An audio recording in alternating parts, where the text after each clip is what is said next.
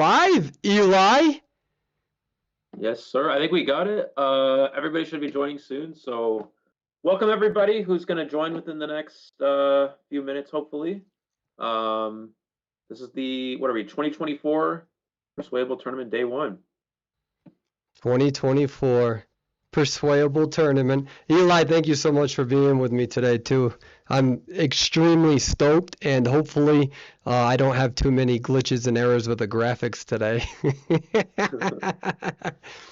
It's all good. I'm actually going to make things even better, I'm going to post the link in my server as well, so everybody will see that and hopefully join. And hopefully we can make this the biggest NAU tournament we've had. Let me put this in my server so everybody. Yeah, absolutely. Has that link. Absolutely. Learning the graphics, ladies and gentlemen, has been absolutely a disaster.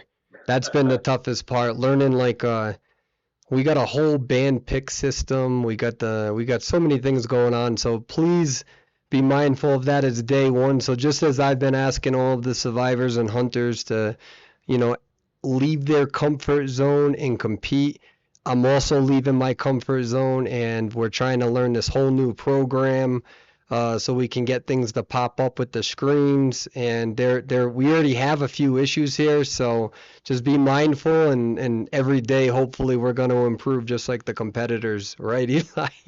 Yeah, for those of you who don't know, if you've never done Streamlabs or any of that streaming thing, it is very, very chaotic figuring out all the sources and all the other stuff you got to do. It's not easy, especially for people like us who are very inept when it comes to technology. Then it's just, that's a whole nother story. So Yeah. Yeah. I mean, I'm 23, but I'm a boomer. I'm gonna be honest. I don't know this technology. You know what I mean? Like I can't do this stuff. Come on now. Everyone helps me do the tech. When I've streamed on my own platform, whatever, I have other people set it up for me. I don't even do that myself. I don't even know what's going on. We're rolling with it. Whatever happens, happens. Yeah, the big thing here, ladies and gentlemen, is trying to get all this down, because like right now when I click the game, Eli disappears. So, but we do have some custom graphics. We are going to learn some of the software. So we provided feedback to the software developer over the past day, and unfortunately, a lot of the updates that we tried to administer, they didn't go through. So now we're in this situation where the software is not as pristine as what it could be, but the software developer was working so incredibly hard to get this up and going, and so we just said, you know what, let's just give it the best that we can, and we're very happy that you all are going to be part of our journey in this. And you're going to see us grow and develop when we get these transitions right. Or, Eli, we gotta hire somebody to do this. I just want to talk. I can't be doing this multitasking. It's like, why is my camera like that? We're trying to make it work. We're gonna look at we're gonna look at it tonight. We're gonna make some extra edits tonight and try to get it a little bit better. But for now, you get a half screen for me. So it's what it is. I deal with it. Let me test something here, Eli. Yeah, see, I knew that was going to happen. Eli, you disappeared. Get back here. Get back here. Oh, there you are. Whew, I have separation issues. Okay. Here we are. I don't know. Right. I think I'm learning, dude. I think I'm learning. I got this down. You're right there. Yep. What if I look at you? Do I look? Hi, Eli. Look to the side. Yeah, no, but you better. Are you looking at me? There we go. Oh, I looked the wrong way. I gotta look this way. Are we looking at each other? Is it? I can see you. I'm looking. Technically, I'm looking the opposite way. I'm looking at you. I can see you. Like a reflection. Like you're right there. I see your eyes. You're right. We're actually. You guys don't think we're sitting next to each other, but we actually are. Even though he has blue in the background, this is his background. It's just here, but he actually has blue in the background, so you guys can't actually see. We're actually in the same place. Believe it or not. I only cut mine out because I wanted to stand out because your commentary is gonna blow mine out the water. So this is the only thing. This is my selling point. This is all I got, Eli. No, everybody, like, you know how many people have been asking you for you to come back and do events like this? People love you. Well, People are there. here to watch you. So You know, I don't think that's true because let me tell you something. When we first formed this tournament, and by the way, ladies and gentlemen, we are waiting for to get invited and whatnot. We have a whole band pick selection thing going on, final characters. Eli is going to talk about that a little bit later about the official COA rules. And then while he's talking about the official COA rules, my job is to yell, scream, and complain about the software that I'm about to learn. And this is a more of a semi-formal tournament, so we are gonna try to act a little professional, but we're not trying to present ourselves like this would be an official COA sort of shoutcasting thing. We want to have a little bit of fun and grow and learn, and like I said, use this opportunity to get this stuff down. And before we start, Eli, I do just want to say that I genuinely thank all of the referees who have been part of our staff, the game makers. There's literally like 20 of them. And as of now, pretty much almost all 64 teams have showed up. And that is yeah. the biggest accomplishment in the history of Identity 5 of all servers. What a lot of people don't realize behind the scenes, we have referees, we have game makers we had 64 teams for this event. They played this entire week off stream to see who's going to be advancing to the winners bracket, who's going to be moving into the elimination bracket. We already have a lot going on in motion. A lot of people putting in their time, a lot of effort to make this tournament happen for the good of the server. I mean, we're already off to a great start. We already have, as we can see, over 500 views here. To viewers to start here, we're already going crazy with people watching, people talking in chat, and this ideally will turn out to be one of the biggest, if not the best, NAU tournament we've had. We're really trying to put NAU on a good track here. Everybody who's playing, competing, putting in the work, refereeing, you guys watching, supporting. This is what matters. This is what we really want to talk about. This is what matters. This is what's going to make our server better. So shout out to everybody really who's making this happen. If I may, Eli, I would like to try to put the bracket up real quick. Yeah. As the teams are coming together. And before we get to that, actually, real quickly, I came out with that Ali Melly fan art, and one of the feedbacks that I got was, "Hey, are you gonna work with graphic designers in the Identity 5 community?" And the answer A is yes. I'm absolutely going to. Just remember, I've been going from social media for like 2 years, so I don't have as many friends as you'll think I do. But more importantly, the reason why this conversation is important is because the software developer is an Identity 5 player, and all of the graphics that you are seeing today is from Rachel, who is an Identity 5 player, and she got extremely sick. She got very, very sick around Thursday. And she's like, I'll try to get the graphics out. And I told her, focus on your health. We have backup graphics, so you need to prioritize your health. And Rachel not only had to compete while sick, which I feel terrible about, but she still delivered these beautiful graphics. And I hope that you all enjoy them. Shout out to Rachel, shout out to Jeff, and everybody who has helped contributed to this. So real quickly, let's go to the bracket if I cannot mess this up. And that is not the bracket. That is not. That's not the bracket. And you're gone. You're back. So No. we're gonna have to figure that one out. That was the live statistics. Let me see if I can shut that off because we don't need that. Hold on one second. You still there? Hold on. Yeah. I'm getting nervous. Wait, I think I got it. All right, let's go to the bracket real quick. There we go. There is the bracket. And so, ladies and gentlemen, these are the 64 teams that have competed. This is the top bracket. This is a double round elimination. And you're going to see some of these teams fight. I think it's going to be Rival going off first against Identifile. I think I may have said that. I actually have the list of teams that are playing if we want to mention that. And then we also have the bottom bracket here. This is how many teams. This is just insane. Yeah. That is just This is the biggest. This is actually the biggest NAU tournament. 64 teams is the biggest NAU tournament we've ever had. So,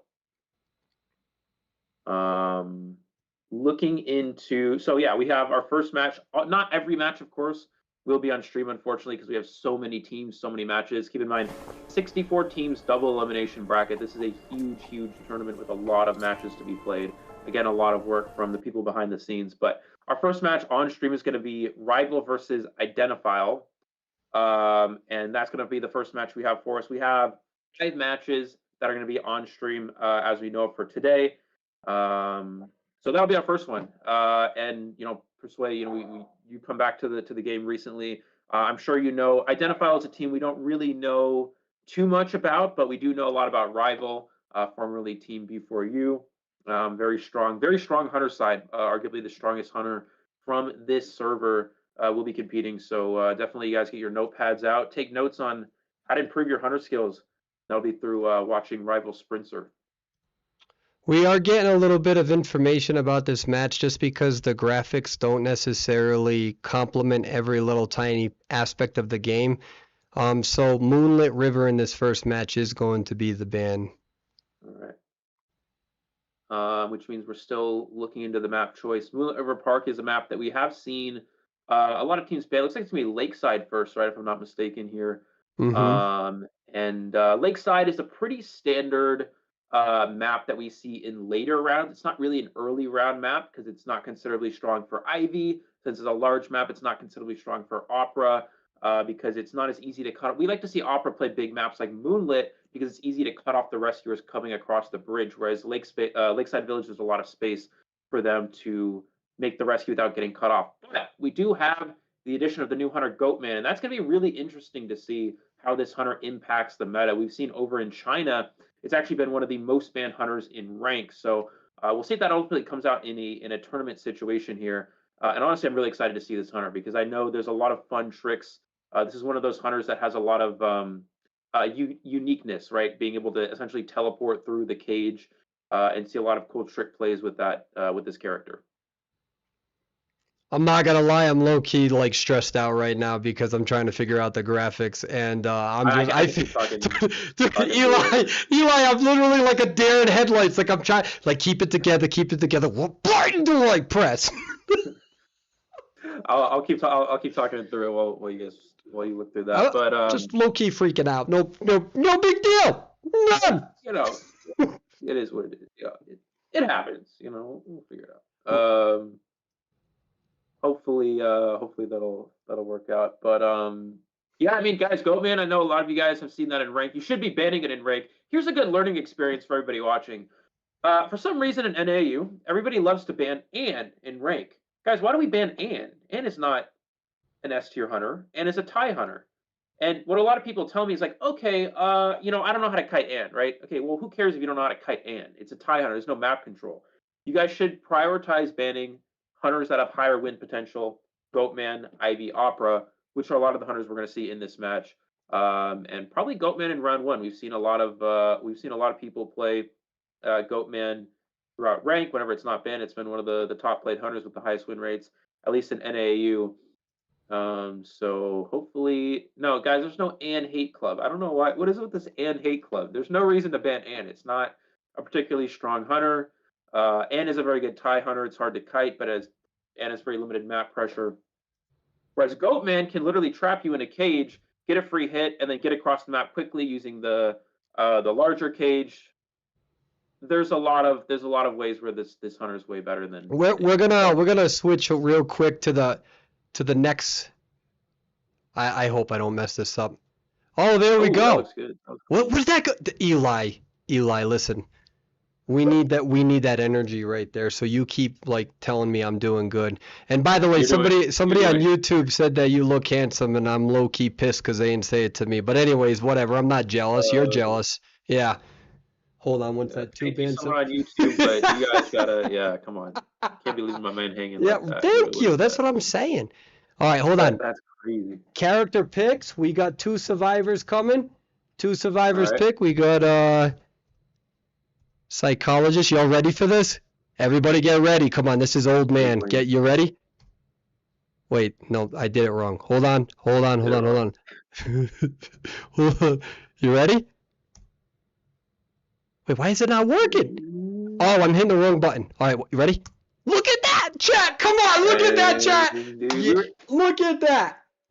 Hold on, I'm going to do it again. I got another one. Hold on. We were looking at these graphics before the match, and I was like, dang, that's clean, dude. Look at that. Wait, you ready? That is. Oh, look at that. Oh, my God. We're growing. We're growing. Let's go.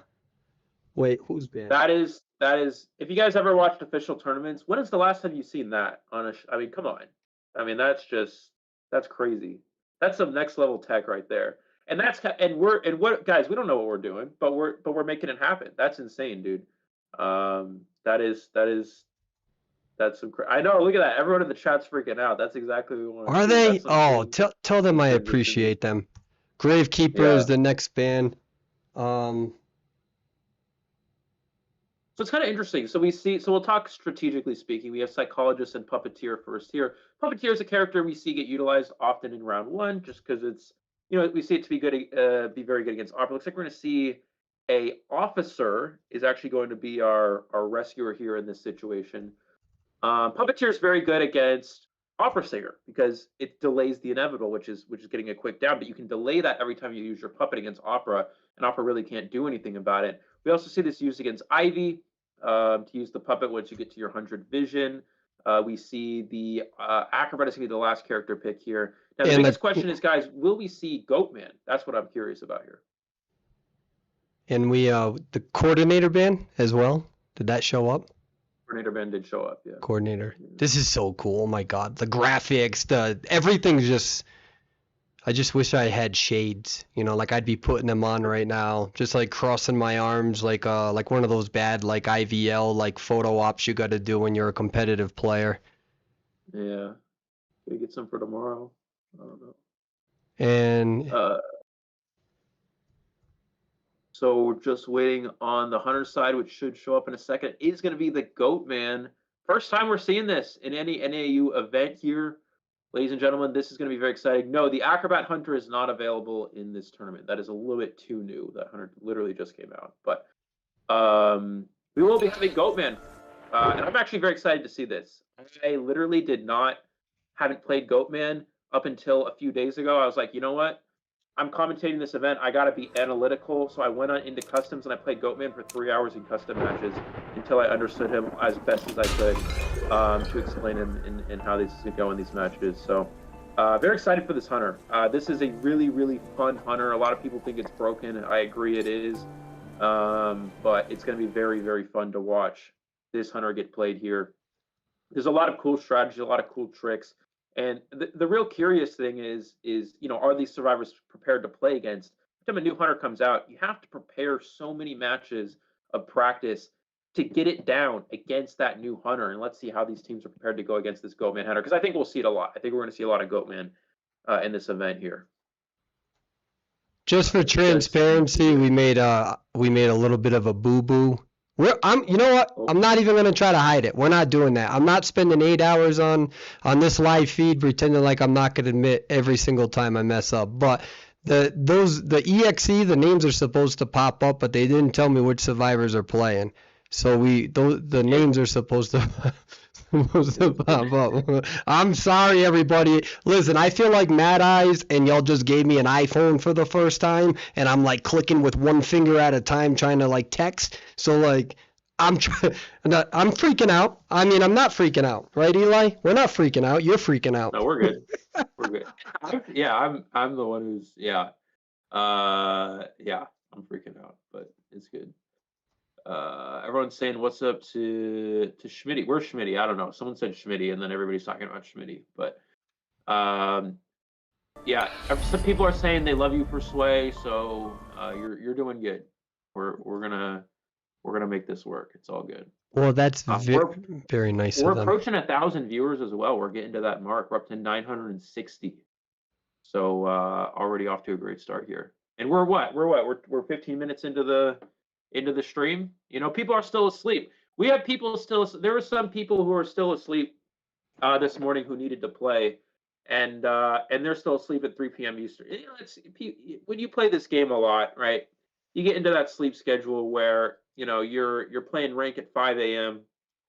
and you're sleeping until 3 in the afternoon. So that's how it goes when you're a competitive IDV player.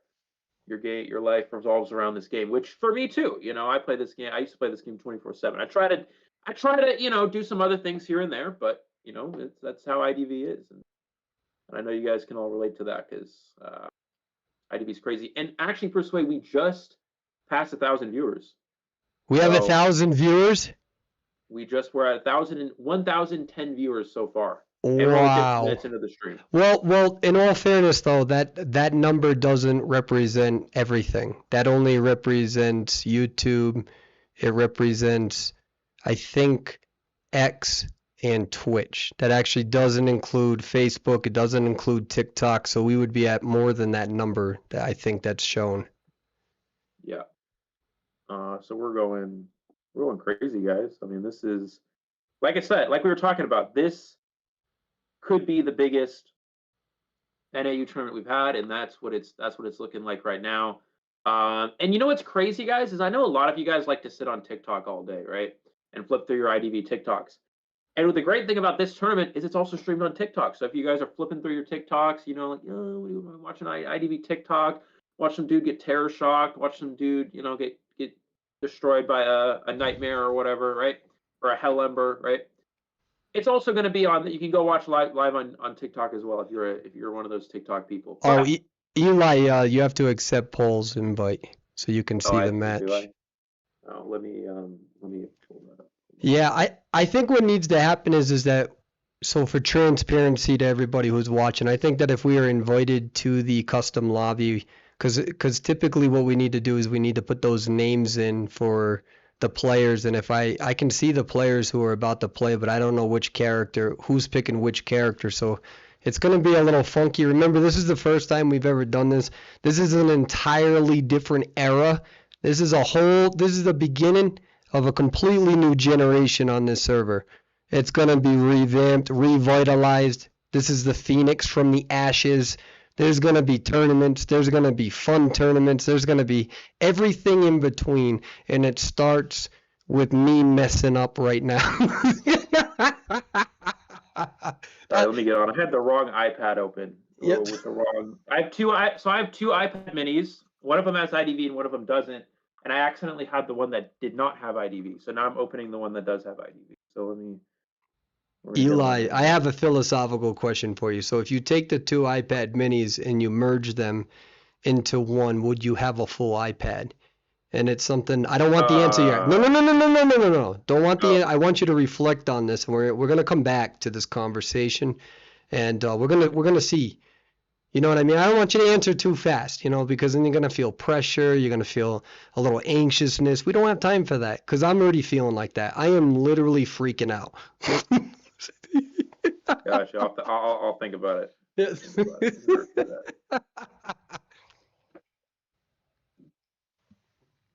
Yes, GSL will be playing on live stream today. So you guys will be able to see. I know a lot of people were talking about that. So we will have that match later on. That's not going to be now, of course. That's going to be in a bit. I think the second or last match of the day. I'm not sure, but GSL will be on the stream today.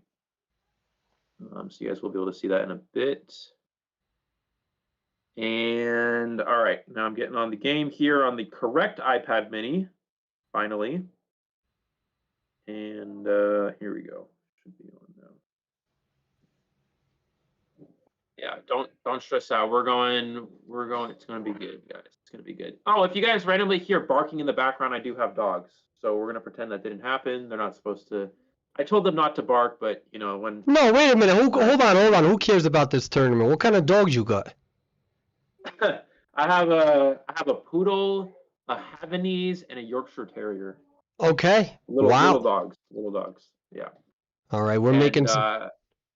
If you guys know, little dogs are the kind of dogs they'll bark at nothing, right? You're like, oh, maybe someone's walking down the street with their dog. No, there's just nothing, and they'll just bark. So that's just something we gotta gotta watch out for, but it's all good. All right. Looking into the persona, we have some interesting personas here. It looks like we're going to have the Acrobat has Flywheel and Tide Turner, so no borrowed time. We have no borrowed time on the Puppeteer. We have Tide Turner and Flywheel there, and we have Tide Turner, borrowed time on the Officer. So we have triple Tide Turner and 2 survivors with no borrowed time. I understand 1 survivor, no borrowed time with Tide Turner, but 2 might be a bit excessive. I'm not actually sure. It's a bit of an interesting strategy, but we'll have to see. Looks like we're going to see these spread out spawn here. This is essentially makes it difficult because Lakeside's such a large map. We sometimes see teams do this where they spread out their spawns, making it difficult for hunters to essentially chair on Cypher machines since the survivors are so far away, or choose specific targets. Looks like we're going to see the spawns be closer to Puppeteer and the Psychologist. So we'll see which survivor sprints are opposite chase first here. I'm interested how the Puppeteer Goatman matchup actually goes. I've never actually encountered that, so we'll have to see. Yeah, so I messed that whole thing up. But yeah, let's keep going with that. All right, Persway, you're on play-by-play, so let's get into it here. Well, we are on play-by-play. This has been a long time. I remember this part of the map, though. Changed a little bit here. We're going to see trying to go for the cage. Can he get the break off in time? He's going to switch to the puppet here. And yeah, we're going to see Puppeteer able to absorb the first cage here. And we're actually going to see peepers, which is not a common trait from a Goatman. We usually see blink. We're going to see the cage used it yet again. Sprinter will get a hit here. He is able to get another hit. I think the Puppeteer actually could have avoided that if he stayed in the center area, but a misstep from the Puppeteer. He's going to allow for that first hit, it looks like.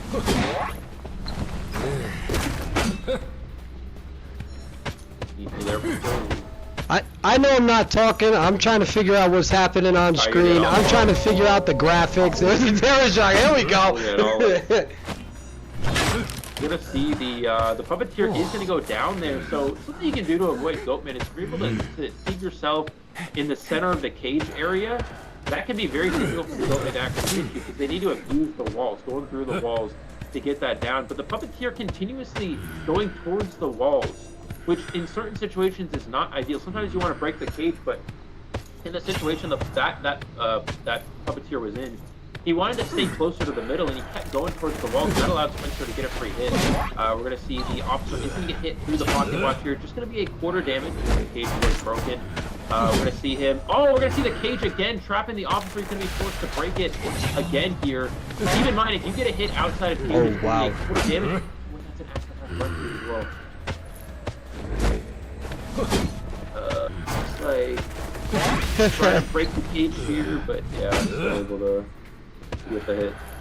He got that hit on first officer and predicted it, right? He did. So basically what happened in that situation, the survivor was breaking the cage. You can't see the officer necessarily, but it does show a breaking cage, animation with where the survivor was breaking the cage. He swung in the area where the cage was being broken, and he was able to register that hit while he was in pocket watch. And that was after half, right? That was after half, so he should be dead on chair. Yeah, he's dead on chair. We need a higher tech support, man. I'm missing the good parts. I'm all excited right now. We need tech support. So somebody help me in this life. He does miss the first cage, forced to use the second one here. Psychologist cutting around this area. He's going to go for a third cage, but actually knocks himself out of the cage. Psychologist doing a good job, but unable to get the flywheel. If she was able to land that flywheel, she could have avoided a hit there. We're going to see Trump card use the teleport and teleport onto the Acrobat. Acrobat could use a bomb, but doesn't use a bomb or flywheel. So actually just getting a free hit by mistake here, it looks like. Unfortunate misstep from this survivor. Another cage. This is why too we are seeing nothing but Goatman being banned in all of Asia rank. He's gonna be such a difficult character to go against, and the big thing too is that I'm pretty sure this is the first official tournament, well not official, but first big tournament with Goatman in it. So there's a lot of people who are watching this right now, learning from this very moment. Looking at these Cypher machines here, they have 2 Cyphers about to be primed. One of them is that middle Cypher machine, though, where the Survivor is shared. And the last Cypher is only 40%, so not good progress at all for the Survivor side here. Looks like we're going to see trying to put up a cage, going to trap this Survivor in here, getting the hit on the officer. The rescue already being after half, and I don't think the officer even makes this. He's got another cage. You can just trap the officer away here. We're going to see the cage, and he gets the switch to the chair, downing the officer, preventing the rescue, and that's going to be what looks like a potential 4 elimination at this point in time. The last Survivor in play being the psychologist. I don't think he's going to share. He's just going to take the Survivor away and drop them. Going to go look for the psychologist and play for this 4 elimination here. Already a great start here for RVL Sprinter. Oh, beautiful cage as well. Wow. 4-person elimination. What a way to start the tournament, especially with Goatman. You guys really see the power of this hunter. Not only do you have very good chasing ability, right? The ability to trap survivors and cut them off. You also have the ability to stop rescue, right? And you can see he's going to use this cage just to teleport himself to the chair, getting an easy chair there.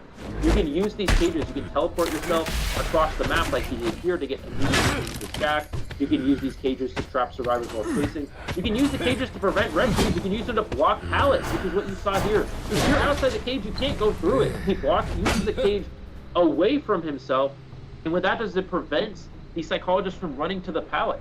And that's what we just saw at the end there. The psychologist is forced to break the cage, which takes a couple of seconds, and you can't do that while the hunter's right behind you. And we have, oh, there we go. Okay, I was about to say, hopefully my thing didn't crash there, but. No, you're good. You're good. And that's just the power of Goatman. You guys see why Goatman is the #1 banned character in rank right now in higher tiers. Now, the reason why I don't say #1 banned overall is because for some reason in lower tiers we're still banning Anne. I don't know why, but Goatman is the #1 banned character in high tiers, and you guys can see that's the reason right there. It's really incredible how that character works. There's just so many plays to work with. No, we're not. It's not a black square, guys. We're good. That was just the transition square thing, but it's good now. How you feeling, Persway? We're doing a little better or what? I'm getting too old for this. I'm getting too old for this. I don't even know why I did this, honestly. Life was great. I was doing well. My forehead wrinkles were going away. I'm 34, aging like a raisin. And now, oh yeah, let's make a big tournament. Oh yeah, let's do graphics. Oh yeah, how about I be the video guy too? Oh, but good gameplay from all the players. Let's not make this about myself. Yeah, we're off to a really good start here. Saw the survivors do what they could. I think there was a few missteps on the kiting side. We saw the acrobat did miss a flywheel at one point, and then also the puppeteer was pretty well positioned, but they did, when they're in that area over near the mini boat, something you can do there to avoid Goatman, stay towards the middle, play around those pallets. We saw Sprinter do a good job of putting the cage right near the pallets. If he goes through it, he'll be right near the pallet where the survivor wants to be. But the survivor needs to maneuver between that pallet. They threw the pallet down too early, and then they kept running towards the edge of the cage. And that's kind of what what backfired there, is they kept running towards the edge of the cage, and that allows the Goatman to walk through the cage and get the hit. So in certain situations, you want to avoid that. You want to use kiting areas in the middle of the cage. For example, the window at the mini boat area with the 2 pallets, he could have used that to avoid the Goatman because the cage actually extends beyond the walls there. But a couple of missteps there, and Sprinter obviously, as you know, taking full advantage, using that Goatman to its full potential. Starting out at 5-0 for Rival. So we did expect this team to do really well, but already off to a very good start here. And it's going to be interesting. Eli, you are doing a great job at carrying me right now, and I would like to honestly say thank you for that. The big thing too, so I was speaking with Schmitty before the competition, and Schmitty did say that that there are going to be coaches from China who are actively watching this tournament because they are also intrigued to see how Goatman is going to be utilized in a professional and competitive manner. And I keep on having people invite me who aren't part of the tournament. I got people trolling me in game that I just accepted the invite thinking that we were ready for round 2, and it's just a bunch of people. Yeah, that's happened before. Let me so we are going It's like into when the band pick phase now, Eli, if that's okay. Yeah, it's like when people invite you to where you're like, oh, your friends are like, oh, get on for rank. We're gonna play some rank. You get online and then someone invites you, and you think it's them, so you don't really think about. You just immediately click accept, thinking it's the people you're gonna rank with, and it's just some random people, and then they immediately start a match, and then you immediately get a match, and you're in the match before you realize you're in the wrong team, and you're like, well, that wasn't supposed to happen, and then you're stuck playing a match with somebody that you don't even know who it is. I don't know if that's ever happened to you guys, but that's happened to me a couple of times. So. Um, Make sure you guys check when someone's accepting or when someone's inviting you to a match.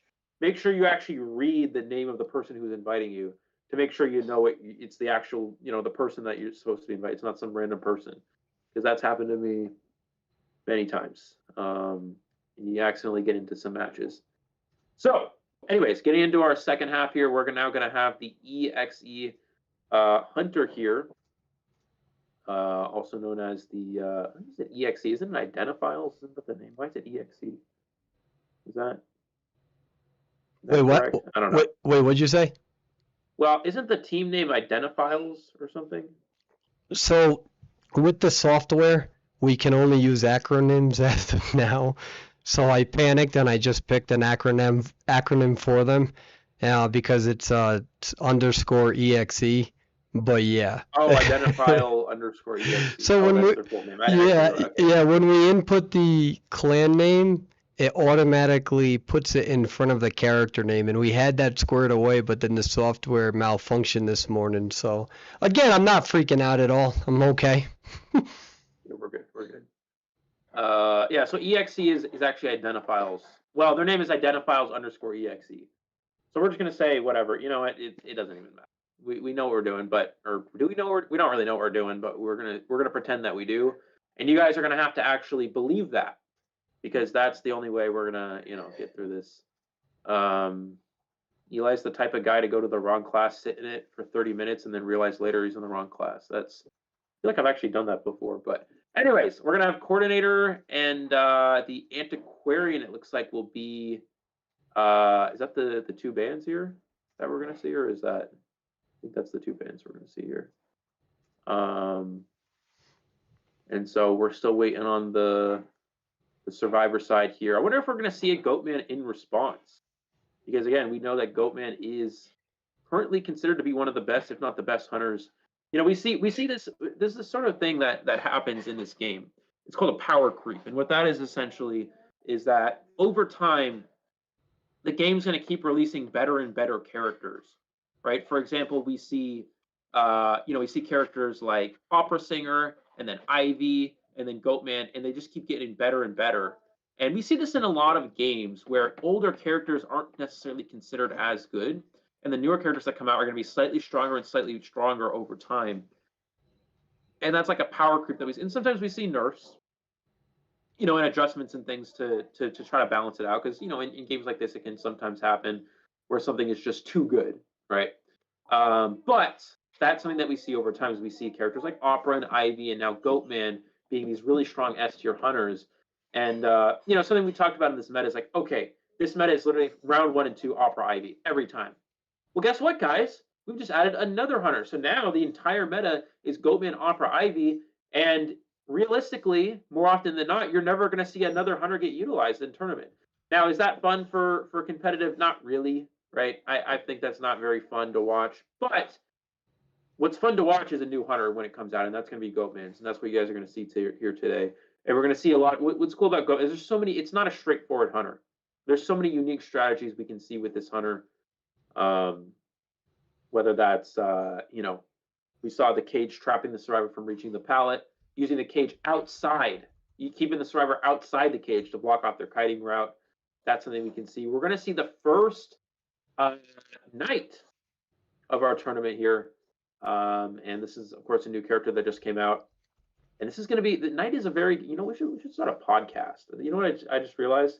Should start a podcast. That would be pretty fun. We're going to review that idea later. But we're going to see Knight and First Officer here, 2 rescuer characters. So that's going to be very interesting to see that Rival is actually opting for double rescue. Not really something we see in the meta, but it's something that could definitely work. We know that Knight can actually rescue from a distance, which means that Knight can actually rescue a survivor under the Goatman's cage, which is a very cool interaction that we might see come up here. Knight is considered to be one of the stronger characters against Goatman for that reason. We're going to see Puppeteer as the last pick. So the double rescue strategy from Rival. We'll see how that actually plays out. Not something we see every day in the spring meta. That's interesting. That's not a Goatman. That is not a Goatman. Yeah. Persway, what do you think about Clown? Because you played when Clown was a thing, right? So, you know, what you ever played Clown before, Persway? You ever been a Clown player at any point? Yeah, I've been a Clown my whole life. Oh, rub it in. I gotta stay away from my microphone because it's too loud. We see a lot of people in the chat going crazy for Clown here. Yeah, not a character we see every day, but Clowns can be a scary character to play against. Now, this team composition is interesting. First Officer is not very good against Clown because Clown's dash hitbox is so large, you can usually hit the officer out of watch. Knight is interesting. I'm not actually sure the interaction of Knight versus Clown. If you're currently dashing as Clown, Knight I don't think can cancel it. I've actually never seen that interaction because Knight needs to predict if the survivor is going to use an ability or the hunter is going to use an ability or a hit. But if you're currently in your dash, I actually don't think Knight would cancel that. So Clown could actually be good against Knight in theory. As for Seer, Seer's not very good against Clown because you don't get the speed boost when you get dashed with the owl, so the Clown can usually catch up pretty quickly. And then Puppeteer, I guess Puppeteer could be good. I'm not sure. We'll have to see how those interactions work. But Clown in theory should counter Knight from what I know. Yeah, it doesn't stop it. Yeah.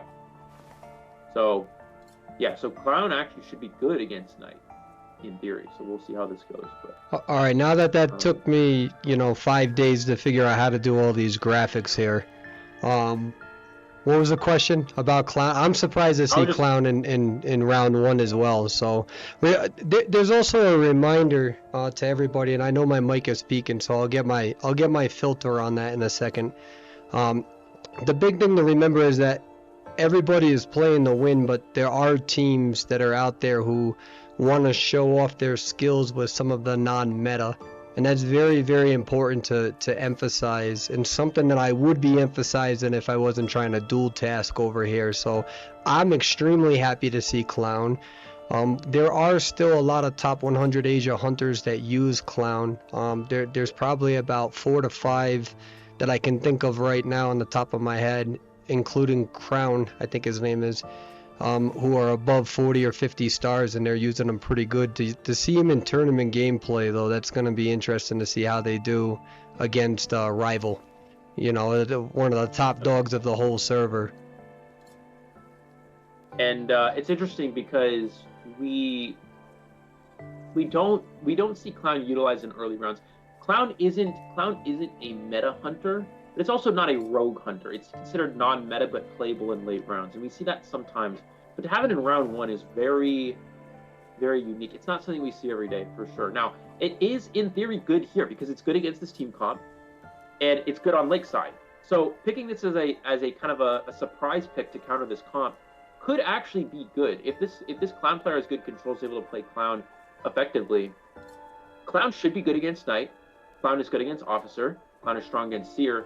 Against Puppeteer, I'm not exactly sure, but in theory, Clown is good against this team on this map. So this could be a good thing for this hunter. We're gonna have to see here. Eli, you have to accept the invite. Oh, I wasn't looking at my bad. There we go.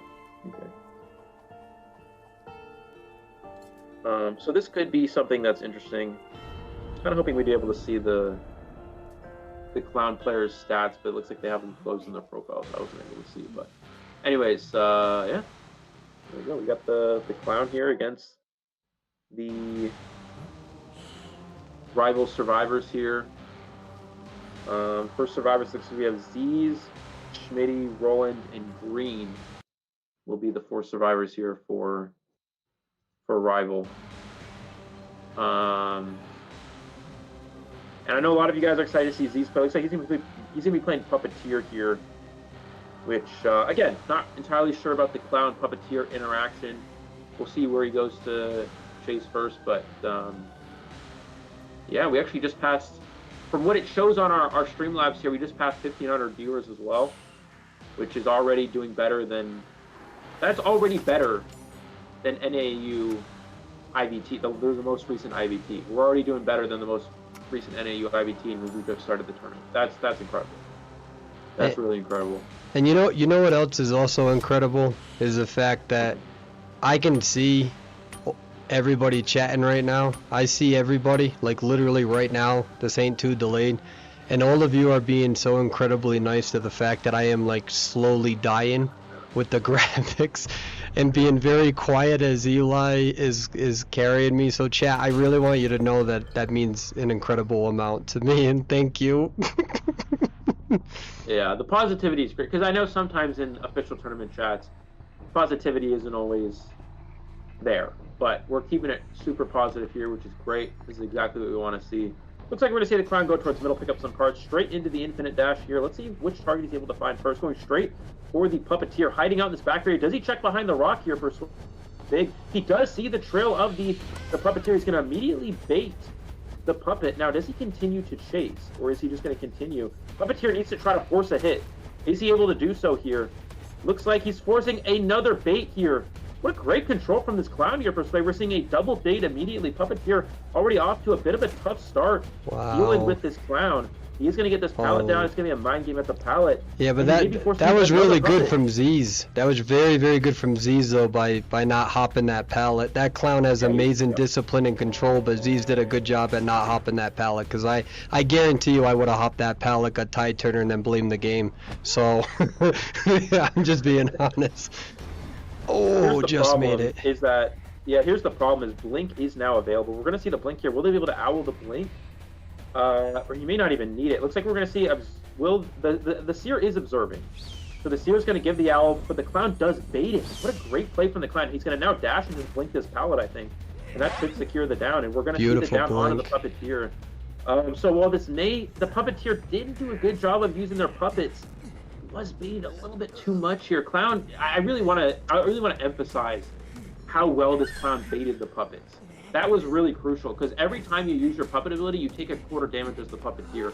And the clown knew exactly what to do. They baited every single puppet until the Puppeteer was in range of being knocked down, and then baited out, got Owl out and Blink to secure the down before any Cypher Machine even pops. And with 2 rescuers, the decoding is going to be significantly slower here.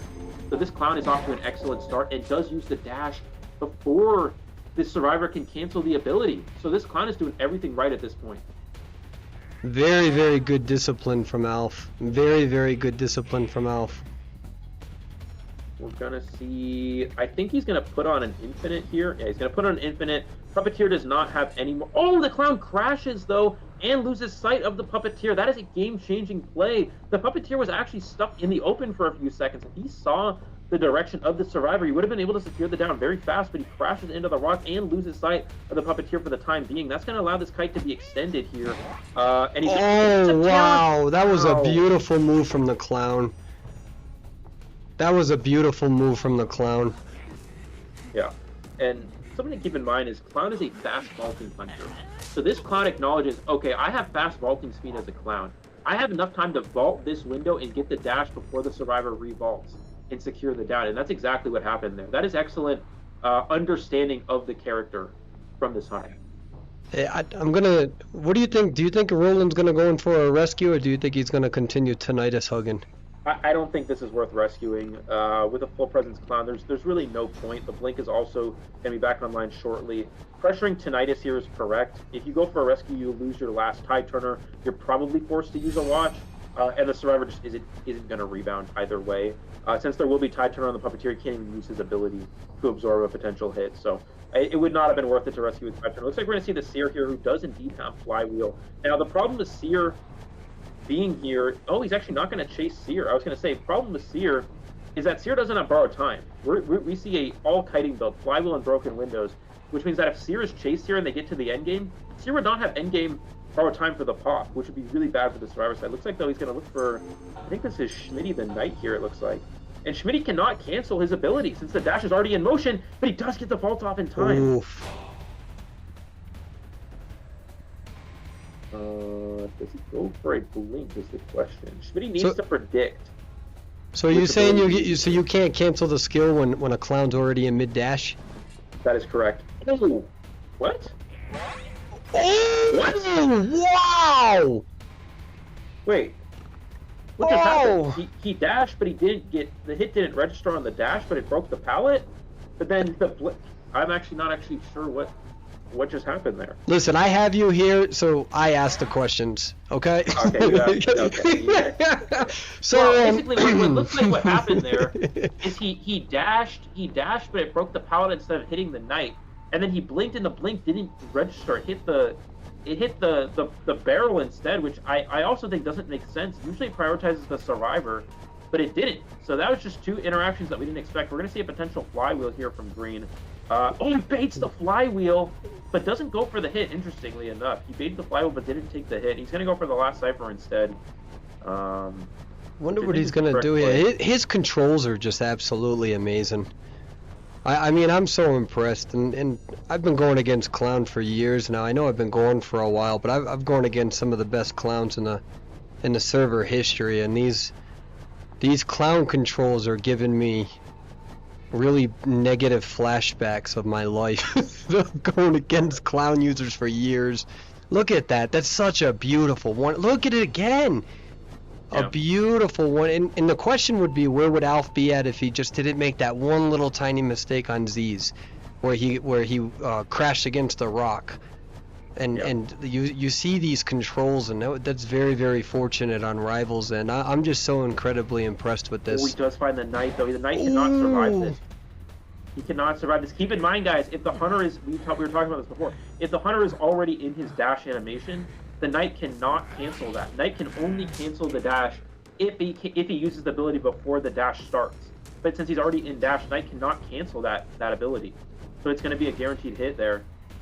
Oh, we see an illusion and the rescue with Tide Turner here. The Cypher Machine is now primed, so survivors will be able to make it to the end game. Did he get confused there between Schmitty and First Officer? I guess so. I think it's okay. I would presume that he did. Yeah. Oh wow! That was beautiful. Yeah, we almost see him able to dodge the dash there, but is able to secure the down. And the problem here is that this Clown, you've seen the Clown's build. He does not have anything. He has literally just insolence. He has no trump card, no detention, no confined space. He has only insolence. Do it again, Alf. Do it again. If you can hear me, do it again. If you do it again, I will give you any gift on this game. If you do that again, I'm guaranteeing you right now, Alf. You do that again one more time, I'll give you 3,000 echoes. I want you to do that one more time. Don't worry about beating Rival. Focus on me here, boo-boo. What's interesting here is that they're not doing the exit gate. Or they do have one gate open. Okay, they're able to get one gate open here. And now Schmitty's able to run all the way around and make it to the gate. So this will be a tied game, which means that it's going to be a 7-2 for the first round here in favor of Rival winning this first round, it looks like. Oh, look at that. We got a little bow there. That was cute. Do it again. Damn it, I think I owe him echoes now. All right, let me see. Let's transition this right. Wait, where are you, Eli? Oh, I was so nervous there. All right, let's see. So yeah, that's gonna be. Rival does win round one here, 7-2. It was looking pretty good for the Clown. Clown was able to get a fast down on the first chase, but two things that changed the match. One, when he crashed into the rock and lost sight of the puppeteer for a little bit, that was a game-changing play. Two, when he missed the dash and then miss the blink on the knight was game changing. If he downs the puppeteer immediately after chair, I think he probably could win the game. If he downs the knight there, I think he definitely wins the game because he would have had a down chair on the knight. Someone would have had to rescue the ciphers would not have been ready. But I mean, missing that was really crucial. I think that was a big game changing play. So, oh, look, I'm it's baby Perswayable. Let's check his win rate. No, no, no, Perswayable, no, no, no, no, no, no. We don't. I No, have no, a no, no, no, question no. for you. What?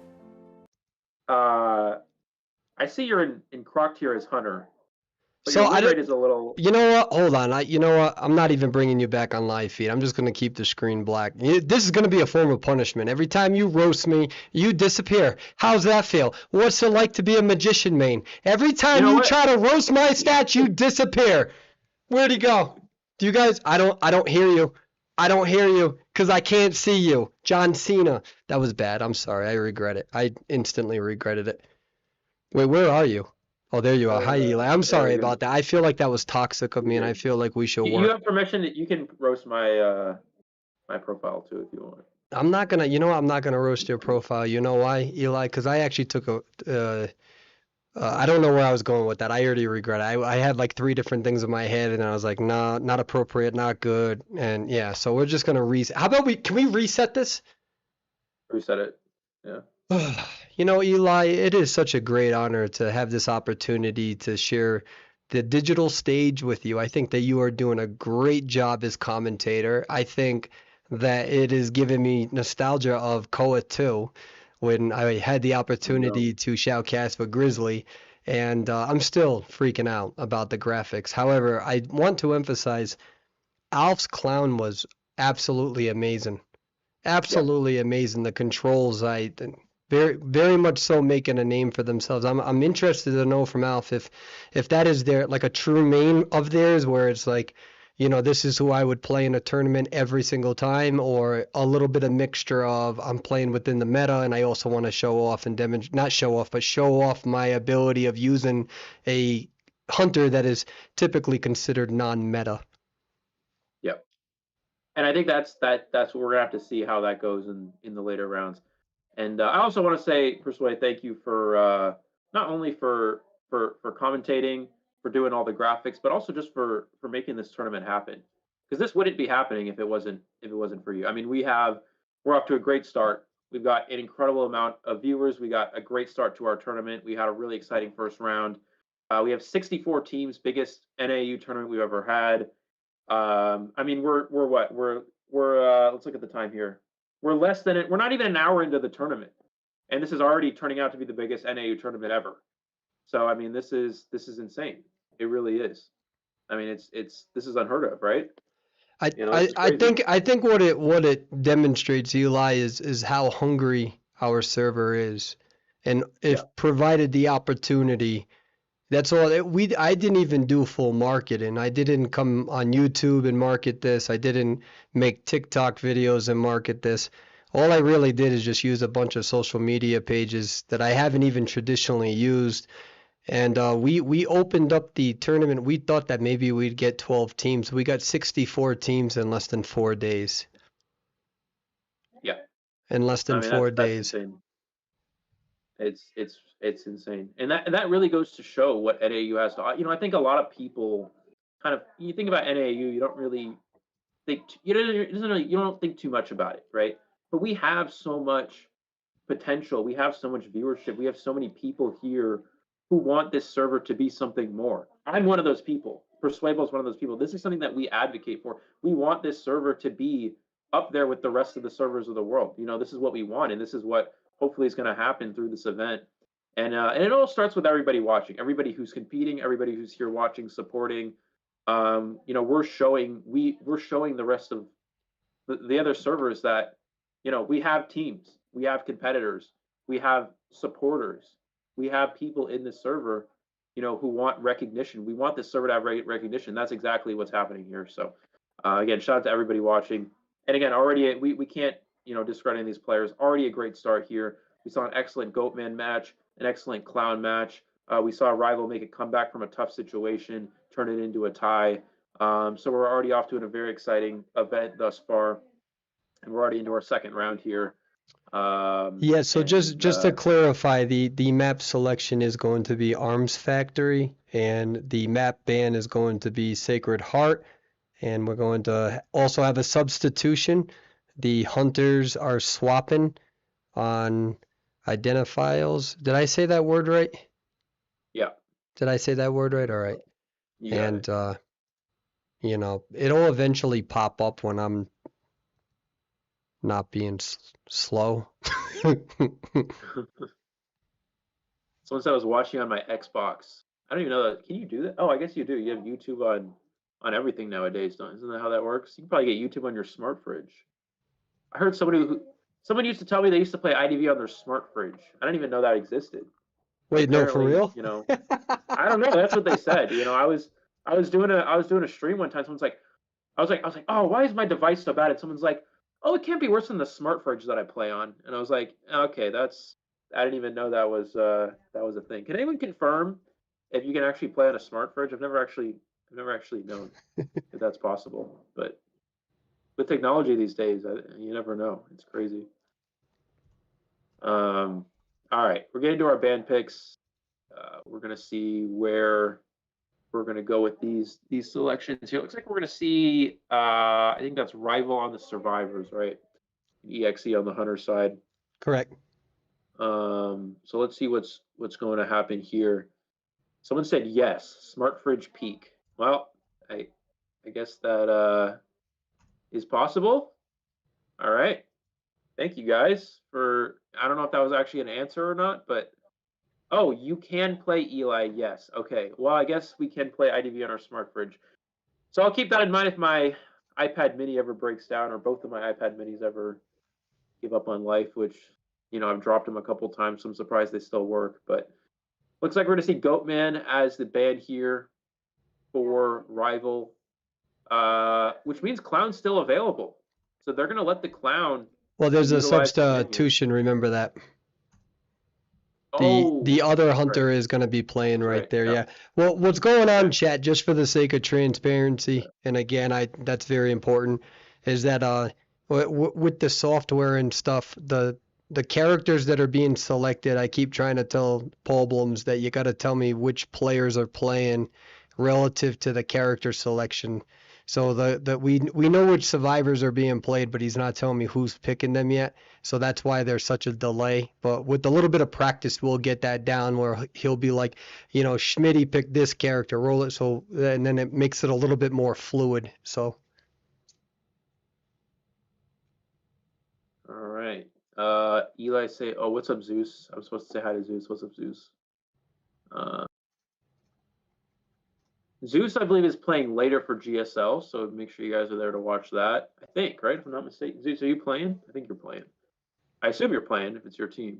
But all right, looks like we're gonna see we're gonna do our picks and bans here. I think that is a well, I'm not actually sure because we have a few things up on the screen here. Are those the bands, Persway, that we're looking at, or so those are the what? bands up there. Yeah.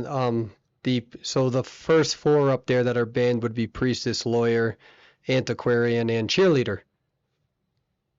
All right.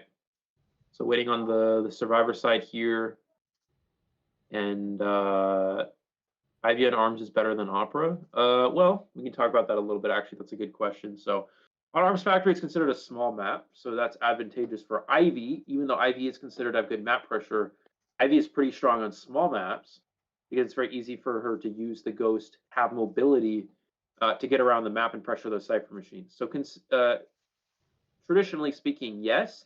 However, Opera is one of those hunters that can be played on pretty much any map and still be extremely effective. So any of those two hunters is playable.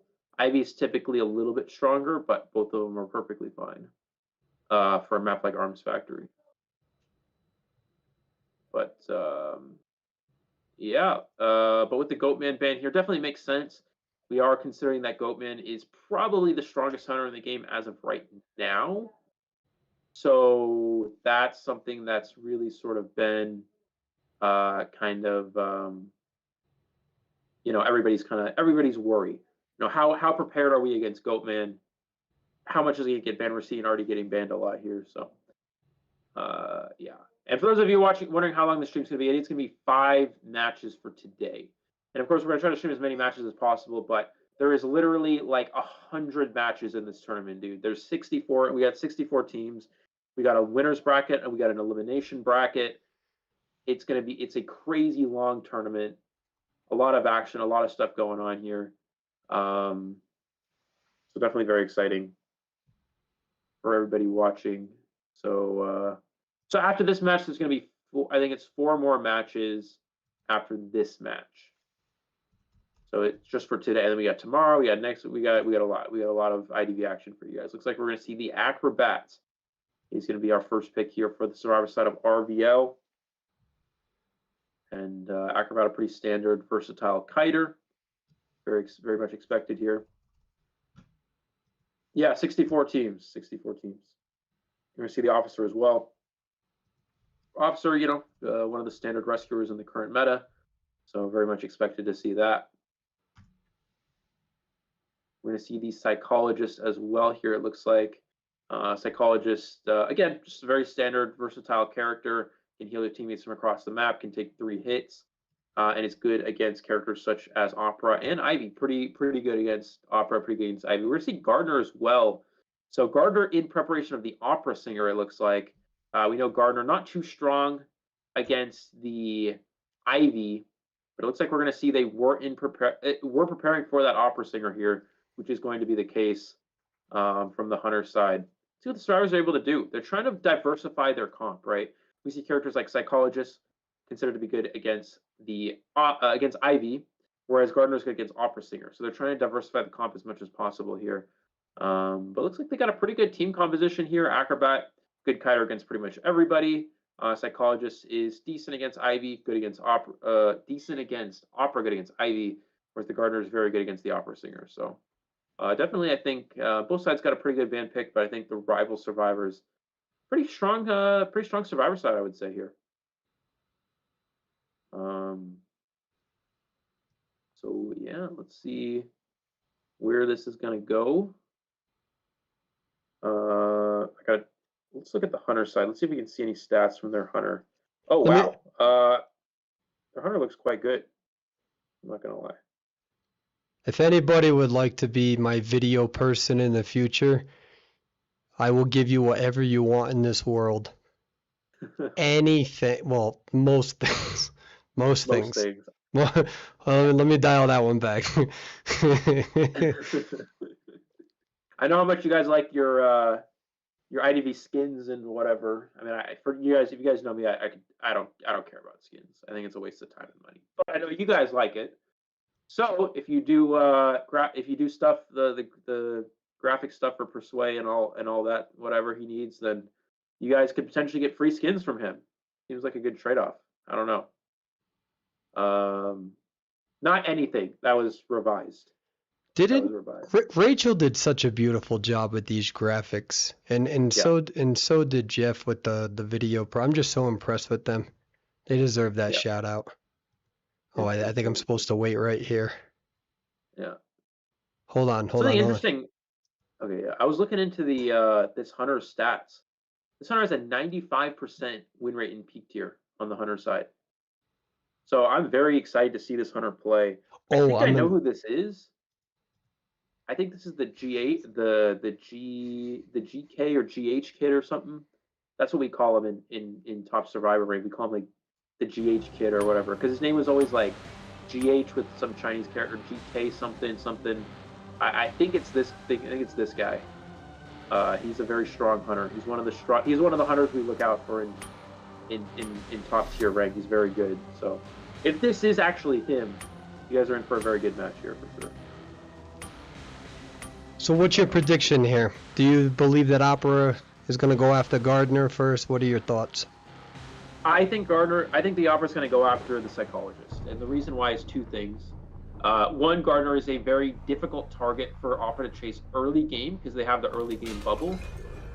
Secondly, Psychologist does not get a veterans bonus, which we know is very strong against the Opera Singer. thirdly, we know that green is one of the stronger kiting players on this server, and he's on the gardener, so you want to avoid chasing him early if possible.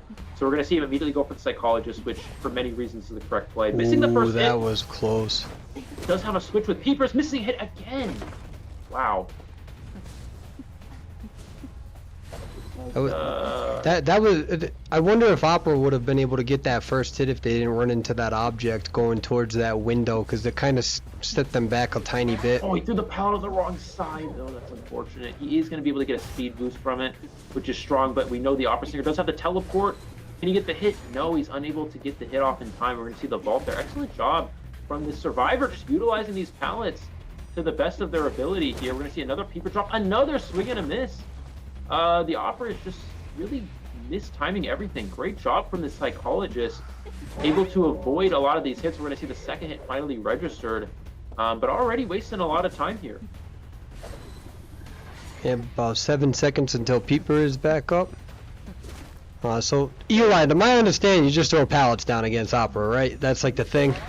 Nice hit. Yes, but you have to be a little bit careful. Like you see, throwing the pallet there was maybe a little bit costly, because then the Opera's just gonna kind of trap you there and get a hit. It might have been better to, well, you could have thrown the pallet down and ran to the next pallet. I think would have been stronger. I think the mistake from the Psychologist was staying at that one pallet there. But this is still a great first kite. We see two ciphers done. Yeah, 2 ciphers were pretty much fully done. So that was an excellent, exceptional kite. Yeah. Opera's going to come for the rescue using the pocket watch here for this save. You see the last 2 cipher machines already being worked on. Roland is going to take the first hit here, and Psychologist. Will he go for the double down? It looks like no. Nothing really for the Psychologist to work with, no pallets or anything. It's going to be an immediate down here. But clean rescue from the Survivors. Again, they're really just looking for a tie. We're going to see the Opera, he's going to go really far for this double hit. And I think this is right. When you get kited like that in the early game, you need to play aggressive here. But no, he's unable to get it. And Officer didn't even need to use another, keep in mind it wasn't cooldown, but didn't need to use another watch here. Down to the last 2 ciphers of, it looks like 40%, but they actually weren't able to start the last cipher yet. So they only have 1 cipher with progress here. So unfortunately for Rival. And Z's did a good job at making sure he went into the corner there, though. You know, and that's something that a lot of people have to learn too, in terms of when you die. If you can pick your spot, you got to go to the furthest section away from the rocket chair, and you buy an extra 10 seconds. Looks like we're going to see Gardner was not able to get the bubble off. So she's going to be able to use it so she doesn't get double down, but is not going to be able to get the save without an injury here. And Psychologist will die in the corner. Again, excellent job from the Psychologist dying in this corner, as you mentioned here for Sway, wasting as much time as possible. But again, the issue for Rival is that they were slow to start their last cipher. It's now, looks like 50 or 60, about 50% of the way done. But they were slow to start that last cipher. And the Opera Singer does acknowledge this. They're going to chair the Psychologist near that cipher machine, right? And they're going to be able to pressure them off of that last cipher machine.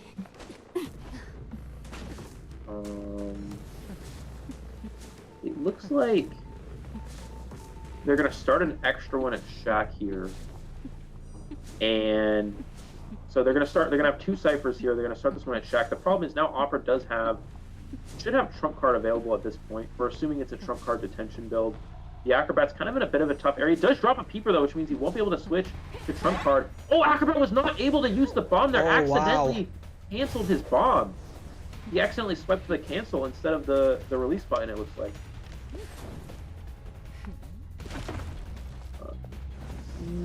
Roland is on the last cipher machine. It's about 70%.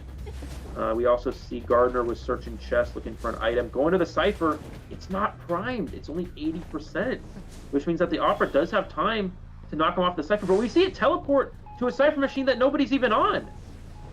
So the Opera Singer making a huge misstep here. Teleporting to a cipher machine with nobody on it. I'm not sure the idea behind that. And it looks like they're going to be able to prime the cipher because of that. Well, wow. In all fairness, though, it did. Oh, wait, hold on. They got to get this. Good pop here. Let's see what happens. And a perfume. Oof. Yeah, he's just going to go down, though. Nothing to work with here.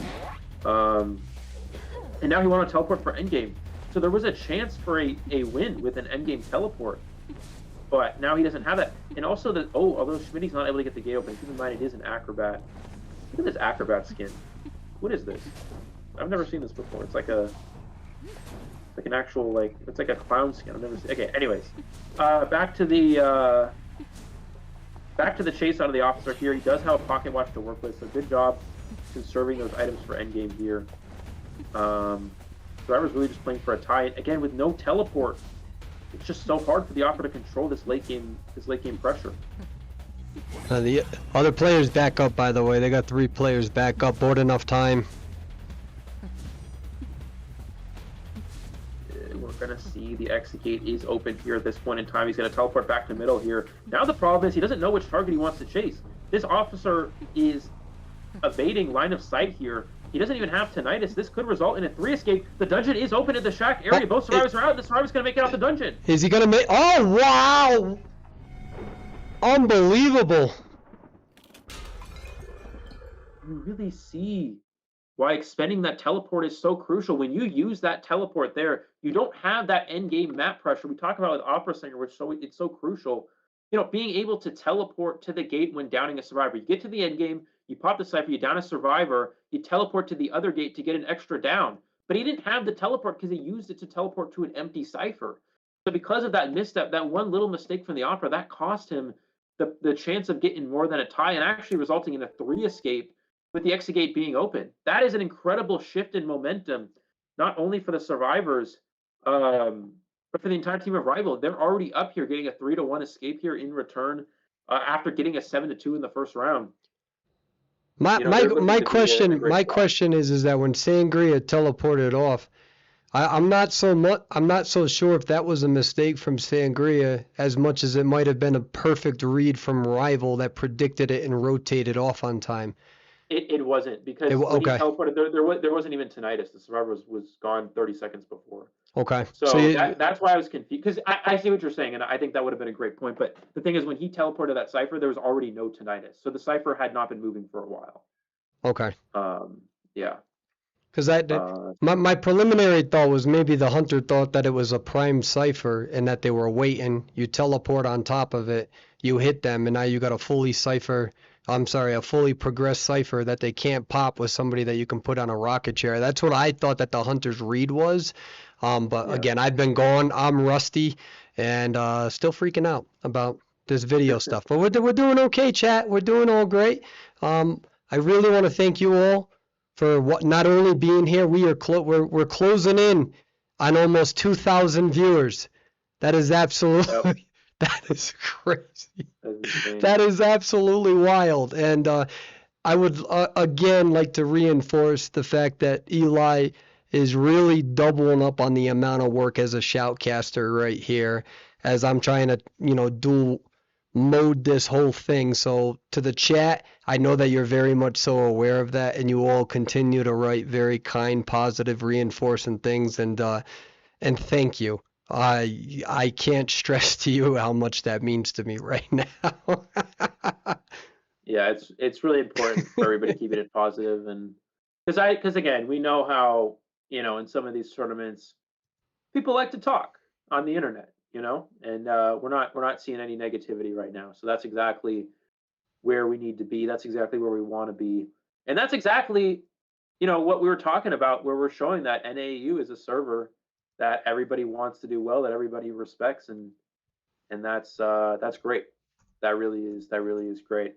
Again, we're already, as Persway mentioned, almost up to 2,000. We're at 1.1K on YouTube. We're at 1,900 overall, and I think that's not including some of the other platforms. So we might be over that 2K mark. It's really insane, all your guys' support. So keep it up, guys. Keep it the positivity.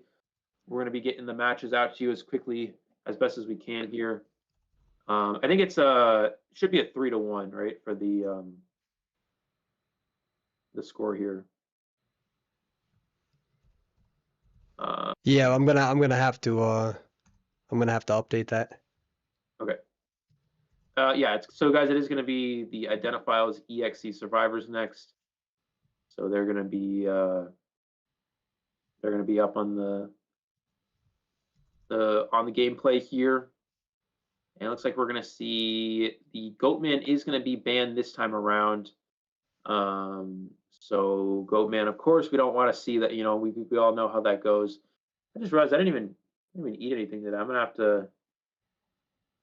to fight that. It's okay.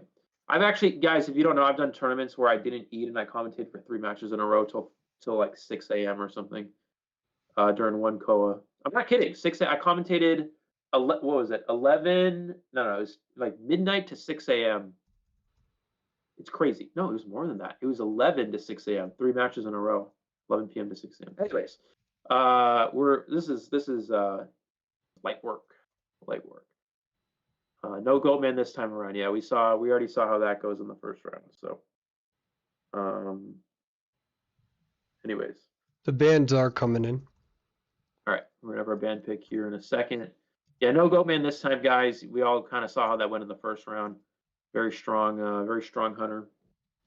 So that's something that we don't want to see as survivors. Play Wax Artist. We'll see if we play that. Oh, Wax Art. Okay, well, so we can talk about Wax Artist. Wax Artist is not very good on Arms Factory yet, so I don't know if we'll actually see that. It's possible, but we know Wax Artist is not really, you know, Wax Artist is not really a an Arms Factory style hunter, but it's possible. I've done it before in rank. We got to give it. Oh, we got a donation here, Persway from Schmitty. Shout out to Schmitty for the donation. Thank you, Schmitty, for supporting the tournament and NAU in general. That is what we're looking for. Thank you so much for that. Thank you. Sorry, I'm struggling over here. I'm hitting all the wrong buttons, and I'm telling you right now, we're getting somebody in the future to do this, and we're gonna screen capture it because it takes way too much time. I'm supposed to be the fun, entertaining one, and I'm over here like. You know what? This is what we're gonna do. If there's any tech geniuses in chat, I want you guys to who think they can handle something like this. Send a message or something in the Discord, or send me or Persway or something a message on Discord. Recommend yourself. I don't know, because we gotta figure out someone who can. So anyone who knows stuff about tech, who knows stuff about Streamlabs and streaming, who thinks they can handle something like this, please tell us.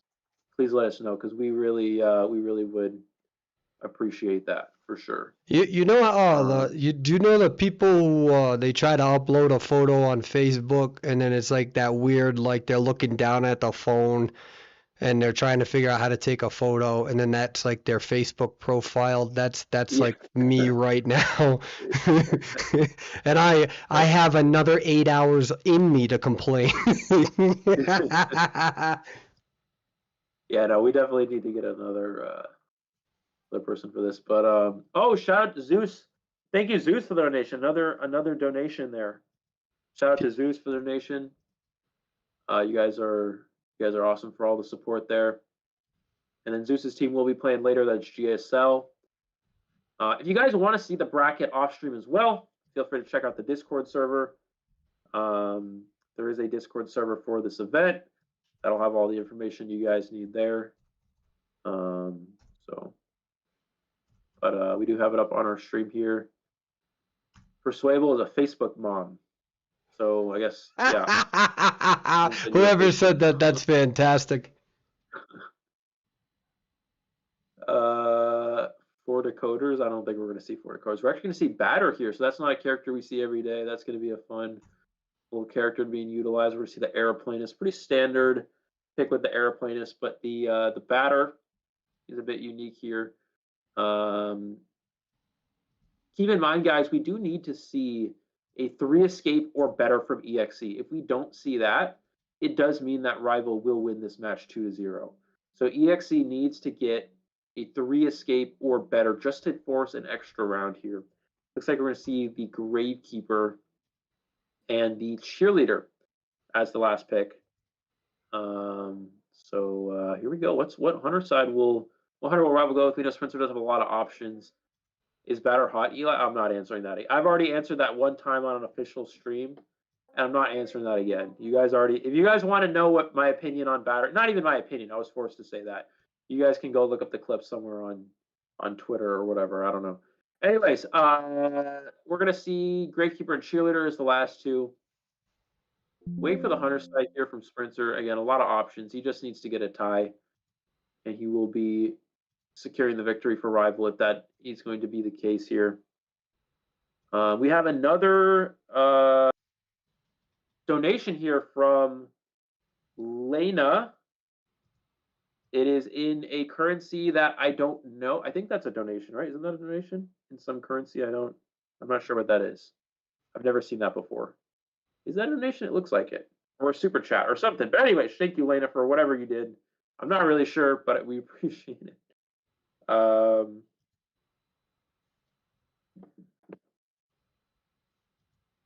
Eli is a hit Ganji truther. I don't actually know what that means, but I'll take your word for it.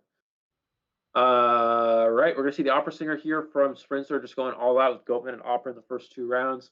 Really bringing out 2 of the best hunters in the game here to go against this team composition. Again, interesting we see Batter. Batter is just not Hungarian. Okay, well, thank you. From the Hungarian donation there.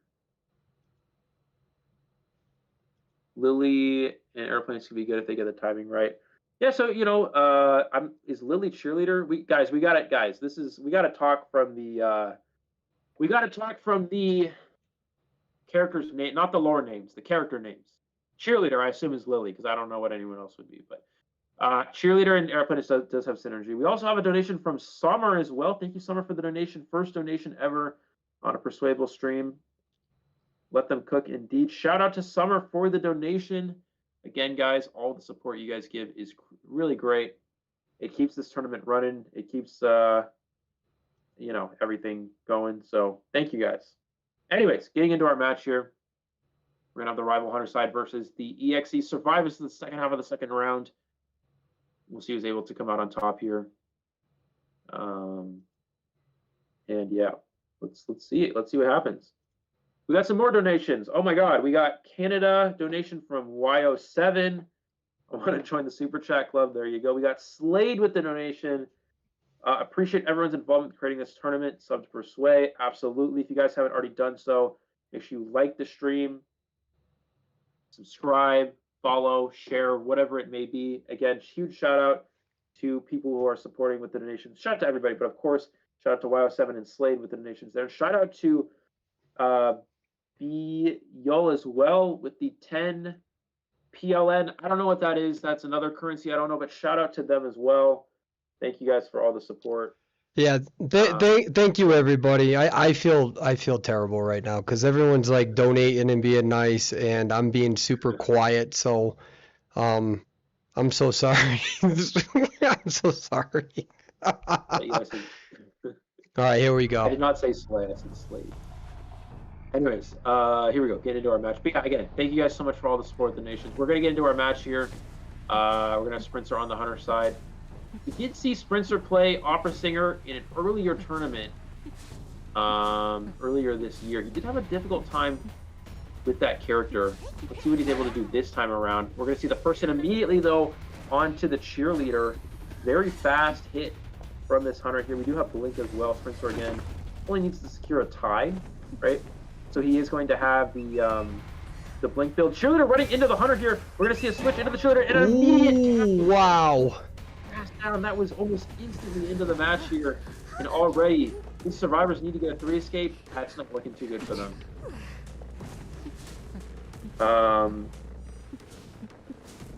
We're going to see dashing over towards the Gravekeeper.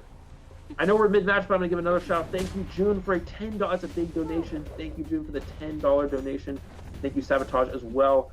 We're going to go back and review. We'll talk about those in that after the round. Again, thank you guys so much for that. We're going to see the hit onto the Gravekeeper and the Rescue here onto the Cheerleader. We're going to see if Cheerleader can rebound. Does not have any pom-poms to work with, so double down onto the Gravekeeper. Cheerleader does get some distance. We'll get some pom-poms available within a few seconds. Could potentially use them, but Sprinter does have Blink to work with. Kind of running into the open. Not a great kiting area. We're going to need to see the speed boost get utilized, but running back into the open. So I don't think Sprinter's going to need to use the blink, just a very fast down here, and that's going to be the down there. Shout out to Claude for the donation as well. If you guys are going to give donation, I probably can't give shout outs during the match, so if you guys are going to do that, maybe do it in between rounds so I can shout you all out. But Sabotage and Claude, thank you. Yeah, thank you guys. And June as well. We're going to see the chair here, second time for the cheerleader. Cypher's only one done here for Sway and already a double down. They need a 3 escape. I don't know if that's going to happen at this point based on how this match is going. This is... Yeah, better. Sorry. I'm so sorry. We're going to see the airplane is coming for the save. Oh, uses the jetpack to push himself back, but does get the rescue onto the cheerleader. We're going to see, does use the flying jetpack to try to avoid the hit, but still takes the hit anyways. Cheerleader is not able to get away and is also going to leave a trail for the survivor, or for the hunter to see them and get the down here onto the cheerleader. That's a double down, a second double down here for this hunter side.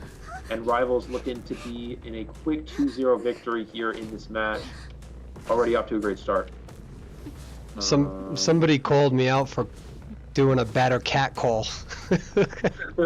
The batter cat call. Here we are. See the batter. Oh, we're surprised. Batter the misstep. You want to use the ball when the hunter vaults the window because you can cancel the window vault. But we're just going to see the hit right away there. You see why Batter can struggle against the Opera Singer. Opera's just too fast. Batter doesn't have enough time to react a lot of these times. So we're going to see the immediate down onto the Batter. We're going to see one survivor eliminated, Batter down, 2 injuries, 1 heal finally in place with 4 ciphers remaining.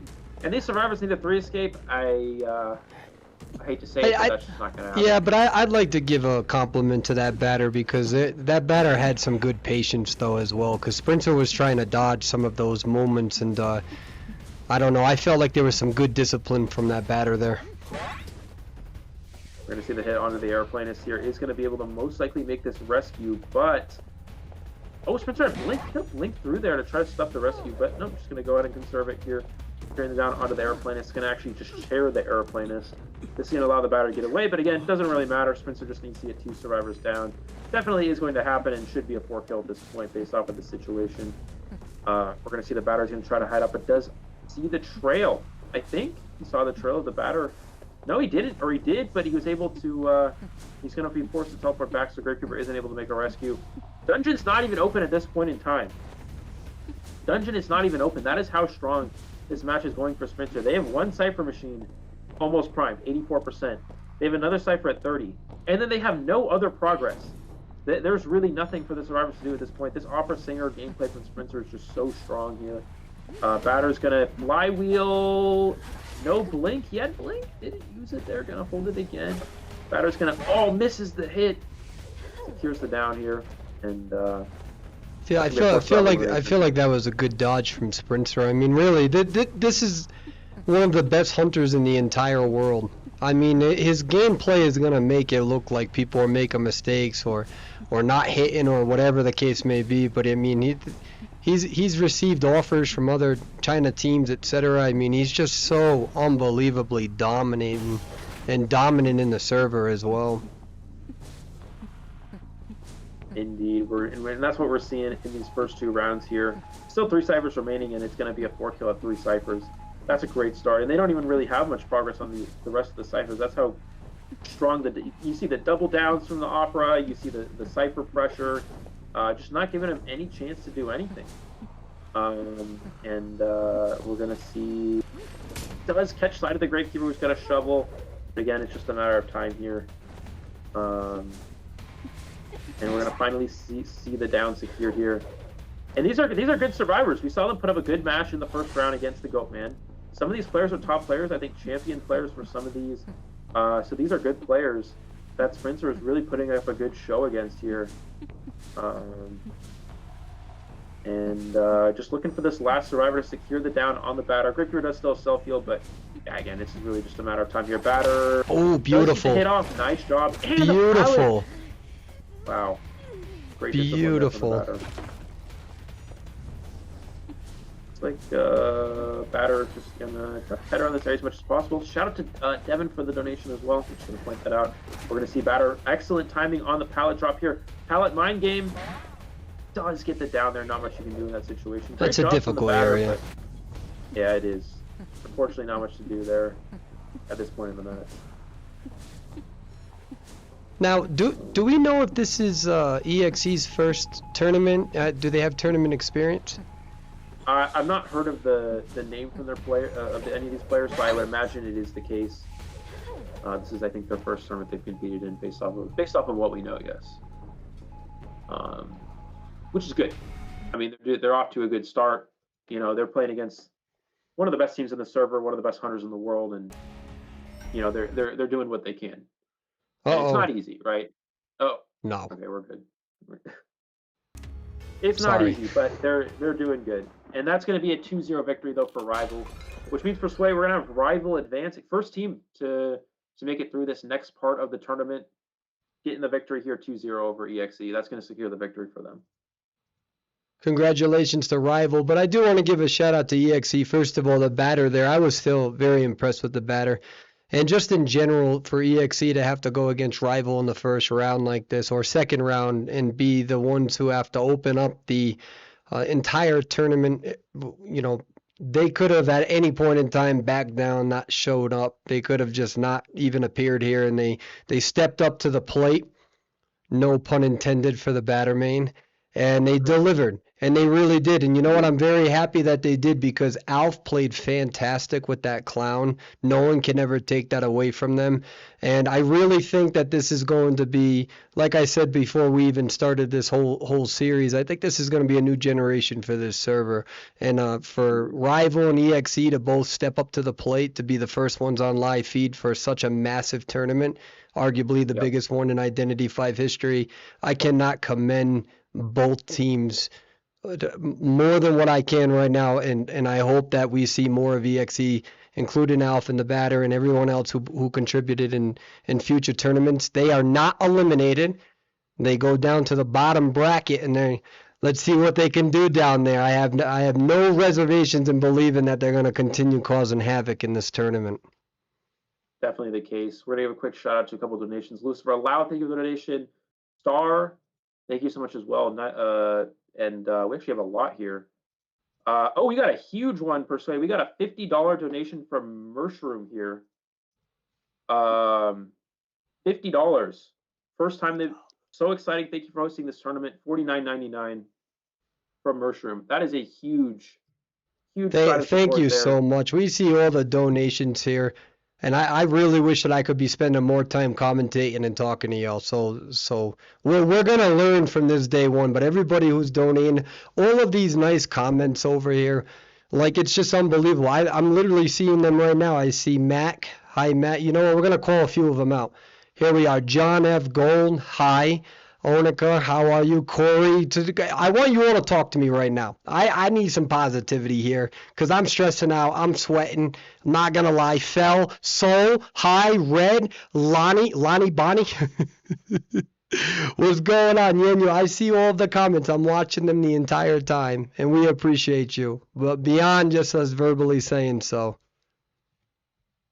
Absolutely. Thank you guys for all the support. And again, I do want to give a special shout out again to Mushroom as well. $50 is a huge donation. And then of course everybody else who's supporting, everybody who's here watching, you guys are amazing.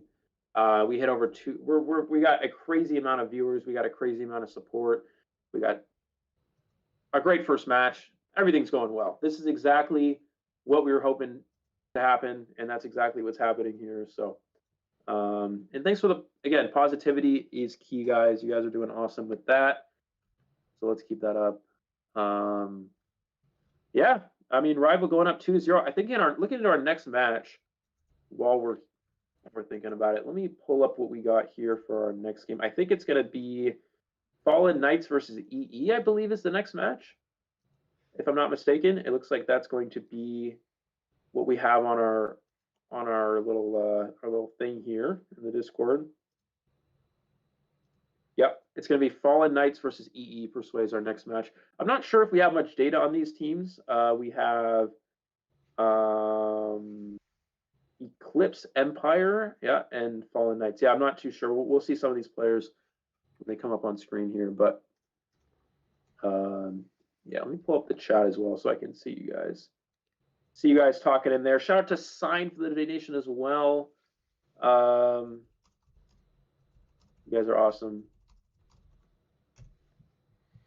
Let's I might need to get water in a second. Oh, Persway said something. You guys all go react to. Can you react in a YouTube chat? I don't think you can, but I forgot we're not in Discord anymore. I was like, go react to that, and then I realized we're not actually in Discord. So, anyways, Yeah. Here we go. That's what. yeah, Yeah. yeah, that's what, I'm that's what we looking. got. So for just for you all to know too, chat. We also have the ability to show you what their builds are, like the persona trees and stuff. But because we're still working on them giving me the information and me getting it in on time, I don't have enough time to get it in. So, but this is fine. We're doing good. We're doing great. Um, you know what the funny thing is, Eli? We weren't we weren't gonna do these graphics. Historically, I've never done graphics. For those who don't know, the whole like pop pop pop pop pop pop Perswayable, that's because I didn't know how to put intro music into my videos. So like I've always been a very basic streamer. There you don't get a lot with me. You're getting the bare minimum, right? So the problem is that because we wanted to be innovators and become the first server to really show some competitive gameplay with Pharaoh and Goatman, etc., the custom rank lobby or whatever it is, the custom competitive lobby still has them banned. So then we have to use the regular custom lobby, which doesn't show the global bans, which Eli can talk about what the global bans are. It's this newer ban system. So we were forced to make the graphics in order to demonstrate all of the bands, all of the selections, and how that works is the hunter will pick two survivors to ban, then survivors pick their character, then he picks another character to ban, survivors pick their character, he picks another survivor to ban, and then those three characters they're using are banned permanently for the rest of the matches. So we Yeah, had to make the custom, so there's nothing in the game that's helping us right now. Once that lobby is updated, then I can literally just like look at my screen and but right now everything is like, people are texting me and trying to so it's a consequence of being innovators. But honestly, I had about what conversations, we got 64 teams, so we have over 300 competitors, give or take. I opened up my direct messages on Discord and I told the players, if you're feeling anxious, if you're having a little bit of anxiety, I opened up my DMs for any player to talk to me. And I can tell you definitively that I probably talked to like over 40 or 50 players who were nervous and whatnot. And I was like, why am I in a position where I'm asking the entire community to operate out of their comfort zone and I'm going to be thick-headed and stubborn and not operate under mine? So for anyone who's currently competing right now in the bottom bracket, or for anyone who's playing right now as Survivor and you're sweating, me and you, we got something in common. definitely. Yeah, it's a lot of stuff going on here. Again, quick shout outs to Navin, Karin, June with big $10 donations there. That's so nice. And Glarg as well donation. Thank you guys. Really, seriously, it means a lot. So I know we're talking about sponsors and whatnot in the future, but the chat sponsoring it. Crazy. Look at that. Oh, Thanks. thank you so much. We're getting a ton of donations. Well, we just got yeah, 3 more $10 donations and another $3 donation or $2 donation from Glarg as well. So that's insane.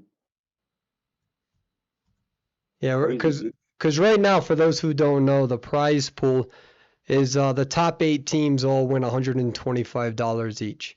So it Yep. doesn't matter if you play sixth or fifth or fourth, just the top 8 teams, every single one of them walks away from with about $125. Not only that though, all of the proceeds that you all are donating, that's going to go back to not only for the prize pool money, but we're also paying for the graphics. We're going to be paying for the software and we have all of these referees and game makers, and right now they're working for free, which breaks my heart. I'm not a fan of free labor. I'm vehemently against it. So all of the proceeds that we're making from this, it's going to go back to cover the expenses. And if for some reason we make more than that, then that's just going to go back to the staff. There's no intention for me to make any profit off of this. So, but I do know that in the future we will be looking for sponsors, etc. Because again, I am not a fan of asking people to work for free. Eli right now is here dedicating his time to me. He's an official shoutcaster.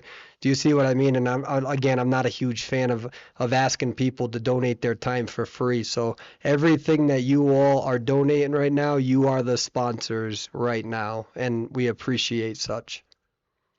Yeah, absolutely, guys. Another shout out to Chop for the donation as well. Yeah, for those of you guys who don't know, all the again 64 teams means we had a bunch of preliminary rounds throughout this week that were off stream, and the staff had to monitor all those matches, record all the results. Every time I went on Discord, they were in a VC all day long, 12 hours a day.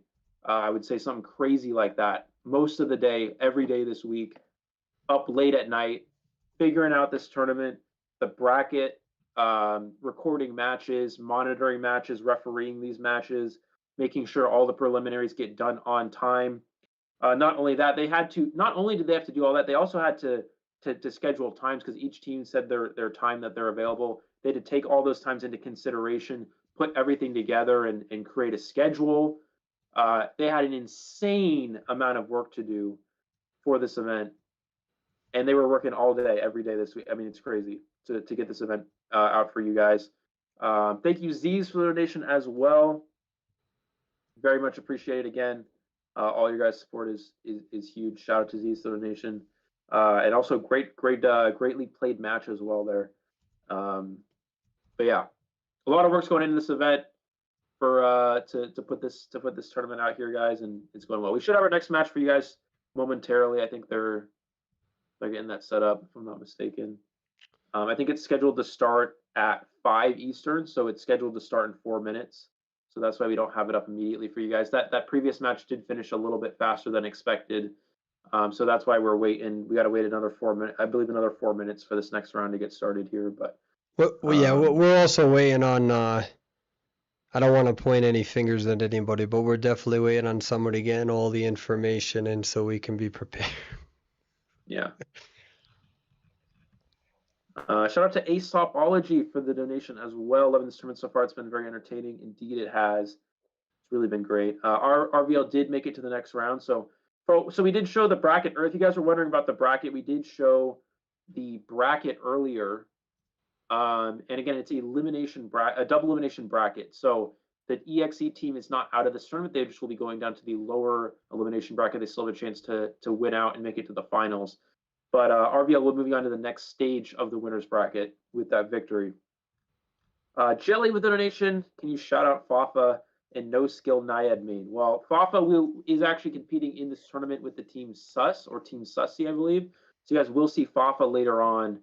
So shout out to Fafa and No Skills Naiad main as well. Make sure you guys come and watch Fafa.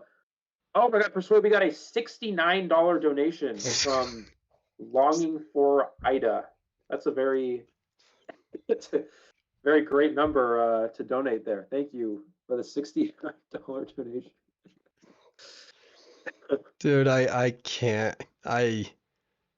NetEase is never gonna hire me again. Dude, it ain't ever gonna happen. I'm just not gonna worry about it. I'm just gonna giggle. That's what I am. 34 years old with the maturity of a 16-year-old. So I don't care. I don't care. I appreciate the humor. Fantastic donation. That's the nice thing about being semi-casual, is that we don't gotta be up here acting all stiff and whatnot. So maybe, I don't know, maybe you do, but I do. I'm used to being like trying to keep it like as professional as possible. So I'm trying to like realize that it's not actually. I'm trying to be a little bit more. Okay, so how about this? The chat is our sponsors. We have to abide by the rules of sponsors. So if chat is telling you that you don't have to be all stiff, then you need to listen to your sponsor. You're gonna ignore the people who are sponsoring it. Chat, is Eli allowed to not be stiff? Can we get Can we get flaccid Eli? Can we get relaxed Eli? Fun Eli? This ain't we're not bought out. That's the nice thing. We're not bought out. We can do what we want. You want to tell me what to do and what to say? Then sponsor me. Pay for me, boo boo. You pay for my attitude. All right, I'm sorry. I don't know. I've been quiet the whole stream. I just needed a moment to let it out. I feel better. I feel good. Hope that. Thank you to Noir, y'all, and Wet Parts for the donation as well. Same. All right, I guess that means I can be a little bit more. I can be a little bit more not serious. So, all right, you guys asked for. I mean, that's what you guys want. We got one more tiny buzz. Well, what are they going to say to you? What are they going to say to you? I don't know. I'm not gonna. You're not gonna fire me, right? As long as I don't get fired. No, but like the community's the one that asked me to come back after 2 years. They knew what they were getting into. If they're not satisfied, then it's based on their own poor decisions. They knew what they were asking for. If I act how I act on my streams, though, I don't know. I might get some of the stuff I say in my streams is a little out of pocket. I don't know if we want to go there. There's a chance of Eli getting canceled on Twitter if we go down that route. Where'd you go? There we go. There we go. I think there's always room for everything in moderation, right? Everything in moderation. We got because on my stream we got so many. We got Zesty Eli. We got what else do we have? We have what's the other thing that we got Rage Eli. I rage a lot. Sometimes I turn zesty. Sometimes I'm serious. Sometimes it just depends on. So you're like what's it called? You're like a potato chip that comes with different seasonings. You got the salt and vinegar. You got the sour cream. Is fire. You got the barbecue, right? That's what. See, I don't know what versions of mine. We got Papa Persway, Grandpa Persway.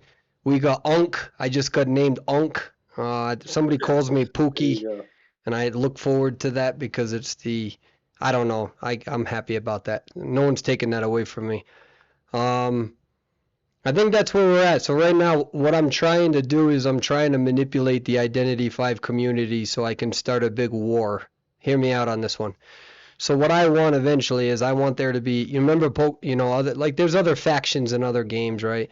I want there to be a faction of people who only call me Papa Perswayable, and then I want another faction that only calls me Unc Perswayable, and then I want the other faction to call me Grandpa Perswayable, and then I want to have a tournament where all the teams represent their own faction, and there can only be one winner.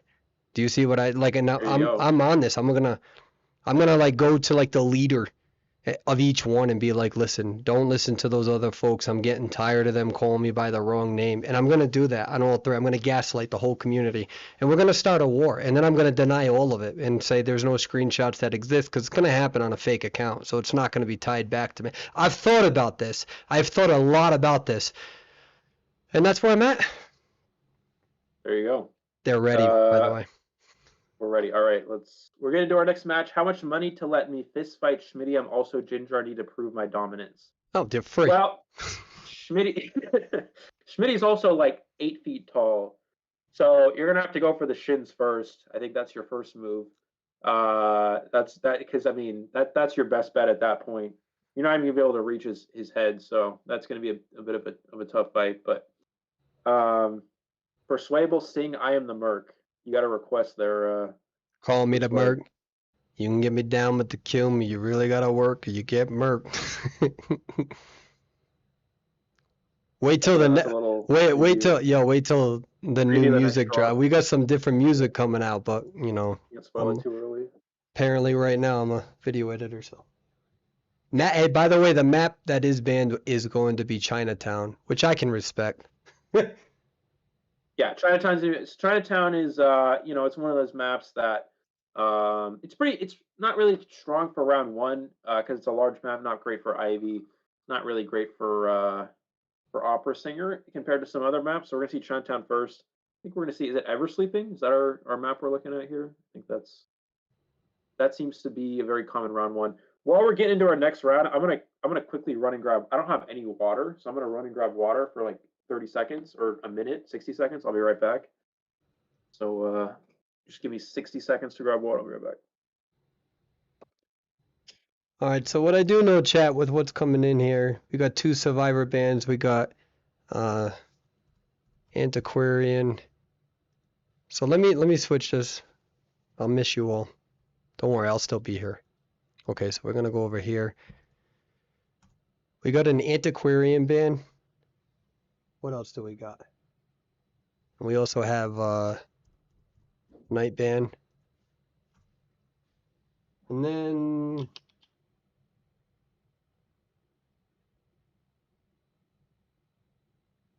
we also have First Officer, who's going to be banned.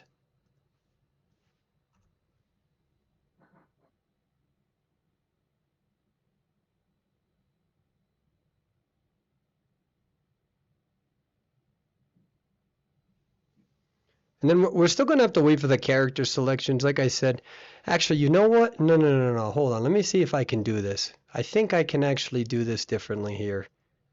So we're going to walk through this together, chat. We have Perfumer who was selected. So I still don't know who's playing just yet, but does that show up? Okay, so maybe it's easier to do it this way. Perfumer, and then we also have Journalists.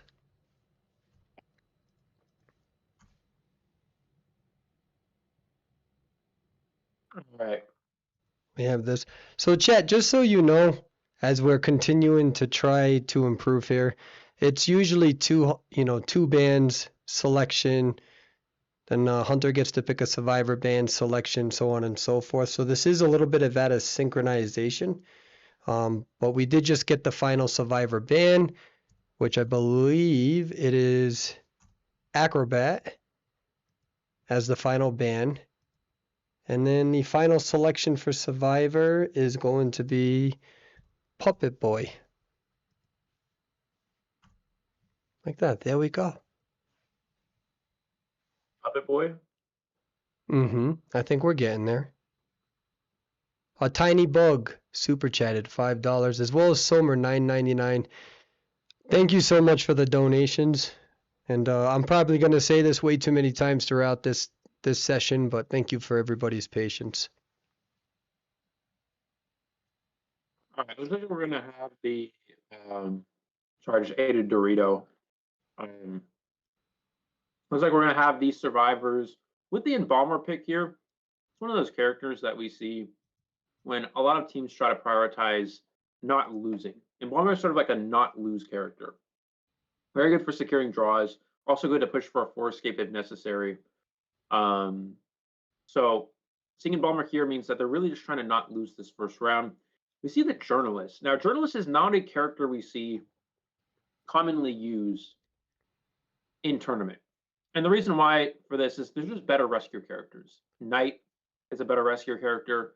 Officer is a better rescue character. Mercenary is a better rescue character. So seeing this Journalist getting picked here, this is very interesting. This is not something we see every day. This is not something we see commonly used in a tournament setting. But we'll see how this character does ultimately play out here. Could be that they're expecting some sort of hunter that we don't know about. Again, we don't have too much information on EE and FK here, but yeah.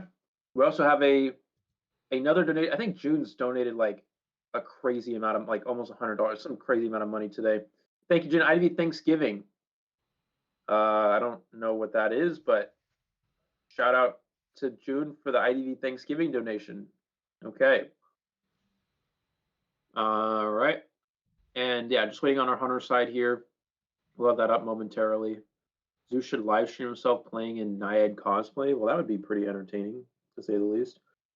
We should have a good match. This Hunter side does seem to be quite. We're looking at their Hunter here. They do have a 88% win rate in peak tier for Hunter. So we should expect some good things from this player here. I wonder if we can look at. No, it looks like all their profiles closed off there, but interesting to see what they're going to go with. Eli, you didn't read my super chat. I didn't see it. What was it? I'm sorry. There's so much going on. This is a lot of pressure. I don't want to be clipped. See, guys, if I say something out of pocket, you guys, we're gonna get clipped, right? And then it's just gonna, you know, we're gonna have to go through. We're gonna have to go through the batter is hot moment again, which that's a whole nother thing, which we're trying to avoid. But thank you, Stiller, for the donation as well. But yeah, maybe guys, you know what we're gonna do? I'm gonna consider giving a clippable moment at some point during this stream. Maybe, because I know you guys like that for entertainment purposes. I have to sacrifice my own sanity for your entertainment, which is fun. But it's something that's gonna maybe come up at some point. Anyways, looks like we're gonna see Ivy from the Hunter side here. Can you say something clippable? I need a TikTok. Oh, technically, you'd be taking my content, and that's copyright. And I'd have to sue you, but I don't really care. So you can do whatever you want. Anyways, we're gonna see the Ivy here getting into our spawns. We actually see the Embalmer not going to 2-story. We usually see Embalmer spawn middle 2-story, so you can set up that coffin in that 2-story here, but actually prioritizing corner house instead. So a bit of an interesting spawn here, but I don't know. We're gonna have to see where they go with this. Floating into our match, Ivy. Where will they chase first? It looks like we're gonna see, gonna drop the ghost, and it's gonna go straight for the Embalmer first here. Let's see what they're able to do. Walking towards middle with the main body while bringing the ghost over to the Embalmer. Will he commit early to the Embalmer, or is he just going to put a ghost here? He's going to go for a scare and a ghost, immediately teleport, so not going for Cypher control, just going straight for the chase here. Embalmer up to 74 and walks into the Hunter as well. Takes a hit already with 82 vision on him, plus walking into her. That is why you have to check behind you when you kite and get scared again. We're going to see an instant down onto the Embalmer here. Unfortunately, the misstep from the Embalmer costing him. Guys, you have to make sure you're looking behind you when you kite. Even against Ivy, sometimes it's important to look behind you to see where the Hunter is.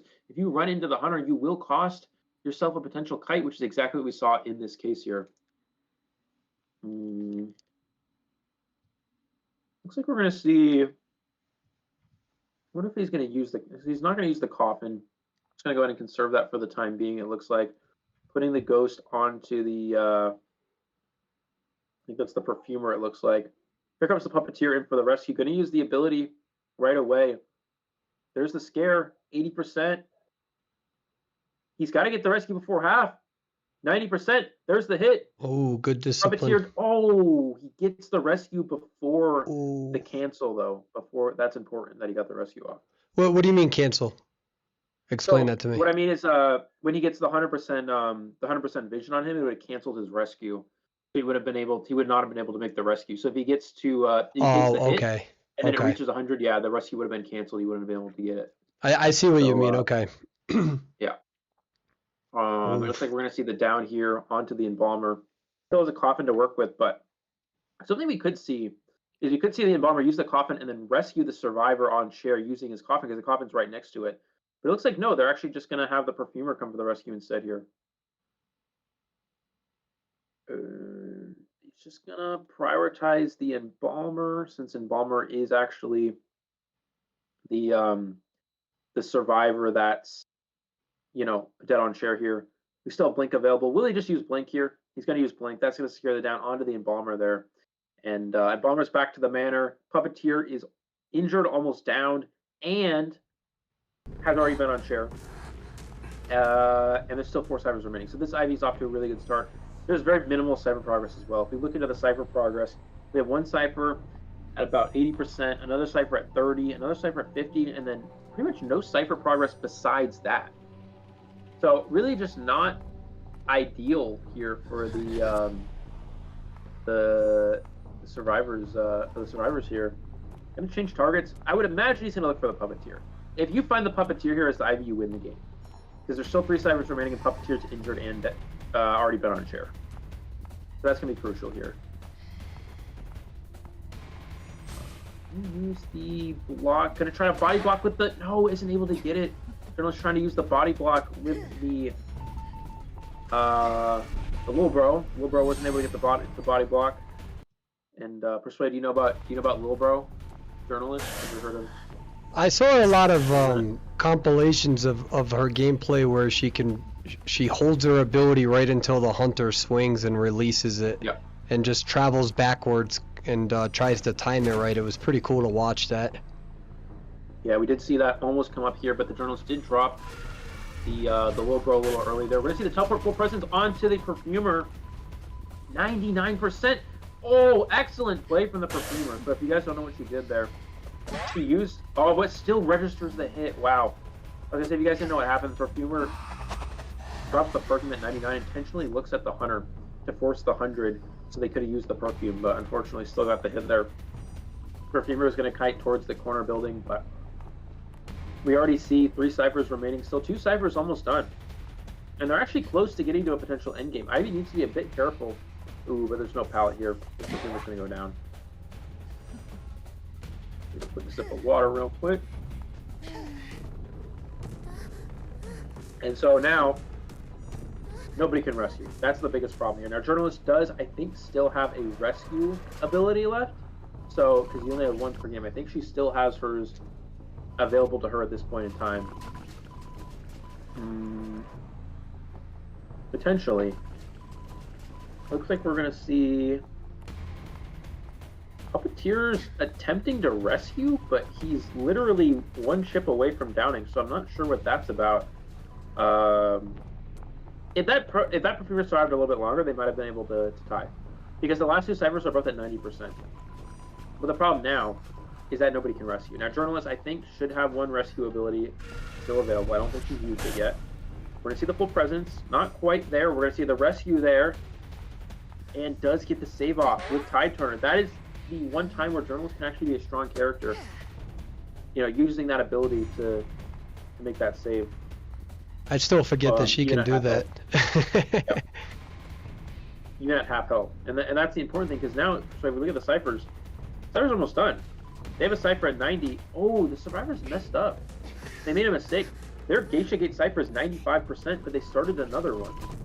So now they started another one, and that cipher is going to be fine. They can actually pop here and just go to the end game with the 2 survivors here. They actually did a whole other cipher, though. I think that might have been a slight mistake. Unless they needed to open that. They might have needed to open that cipher because the survivor did die in your Geisha at 1 point. But anyways. Well, they did get the pop. Do you think that they're going to get... Remember, getting 1 survivor out is a 2-point difference. So it's a difference between giving them 5 points versus 4. It's a 1 point, but still. Well, it would be a 3 point. Wait, is it still 5? It's still 5 points, right? With 4 people out? So a 4 elimination would be 5. We're going to see the points together down. A 4 elimination would be a 5-0, and a 3 elimination is a 3-1. So it's actually a 5 point versus a 2 point difference. So we'll see what the Hunter can do here. This is one of the strong points of Ivy, correct? This late game. Yep.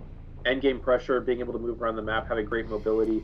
Even in a 2 survivor end game against most hunters, that's a 1 survivor escape pretty easily. But against Ivy, that's not the case, just due to Ivy's incredible map pressure. And we see that's why this hunter has become so strong and so prevalent in this meta. We're going to see the Puppeteer does run into the hunter here, does have an ability to work with. But again, just a matter of time here, trying to mind game at this pallet. Nice mind game from the Puppeteer. He will go down, though, at this point in time. That's a 4 elimination for the hunter. And that's going to be a 5-0 in favor of Team FK, I believe, at this point. Excellent start for them. We're seeing some really good hunter gameplay so far in this tournament. Hunter played very, very well. Very, very well. And that was a 4 elimination, correct? That was a 4 elimination. That's going to be a 5-0. Okay. For this first round. Trying to... by the way, chat, you weren't going crazy. There wasn't sound in the game for a little bit there, so I was trying to make some adjustments in the mid-live stream there. So what are your takeaways with that, Eli? What are you most impressed with this? So I think one of the crucial things is that the Ivy was able to get a really fast down. So the embalmers you saw ran into the hunter, which ultimately backfired.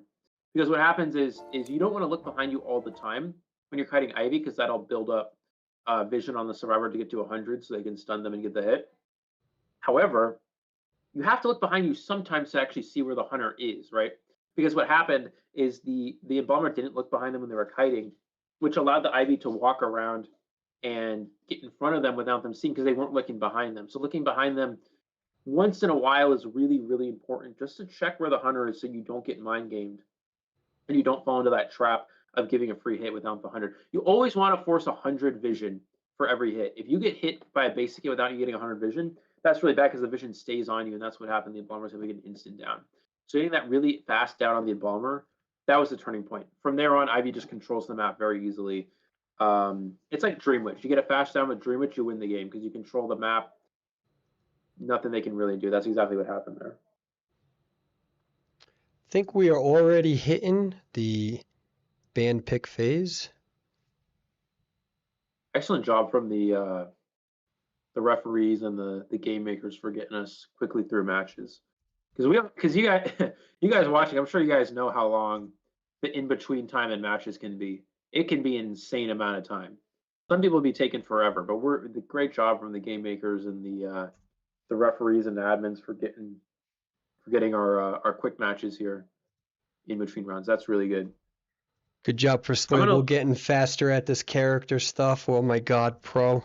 Call me Goat Man because I'm the goat at video stuff now. Let's see. There you you have go. a yeah. Oh yeah, yeah. That would be a good that's a good song. Incorporate some Goatman into the next drop. Looks like the hunter side for the EE team. They got Nightmare all over their profile. We got Nightmare in their profile picture. We got Nightmare in their profile character thing. So I don't know. We might be seeing a Nightmare. As you guys know, Eli thinks that Nightmare is the worst character in the game, and of course, Eli is probably right in this situation. I think most people can agree that Nightmare is pretty damn terrible. But I don't know. We're actually going to see Nightmare. Who knows? This could be the first time. Have we ever seen Nightmare in? I think we've seen Nightmare one time in tournament. Every time we see Nightmare, it's like, oh, Nightmare. Oh, okay. I'm literally just gonna run around a corner, throw a pallet down, keep running. The hunter will never catch up to me, never hit me. Literally, just Nightmare is not. It's just I don't know, dude. Don't play Nightmare, guys. I literally, when I started playing rank in lower tier, because I was in Asia, I was living in Asia for a while, and I came back to NAU, and I started out in lower tiers because I got demoted so many times because I wasn't playing on the NAU server. And people start betting Nightmare in my rank matches, and I'm like, guys, what are we doing? What is this? It's the worst hunter in the game. People ban Nightmare. It's the worst hunter in the game. I don't get it. It's literally the worst hunter. It's worse than Hell Ember. So it is. I mean, it's terrible. But I don't know. Maybe we'll see it here. This could be. No, I would actually like to see it. I'm just laughing because when I first returned back to the game, I forgot how Nightmare worked, and I tried the moonwalk with a thief out in the wide open, a fully fed Nightmare, and Yeah, this is probably about 3 weeks ago, and I came close to throwing my phone, but I didn't because self-control. So the impulse was there. I was like, why does he keep hopping? It's got a Nightmare more like a kangaroo that's pissed,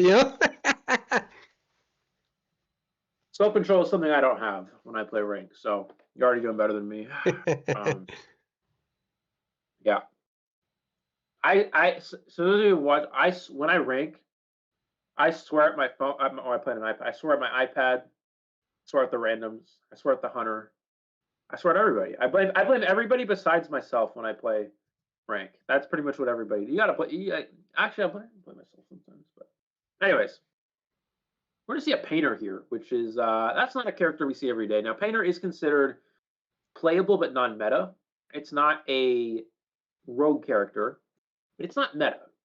So it's a very interesting character we don't see every day. And again, I'm very curious to see if we actually see the night.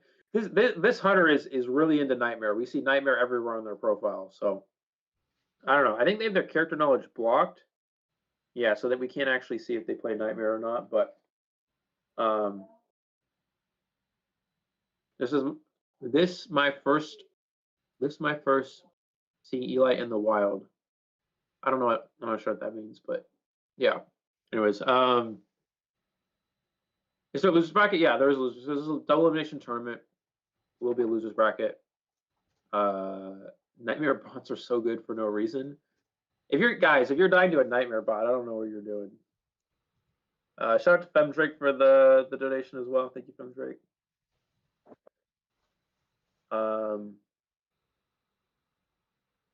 Anyways, waiting for our hunter pick here. We'll have that up in a second. Why are the nightmare bots so? Guys, the nightmare bots are not good. The nightmare literally stands still when it throws the crow as a bot. It's not. It's really not. It's not good. But I don't know. Why is the accurate? I don't know. Anyways, we're actually going to see Hermit from the hunter side here. So Hermit, pretty good at Nervous Sleeping Town. Not a character we typically see in round 1, but Hermit is a strong character. Hermit, as we call Hermit, kind of a do or die character. It is a high win potential, but it's an inconsistent character. So it's sort of like okay, my survivors got 4 kills. I need to get a 4 kill in return. So I'm going to play this do or die hunter in Hermit, and I'm going to take that risk of it being inconsistent, but I'm going to try to go all out and go for that 4 kill and try to tie things up. Now the problem is the survivors do have a counter. We have Barmaid, and Barmaid is a counter to Hermit, because Barmaid can heal not only yourself but also teammates any chip damage that the Hermit does to them. So, that's something to keep in mind as well. So unfortunately, we're having a little bit of error getting the player names in alignment with the characters. So that's something that we're also going to have to fix. See, in the future, what I'm hoping is that as the teams are explaining who they're banning and whatnot, the person, instead of telling me, will be able to just do this. That's like the big factor here. So yep.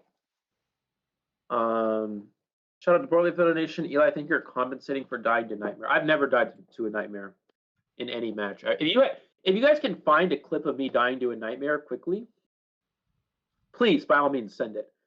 There's no clip. I've never died to a Nightmare quickly in my life. If you guys don't die to Nightmares quickly, that's all I'm saying. Looking into our team composition, we actually have Broken Windows from Painter and Barmaid, Flywheel from Acrobat, and the Knight will be the Tide Turner character here. Let's see the spawns. This is going to be a bit interesting. Let me switch it. All right. Pretty standard. We usually see the Rescuers some situations, but this is also okay. I would have also liked to see potentially Barmaid in middle, since Barmaid can, or at least 2-story. It's going to be hard for Barmaid to give a drink to anyone spawning off to the side, but something will be interesting here. We have the Hermit spawning over at Corner House Gate. First target I imagine will be the Acrobat. And Acrobat does have Flywheel. As we know, Flywheel is a good trade against Hermit. You can Flywheel the second charge. You cannot Flywheel the first charge. So if the Hermit chooses to charge at you, the first one, let's say you have no charges on you. Hermit shoots a charge, you Flywheel it, you still take the charge. But you can Flywheel the second charge. So if you Flywheel a charge that would stun you, the second one, if you already have one on you, then you can Flywheel that. That is an effective play. Let's see what the Hermit opts to chase first. Gonna connect. I would imagine it'll be Graveyard. No, he's actually gonna connect Graveyard just because I guess he doesn't have it on. Does he have the lock trait? He has the lock trait, but he still connects it. Interesting. I guess he assumes it's a Cypher the survivors aren't going to go to at any point. I want to give a shout out to Toxicology for a donation as well. I guess we're all canceling Zeus now at this point. We're going to see the Knight. He's going to take the first charge. I guess he's saving that ability for when he goes for the second charge. Yeah, committing to the Rescuer character first. Sometimes we see this from some hunters, but we know Knight is just so good. Knight is just such a strong kiting character with his abilities. But the Knight taking another charge, that is now twice he has not used his ability. That's interesting, Persway. We see the Knight really just conserving his ability, but taking 2 charges without even using the ability cancel at all here. Looks like, does he have Blink? He does have Blink. Knight's going to use an ability cancel first, and we're going to see, yeah, he's going to make some distance. Now we can see a teleport. We can see a teleport into a Blink. We're going to see a teleport. There's the teleport. We may not even need a Blink. We just need a charge. There's the charge. Knight's going to go down. And Survivors didn't opt to take a hit against the Hermit. You want to make sure you take 1 hit, share 1 hit with one of your survivors, specifically the Barmaid because she can heal herself. But both survivors switched off so they wouldn't take any hits. So I'm not really sure what happened there. A bit of confusion from the survivors, tossing them a fast down onto their Knight player here. It's more optimal for the survivors to share one hit there. So the Knight would have gone to 0.9 damage on him, 90% damage. But unfortunately, that's not going to be the case. So we're going to see the Painter coming for the rescue. No Tide Turner, but Knight still has 2 abilities, so it does have a chance of rebounding. But a blink, and Good Knight blink. again not using his ability. That's twice now where he's taking hits without using his ability.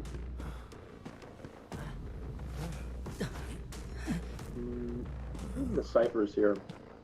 You see progress on all 4, but it's not a lot of progress.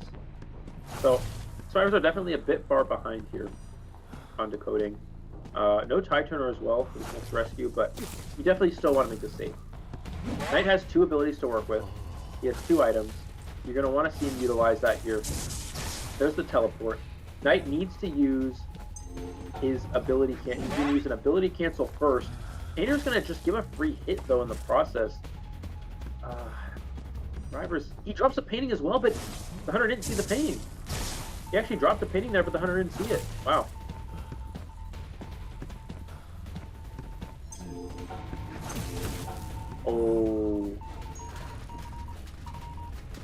Oh, the hunter accidentally he swung into the cancel, so the Knight gets the ability cancel or the swing cancel there. Rather, can he make this vault? Ackerman may try to body block a hit here. He is going to body block a hit. Excellent body block, keeping the survivor alive a little bit longer. The survivors still do not have great cipher progress, so in reality, it's not actually that beneficial for them to go for these body blocks here. We're going to see the survivor of the Knight is going to get knocked down here. Acrobat needs to get healed up if they want a chance at this late game. Water. I don't know. All I know is that I see Harry Potter spells going everywhere. Something's blue, something's red, and I don't hear any words coming out every time he swings the wand, which is, to me, it looks like the blue spell makes you cold and the red one makes you hot. And that's where we're going here. And somehow you're stunned. Who knows? Who knows how that works? But there's just stuns going on everywhere. I'm still. You know, the problem is that in my ring, there's not too many hermits yet. Yeah. So 2 things I'll say. First, I'll say Toxicology, thank you for the nomination. I'll also say real quick for Sway. So basically, it's pretty simple, or it's not simple, but basically how Hermit works is he has a red charge and a blue charge. He'll shoot one of the charges at the survivor. Then once they have a charge on them, he shoots them with the other charge. If they hit the other charge, then they're frozen. See, he put a blue one, then he put a red one right after to get free. I see that. I see that. See that. Now I wonder if like him and Prospector got beef. You know, because they're both got the red and blue things that do differently. I wonder. Yeah. Could be, definitely. And I'd also like to let you know I haven't heard your dog bark once, and that makes me upset because I don't think I've ever heard a poodle bark before. Oh, that was beautiful. That's the one that barks the most. That was a beautiful stun. And what happens there is the damage share is going to knock down an extra survivor in the process. So to clear things up a little bit, I know this is confusing, but basically, if you have a charge that's the same charge as the survivor that's getting hit, you share the damage with them. Mm-hmm. And that's why we saw survivors are taking across the board taking damage as well. That's how Hermit works. We're gonna see the barmaid is able to get up here. Does not have any more healing drinks available. Does still have the speed drink, but no more healing drinks. Last Cyber Machine. Progress on it. Painter can get up. He can decode it. Painter needs to get up now. Painter is sitting on the ground, not moving. I'm not really sure why. You need to get up right there and start decoding. I'm not sure why he sat on the ground for so long while the self-heal was primed, but that might cost him some decoding time here. And so we're going to see the tram almost hitting the hunter, not quite. Keep in mind the survivors need to get a single escape here. I almost feel like... Oh, we're going to see the barmaid using the speed drink to make the rescue, and the Cyber Machine is almost ready. The hunter losing track of the survivors for a second. We're also going to see the damage share as well. That is a correct damage share from the survivors. Now, the only downside of this is that he overshoots the teleport by a wide margin and misses the shot there with the charge. And now I think that's going to give the survivors enough time to climb. Oh. Just from that one play. Dodged it again, though. Dodged it again. The thing is, Painter needs to pop. He needs to pop now because he's going to go down with the damage share. And that is a big misstep from the Painter not to go for the pop right there. As soon as the Barbie took the red charge, she needed to pop immediately. Painter needed to pop immediately.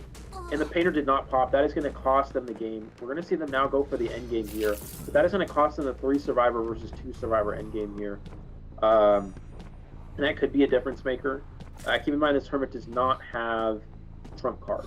So he does not have the ability to teleport across the map as quickly as he would if he had teleport or warp. We're going to see the painting here. That's going to waste a lot of time. Keep in mind these survivors are fighting for a 1 escape at this point in time. It looks like we're going to see another painting. He's able to avoid it. Gate, I don't think it's going to be open because it's an acrobat. It's not going to be open. Painter doesn't have self-heal. This is actually a 4-kill, and the reason why is Painter does not have self-heal. Persway, which means that he just needs to down this acrobat and the game will be over. Wow, what a turn of events here. Trying to mind game. Who's kiting right now? This is the acrobat. No, the player name. Oh, I don't know if I should say that. I tried, chat. I tried, chat. I'm trying to sabotage you. I don't care. We're not sponsored by them. We could do what we want. I tried. I tried. Congratulations to the Hunter playing right there. You know, I'm happy though that the survivors didn't give up, man, because honestly that Painter did almost get that clutch. Very good Hermit gameplay. All I know is that they connect ciphers. They all share a connection. It's kind of like a really bad internet service provider that has a hub, and it just everyone's drawing from the same hub instead of having fiber optic. So I get it. I've historically can understand. I'm from the AOL generation, low upload speed. So that's essentially what Hermit is, right? How much does it slow? How much does it slow it down by? So like when all of the ciphers are connected, how? It just splits the percentage between the well, it doesn't split it exactly. It's like I'm not actually sure the exact percentage, but it basically spreads it out. So it kind of spreads it out between those ciphers. So it takes away. It's sort of like when Prisoner is sending progress but losing progress in the process, right? It's sort of like that, but it's forcing the survivors to do it in a way that they don't want to do it. Is kind of how it works. Okay. Yeah. So they're basically forcing them to do. He connects kind of all throughout the game. The Hermit will connect pretty much every cipher, and he forces them to send progress to all the ciphers. So they're essentially doing 2 extra ciphers that they don't actually want to do. Is kind of the idea. If that makes sense. I also figured out that Cool Ranch Doritos is the best flavor of Dorito. I learned that today. I don't actually eat. I rarely eat chips or like anything like that. But my mom bought Cool Ranch Doritos, and I didn't eat breakfast yet, so I'm eating a couple of Cool Ranch Doritos. Mm-hmm. And I realized this is one of the best. This is like literally one of the best like bad for you chips that I've ever eaten. It's actually insane.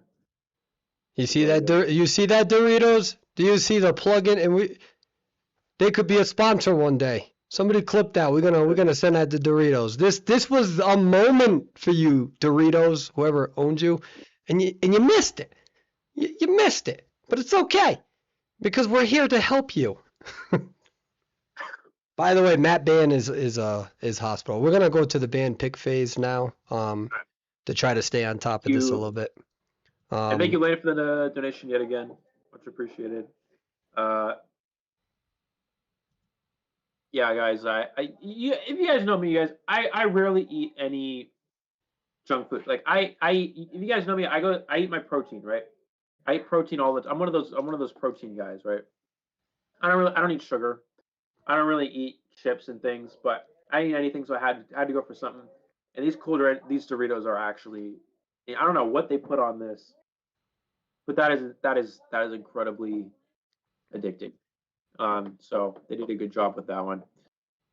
All right, getting into our next who won next round here. Who won that first round again? That was a tie. It was 5-5. Oh, was it? It was. Oh, okay. Well, that's easy. I just hit the tie button. Oh man.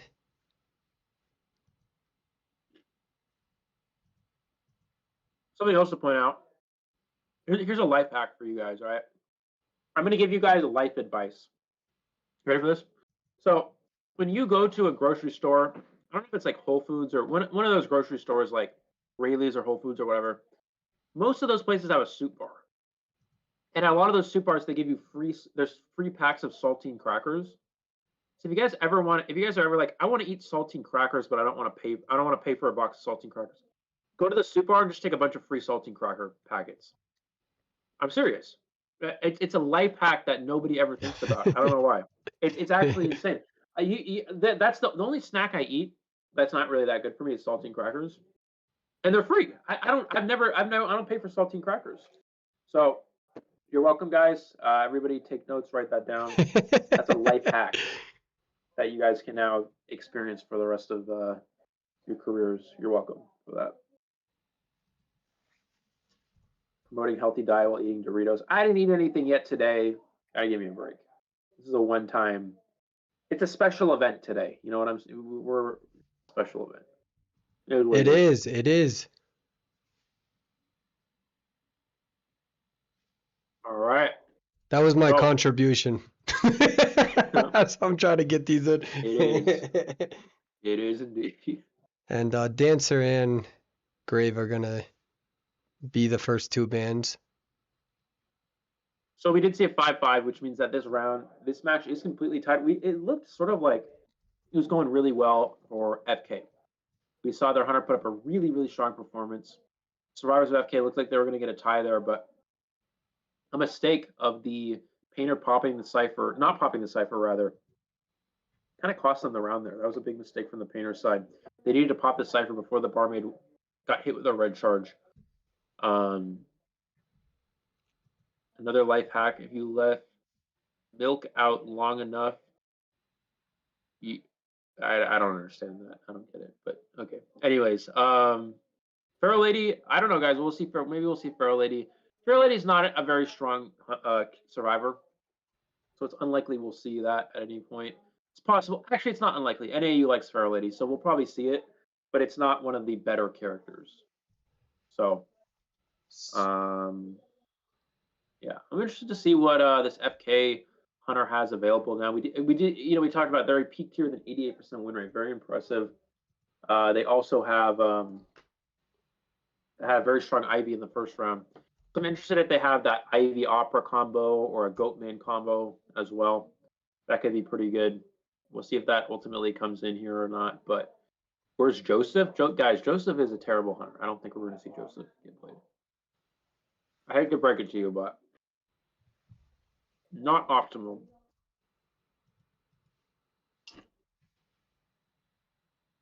Guys, I've never understood the obsession with photographer. Photographer is a very weak hunter. So I don't know. I don't know, dude. So they are gonna ban so Dancer and Grit. So Dancer, I know some of you guys talking about one of these players is an S tier Dancer. Not wanting to deal with that Dancer character here. Let's see if that ultimately will be a factor. Now it is going to be Red Church. It looks like, and Red Church is a good map for Dancer. You have the boxes inside Church. You have the boxes in your shack. Some good setup areas, graveyard as well, with the pallets thrown down on top. Some good areas for Dancer. And now that's not going to be an option here with the Dancer van. It could also signify what hunter we're going to see incoming here, but yeah. Eli, you need to know the IDV. Guys, here's the problem with ID. Okay, here's the problem with IDV, right? Is you guys are always talking about like, oh, the lore of this, the lore. I watched the lore video a few times on stream. I don't know what's going on. I don't get it. You guys are like, oh yeah, the backstory, blah, blah, blah.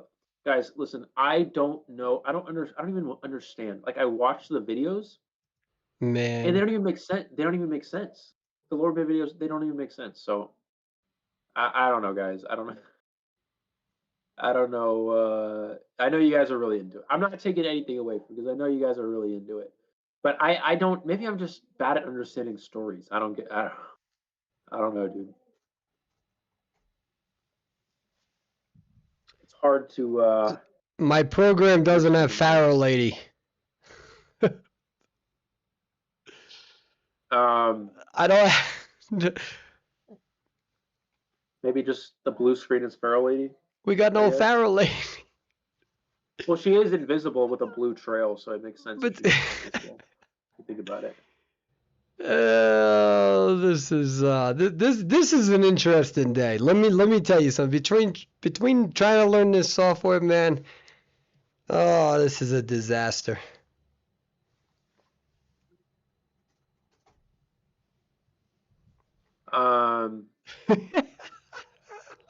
Who's old? Wait, who's old? Someone said someone's old. Wait a minute. Who are we referring to? Who said who's old? I don't know. The chat's going so fast. I don't even know what's going on. I'm old. I'm old. I'm getting up there. I don't know. Into that age.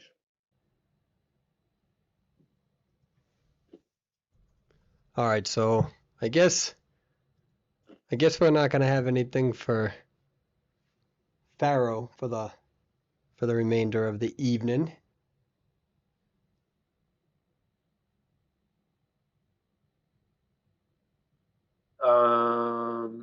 Trying to grasp on. How old am I? I don't know. I'm approaching 69. How old do I look, guys? I don't know.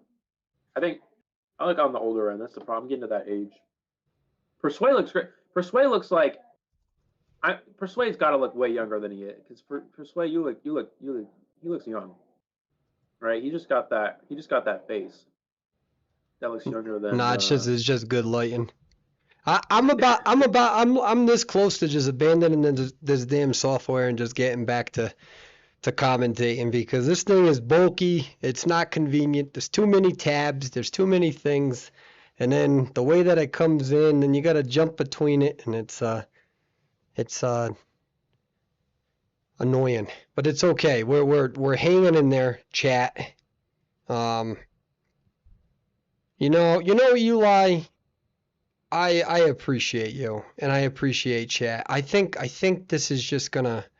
I think we should just dominate this chat and just make it a big therapy session. Chat, can I just get it off my chest again? Anyways, let's talk about the match. So you can see the characters here, obviously. Psychologist, puppeteer, Pharaoh Lady, first officer. Oh, I gotta click this button so we can hear sound, as well as sculptor. So that's who we're seeing. Sculptor. Yeah, Sculptor, not really a hunter that we see as often anymore. It's kind of fallen off the table as one of the stronger hunters in the game. But we're going to see it being brought back here for this round here. A lot of the new survivors that came out are pretty good against Sculptors. So let's see what they're able to do here on Red Church. Pharaoh Lady is, I know, a character a lot of you guys like to see. But first time we're actually seeing it in this event so far. This will be interesting. Let's see what they're able to do. Well, good, because I know what this character does. I don't gotta worry about all the Harry Potter spells. So I'm ready. I'm ready. Where do you think she's going? Predict now. That was delayed. That was delayed. No, my bad. No, it's okay. Well, were you eating a Dorito? I was eating it. I was, yeah. You're gonna rotate into. Looks like this is the Psychologist is going to be the first target. Also the Pharaoh Lady as well. I'm not going to chase that. We go straight for Psych here. It looks like the goal for Psychologist, just don't get chipped. Force basic hits. Force 3 basic hits is going to be your goal here. We're going to see the first hit onto the Psychologist. Then you use that speed boost to get transition as far away as possible. I would have maybe utilized that window or utilized this pallet. This pallet is thrown down. Psych could have utilized that for a speed boost. But instead she doesn't. So oh, beautiful. Chip as well. Yeah. Here we are. Ooh, got the boost. Got the boost. She cannot afford another chip, or she's gonna go. Oh, beautiful. I say she cannot afford another chip, but does take the chip. They're gonna secure the down, and that is a very suboptimal start for the survivors. Now, keep in mind the Psychologist does have a little bit of stress remaining, which means if she gets rescued with no tie turner, she will not go down to 1 hit. She'll be able to absorb an extra hit or an extra chip. But it's still a very fast down here. We also see Insolence and Trump Card. We see no detention here. So this is a no detention and warp build. This is a very interesting build from the hunter side.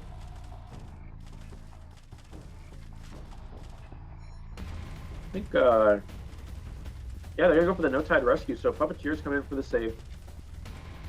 Does he make this before half? Puppeteer is going way too late. He's gonna make the rescue after half and doesn't even use his ability. He's just gonna give a free hit without using his ability and rescues after half here, giving full presence to the hunter as well.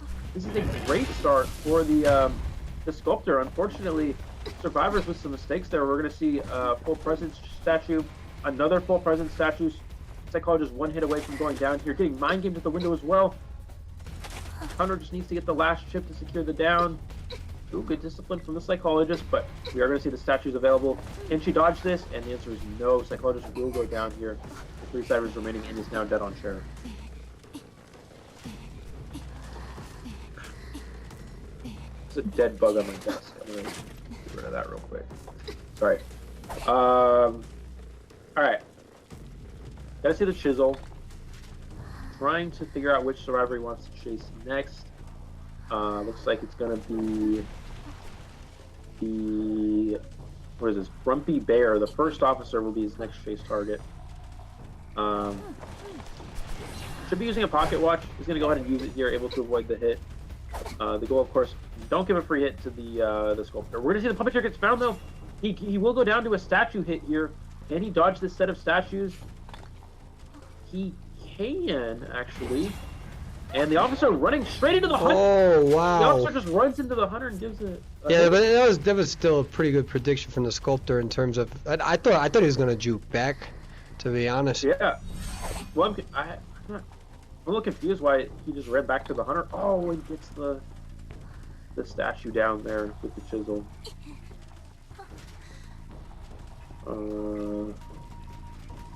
Yeah, this is really good for the hunter side here. First officer is injured. No tide turner on Feral Lady, I would imagine. And then we have the puppeteer on chair. We know our ciphers. And 90% on one, we got 80% on this cipher here.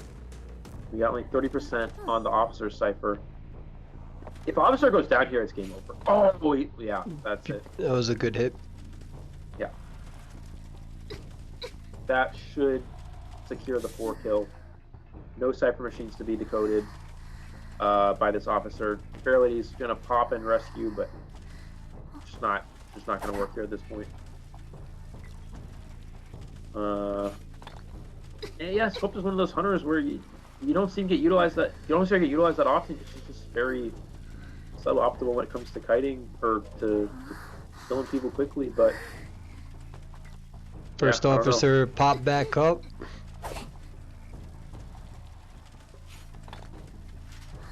We're gonna see the Fair Lady, I would imagine, would try to make a rescue.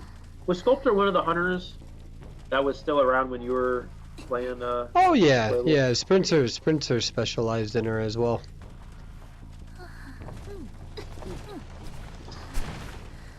Trying to use these full presence statues to point to the location of the closest survivor, and does point out the Pharaoh Lady, which means she's going to use this.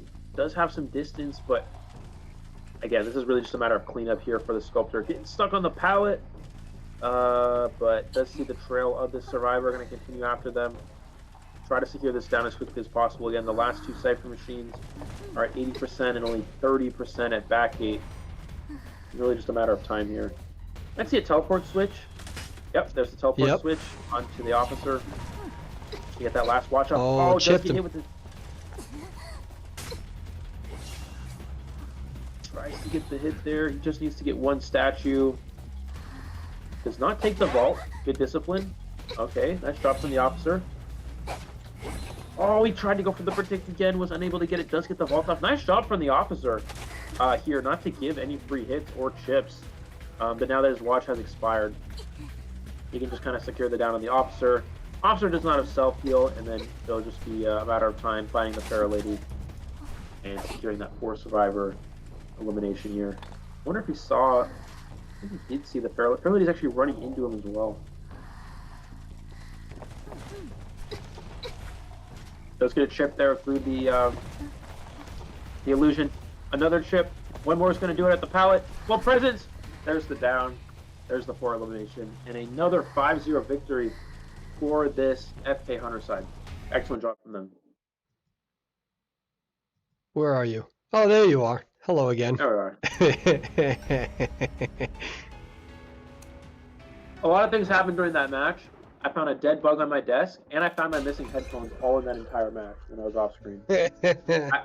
I literally picked up my water cup, and there's a dead bug under it. Yeah. And then I look under my desk for some reason, and my missing headphones, which have been missing for like a month, are just there. My filter just fell off. Everything you know, dude, this I'm barely keeping it together. Wait, is that bug alive? Oh no, it's not. Sorry, I thought it was moving. We'll do this later. We're gonna do that later. Oh, but my question is that towards church, towards the end there, first officer started juking back again towards Sculptor and reactivated their pocket watch, or whatever happened reactivated, and that attachment or the item add-on has an aura. Does the hunter see that when first officer juked back? And then literally it was right on top of the Sculptor, which sort of allowed the Sculptor to turn around. They missed a hit, but they did predict the juke back. So is that one of the dangerous parts to that strategy? So basically what happens with officer, is the hunter can see where the watch is being used. That aura that we saw, the hunter can also see that same thing. But the thing is, the officer needs to be within a certain range of the hunter for the watch to work, or else it won't show it won't show them thereafter, or like it won't work for them essentially. So they needed to be close enough to the hunter for the watch to activate. And then it will show the hunter. That's why the hunter can predict that, because it will show the aura, but it's still they need to be close enough to activate it. So that's kind of one of the downsides of officer, and that's why the survivor needed to get closer. All right, good to know. And that was a 4-person elimination for what was that? It was for FK. Yep. Good. Okay. Send you a picture of the bug. I don't know. It looks like it's like a I guess it's a spider. I don't know what that is. I don't know. Oh, I will say one thing. I'm not really afraid of things when it comes to like snakes or animals or whatever. I don't really care, right? But cockroaches, I cannot deal with cockroaches. Cockroaches and then abnormally large bugs that I've never seen before, like beetles or whatever. I can't do that. For those of you who don't know, I was living in Asia for a bit, and there's giant cockroaches and beetles and things over there. And the locals, they see that every day. So for them, it's just like seeing a housefly. They don't get scared by it. So like there's an enormous cockroach like this flying around in one of the condo buildings I was in, and all the locals will just look at it like it's a housefly. And I'm like, what the hell is that? And I start running out the door, and they start staring at me like I'm an idiot. And I'm just like, I've never seen this giant bug before. Like, I don't even know what's going on. It's just like, yeah, certain bugs I can't. Like bees or houseflies, I don't care. But when it comes to like giant beetles and cockroaches and things, are just can't do that. That's not happening. If you wanted to make an IDV a horror game and you made a cockroach hunter, that would be horror to me. I would quit this game if they made I don't know if I would quit, but if they made a cockroach hunter, that's drawing the line right there. I don't know. We do got the hunter ban. We do got the hunter ban, so they are banning Hermit.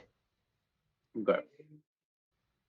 Yeah, we did see the 4 elimination with Hermit in the first round, so the Hermit ban here definitely does make sense. I want to get that out of the way here, and let's see where the survivors opt to go with this, and what hunter off to. We're going to see Airplanist and Gravekeeper. Interestingly enough, we see Gravekeeper getting prioritized when Mercenary is still available. Right, so this is an interesting set of character selections from the survivors. We've seen some of these other teams, they keep opting to choose Grave over Officer or Merc or Knight. all rescuers that are considered better than Grave. So interesting choice of the Grave, but looks like we're going to see the patient here as well. Mercenary band, which means they definitely heard the song. Shout out to this Yeah. hunter. Thank you. And maybe we'll see Knight. Could see Knight here. That would be double rescue, but Knight is still considered very good. We're gonna see Psychologist as I wonder what hunter they're expecting. Because we saw Herman in the first round. We don't really know what this hunter plays, but maybe we'll see Nightmare. Guys, this was the Nightmare person, the person with all the nightmare things and whatever. I don't know. Yeah, we're gonna have to see though what hunter they have to go with. By the way, Persuade, can you do the Grizzly intro impression? It's been so long.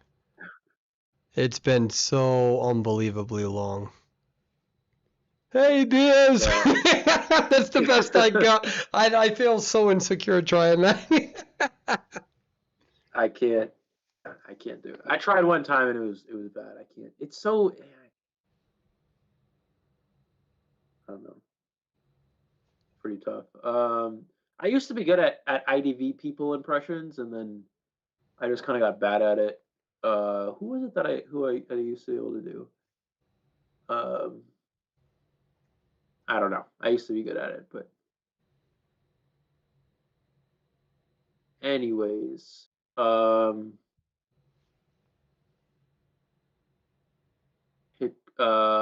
spider in church won't scare what? Those my lyrics. That's how I know you fake. I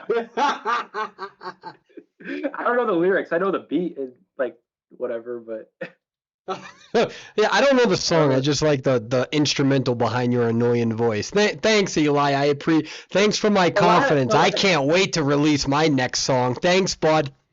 the last time I listened to it was like 2 years ago. It was a while ago. It was a while ago.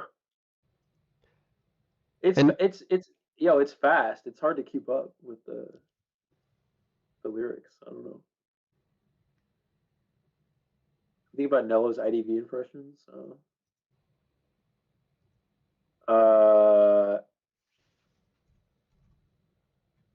What happened to Grizzly? Grizzly's, he's off the IDV train for the time being. So he's enjoying we're his going to see. life.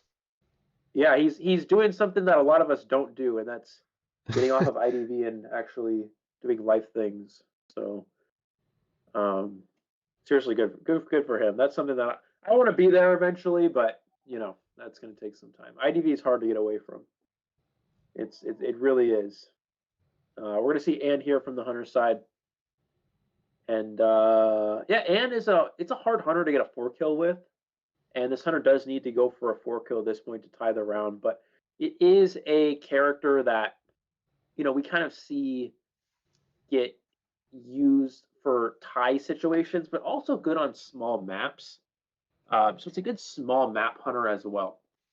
So the ability to be able to pressure cipher machines and get quick down. There's not a lot of great cutting areas for cutting in. So Ann is a good hunter for small maps, easier to control cipher pressure and things like that. So it's definitely hunter that's good for this map. It's just difficult to get a 4-kill with. So you will see Gravekeeper counters and Gravekeeper is good against Ann.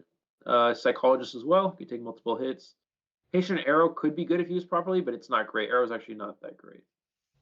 But again, got to see a 4-kill here. Let's see what the hunter is able to do. Okay.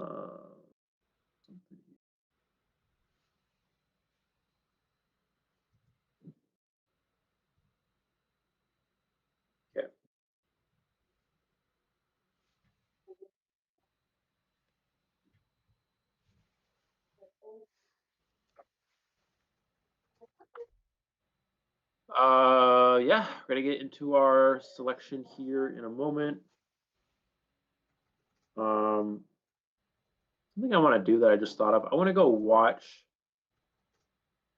You know what? I don't know. I was about to say I want to go watch IDV TikToks at some point in my life, but now I just realized that might not be a good idea.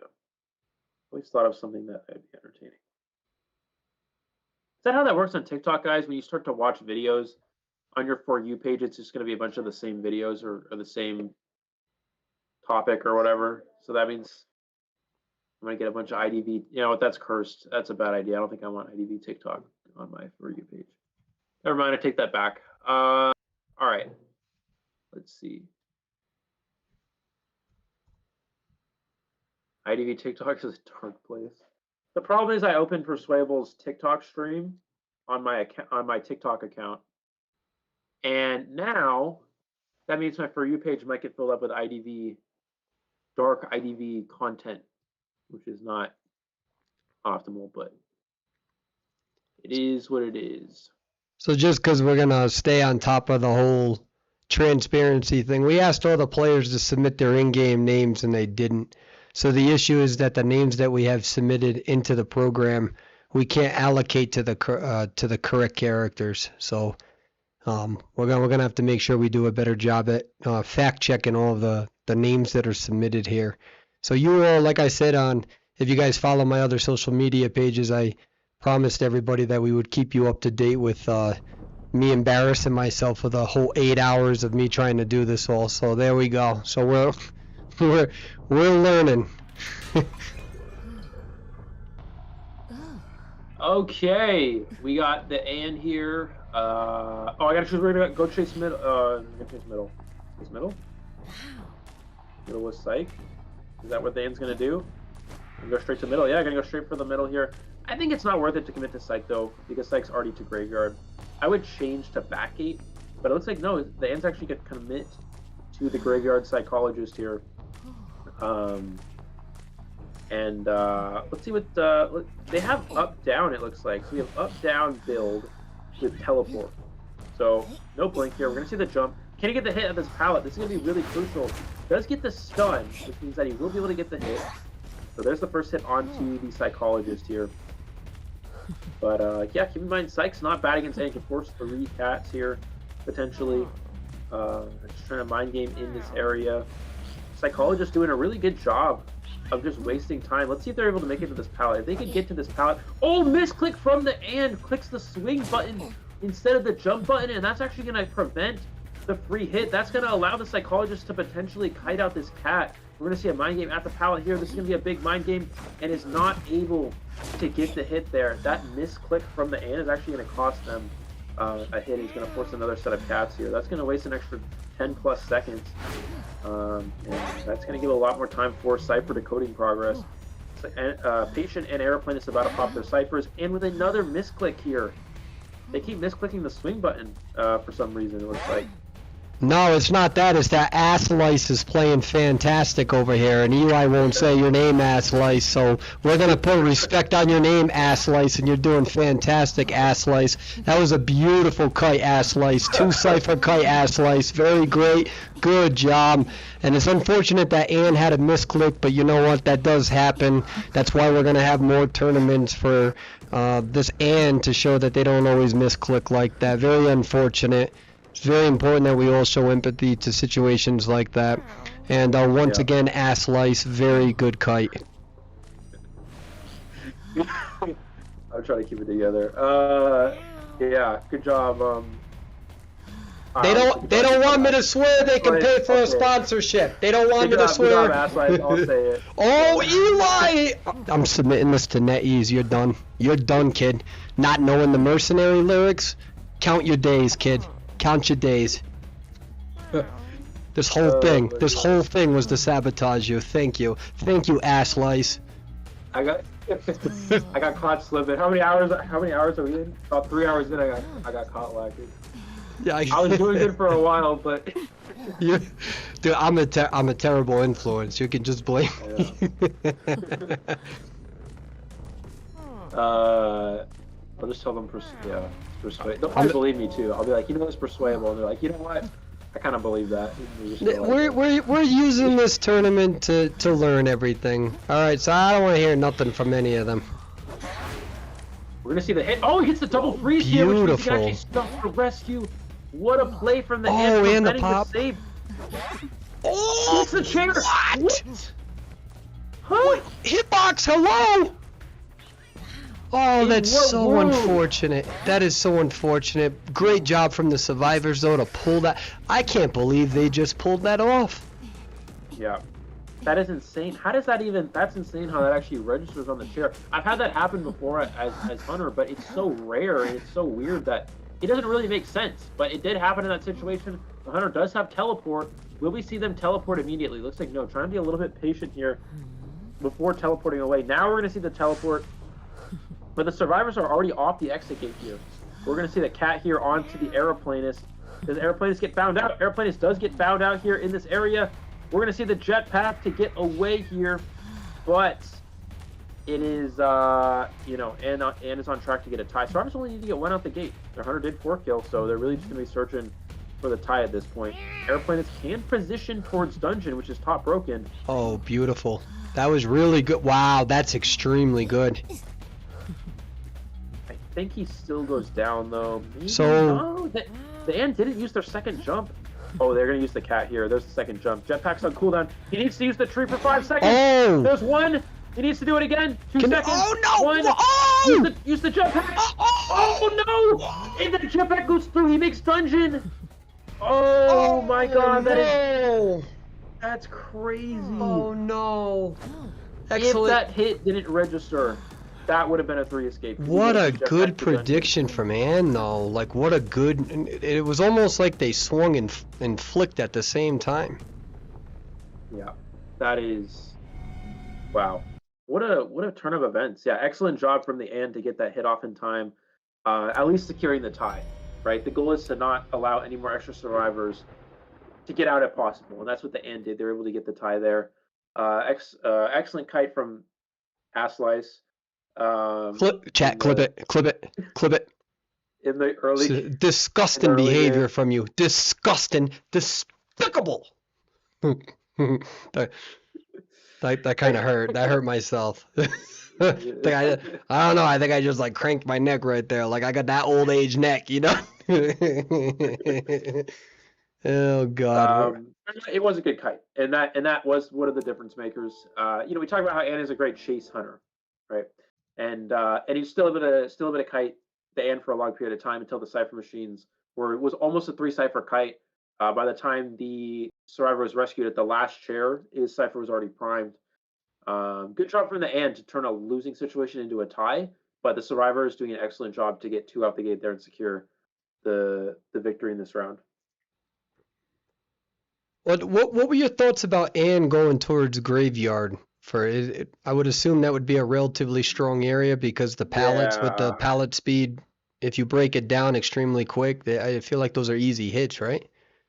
Yeah, and that's kind of why I was like, I would leave because some point the psychologist went to graveyard, and I was like, I mentioned that the Ann, as the hunter there, I would have turned away from graveyard and went towards backgate because committing to a graveyard chase is a lot more challenging, as we saw that was the case there.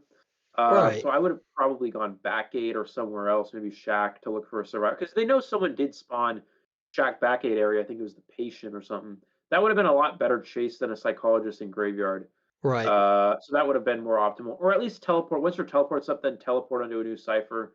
But just committed to the psych in graveyard, and that gave a lot of leeway for an easy kite there, and a lot of time wasted. So excellent job from the psychologist to take advantage of that graveyard area.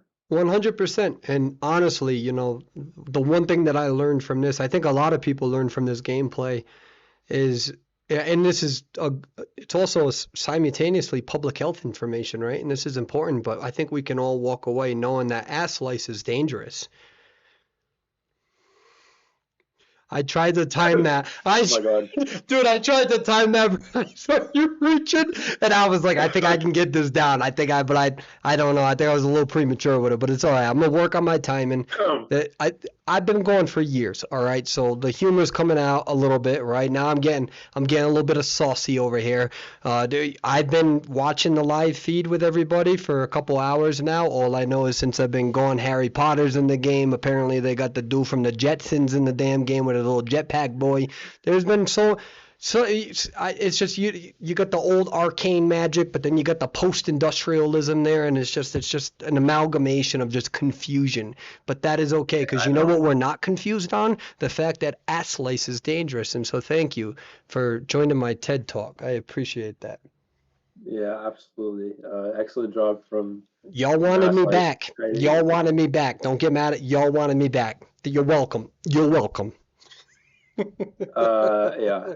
Do I have a ball? No, it's not a ball. It's a guys. It's a light. It's a soccer light. It actually turned. Wait, hold on. I'll show you guys. Ready? Oh, look at that. You guys see that? I don't know. It's I like a look night. like It's a like a football light to me. light. It is a football. Yeah, but someone said I have a ball glued to my wall. Yep. I got I got balls to the wall, dude. I don't There know. you go. Clean that up. No, What it's do not actually. It's a half a ball with a light in it. I don't know. what's the I haven't. SM? What's the SM? What's that? Oh, that's my high school. I went to a school called St. Mary's for high school. Okay. So yeah, Okay. it was. I know different people have different high school experiences. I will say that I really did enjoy my high school. That was one place that was very memorable. So I try to keep that up on the wall as much as possible. I also have a bunch of IDV poster things, which I didn't actually put up that I kind of wish I did. I'm gonna grab one right now. All right, Persway, give me 10 seconds. I'm gonna grab my IDV poster thingy, and then everyone's gonna go. Or watch this. Everyone's gonna go crazy. Hold up. Doesn't do you know those like little portable heaters that you can buy to warm up your house that you plug in through the electrical socket and they turn red? Said like it's almost like All right, Eli's microphone has a headphones heater back built in. into it. Hey Eli. Hey. What's up? How Can you was guys see your the? Wait a minute. Hold on. Wait a minute. Here. So this is my Ann. Okay, we're gonna put this back here. Can you guys see that? You can see that. Here we go.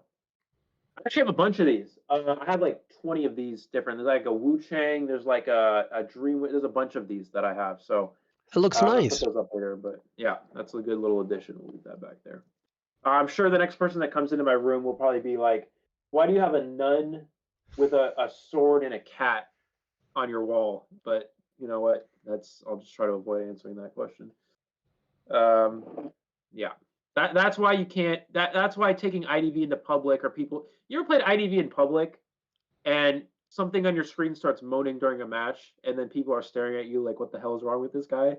That's one of those things. And then having a cat woman nun with a sword thing on my wall is that's another thing where it's just like you can't invite people over unless you want to explain the whole thing to them, the whole IDB thing. So um yeah, that You know, was I, my I little actually agree with what they're IDB. saying though. Playing Identity 5 in public with the sound on is crazy.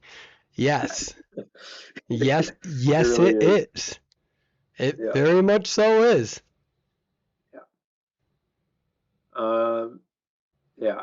It's not no, it's just yeah. I don't actually do that. Well, I play on iPad, so I don't have mobile data on my iPad.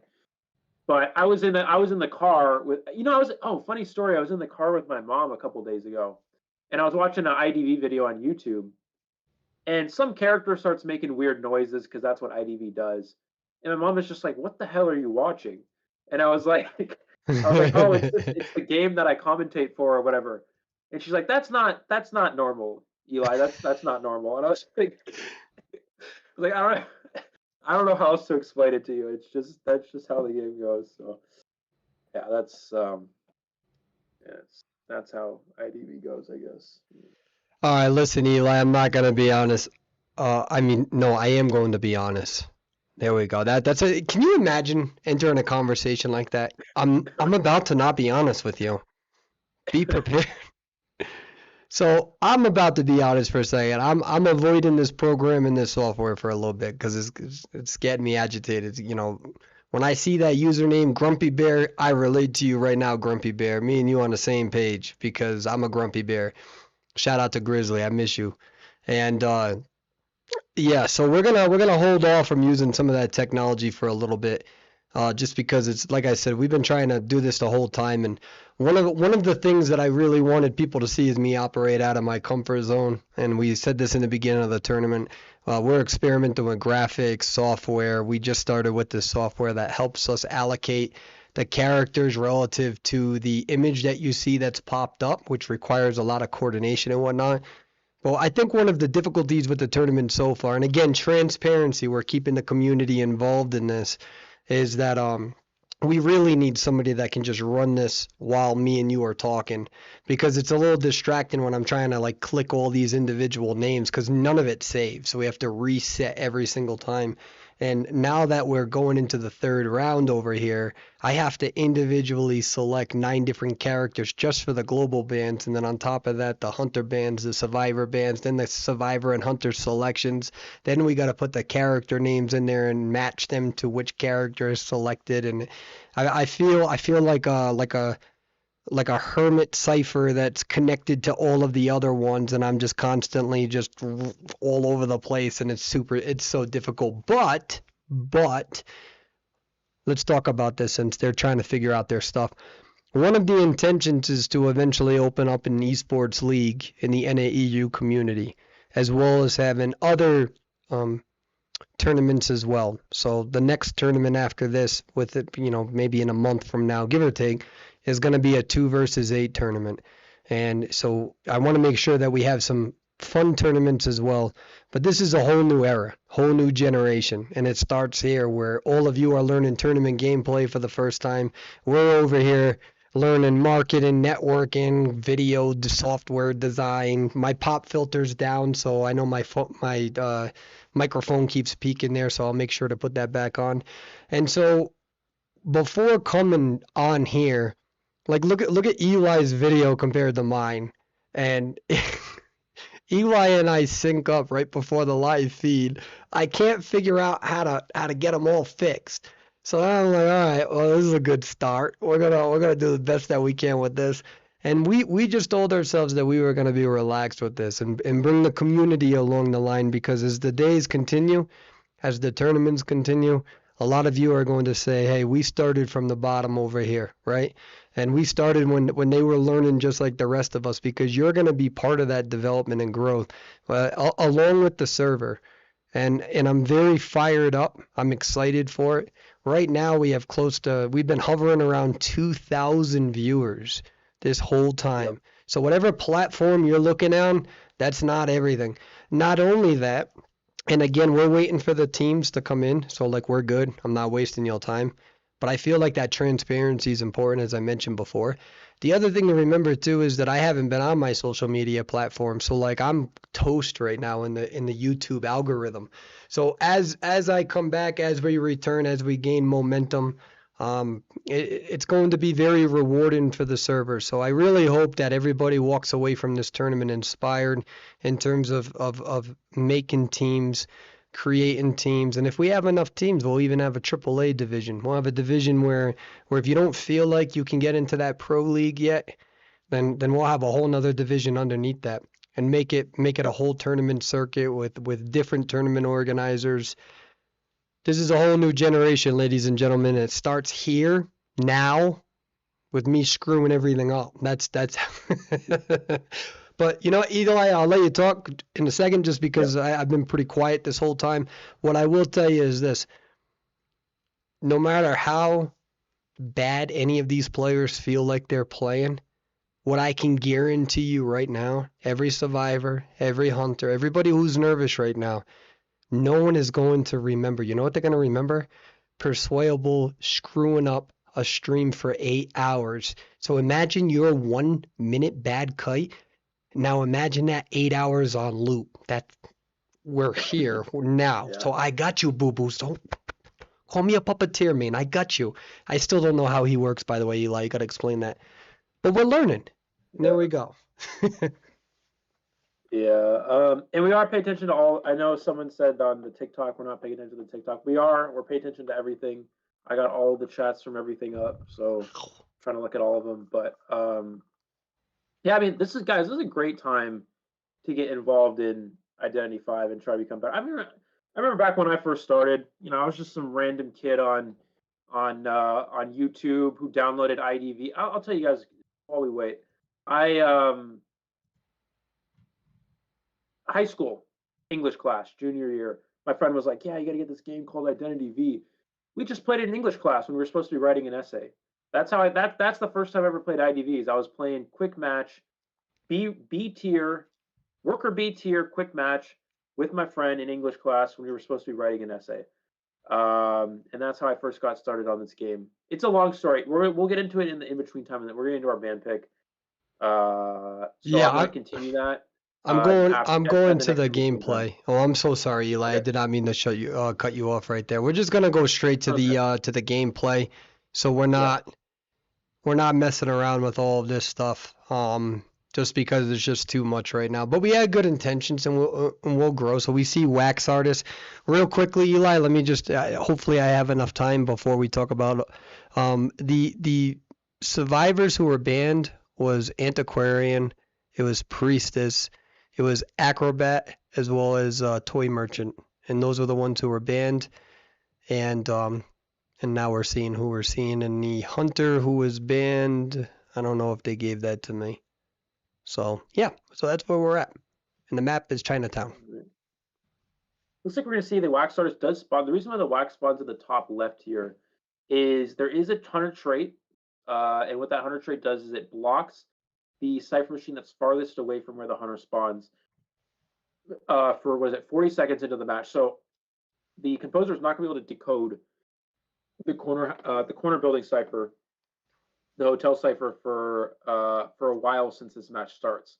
So we're going to see the wax artist is going to go immediately towards this is the barmaid, and barmaid's a pretty good chase for a wax because barmaid is good against single hit hunters that don't have abilities that can get back to back hits quickly, whereas wax is a hunter that can get to like 90% wax, and then you go for a hit and then get the full wax to stun them. That's just really good for wax artists. We're going to see the mind games here. Barmaid running into the wax artist here and didn't go for the hit. I guess he was trying to get some free wax onto the barmaid first, but a missed opportunity on getting a free hit from the wax artist. So a bit of a misstep.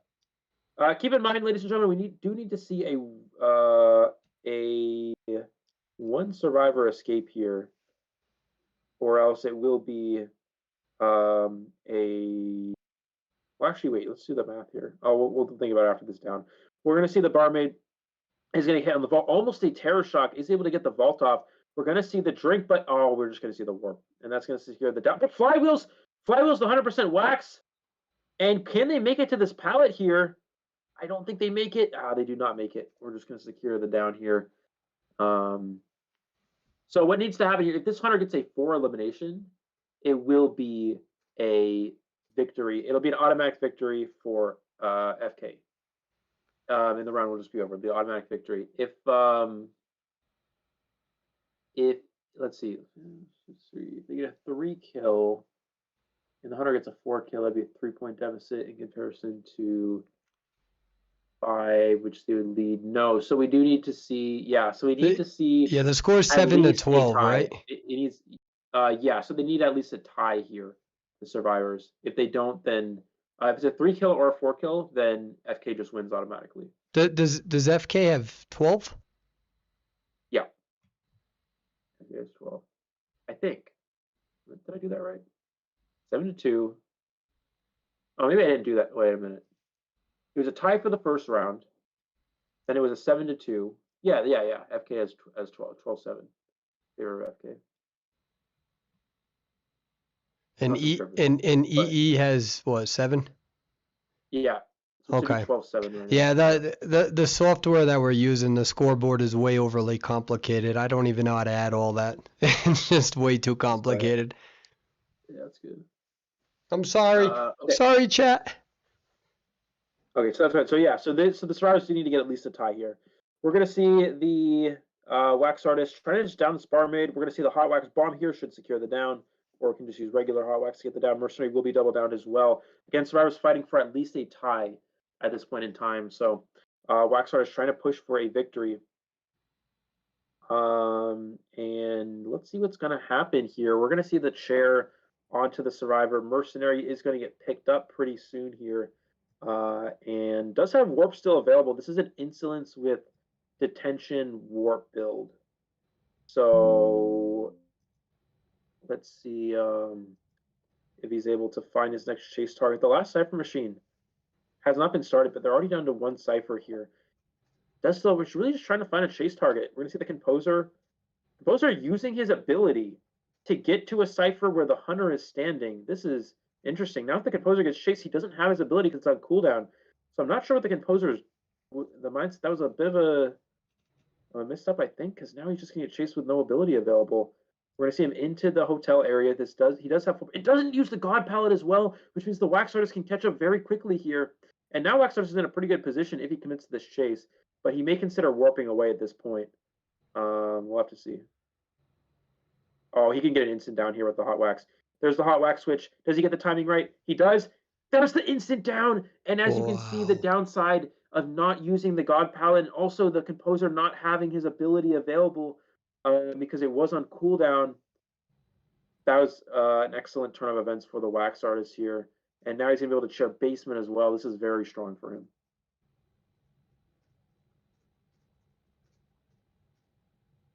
Looks like we're going to see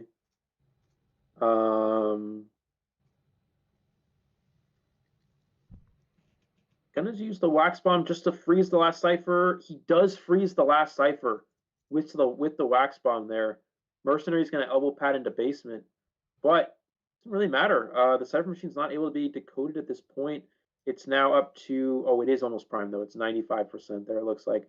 We're gonna see the Hot Wax onto the Composer. They need to go for the pop soon enough. Will they go for the pop? They go for the pop! The speed boost lets him get away. Oh, he didn't go for the swing. He's able to get away with the speed boost here. Still a chance for a 3-kill if he can get the down and then then warp to the gate, but this is looking like a potential tie at this point. We're gonna get the freeze and the down. Will he warp first?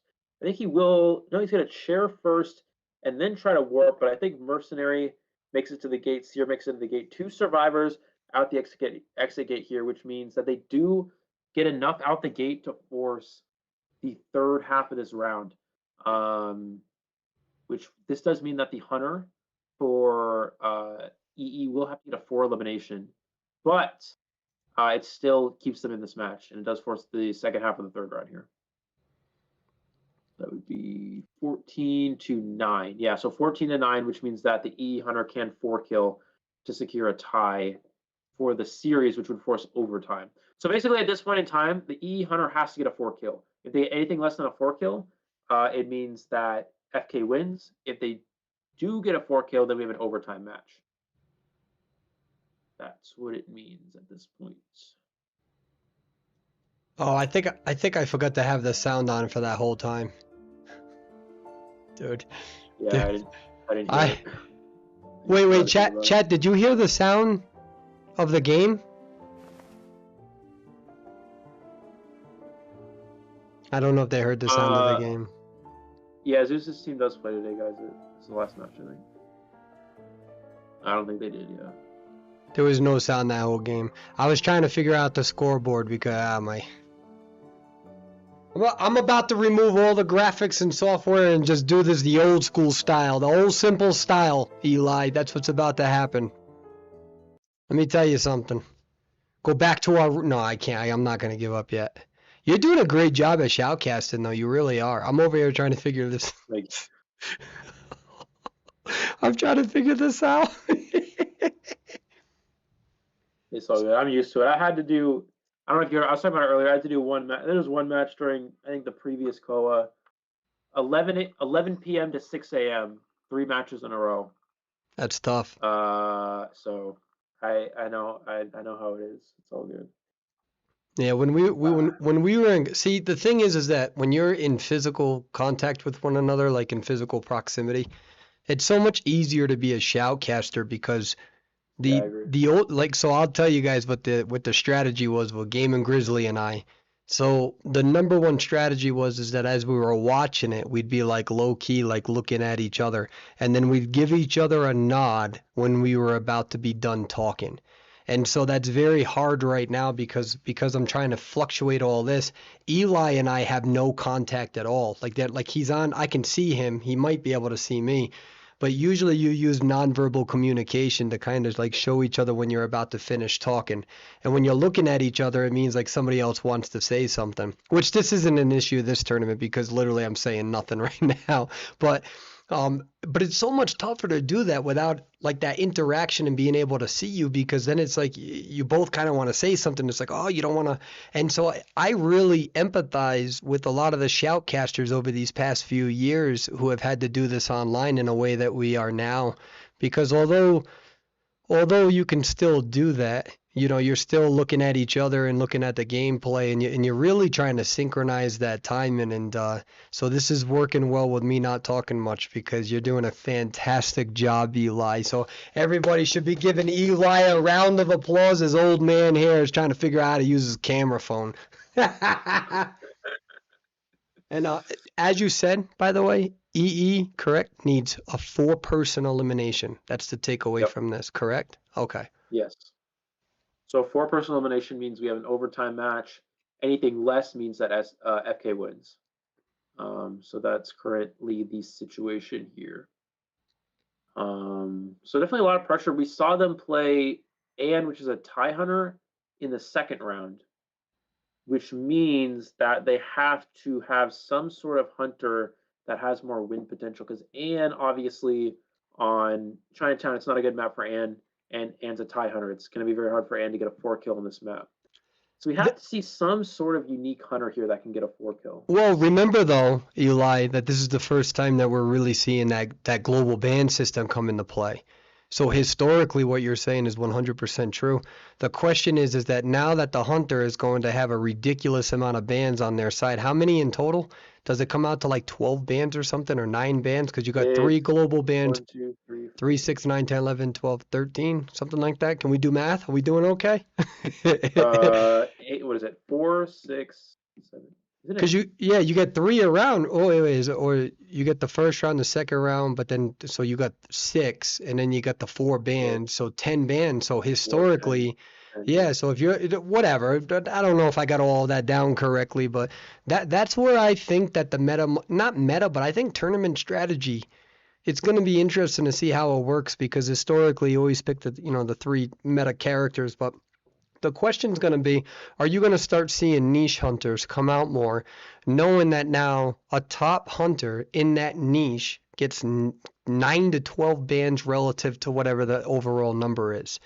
And historically, those niche hunters have never had those amount of bans before. So it's that kind of old age question of, is it easier to turn a niche hunter into a meta hunter versus a meta hunter that can learn a niche? And in all fairness, historically, we've seen niche hunters. I shouldn't say niche. Well, yeah, to a degree, we saw in Koa 2, or was it? I think it was Koa 2. We saw Geisha being played on Leo's memory, and that was unheard of at the time. That was completely unheard of at the time relative to the meta during that portion. So there was either Koa 2 or Koa 3. I think GR may have pulled that off if memory serves me right. So imagine having that same strategy, that same curveball up or what are you? I almost said your curveball up your sleeve. You don't put curveballs up your sleeve. Yeah, that would not have. You know what? I'm done. Um, But either way, what are your thoughts on that? Do you think that you're going to see something different when we get to these round 3s, or do you think it's just going to continue being the same strategy of just pick the 3 strongest hunters now that those other hunters are going to have even more bans in their favor? it's probably going to stay with the 3 strongest hunters. I mean, the reality is Goatman, Opera, and Ivy are the 3 best hunters in the game by a wide margin. So they're all S plus tier, whereas the rest of the hunters are like kind of A. So it's sort of like it's gotten to a this game's gotten to a point. The meta's gotten to a point where it's like we have 3 incredibly strong hunters, and the rest of the hunters in the game are fine. They're good hunters, but they're just not the same level as the other 3.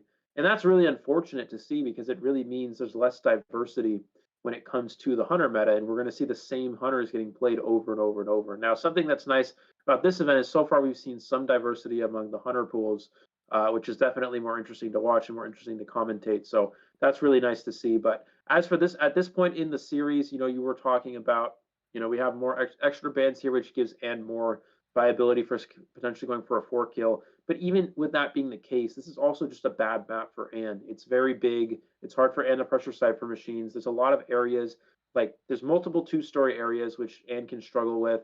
The hotel area is incredibly strong for kiting out the cats. There's a lot of strong pallets that and can't really do much about. So there's a lot of random windows on this map, like the breakable windows. You can get speed boosts to potentially kite the cats out. So there's a lot of ways where and struggles on this Chinatown map. And is still a good tie hunter, but the problem is that at this point in time, it's just really difficult for and to 4 kill on it. If this was Arms Factory or Church, I would say that it's doable, but in Chinatown, it's so much more challenging.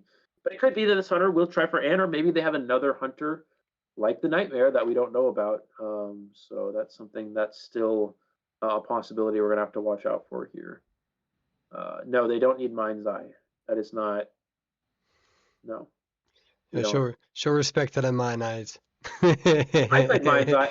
I played Mind's Eye in rank when we were playing. I died in 30 seconds because against a Moonlake Geisha. Because what am I supposed to do on my Mind's Eye? So we are going to switch to the gameplay just because the graphics aren't working like we want them to, and with that being said, we're also gonna, hide the scoreboard. We're gonna hide the scoreboard for now because I'm having issues with that too. So we're just gonna do this old style. Looks like Wax Artist. So we're gonna see a back-to-back Wax Artist picks here now. Yeah, we do have. Is that a Magician? I think that's. Let me at least say, so the global bands, just to remind everybody right now, is Barmaid, Acrobat Knight. We got I think it's Patient, Psychologist. Sorry, they wrote that. I didn't mean to say that. Priestess and Toy Merchant are banned, and then Hermit and are they're banned. So yeah, so that's why we don't see an Ann. And Antiquarian got banned, and Embalmer got banned. Yep.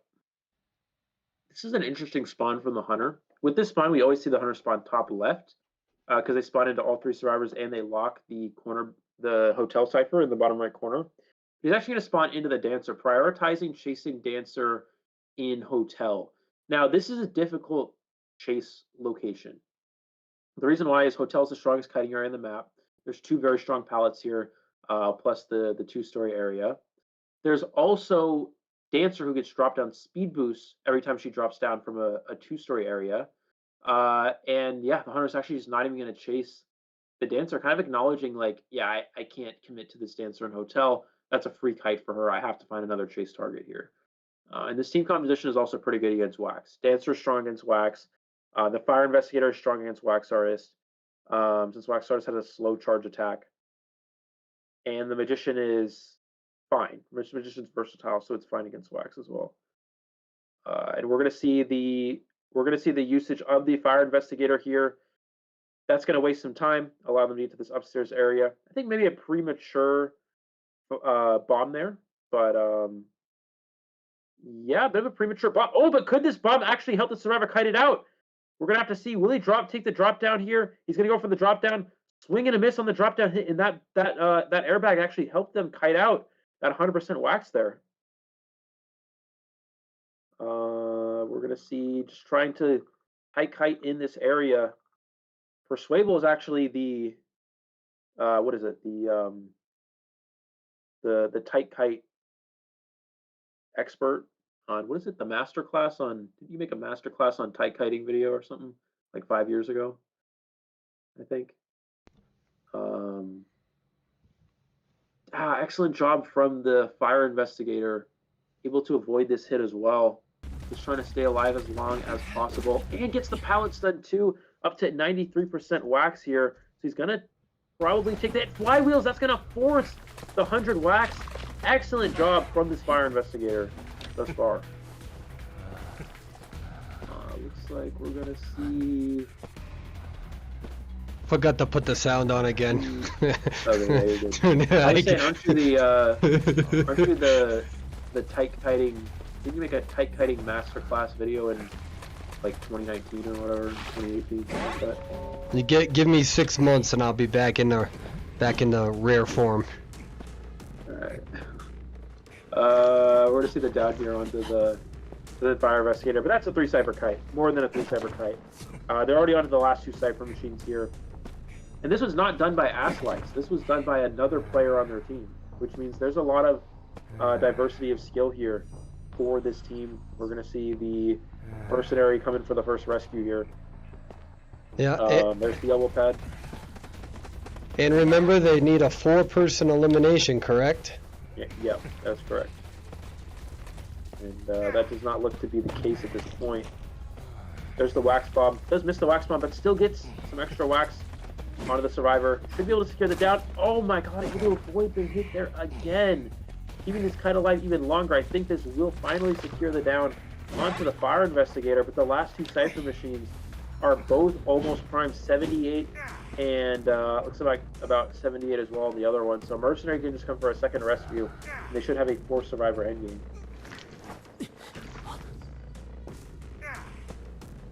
Gonna teleport to the magician. I guess this does make sense considering he does need a 4 elimination. Magician trying to go for a double back there, wasn't able to get it. And also, we call them Asslice on this stream. We don't say magician. You put respect on that name, Eli. Right. You put respect on that name. Can Asslice survive here? It's so funny coming from you. Oh, beautiful job from the wax artist, though. We're going to see the chair onto the last cipher machine. It is about 96%. Gonna wax bomb the cipher machine as well. So wax needs to constantly block this cipher over and over and over. Yeah, so they can't find it. They gotta be careful though. Asslice can't afford to get waxed. Yeah.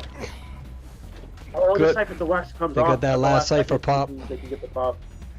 Asslice with 2 illusions, but traps themselves. But illusions. Beautiful. Swing there. Beautiful magician one. Oh, that was a really good wax. The 2019 one, the instant swing. We're gonna see the mercenary does have the gate open. Fire investigator opening the other gate. Dancer is with the mercenary. This will be a 3 survivor escape at this point, unless the mercenary gets greedy here, which actually it looks like he's gonna. No, he's thinking about going for it, but let's see what they're gonna do. Dancer's staying here as well. Dancer has, or Hunter has teleport. He could teleport in front of the dancer here. He could have teleport. Oh, but the mercenary's gonna go for the back door. So we see the distraction. Mercenary getting the backdoor save onto the magician. They're going for this 4 escape here. Keep in mind this Hunter does need a 4 kill. Magician up to 97%. Oh wait, sorry. Asslice up to 97%. Tries to flywheel, but is gonna get frozen here, and the down will be secured. That will be a 1 elimination, but still 3 out for FK. Which means they will be the victors of this match. Moving on to the next stage of the winners bracket.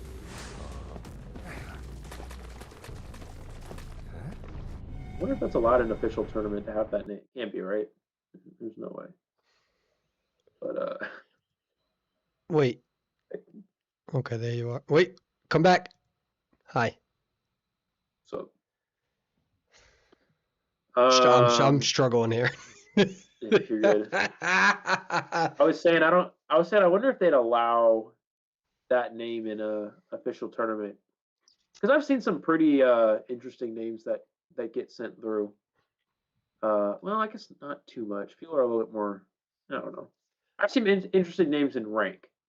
That's for sure. NAU is like the you know what we're known for is we're known for having wildly out of pocket usernames in ranked matches. That's what NAU is known for. So Asslice is a very unique name to say the least. It's only just the beginning of NAU username choices. So I've seen some crazy ones out there. Well, I think it's the perfect opportunity to demonstrate the strength of our server right there with out-of-pocket names, as you eloquently labeled it as such. So Again, like I said, this is a semi-formal sort of, tournament. All of the players are playing as competitively and as serious as they are. But like I said, I mean, if this was an official tournament, do you think I'd be complaining for 4 hours an hour, 3 hours, or whatever the case may be about the graphics, the video stuff? No, we're bringing we're bringing the viewers along the journey. And this is the exact relative attitude that I had with Koa 2, which NetEase actually appreciated. NetEase never ever told me how to conduct myself. Obviously, there's common sense things that you don't say, but it's also important for people to just be themselves. I don't want to go out in here and be a shoutcaster and just act like act like I'm not myself. And if that makes it a little bit less desirable for some, or it makes you undesirable to be hired, then it's fine with me. I don't really care. I'm still gonna have tournaments. We're still gonna have an esports league. We're still gonna keep growing as a service. This is the beginning, baby. It's the beginning, baby, and everyone's gonna remember. The nice thing about this tournament as well is like I can since everybody gave me permission, I don't have to be as serious because in official tournaments, we got to stick to a certain professional level. But here, it's the biggest NAU tournament, and we don't even have to. We can be more entertaining, and I'm sure everybody would actually prefer that we're more. We prioritize entertainment over professionalism because that's what people love to watch, right? But unfortunately, we don't always get that in official tournaments. But I understand. But here, it's going to be a little bit more. Perswayable can't be fired from his tourney. Yeah, he can't. It's his tournament. He can't get fired. I just realized I look like I look like a gerbil with a beard whenever I smile. Look at this. Look at them big old cheeks. Those are some happy cheeks right there. Those are some happy cheeks. Look at that smile, man. Looks like my cheeks got food in them. I look like a damn hamster that don't think he ever gonna eat again. So he tries to put it all in his mouth. Look at that. That is happiness. Those are some happiness cheeks right there. It does actually look like that. If I ever go to Koa, I'll say the same thing. I don't care what they're gonna do. Kick me out. About to change my name. Perswayable. See, I'm so much happier when I don't have to worry about the graphic. I'm just saying, the personality comes out, right? That's. It does. This is why soccer moms love me at the bar. This right here. What? See, I can say that too. I can say whatever I want. If I want to tell. Yeah, actually, I should not say that. Somebody legitimately had their mother hit me up. Had their mother hit me up, and I was like, I can't really be your dad. I was just kidding. Stop it. What's funny is that the NAU community is wild because they all just. I love having the interactions with all of them. Obviously, there's days that I miss. There's times where I don't do the best of a job, and I always try to learn from that. But it is always fun. So somebody took like an edit of my "Call Me the Merc" song on TikTok and like took like a. Go on TikTok and watch it. It's got like 7,000 likes, and I didn't make it. What they did is they took like one of the dancer footage and they just dubbed over it, and they were like yelling at each other, being like, "You can't do that song!" And all of a sudden, like somebody's on a stage trying to do the song, and it was just so funny. And I'm very privileged to have such a fun little quirky relationship with a lot of people in this community, and that's something that I'm going to treasure. No matter what, treasure years of us all having fun and joking around. That I can't explain to you how valuable that is to me, especially as I'm getting older. So I think one of the more entertaining things in NAU is when somebody takes a clip of somebody or something, and they make like an edit out of it, like out of one of us, you know what I mean? And then they make some sort of edit and they put it up on TikTok or something, and it's actually really funny. I've seen some people take the most out of context, out of pocket things, and then they just make it into a video, and then it's just like, and then you think the person that they're doing that to is crazy, but it's actually just because it's out of context, but it's actually hilarious. That's some of that stuff. I love that. That's great. Thank you from IDV Devil for the donation. Perswayable, can you rap "Call Me the Merc"? He did that before a little bit. I can't right now, IDV Devil, but I owe you. I owe you one. You remind me. IDV Devil. I think the big thing too with the content creation, I am a content gold mine in the sense that if you're somebody if you're somebody who's trying to, build up your TikTok or your YouTube, your Instagram, whatever the case is, if you take any of my content, fan art, and you make something creative out of it and you show me that, I'll post that everywhere. Like that's how I've always done my platforms. As I grow, you grow. I don't charge for that stuff. I don't none of that. And that's why it's like when people go out of their way to create that funny content or good content or whatever the case may be, it's like, yo, like let's share it. Like that you put time and energy into that. And that's such an important value in life is how you spend your time. There's going to be a day where your loved ones really wish they had a little bit more time with you. And so the fact that even if a lot of you are younger than me, it doesn't matter. One day I'll be gone, right? But like you'll still be here and that time is important. So I don't take that for granted whatsoever. So if you go on Discord and you post anything that you edit my site, and you don't need any of my permission for anything that I ever post, ever. If you want to use the fan art that we post, you don't even need to credit me. I genuinely don't care. Like zero. Don't care. You don't need. If you want to be a tournament competitor, you don't need to subscribe to my YouTube. You don't need to like me. None of that. I just don't care. I live a simple life. But if you do want me to ever promote anything that you're making of mine, you just let me know. I'll post it up. And because then if I post your content up, then it's like one less thing I gotta think about. I don't have to post nothing. I'm like I'm good. That's like the laziest way of living. There's two lessons from that. One, I mean, Persuade did say you don't have to follow him or anything, but it's important. If you guys want to get better at this game and learn competitive and learn more about competitive gameplay, it's good to follow those people on social media who display that sort of content. That's how you're going to get better. Something that I talk about this a lot, right? But something that happens a lot in NAU is a lot of people prioritize watching videos about skins and about lore and all that. It's like I get it. It's entertaining, right? That's fine. That's totally fine. But people don't spend any time watching competitive gameplay. They don't spend time learning these strategies. And one way you're going to get, and then people ask me, Eli, how do I get better at this game? Well, you have to watch these competitive gameplays. You have to watch these content creators like Perswayable who put up video, who make competitive content. And when you watch that, that's how you're going to learn to become a better player. That's the first step is you need to watch these players. Going back to the story we were talking about before is when I first started playing this game. I was a low tier who played for fun in my English class with my friend. And, and I first started getting competitive. I started watching these YouTubers on YouTube. I started watching Perswayable. I started watching iAlien. I started watching these YouTubers that put out competitive content. And that's how I got better at this game. And then from there, I transitioned into watching Koa. And I spent time studying these strategies, watching these YouTubers, and that's how I got better. And I've gone from being some random low tier worker bee who doesn't know anything about this game to being someone who's been a peak tier in both factions for multiple seasons and who commentates this game for for tournaments and stuff. It's not as hard as people think. People get this idea. It's like, okay, I don't want to waste my time watching competitive. I just want to watch skins and lore and blah blah blah. It's not an incredibly difficult game to understand. There's a lot of strategy, yes, but it's really, really interesting when you actually I started watching these YouTubers on YouTube. I couldn't think of the right word to say for that. But it's really interesting once you look into it and once you start to understand these strategies, you're going to become a better player. You can become these top players, and that's how this server gets better. Is when people put in the time to actually watch competitive. So people like Perswayable, people like Psyche, Zeus.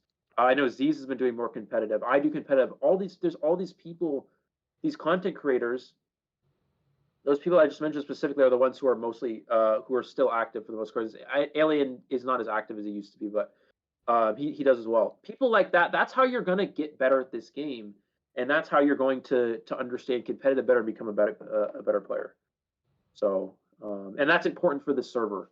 It's the moment people start doing that, that's when we get better at the server, and that's where we get more recognition throughout the world. You think Japan does that? You think China does that? Absolutely. They like the skins and lore. I'm sure they do, but they follow all these competitive content creators, and they spend time learning the game. And the ranked players are way better because they don't screw around and they don't play doctor and rank. You know what I mean? They don't play doctor and high tier rank. they play characters that are strong in rank, um, like meta characters and stuff, and they understand game sense. Game sense is crucial.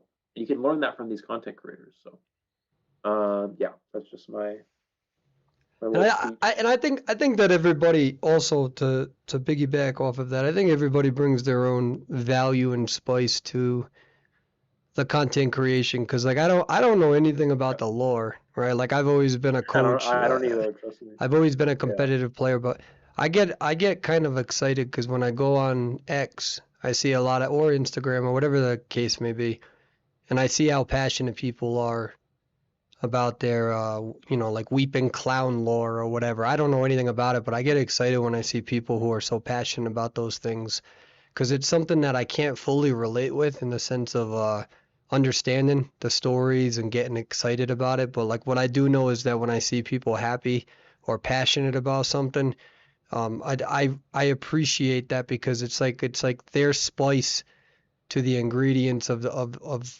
this recipe of content for Identity 5. And like for instance, to segue off this, even people who are more competitive, they also have their own variations on how they produce their content. Like for instance, Zeus. I follow Zeus on Twitter because every morning I drink my coffee and I'm like, I wonder what Zeus is gonna complain about today, and I love it. No, That is I no so no, true. but I love it. No, no, That I get what you're saying, yeah, but I also, yeah. but that's Zeus's personality, right? Like No, not it, I not, know. Yeah, and absolutely. I love it Yeah. because it's like the dude's unapologetic. He says what he wants to say, and it's Yep. like, I you agree. know, for me, and I disagree with him sometimes, right? But I'm not going on Twitter trying to argue him about it. In fact, like I'll be calling him sometimes on Discord chat. I called him the other day, and I was like, did you finish? Did you figure out hula hoop boy yet? Are you still struggling, right? And and he'll laugh about it because that's the type of guy that he is. He's passionate about his stuff, but like if you actually talk to him about, he's cool. You know, he gets passionate, and those are the things that we should applaud. And that's why looking at the content creation, because I've done a lot of time looking at a lot of these content creators since coming back. I look at Faust.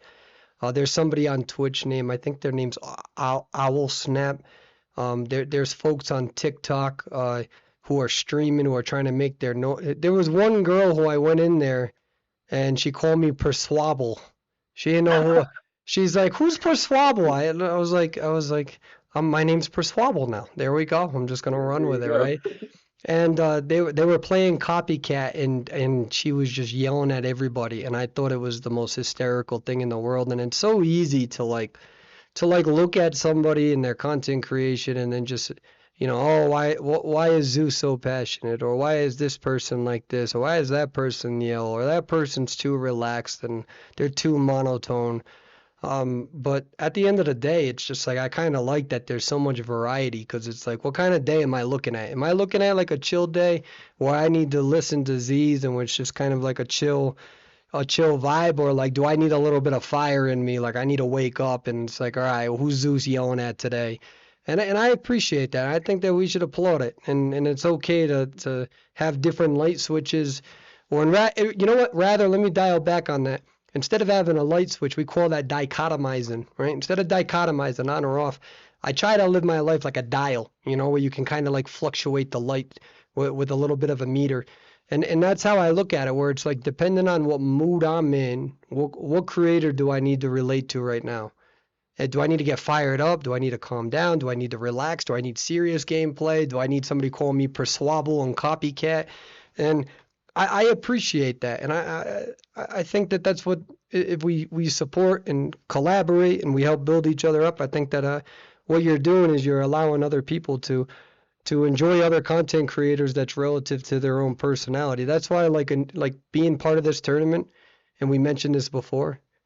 Um, by the way, we're not delaying this. We're buying time because the survivors and stuff are trying to come in. So we're just trying to buy us time here. Um, but like that's why you don't need to be a subscriber or anything like that to enter any Perswayable tournament. And you never will be, ever. Not at least with Identity 5.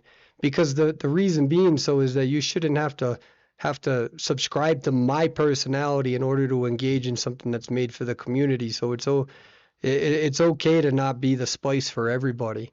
but it's also okay to acknowledge that, hey, this might not be my spice, but I appreciate what they're contributing to the overall recipe. And Yep. and by the way, I would just like to take this time, Zeus, you promised your fans to cosplay as Naiad, and you never delivered. You'd be an awful postman, Maine, because you never delivered, and we want you to deliver. Do you understand me, Zeus? So you got like 2 weeks left, dude. I literally went out of my way to post a screenshot of a Naiad All cosplay for about. like $24. I will buy it for you. I don't deliver it for your fans. You said you were gonna do it. We want you to step up to the plate. No pun to the batter mains, and I need you to deliver. That was good. I see what I did there, Eli. We had a few characters in there, right? Yeah. I have no I kids. This love is those. why. This is why.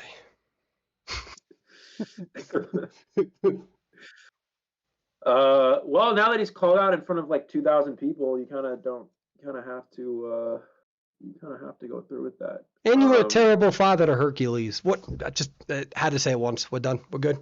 I feel better now. Yeah. But yeah, off of that note, yeah, everybody has their own unique way of being involved with this community. And just to be clear, I have nothing against people who are into the lore and people who are into the skins and all that. I mean, I think it's great. The point that I'm trying to make is that it's good to at least try to sort of like diversify your IDV portfolio, if that makes sense, right? Spend some time in other areas. For example, if you're someone who's really into skins and into lore and all that, try some time watching some competitive content creators. Diversify your IDV portfolio. See other parts of the community. See other parts of the game, and then then you'll be able to figure out all different areas. So yeah. I also forgot to mention another. Fafa was another one. I was mentioning content creators for competitive. I totally forgot Fafa. I feel so bad because every time I open TikTok, I always see Fafa's videos, and I always say like, "Oh my God, Fafa, I love you" on all his videos or whatever, just to like mess with him. But I totally forgot to mention Fafa, so now I feel bad. But anyways, yeah, I that's was another one. Who is playing in this tournament as well? So I was scanning YouTube the other day. I went on one of my famous rants because I'm very good at ranting. I'm like S tier at rants. So Zeus has still got a way to go. Until he starts producing 1 hour rant videos like I did on Priestess, like he's got to level up. But he's getting there, and I believe in him. I'm rooting for him, right? He's just, he's like the Mario looking for the mushroom, the ding, ding, ding, ding, right? So with that being said, though, yeah, I went on a huge rampage because I looked on YouTube. There's this YouTuber named Landbo and something. I can't remember their name. And they had a tournament 1 month ago. 8 hour oh streams. yeah, 8 hour streams. Beautiful graphics. 10 times their transitions, like the ability to get the characters up, 10 times better than what I'm doing right now. They got 70 views. 70 views having an extremely good tournament with like 2 8 hour videos that broke my heart. Because like right now we've been hovering around 2,000 viewers, and I've been gone for 2 years. I can't even do video transitions. I'm messing every single thing up about this. So all I can tell the content creators is that I'm bringing you with me. You're coming with me, boo boo. Don't worry. Call me an explorer, man. I'm gonna put you in my backpack, and we're all growing, and we're all gonna eat. I don't know what that means, but somebody told me to say we're all gonna eat. I don't know, or cook or something. Cook, eat, cook. I don't know which phrase it is, but we're all cooking and eating because both are important. yeah. Leave no crumbs or whatever. I don't know, something like that. Yeah.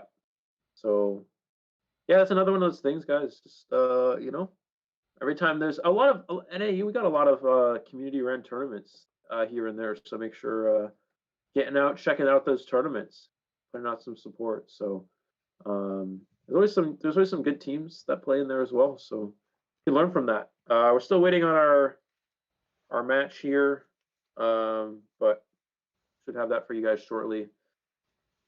Oh, I gotta stretch. I think Not it's too long. I think what is it? It's going to be ADM versus the activators. And in chat, we are almost into the next match here, so we apologize for the delay. Normally, if I knew what I was doing, we'd have the graphics up and running, but nah, I'm chilling for now a little bit. I'm having fun right now. Yeah, I'm not sure if you can see the difference between me talking now versus me not talking before. So we gave it a shot. We'll figure it out. So thank you for your patience and coming along with us. Has the brackets been updated? Um, I can check right now. I think I can.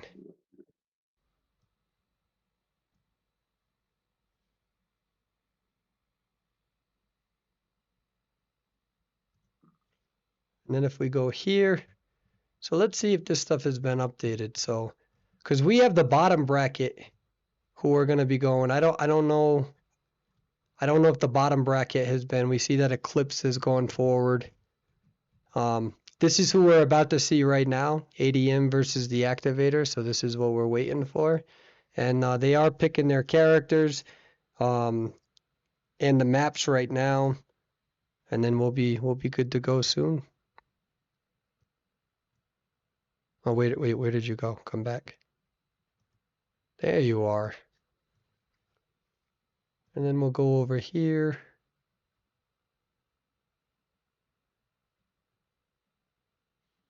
And then you know what I do? Where am I?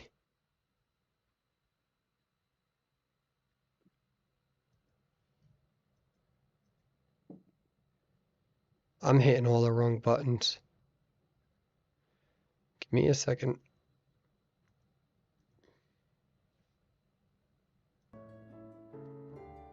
Okay, there we go.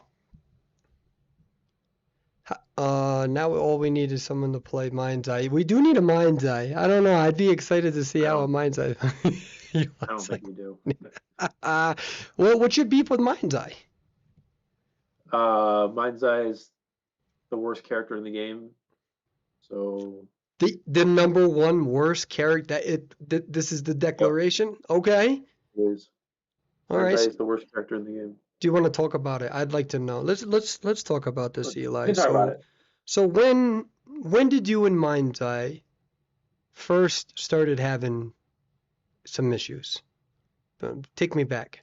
It first started when I was getting through. I hit getting into champion tier, and we could only play duos, so no more 4-person teams. We got a random who played Mind's Eye, and me and my teammates, being respectful individuals that we are, we politely asked them in the most respectful way possible to please switch their character, right? And they did not cooperate. So what happened is we got into the match, and the Mind's Eye gets found almost instantly, and then dies before I touch a cipher machine, and we get 4 men at 3 ciphers. And then from then on out, it was just Mind's Eye experiences were never positive, and that was the Okay. result of that. Yeah, Now it's hard to come back from that. Get you that you you and PTSD in my your mind. you and your teammate, who you labeled as respectful individuals, was there Mhm. anything written in post chat or? You know, there was a brief conversation Mm-hmm. in Mm-hmm. which some words came up that aren't exactly positive for a public environment. Okay. Um, and but it's one of those things where you got to do what you got to do, right? To Right. defend Right. yourself and defend your teammate. You work hard to get to the place that you are in champion tier, and someone just decides to ultimately diminish that accomplishment by playing Mind's Eye in your tier 7 match. Okay. So we had to we used our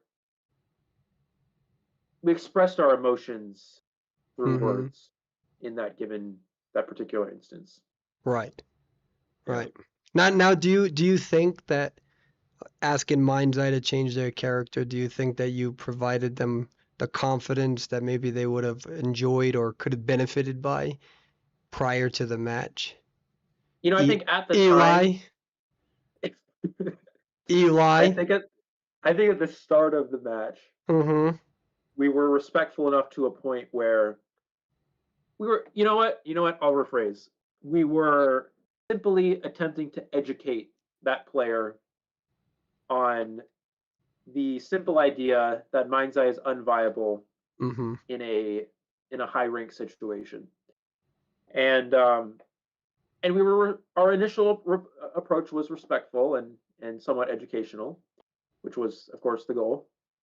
However, once the individual didn't exactly see eye to eye in that situation, even though we were simply just trying to help, um, we were discouraged by the results of what played out by the aftermath, Mm-hmm. essentially.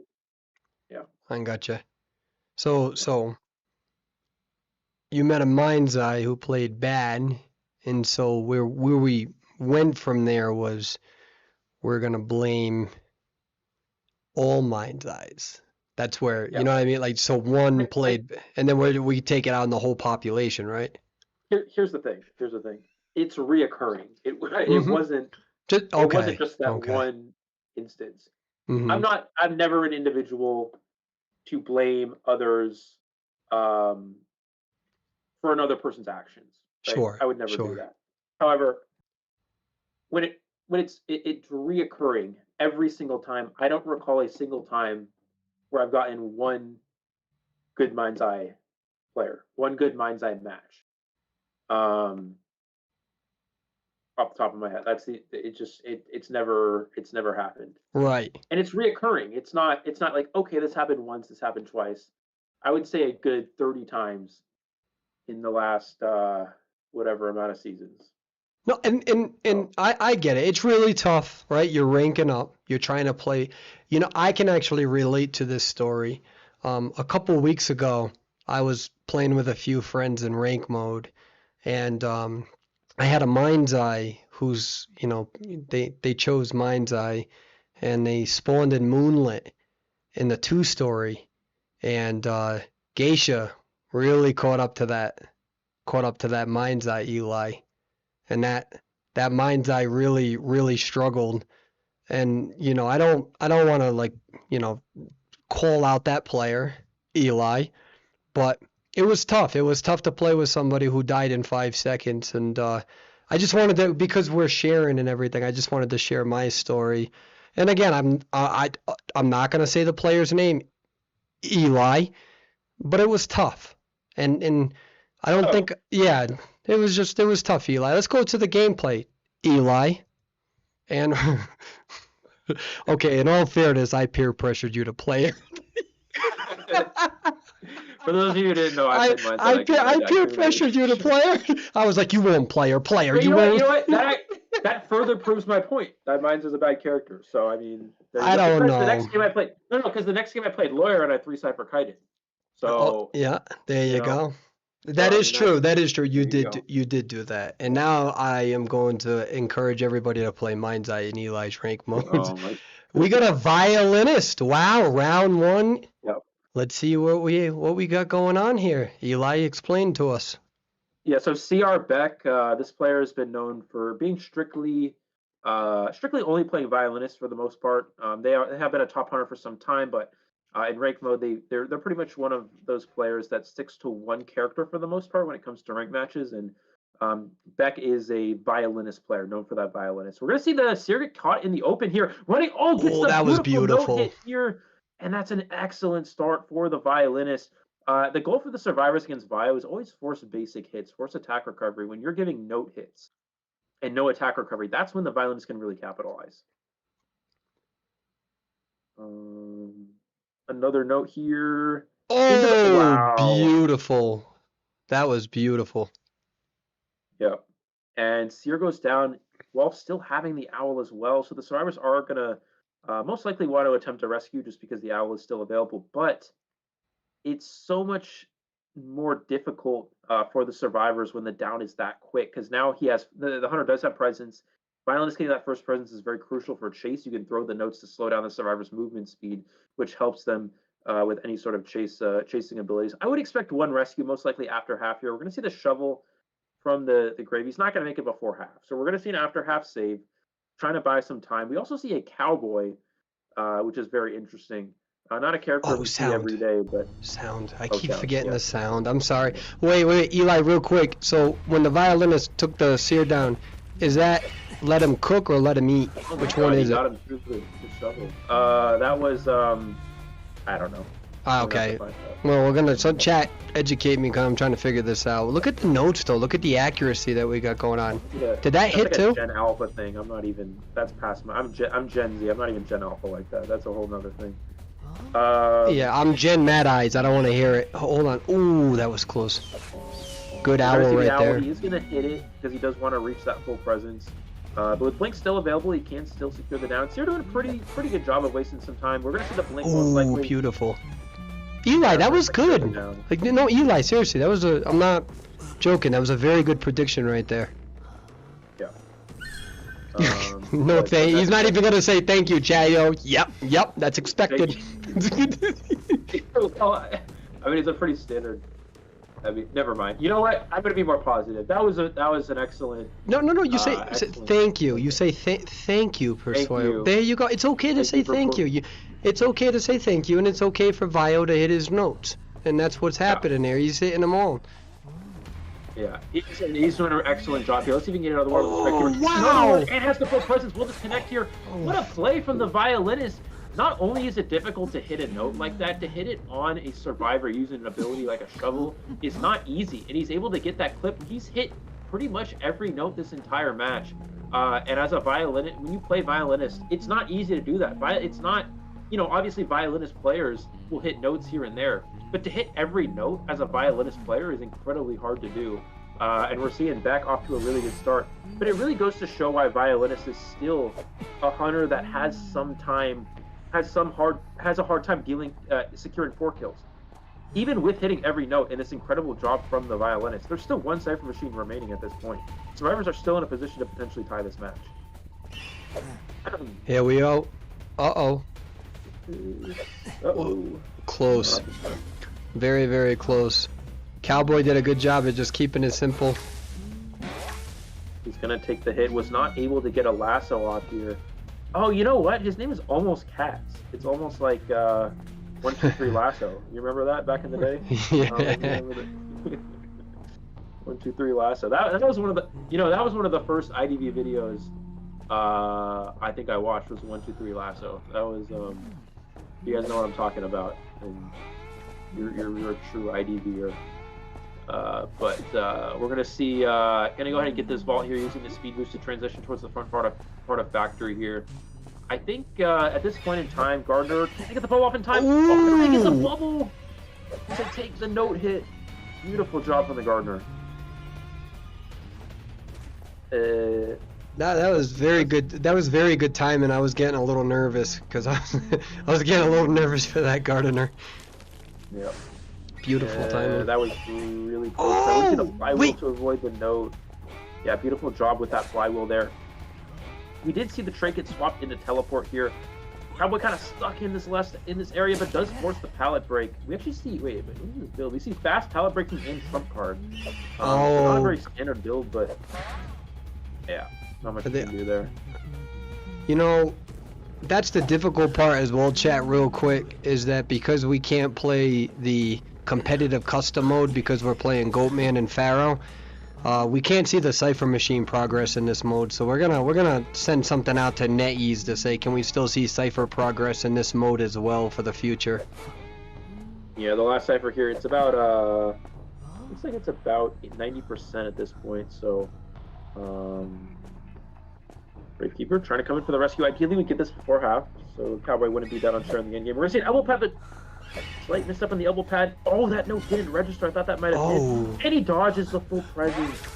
Beautiful. That is a beautiful rescue. That is a very hard rescue to make. Was very, very good movements from Ice God 69. Yeah, don't forget the number. Else doesn't count. Let's see the Oh, note onto the great beautiful! master.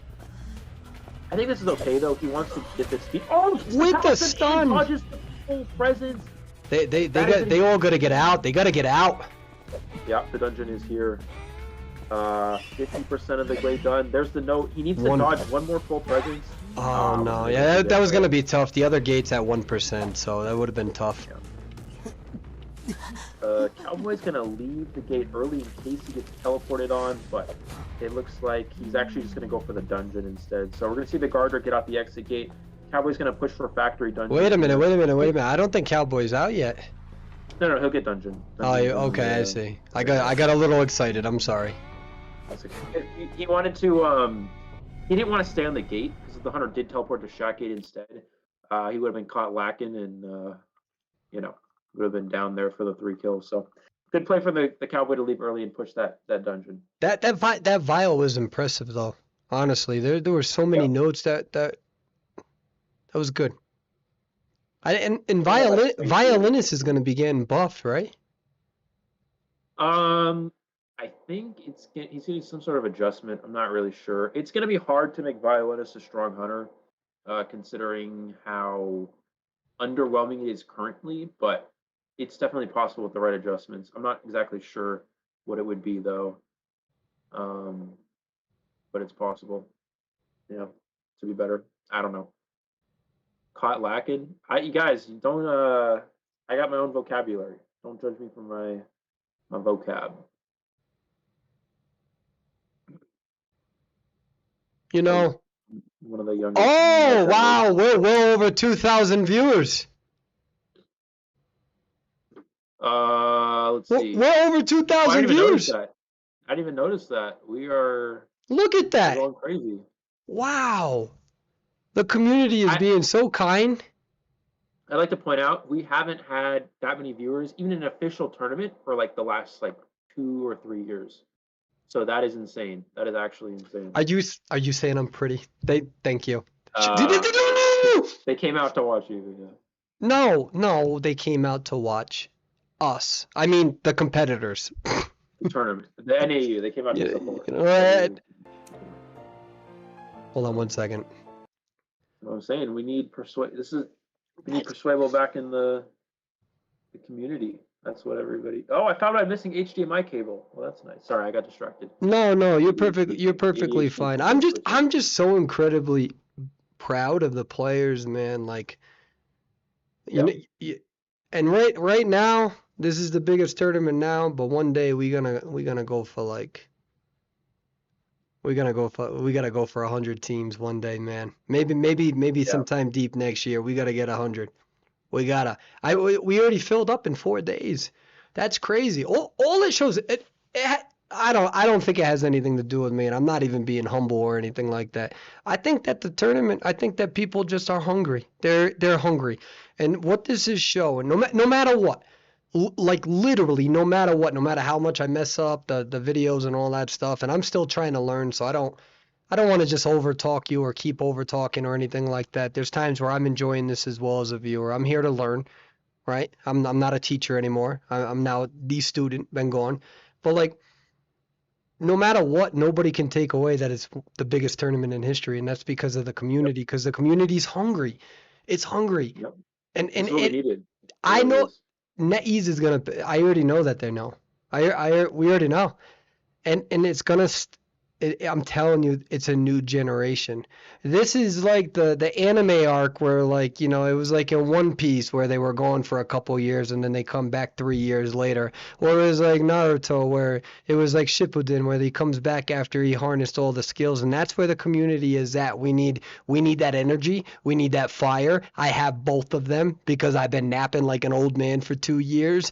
And I'm telling you, the future is so incredibly bright. And one of the biggest reasons is Rival, because they are the number 1 team. They've been the number 1 team. Schmitty has agreed to help coach people. People don't know this, so I'm going to say it now. Sprinter has been coaching hunters on this server behind the scenes, and he's helping hunters, people who may one day dethrone him. He's helping them. because even Rivals' priority is to help other teams get into the market, get into competitive gameplay. And that's why we ended up revamping this entire tournament to make it so people could get real tournament experience, set the tone. And now February and COA regionals is going to be very exciting because now teams have 3 months to prepare for this. And I said this on my live feed, and I'm making this declaration now. The COA regionals, this will be the most competitive version of COA regionals that this server has ever seen in its history, hands down, because there has never been this many teams, and we shut the applications off. We shut the applications off. What's going to happen with the COA regionals? They could barely have 12 teams back in the day as a coach, or 16 teams when I was coaching before you. It wasn't many teams. We have 8. We have 8 now. We have 8. No, we got 64 now. We got 64 now, I meant for the most recent COA. The most recent COA, there was 8. And we have 64. Right. And at some point, right, and Rival has done a fantastic job, and so has NetEase. They've allowed 2 competitors to go to COA. NetEase has been growing with us. But at some point, it's like, when do we fan the fire and fan the flames and make it even bigger? And that's when I was like, you know what?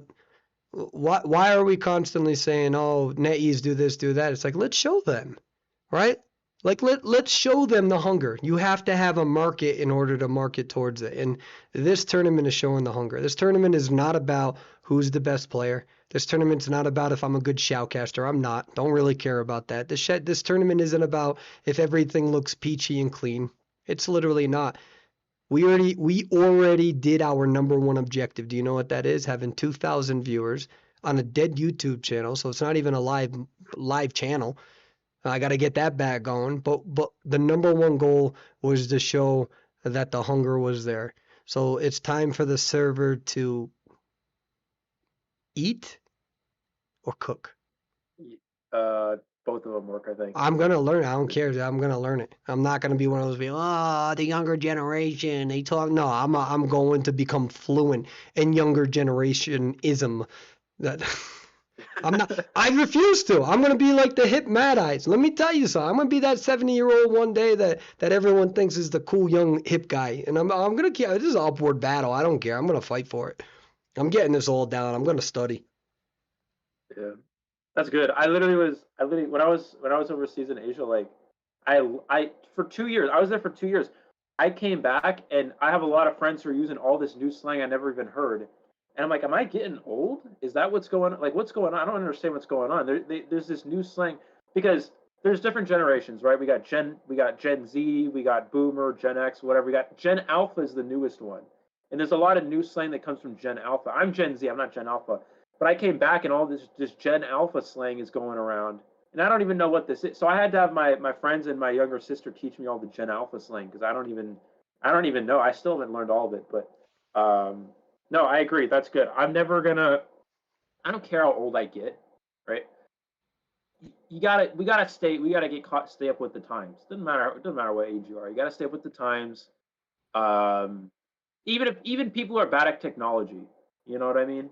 We got to know how to use the cell phones. Cell phones, you see this, guys? Do you see this? This in 50 years or in 40 years is going to be way more advanced. And we're going to be sitting on it like, what the hell does this do, right? But as long as we stay caught up with the system, then it won't be a problem. It's like when my parents try to use a cell phone. It's like when my parents try to turn on the Apple TV and they don't even know where the power button is. That's what that is. But we can't let that happen. You know what I mean? I wonder if they heard. I feel like no, they're not home right now. Okay. I think I would have been yelled at, right? I think that's a good philosophy to have because one of the things that I'm learning too is that like even already in my generation, and guys, we're waiting for the characters to be selected and all that.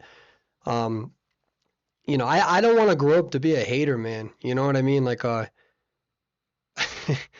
that I remember having a conversation with my own father, and he's like, "Your generation's got it so easy," and I was like, "Well, first of all, we're gonna avoid that debate. It's just a pointless debate to have at that point." But I'm like, I remember looking at him, and I'm like, "So you're pissed off that you did a good job as a society to quote unquote make it easier? Because like I hope that if I have kids, I make it easier for them." Like, why? Yeah. Where's this You know what I mean? Like, what kind of generation doesn't want the next generation to have incentives that we had to fight for, right? And so it's the same thing, and it kind of comes back to Identity 5. I remember just a couple of years ago, maybe 5 years ago, you know, I remember like low key being like, I can't believe people care so much about skins. I can't, people care about lore. And it's like, what I realize is that if you start going down that path where you start ridiculing people for what they're passionate about, if you're concerned about what everybody else is bringing to the table, then you ain't focused on what you're bringing to the table. And I can guarantee you, when you find good people in your life, you better be focused on what you're bringing. So I had to challenge myself, and I told myself I don't want to fall down that path of just being a hater. Like, I don't need to understand anything, but I do know one thing: if I see people passionate and happy about something, that makes me happy because I get passionate about Identity 5 competitive gameplay. I get passionate about science and research. I mean, I've dedicated over 8 years of my life, as well as 6 years of clinical duty, right? And so if I was like getting super excited, and we're gonna go back down to the gameplay because it's finally clicking now. That would hurt my feelings if I was sharing something passionate and then people just, kind of crap on it. And I don't want to be one of those people. Here we go, Goat Man! Goat Man. We see Batter as well, which we see Antiquarian and we see a lot of what we call OB characters, which are the harassment characters here. Interesting to see how this works. Actually, we haven't seen too many harassment characters versus Goatman, but we'll see how this interaction does play out. You have Barmaid plus Seer Owl. That's a great combination. Antiquarian, in theory, could be good against Goatman as long as they stay away from the edge of the cages. And Batter, I'm not sure. I'm not sure about Batter Goatman interaction, but we're gonna have to see here. So, where does the hunter spawn? He's gonna spawn in the middle left. So you're gonna be able to choose a target which he wants to go for first. I don't think you want to chase Antiquarian first, so I think we'll probably see a potential Barmaid or Batter chase first here. Do you think we're gonna see excitement? But I think, yeah, probably. I think it would make sense. I wasn't paying attention. Yeah, I think excitement would make sense with this team composition. It looks like it is excitement, yeah, so good call there. Like, we're going to see excitement for this round. No, I read it on chat, and I wanted to pretend like it was my... Yeah, like, I want to pretend like I came up with that one, but I, like, low-key plagiarized from somebody in chat, so... Because he does have excitement, it does make it easier to chase something like an Antiquarian. Anti's going to have to use an early stick here, though. Will we see the stick from the Antiquarian? Oh, no, doesn't even need to use it. Goatman missing the hit there. We're going to see the cage to block her. Missing the sit, missing another hit. Still has one more to work with. Does get the last hit there. She can break the cage and get to this next pallet. And dodges the hit. Beautiful job from this Antiquarian. They're playing so well. So well. They are in this hunter's head right now. He did use the cage to block off the kiting route, so nice job from the hunter there, but he's wasting a lot of time. We still have Owl to work with. You see the Seer is observing here as well. They gotta be careful. Basements over there, though. They gotta be very, very careful. And this is why. Right, yeah, there's the Owl. Break it. He's gonna go ahead and hit the Owl as well. She's doing the right thing. She needs to transfer out. Be careful. I would prioritize transferring out. I think he knows that the hunter has excitement now, because he would have blinked in a few situations there. So the Antiquarian... Oh, no, she doesn't. No. She doesn't. She didn't take the vault. She expected a blink. Well, she didn't take the vault, but... Let's see what Assassin does. I've known Assassin for a very, very long time. They're a very good survivor, so let's see that play. I'm surprised they didn't try to get him in the basement, no? Am I missing something there? Yeah, I agree. I'm a little surprised there, too. I mean, there's a worry of Batter being in the area, but he knows Batter's on far away, so... Okay. We're going to see the hit onto the Barmaid. She will be able to make this rescue, plus use the drink to heal herself once Tide Turner is up. And the bright side here is... Oh, no, he's going to go for the double down on the Barmaid. I think this is a good play, because it kind of creates a situation where the Barmaid can't heal herself with the drinks and she's double down. So now what's going to have to happen here, the survivors know that the hunter does not have trait anymore. It's on cooldown, so they can use the stick for free without the fear of excitement or blink. Here, batter. I'm making that stick. Dude, look at that. Every time I do it, they hit it. That's 2 for 2.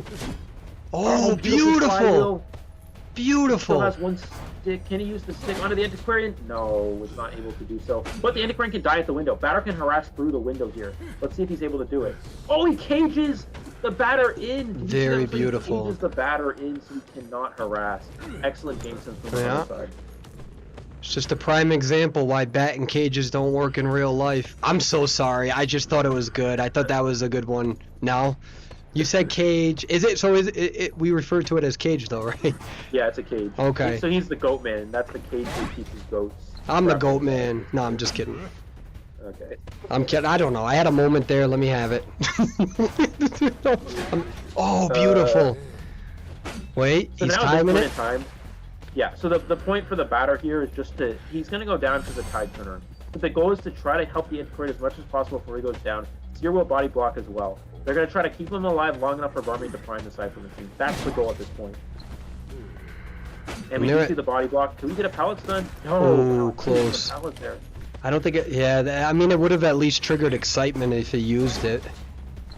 Oh, he gets the down with the cage. They're going to try to go for a pallet stun on the pickup. Oh, He gets the pallet stun, but the excitement. Okay. Just being, that was the most crucial moment in the game. The Cypher Machine is 90%. If that pallet stun activates, that's a 4 survivor endgame.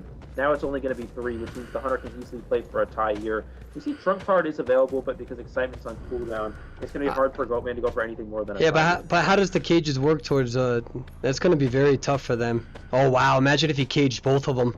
Cage them both. Oh, he missed one, right? Barmaid there.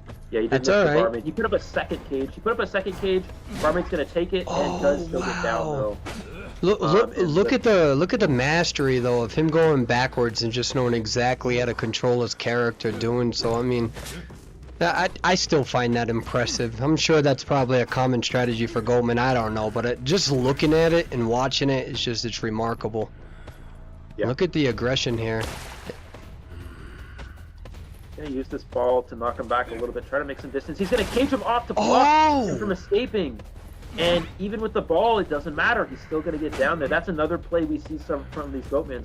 Sometimes it's better to put the cage, don't trap the survivors. Put the cage up to prevent them from walking in a straight forward, which is what we saw there. Now he's going to put up a large cage, a 15-meter cage to close some distance. He's going to use a double cage to get all the way to the chair here. And this is the power of Goatman.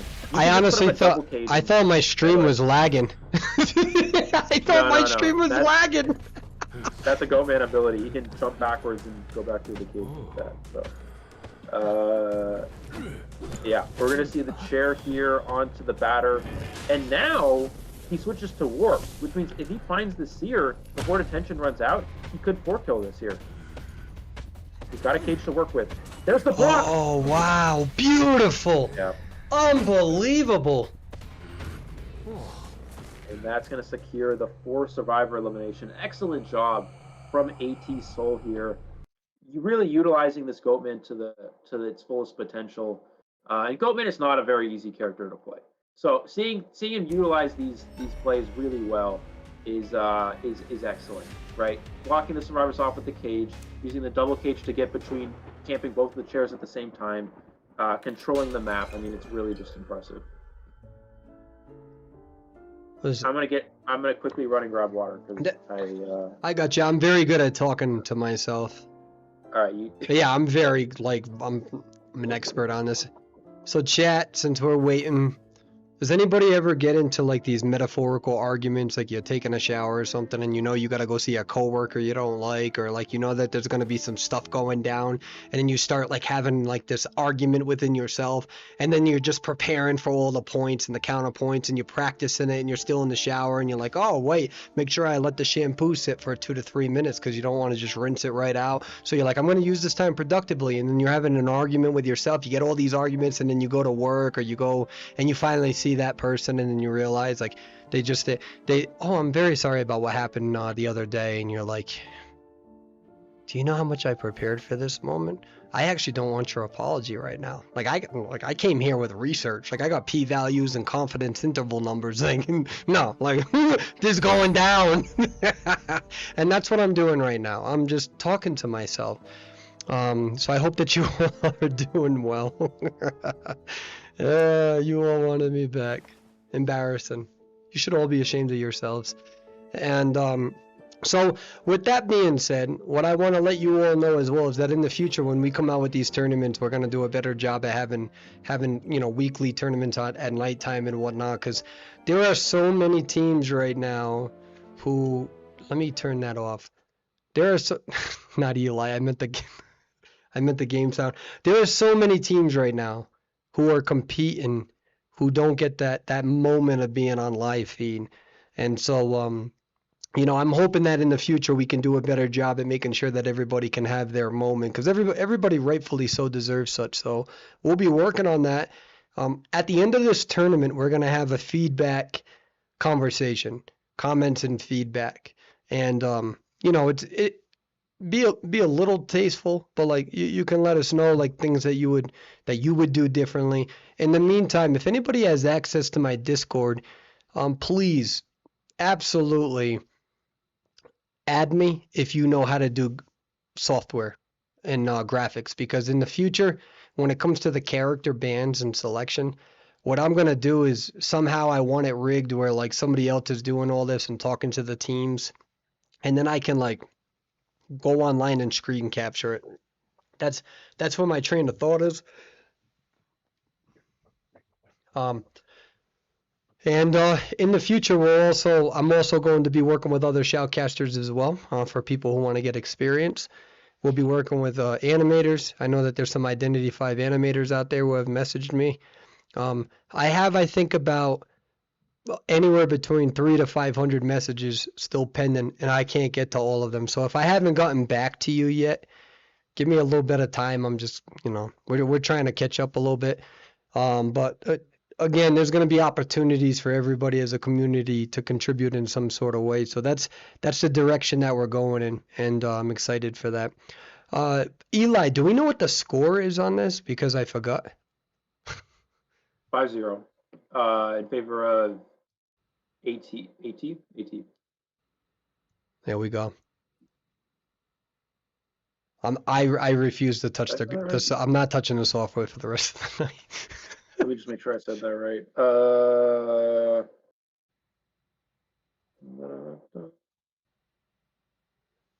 So right now, what we do know, I think what I'm gonna do in the meantime, I think I'm just going to verbally express some of the things. So what we see right here, we see that the AT bans the map Ever Sleep in Town. That's all I got so far. All right, so they're going to ban Ever Sleeping. Someone asked, how do I get into a tournament? Well, that's a very good question, and I think that's a question I really like to hear. So one way you can join tournaments is, of course, you do want to get into a 5-person team, and there's a lot of community tournaments that go around. Obviously, we have there's a lot of random Discord tournaments. This is one being the biggest one that there's ever been. But definitely join Discord servers for IDV.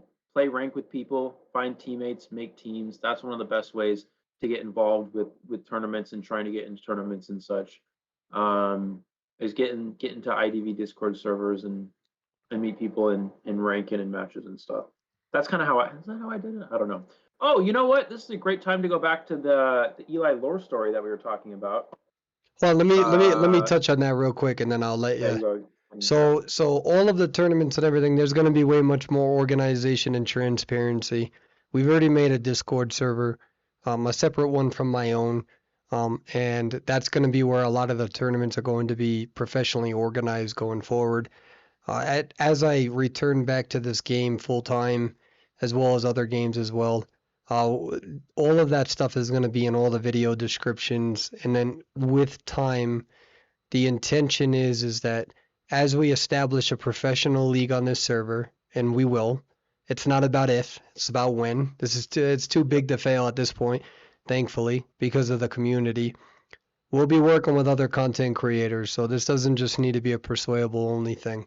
So if anyone knows anything about me, that's not how I've ever operated. So over time, we may even establish different leagues, so like AA, AAA, professional, with different organizers running that, and we'll go from there. But anyways, so Eli, please explain this lore. So explain this to us.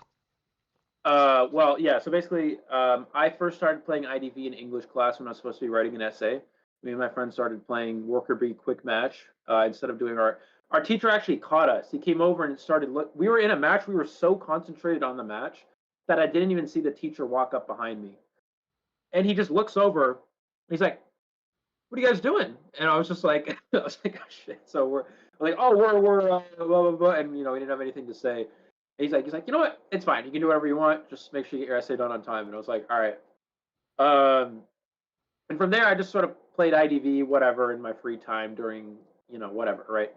And I got to like proc tier playing clown with the 60% win rate or something like that. And I never really watched videos too much, but I started watching over time. I got on YouTube. I started looking at IDV content. The first video I ever watched was an iAlien video. I forgot which one it was, but I watched that one. One of the first videos was also the 1 2 3 lasso video with Cats as Cowboy. Another first video was a Perswayable video. I don't remember which one it was. I think it was the tight one. Maybe it was a tight kiting guide, something like that. And so I It was, should have so it that's should why. have it should have been the first video you ever saw. But that's fine. I'm not even jealous of those other content creators even in the slightest. Continue. I'm not mad. It was the aliens was just like the first one that showed up, so I just clicked on it. But anyways, so I started watching videos like that. I started to rank more. I started to join Discord servers, and then I started to randomly stream on Twitch, in which I didn't really have any, I had like like 2 4 or 5 people watching or whatever at the time, and uh, and so eventually, and I just kept doing it. I just stayed consistent with it. I kept doing with it. I started grinding rank a lot more, even playing like solo queue or playing duo queue with a teammate or whatever. And we slowly moved up a little bit here and there. And this was back before peak tier. And I made it to Griffin, which Griffin was the tier right before Champion, which was the highest tier at the time because there was no extra tiers at that time. And so from there, I started to meet new people from playing in rank. I joined IDV Discord server, started to talk with more people, and we started to play more. And at that point, I'm trying to remember exactly what happened, but at that point, I think I started to stream on YouTube or whatever, and then I just again stayed consistent with it. And I think it was right when COVID started. I started to play the game really like a lot, and I joined. I made a team called FCN. If you guys remember FCN, that was like I was one of the people who made the original FCN with like Doctor Disrespect and Shrek One on DVD and Tyrone from Wii and all those guys. And we made the original team FCN. And then from there, I started to play rank a lot during COVID, and I grinded the game so much that and this is not a bragging thing. This is just what happened. I'm just going to throw it out there. This is the only time you're going to hear me not being humble. I was first survivor for that season, for pretty much the entire season, and that was I don't remember what season it was, but it was when COVID was like a big thing. And so that's when I got like really addicted to this game, which is more or less a good thing. And I was streaming a lot and whatever, and people started to watch me. And then after that, I got a message from Joggy actually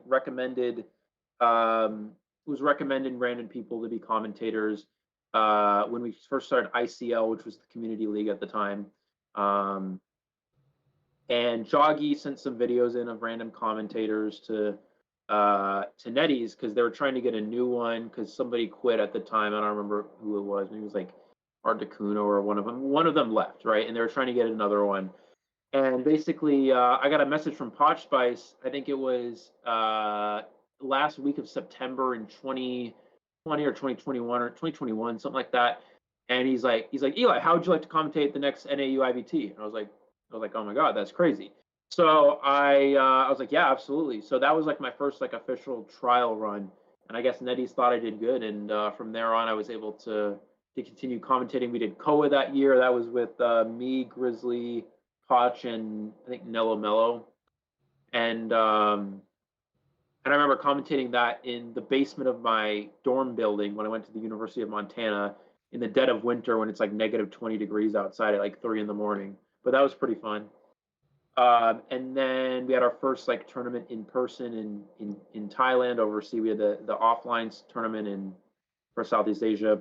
And then from there on, that's you guys know the rest. So that's kind of the whole thing. So it all started with just watching videos on YouTube, learning these strategies, and just getting into playing the consistency of playing the game and learning these strategies, consistency of watching these YouTubers who put up competitive content, and it just took off from there. So it's just that putting that consistency into the game and learning these strategies and moving up the leaderboard, stuff like that. That's how you get to. That's how it goes. Amen. I agree with all that. You got to put the time and energy into it for sure. Real quickly too, the global bans right now are Gravekeeper, Gardener, and Seer. And then there's also Priestess, who is banned, Mercenary. And then we also have Acrobat, who is banned, and Dancer, who is banned.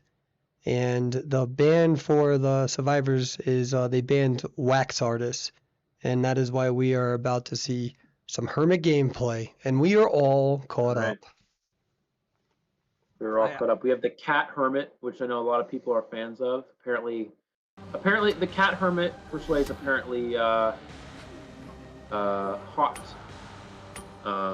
or attractive or something. Hot? Wait, what? So, the Cat Hermit. What do you mean the Cat Hermit? The Cat Hermit. You don't know the Cat Hermit? You'll see the Cat Hermit when the match starts. It's a Cat Hermit. Oh, it's like is it a skin? Yeah. Oh, okay. I'm the Meow Hermit or whatever it's called. Yeah. I put a video. I was like, "Do you guys think this is hot?" And people were like, "Oh yeah, the Cat Hermit. It's hot. Yeah, dude, the Cat Hermit." So here we go. Like it's the Cat Hermit. All right, this is the Cat Hermit that is hot, I guess. I actually regret that immediately. Immediately regret. I hate myself now. Eli, what was that? every tournament I gotta do something for the chat. You know. Okay. Yeah. And somebody's clipping it. Somebody's clipping it. Eli, thanks. I'm doing it for the community. Yeah, it's gonna go on TikTok. Oh, he's 34. I already know it, and I'm pissed. Here we go. Get into our match. We got the what is this? Cheerleader getting first chase here. Does already have a red charge. She did touch one of the connected ciphers. So when you touch a cipher machine that has a connection to it, you automatically get a red charge. So she automatically picks up the red charge because she did touch a connected cipher, which means the hunter only needs to get one blue charge to get a hit on her here. We're gonna see that blue charge. She is. Oh, she jukes to the side to avoid the hit. Beautiful play. I think she may still take a hit, but can still take the roller coaster anyways, it looks like. Gonna be, what's the stop sign hit here? I don't think it was. It was not. So she's not going to go across the map, but she is able to make some distance here. And this hunter does not have insolence or teleport. Usually, large maps, we see hermits bring teleport. We see them bring insolence. But this hunter opting for neither. Opting for trump card and blink, which is a very non-traditional build for a moonlit hermit, at least. So this is going to be very interesting. So then what would be the benefit of doing the securing a kill? The idea is essentially that you're going to target one survivor pretty hard in the early game, and then you're going to trump card to teleport late game to obviously try to go for extra kills. Obviously, bringing blink with hermit means you can get a free hit without having to waste any charges, so it won't start your charge cooldown, so you can just kind of get a hit. You don't have to use your charges and wait for the cooldown, which is nice. But we're going to see the charge in the hit here. But typically, what we see is we see teleport. We see the hunter chase the survivor, hit them, then teleport away, and you have insolence to get to your Oh, so close. He still gets this though, yeah. But yeah, and you see kind of the downside of blink is you have less map pressure on a large map, and hermit relies on having good map pressure and good cipher control, so you lose out on that opportunity when having blink instead of teleport. Right, that was a good discipline from MySpice, making sure they didn't show themselves through that window. So those little technical moves that buy so much more time, and I feel like they deserve that credit. That was very good. Yep. And dodging the charge too. That is a huge dodge from the survivor. Now they are trapped back here, and they're not going to go down just yet because keep in mind they're still sharing damage with the other side, the other survivors who have the same charge as them. So now at this point, a red charge would be really strong. Oh, he's using the wrong charge. He actually needs to. You should be using a red charge here to secure this down because it'll still down the cheerleader. But it looks like he's just going to take a hit anyways. to secure the down group. You look at the Cypher progress. 3 Cypher machines are almost prime. That was almost a 5 Cypher kite against a Hermit, which is a hunter that has good Cypher control. That is an incredible job from this cheerleader. Seriously, that is not easy to do. Looking at the Cyphers, they're at Wildling's last Cypher machine, 96%. We're going to see trying to force the rescue after half. So he's going to keep sending the survivor over and over, try to force the save after half. But it doesn't matter. He gets to save off in time. Cypher machine should be ready. And we're going to see the end game just like that. 4 survivor end game here for AT.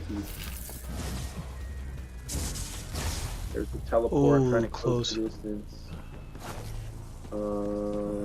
But yeah, I mean, he's just really trying. Oh, misses the charge. He hits the object instead of the survivor there accidentally.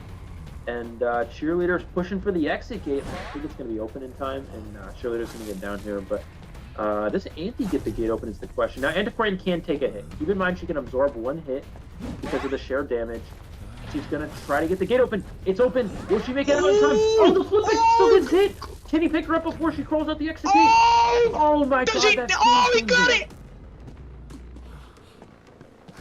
That's crucial. Oh, that just went from a tie so... to a 3 escape to a tie.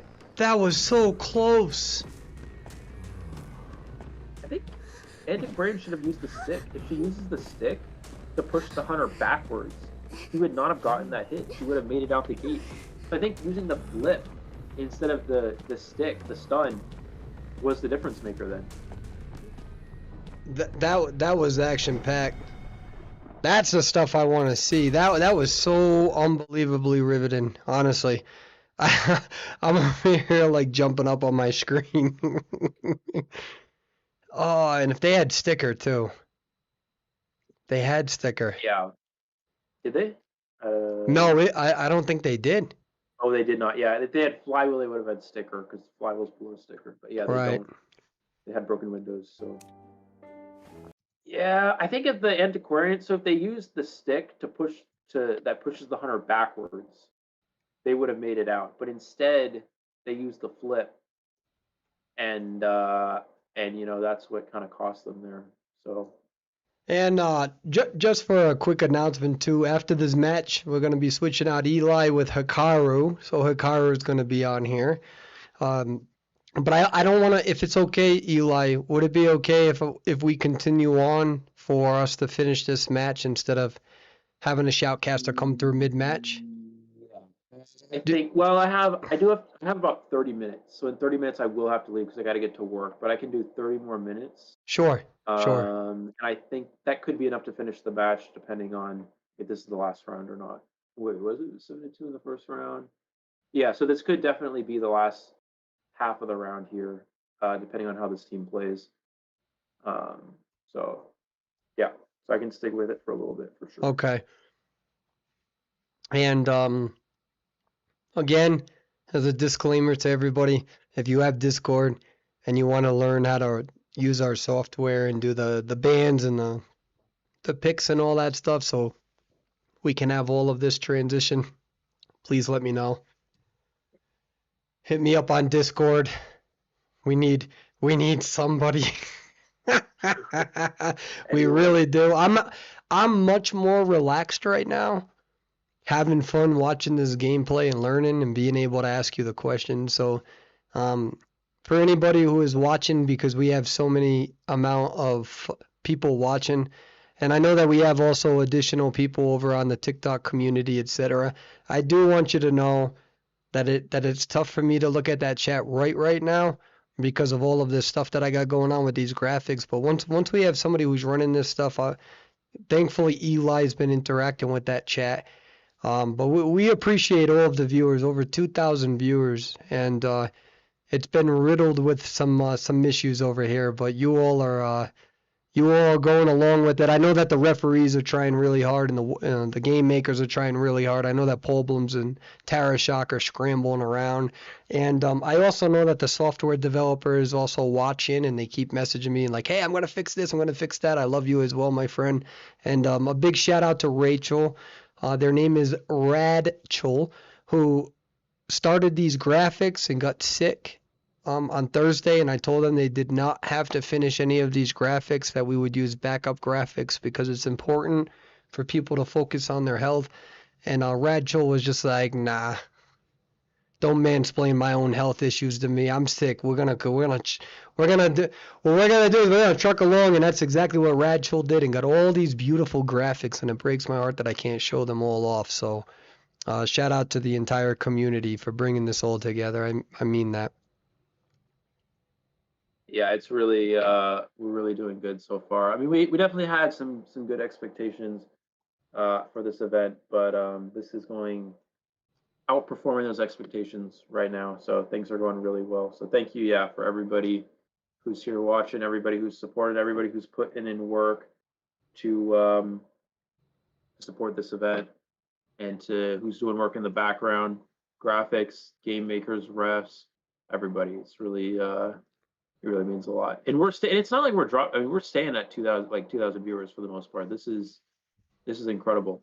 I know sometimes people get, it's like, oh, it's a long day. Maybe we'll get bored. I don't know, but this is not what's happening at all. We're staying at 2,000 viewers.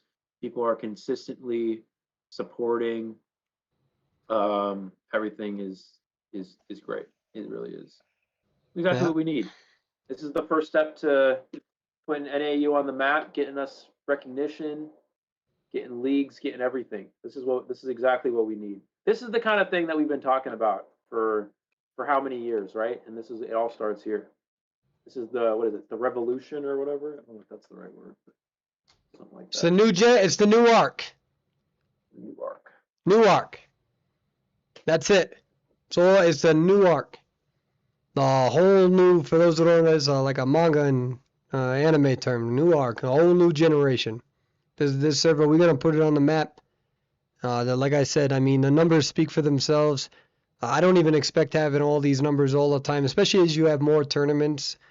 Sometimes you might have less viewers. It doesn't matter. It's about the community participation.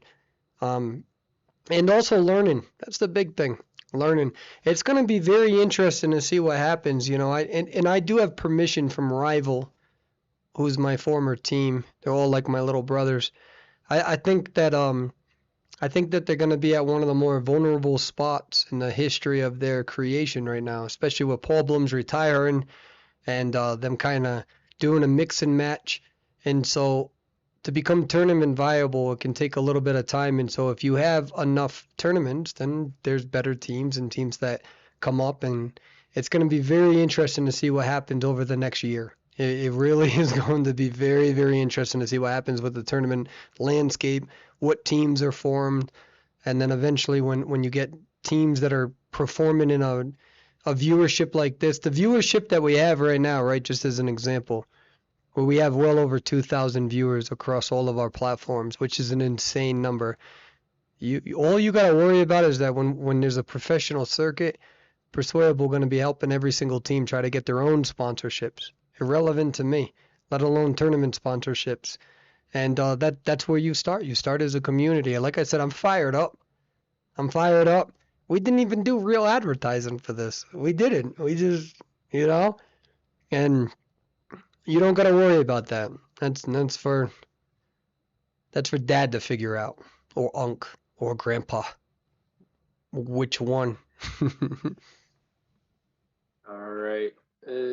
Still just waiting for So players here. actually, I'm gonna start. I got my iPad right here. So, well, so right now we got we're gonna have Antiquarian band. We're gonna have Seer band, Barmaid band. I think Coordinator band. Goatman is banned, and Batter is banned, and Psychologist is banned. Those are going to be all the bans for this. I'm just saying it verbally for history's sake. Eventually we'll have all the pretty graphics. Why is my keyboard so bad? How do you spell? I'm so bad at spelling. That's the one issue with my generation, is we're terrible at spelling. we're so used to technology spell checking for us that actual spelling is so difficult for I didn't spell that right. Yeah, Uh, that's just for clarification, just because I see it in the comment section, Paul Bloom's already officially retired. He's running this tournament with me right now. So Paul Blooms is the one that's organizing all the rules, the teams, the Discord. This tournament wouldn't have happened if Paul Blooms did not retire, most likely. And Paul Blooms right now is enjoying his retirement, and right now he's enjoying being part of the tournament organization team. He's somebody that I coached for 2 or 3 years. He's a best friend of mine, and we'll see what his future is. I told Paul Blooms, keep your options over. You're retired for now. You don't need to feel married to that decision. And if you marry the decision, that's perfectly fine. But if you ever get too hungry and you want to come back, that's what you do. But you go one day at a time, and he's enjoying retirement right now. Right now he's stressed though. There's 64 teams. There's 300 of y'all yelling at him. He's like, at least when I was on Rival, I only get yelled at by a few players at once. He's like, nah. now you get yelled at the entire yeah. And he's like, post match, we all yell at each other. There's only like four of us, Right now, there's 300 of them. So Yeah, I know. I had to run a tournament before. I know how people get. There's always those things. But he's doing a good job. He's doing a really good job. Paul was in VC. Every time I went on Discord this week, he was in VC doing something, whether that's helping teams with the match, recording results, setting up schedules, setting up the bracket. He's been working nonstop the entire week, right? So I mean, it's really incredible. The amount of work that they put in. Also, shout out to Tara. I forget if it's Tara or Tara, but Tara. Tara has also been doing a lot of work with the staff, helping the game makers, recording results, getting all that stuff down. So those are the directors that have been doing all the work behind the scenes. I mean, seriously, like, guys, I'm not kidding. Like, every day, the entire week, they've been doing this. All of them So though. The matchmakers, the oh yeah, refs. I think I yeah, took a screenshot. I woke up and it was like 7 in the morning, and they're still there. 12 refs down there. Tara actually took time out of work. I told her not to do it. And then the thing about Tara is when you tell her not to do something, she gonna do it. Yeah. But she's like, I'm a grown woman. I don't need you telling me what to do. And I was like, oh my dear Lord, that was a lot of energy right there. I'm like, fine, sorry. And that's just how me and her relationship is. We've been such good friends for 5, 6 years now. And she yells at me every rank session. It's oh my, Perswayable, you need to pick this spot. Perswayable, you need to spawn here. And then sometimes I'll pick the worst spot. And then I don't even, she gets into this high frequency voice where, I don't know what she's saying, but it's not, I don't think it's nice things. She's like, don't know why you picked me. So, There's a good chance she's right, but oh, no. It's not a good chance she's right. She's 100% right. yeah. It's just an Italian thing. I don't know what it is. I blame my father. I took his genetics. It's like we do this thing where we just want to drive you nuts. It's terrible. It's not a good quality, but it'll never get boring. All right, we got our players get into the match. All right, let's look at the scores. So we saw 7-2 in the first round, right? Mm-hmm. And then we saw a 2-2 here, which means that if this hunter gets a 3-kill or better, right, then AT would be the winners. So so this hunter's going to be searching for a 3-kill or better. That would get them the victory here. If it's a tie, then we would see an extra round. Keep in mind, the survivors did manage to get a 3 escape. The hunter would have only needed a tie, but now they do need a 3-kill to secure the victory at this point. Okay. So it needs to be a 3-kill or better for the hunter to secure the series right here. If it's a tie or anything else, then it will be a third round. I'm going to switch to the gameplay for now. These are the character selections that we are about to see. And I'm going to make sure that we have sound. We got barmaid, entomologist, weeping clown, first officer versus opera. And this is one of those things where the meta's really changed. Normally we'd see an opera, an IV, or something banned here, but they got to ban Goatman, because we all know how good Goatman is now. So we're going to see that banned here. Now that opens up an opera singer here for round number 2. Typically, these teams would love to just ban opera singer, right? If this hunter maybe is known for their opera, I don't know, and you can just ban opera singer. It's like, okay, we don't have to deal with one of the best hunters in the game anymore. Doesn't matter. You know, you have the Goatman you got to ban now. That's another hunter that teams have to worry about. Teams have to ban here in second and third rounds. Looks like we're going to see the Weeping Clown being utilized here. Journalists as well. So 2 non-traditional characters being chosen from the survivors. But let's see where they opt to spawn. We're actually going to see the 2-story go to the officer. Typically, we don't see this. 2-story is considered to be one of the stronger-ish kiting areas on this map. So giving it to a rescue character is uncommon, but it looks like that's going to be the case. Hunter, I think, will most likely go for the Weeping Clown chase based off of the spawn. We'll have to find out. Typically, you would see Patient spawn 4-stop, but I actually like the idea of Patient taking bridge. The hunter would expect a 4-stop spawn, so instead of spawning next to bridge, he actually spawns next to 4-stop. Because he'd like to chase the Patient, but now the Patient's too far away. So I like that little mind game of the spawn there for the survivors.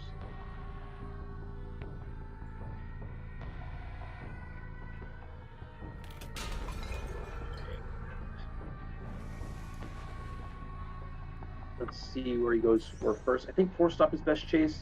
Yeah, it's gonna be a 4-stop chase here onto the Weeping Clown. See what Clown can do in this 4-stop area. We haven't really seen Weeping Clown versus Opera interactions very often.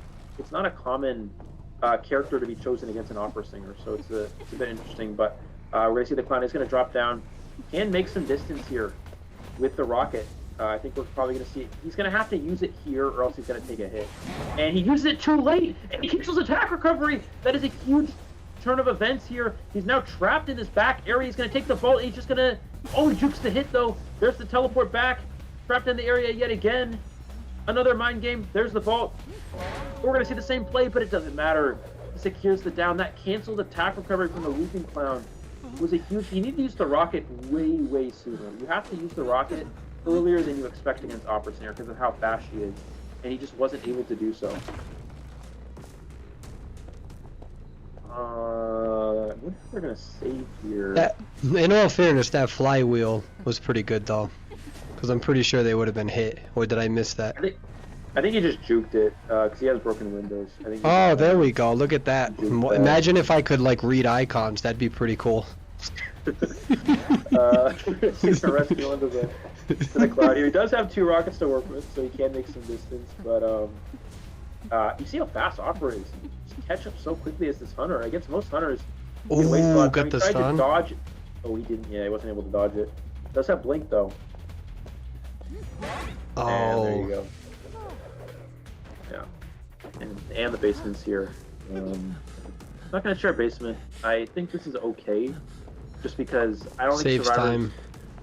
Yeah, I don't know if they're actually gonna rescue this. This is a hard share to rescue from against Opera, because you can see here for he's just gonna cut off the bridge. He's just gonna go across the bridge. And he's just gonna cut off the survivor, right? Or maybe not. He's actually gonna go chase journalists here a little bit. He's gonna teleport back. No, he can still just cut off the survivor here. He doesn't actually see the survivor rescue it. That's the interesting thing. And now he does, but it's a little bit too late to cut them off. Still has 1 more rocket. Let's see if he's going to go for the double down. No, he's going to try, but we need to see the rocket get utilized now. He needs to use it earlier than expected. And he does get it off just in time. He'll still go down here, I think, though, unfortunately. Yeah. Oh, got it. Maybe not. Got that radius hit, though. That slows him down just enough. But he's still alive. Well, they're still alive. Let's go, Dark Kate. Kate. I'm done. We're gonna see it finally. Oh, jukes it again. Oh, beautiful recovery though from the hunter. That was really intense. Yeah, it's just the speed of Opera Singer. Even if you get a juke off, it's just so hard to get the ball off in time because of how fast she is.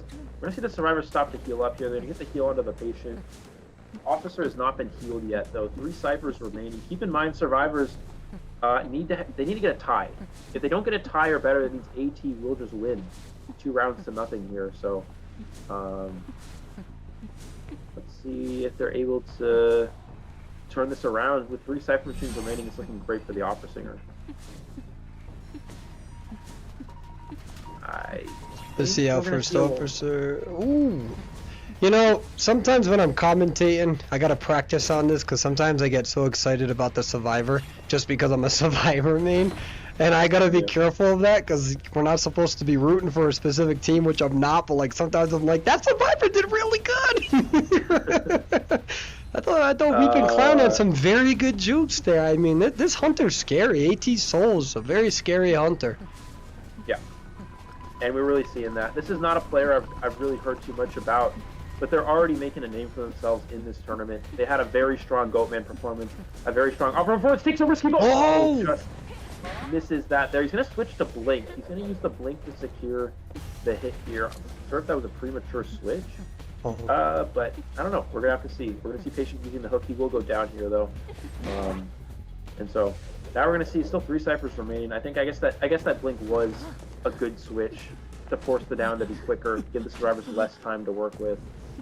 Journalist does have Tide Turner, but I mean, 2 Cyphers remaining and Officer's the one decoding with his slow decoding speed. It's not great for the survivor side. There's the switch back here. Ooh, Officer gets spotted out here, but Journalist is not near the chair for the save here. Huh. It's gonna be after half rescue, looks like. I like their name, Game Thrower.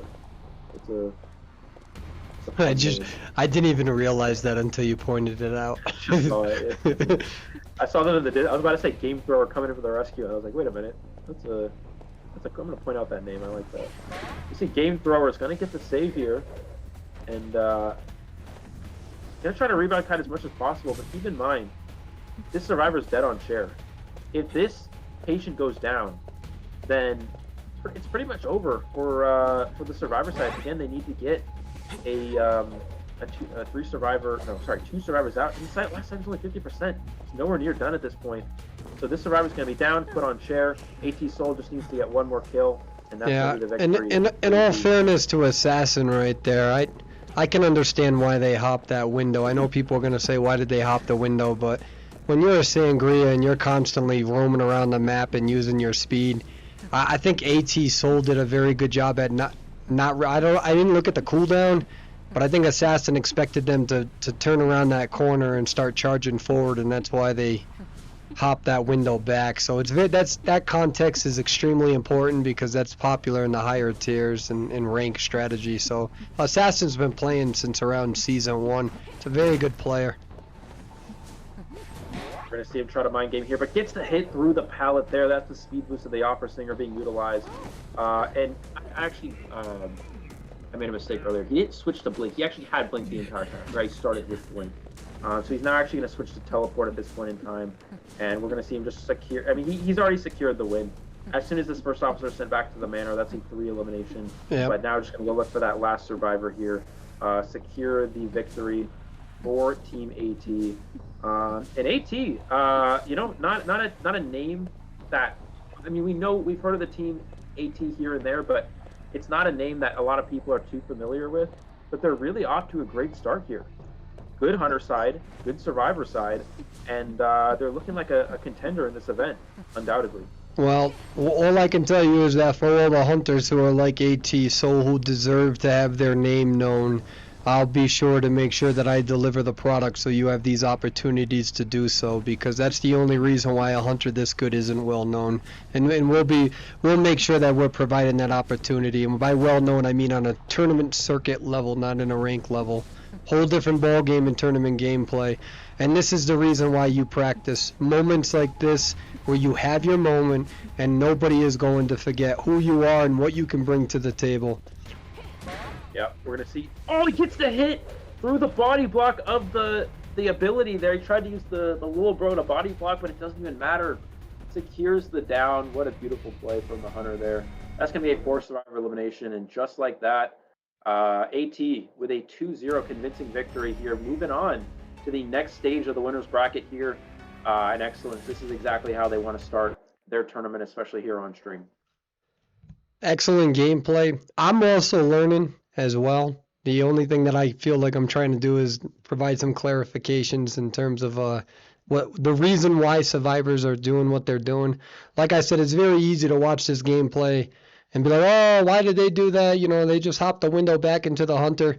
But it shows you the patience of that hunter and how that can benefit them as well. So, but it's excellent gameplay. The opera, I still don't really. I just palette spam. I'm not going to lie, but you know, I'm also rusty. So, but Eli, listen, I know it's time for you to go.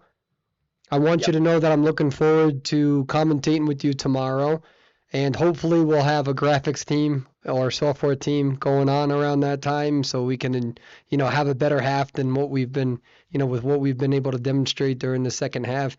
But thank you, because that, for everyone to know, the tournament's not over. We're about to get Hikaru in here, one of the most popular players in Identity 5 history.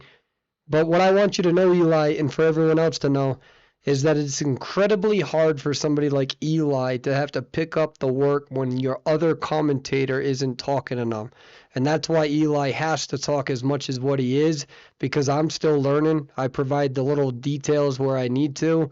But that puts double the amount of work on Eli, and it's very important that you all are aware of that, because my bum had to do that with Grizzly back in Koa 2 because he was too afraid to talk on a mic on an international audience because he said, oh, my English isn't good. And I'm like, what do you mean your English isn't good? Your English is perfectly well. You yell at me all the time. What you talking about? So thank you so much, Eli, for picking my slack up and putting in twice the amount of work in order to carry this tournament to over 2,000 active viewers, even more if we include TikTok.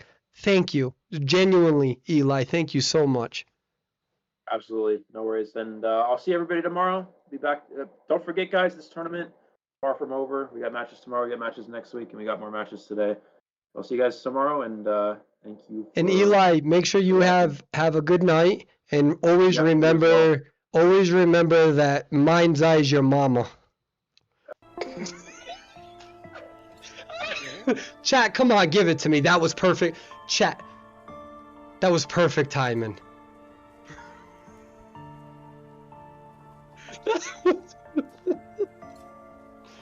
No one's ever gonna hire me.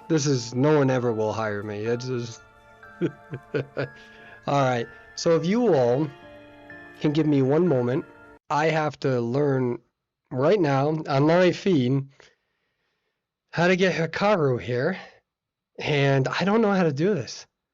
All I know is that I'm about to have an anime character, and I'm gonna, number one question, do you know Luffy? I just want to know. So give me a second to figure this out, because I don't know how to do this. But whatever, we're going to learn together.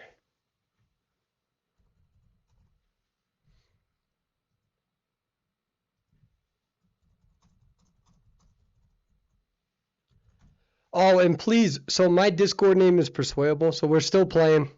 We have many more matches tonight, depending on how many teams will be available this evening. Add me as Perswayable on Discord if you want to run the character selection and all that. What I'll do is, like, if you're hosting it somewhere, like your Twitch or something, I can just screen capture that. And then when it comes time to the band pick phase, I can switch to your stream and it can show. So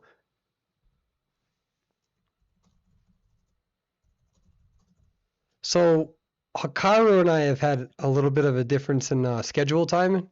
So I don't know how to summon an anime character. I'm gonna call it, what is it called? I think it's called VTuber. Is it VTube? I think so, right? I don't know how to summon VTuber next to me. The VTuber, okay? Hikaru, I got much love and respect for VTubers. I'm learning too. I have a few questions about the world that you live in.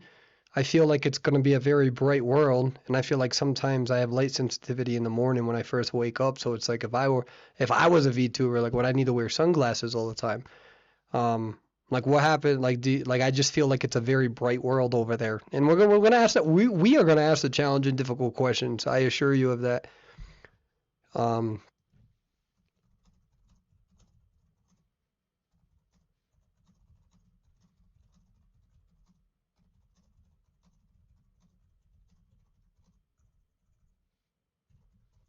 Here we go. Give me a second. Is this Hikaru? It is. Hello, hello. How are you? Oh, I can hear your voice and chat can hear your voice. So Hikaru, how do I summon the Hikaru here? How do we do this? You need to walk me through this, and if you can draw the pictures in crayon, that's usually what works best for me. All right, here we go. Oh, that's Can you it? see? Yeah, I just showed on Discord, and you can probably add it as like a browser source or not a browser source. What is it called? Like a window capture? How Hikaru, are you doing it with Eli? Huh? you're I don't know how to say this, but your character looks handsome. I'm just gonna say, like, it's a handsome character. Oh. Like, mm-hmm. I'm just saying, I'm just gonna get out of the way. Like, if I have to think about this whole damn tournament and I can't say it, I feel like I'm gonna burp. I just feel like it's gonna be an anxiety burp. I don't know if anyone else has that, but I burp. So I just want to get this out of the way. Let me. Being Riz live. Wait, what's that mean? What's Riz Live mean? Did I offend you? Oh, that's crazy. No. Wait, what does that mean? um, Riz is short for charisma, and it's like it's slang for like flirting, kinda, but in Dude, like a good oh way, my God, I thought that like a friendly I thought I offended you. I got so nervous right there. No, no, no, I'm not. I really thought I offended you. I'm so sorry. I just, No, you're if, fine. if you look at the live feed, you're gonna see how serious I looked because when I charised you or whatever it's called, rizzed you, I thought it was bad, and I'm like, no, no, no, no, I'm so sorry. My age is catching up to me. Oh my God, Don't worry about okay. it. I'm actually like pretty close to you in age, and I only learned about it like half a year ago. So, Wait, if I may, because we're on live feed, how old are you? You don't have to. slightly younger than you. Okay. All right. Slight. All right. No, because then you can teach me. I'm all in favor of this. So let me see. Um,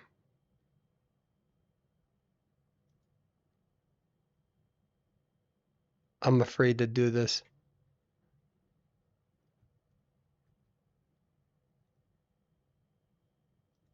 So what happens? I can change the screen too if you want to green screen it or however Eli was doing it, or like how's Eli doing it? No, no, no, no. No. You're doing it right. I'm just dumb. No, I'm not dumb. I'm just a little slow. Like I'm kind of like Explorer with that tortoise skin. Just give me a second, cause I'm panicking. But we're on live feed, so hold on.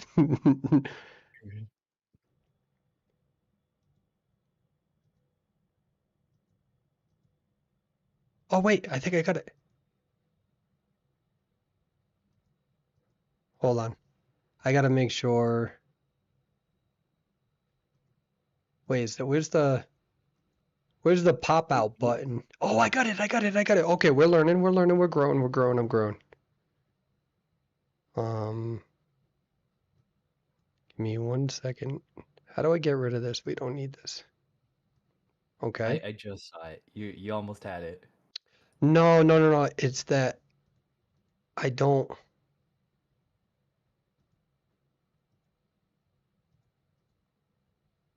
Give me 1 second. Like I see it right here, but I don't know what button it is. If you popped it out, it might be a different window, but also if you just keep it in, you can crop it out. Like hold left alt and then drag the corners of it.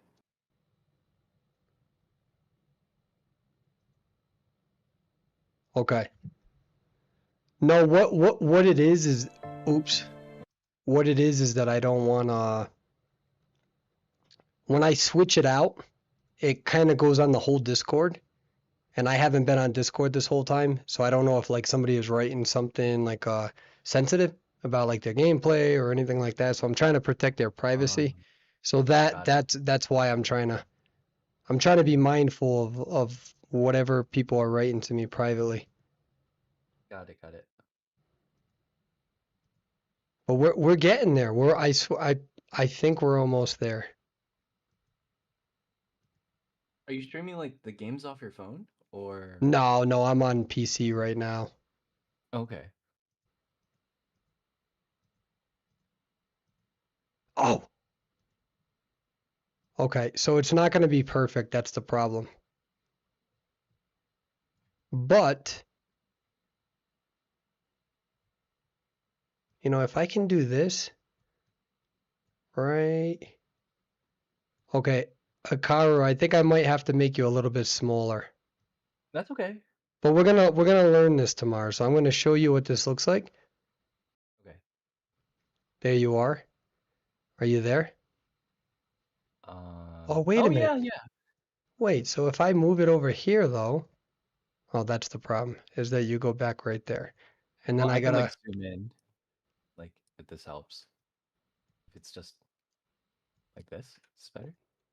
And then you can like hold the left side and then just crop it with like this. hold left alt and then like drag the right side of the screen on the thing, the source on OBS. I'm not gonna lie, I feel like you just spoke Spanish there. It's not that it's not worth learning, but I don't know what you just said. But all I know, Let me see if I can draw a quick picture. okay, I literally said picture with crayons, my friend. No, I appreciate your patience with me, chat. I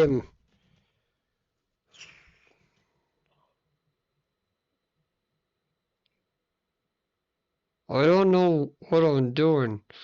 I need a video guy.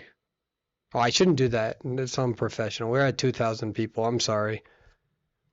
I'm that was actually really embarrassing. I feel like I was at a baseball game and you caught me on the jumbotron, like dipping my chicken nuggets into like my beverage. I don't know, but I just feel like it was embarrassing. Um, You're that good, was you're good. actually that was a moment of lapsed judgment. I'm so sorry. Okay. So I sent you a picture of how it looks. So when you click on the source, right? It highlights. There's this like red border around it, right? No, Are you on OBS? no. Wait, what are you streaming off of? Stream Streamlabs. Oh, you have the Streamlabs OBS version. Okay, I think it should still work the same. Okay. Um, So when you click on the source, does it highlight at all, or it might be like green highlighted? no, because I'm window capturing, so it's not like in that. How did you do that? Did Do you what? window like the image? You got your whole image there. See, Oh, I just use like snipping tool. you did what? It's a snipping tool off like it's built into computers. Yeah, but like, are you doing window capture? See, like I can do that with my webcam, but I don't know how to do it on yours. Wait, what? Dude, I thought I sounded so smart right there. Like, what I mean? I Like feel if like you hit the Windows key and type in like snip, and then the snipping tool app will show up. okay. Um, Here's what I vote. I think we should keep it like this, and then you know what I mean? Like after a big arc, like the character is still learning, and I think that we can learn this by tomorrow. How do you Okay. feel about it? Yeah, I'm down. I mean, like if I can do my setup just like yours too, like I can change my screen to a green screen in the back, and then you would have to chroma key it out, but like I can have it look exactly like yours. Yeah, see, I don't see like yeah, it's not that I'm dumb, I'm just panicking. Does that make sense? Like if I was in Star Wars, I would be panicking.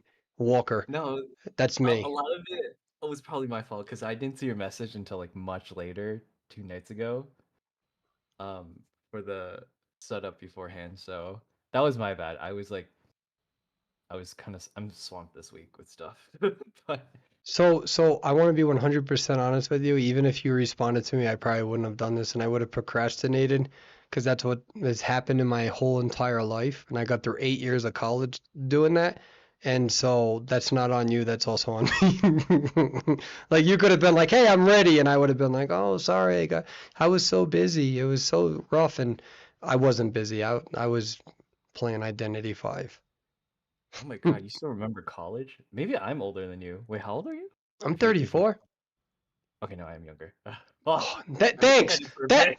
Thanks. I feel better now. I appreciate that. You know what? Can we get Eli back on? I'm gonna kick you out. Come on. All Okay, right. I'm for So sure older than Eli, if that helps. yeah, the big thing is that I'm still learning all this stuff, and eventually, if I got a graphics guy, I probably won't gotta worry about or woman, right? Graphics person, I wouldn't have to worry about this as much. Mm. It's a lot of work. Yeah. Like there's guides and stuff out there on how to do it, but until you actually start doing it, like the video will be 5 minutes long, but it takes me half an hour to do. So I have to Yeah, pause it every once in a while. cause like the problem is that like us doing this over Discord, even if I try to like do it like this, like maybe I can do it like that. Hold on. See, like it doesn't go with the Discord. So like even if I were to do it like that, that's kind of that's the problem that I'm in. And then Yeah, then the other problem is that if I don't keep this up at all times, then you disappear. huh. Yeah, like when I tell you I've messed this whole thing up. I don't even know. I feel like I fixed my car, but like something I duct tape something and then it's still not safe to drive, but I'm going to drive it anyways. That's the state of my stream. That That's okay. that's Wait the a second. I think it's okay though. Like it looks fine to me. If you're okay with it, I'm okay with it. Oh no, So I'm 100% okay with it. 100%. I'm okay with duct tape cars. You like, uh, you know, I'm not a blue race car where you need it all fancy, drive fast, and be a good hunter. I'm like that old school, like 1985 Chevrolet. I don't even know if that, I don't know anything about cars, but I'm assuming that Chevrolet was around during that time. And everything is just, you turn the car on, it's like, it's just like this old beat up car. That's my lifestyle. That's where we're at. So I got a question for you because we're waiting for some of the teams to get gathered and all that stuff. How how yeah. how does one go about like acquiring like like you? What, like a VTuber model? Yeah, VTuber model. That's what it's called, VTuber model. I was about to say anime character. Usually people have to commission it from an artist. If you can draw it yourself, like you're pretty talented, but a lot of times I for one cannot draw this well. So someone has to draw it and then someone has to rig it. So it comes in two parts. And generally like the price of VTubing has kind of exploded over the last like couple of years ever since it kind of blew up like 3 years ago. Right? It was like kind of in the middle of the COVID pandemic. Like a lot of industries suffered, but like a lot of the online industries kind of did really well because like everyone was just at home watching people on stream. And honestly, the pricing of VTubing has like kind of tripled in the past. I My well model, yeah. huh? No, keep going. Oh, Sorry. yeah. So, like nowadays, a model like mine, I can just share what it costed, but it was about like $1,000 for the art, and then like another 1,300 for the rigging. The rigging is what makes it move, like how I can move my ears like this. If I want additional add-ons, like if I want my tail to wag, or if I want like a blushing expression or stuff like that, that usually costs a little bit extra money. Go back. Hold on. Uh, What? tail? Where did this come from? I have a tail, yeah. How do you? I'm a VTuber. Yeah.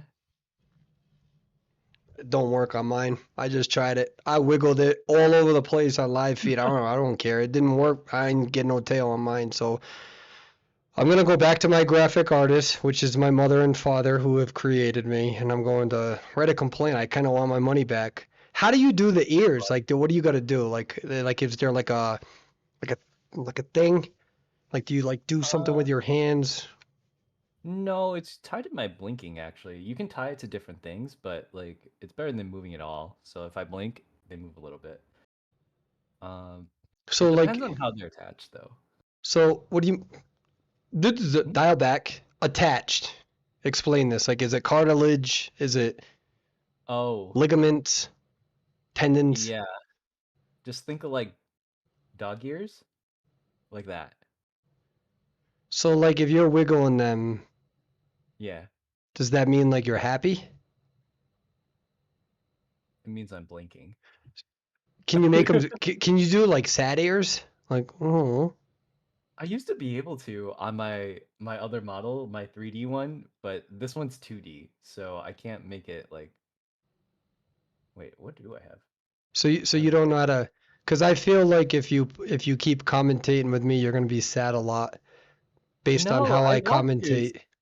It's fun watching you commentate. Honestly, I was able to like tune in for a little bit because like I was only streaming until about 2 hours ago, and then I rated you, and then I had like a collab between 6 and 8, and then at 8 o'clock I was like getting ready to come on. So, but I got to watch for like a little bit I, while it was. you know, have you ever been hooked up to a polygraph? No. So you know how like they can like look at vitals and heartbeats and all that stuff to tell if someone's lying? Yeah, like a lie detector test. So I can tell that you're being genuine because I feel like your ears are flickering a little bit more when you said that you liked watching my commentary, and I want you to know that I noticed that the ear wiggling went off the chain there, and so I'm going to presume that it's like kind of like you know how like a dog waggles the tail, and again you haven't even wagged your tail at all, which I feel like you should do a better job at to make me feel more comfortable, but I feel like I can just see it based too. on the air stuff. Yeah, like right there. See, You Hikaru, hear that? you're growing, dude. Like, oh my He likes God, you're he growing. likes the fua fua. Can we get the damn teams? I don't know how much longer I can drag this. Don't worry about it. That's more of an anime thing than it is a Zoomer thing. so so is there like are there like little like VTube connect like conventions or connections where like you all just like hop on and you're all your VTubers and then you know, like you got, you know, sometimes you might make fun of people like me who can't wag their tail. Be like, can you imagine not even being able to wag your tail? Can you remember them simpletons? I remember those days, irrelevant people. Like, do you all like ever have like little council meetings and talk bad about people like me, or like do you just kind of all stick to yourselves, like gophers? They don't talk bad about people as far as I know. I mean, Okay. they have their cliques, but there is like VTuber conventions, or they're kind of like tied pretty closely to anime conventions in general, because like we're pretty much just anime characters. But like I think the only one that's official in America is called Offkai, and I think it's in California or Vegas sometimes. So so you log in and then you enter this convention as the VTuber, like character? Oh no, no, no, that's a in-person convention. The If you want to attend virtually, some Oh. people can. Oh, okay. So if you ever meet a VTuber for the first time, right? And you're like in a VTuber world, is there like an etiquette? Like are you like do you wag your tail right away or is that like an aggressive thing? Now we're on our phones.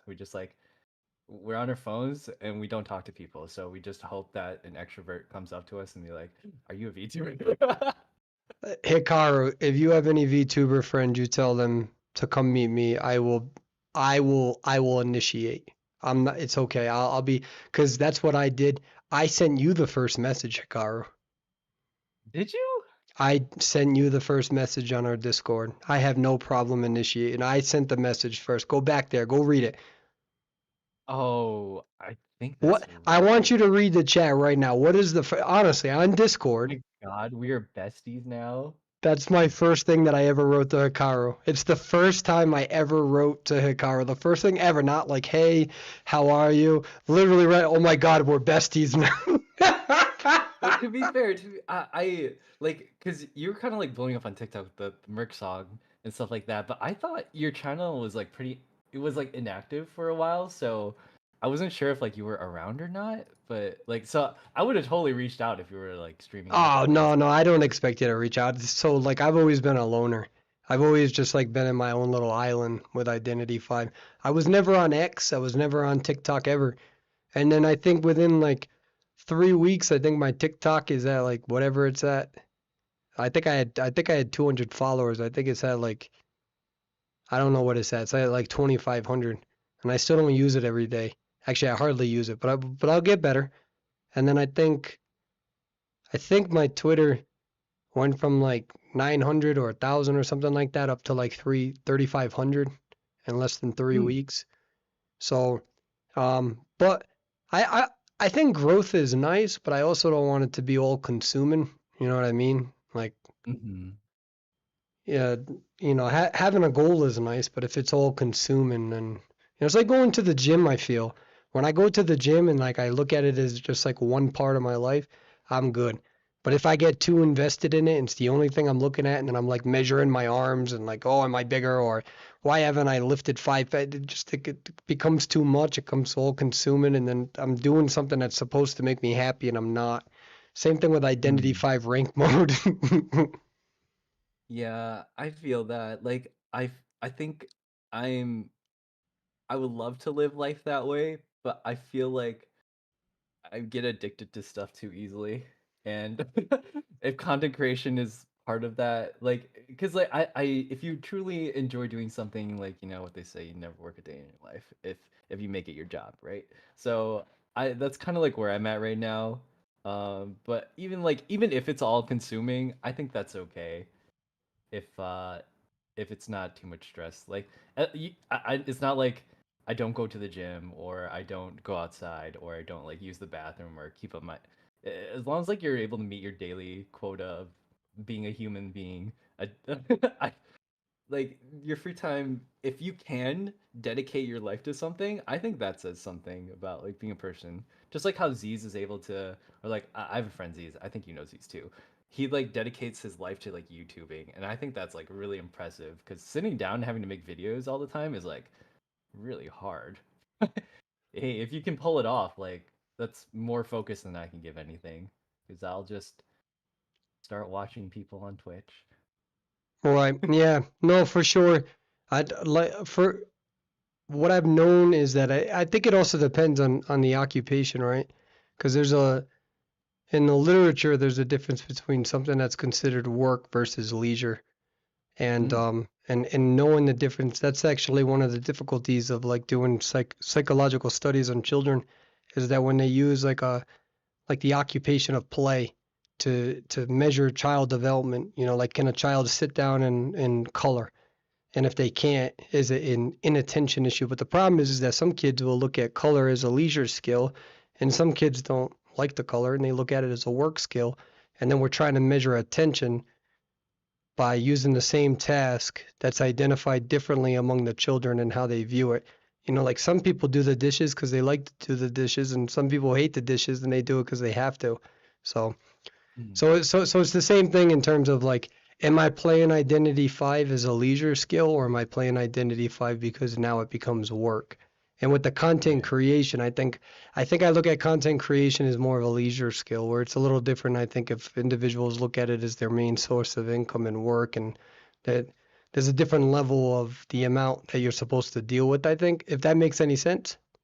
Yeah, no, I get it. Like I'm kind of living that right now, so that makes sense. Because there's always like, it's fun. I love Identity V still. There's new games that come out all the time. Like I always get that like little bit of FOMO. Like, what if I changed to this kind of game? Or like I look at other VTubers and they're all like the ones that do better streaming, just chatting, or um like a more popular game that's coming out. And if I don't stream IDV, that's like my main source of income's happening and stuff like that. But it at the very least, I'm glad I still enjoy it at least.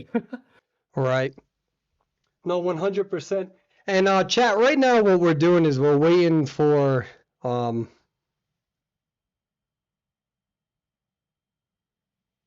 what I'm trying to wait for are the teams. I think we have a little bit of delay between the two teams. And in all Mm, fairness, this is one of the first times that these delays have happened. and they're going to happen, especially when we're working with like 64 teams, etc. So it's also important for us to be mindful for the players as well, because in terms of what we have asked for them to do, we've changed up so many times, so many different circuits and whatnot. So all of the players have done the best that they can to keep up with that, especially as we've had more teams, etc., pop up. I ran a tournament last year and I had a lot of similar issues. There were a lot of just like time constraint stuff that made it really difficult. And like if one team drops out because someone couldn't make it, like one person out of 12 or like I guess 10 can't make it, then like what do you do for 2 hours? You know, it's not like you're gonna end the stream and then restart it up after their turn is over. So And so the it is what it is. let me see one thing. Let me see if I can get my Discord up at the same time. There we go. Okay, that's going to be so much easier. I have my Discord up on my iPad, so I have to keep looking away because I'm trying to see what Problums is writing to me in regards to like when the next lineup is popping up. So just give me one moment so I can plug my iPad in as well. But no, typically what we would do is that because we've made so many changes on the tournament, we've had to change the times up a little bit. And so what we would normally do with a big tournament like this is that we would have backup teams ready. But because we've had to change so much, that's very difficult for the player base um to keep up with for sure. All right, get in there, Persway. You're up. You're the backup team.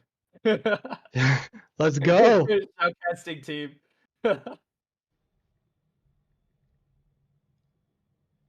Oh Hi, wait, what? Paul. Why am I still doing this? I'm gonna put my iPad away for a second. So yeah, one of the tough things right now is that we have this still on where I have to have your character up as well. So I was a little concerned about putting up Discord because then you disappear. So I got to figure that out as well. Um, we can do it through like a browser source too. I have to. It takes a second Oh, to set up I got, though. well, So, no, it's not a you thing, it's a me thing, because for some reason, so I have you on window capture, and I don't know if that's the best thing to do, because it's like if I minimize the window, then like you're gone. oh, uh, are you like one monitor or? I'm on two We, monitors. hmm, I'm on a dual monitor. like I disappear. Do you have to minimize me? No, it's not you. It happened with Eli too, so it's something to do with my source. Oh, okay. It's interesting. So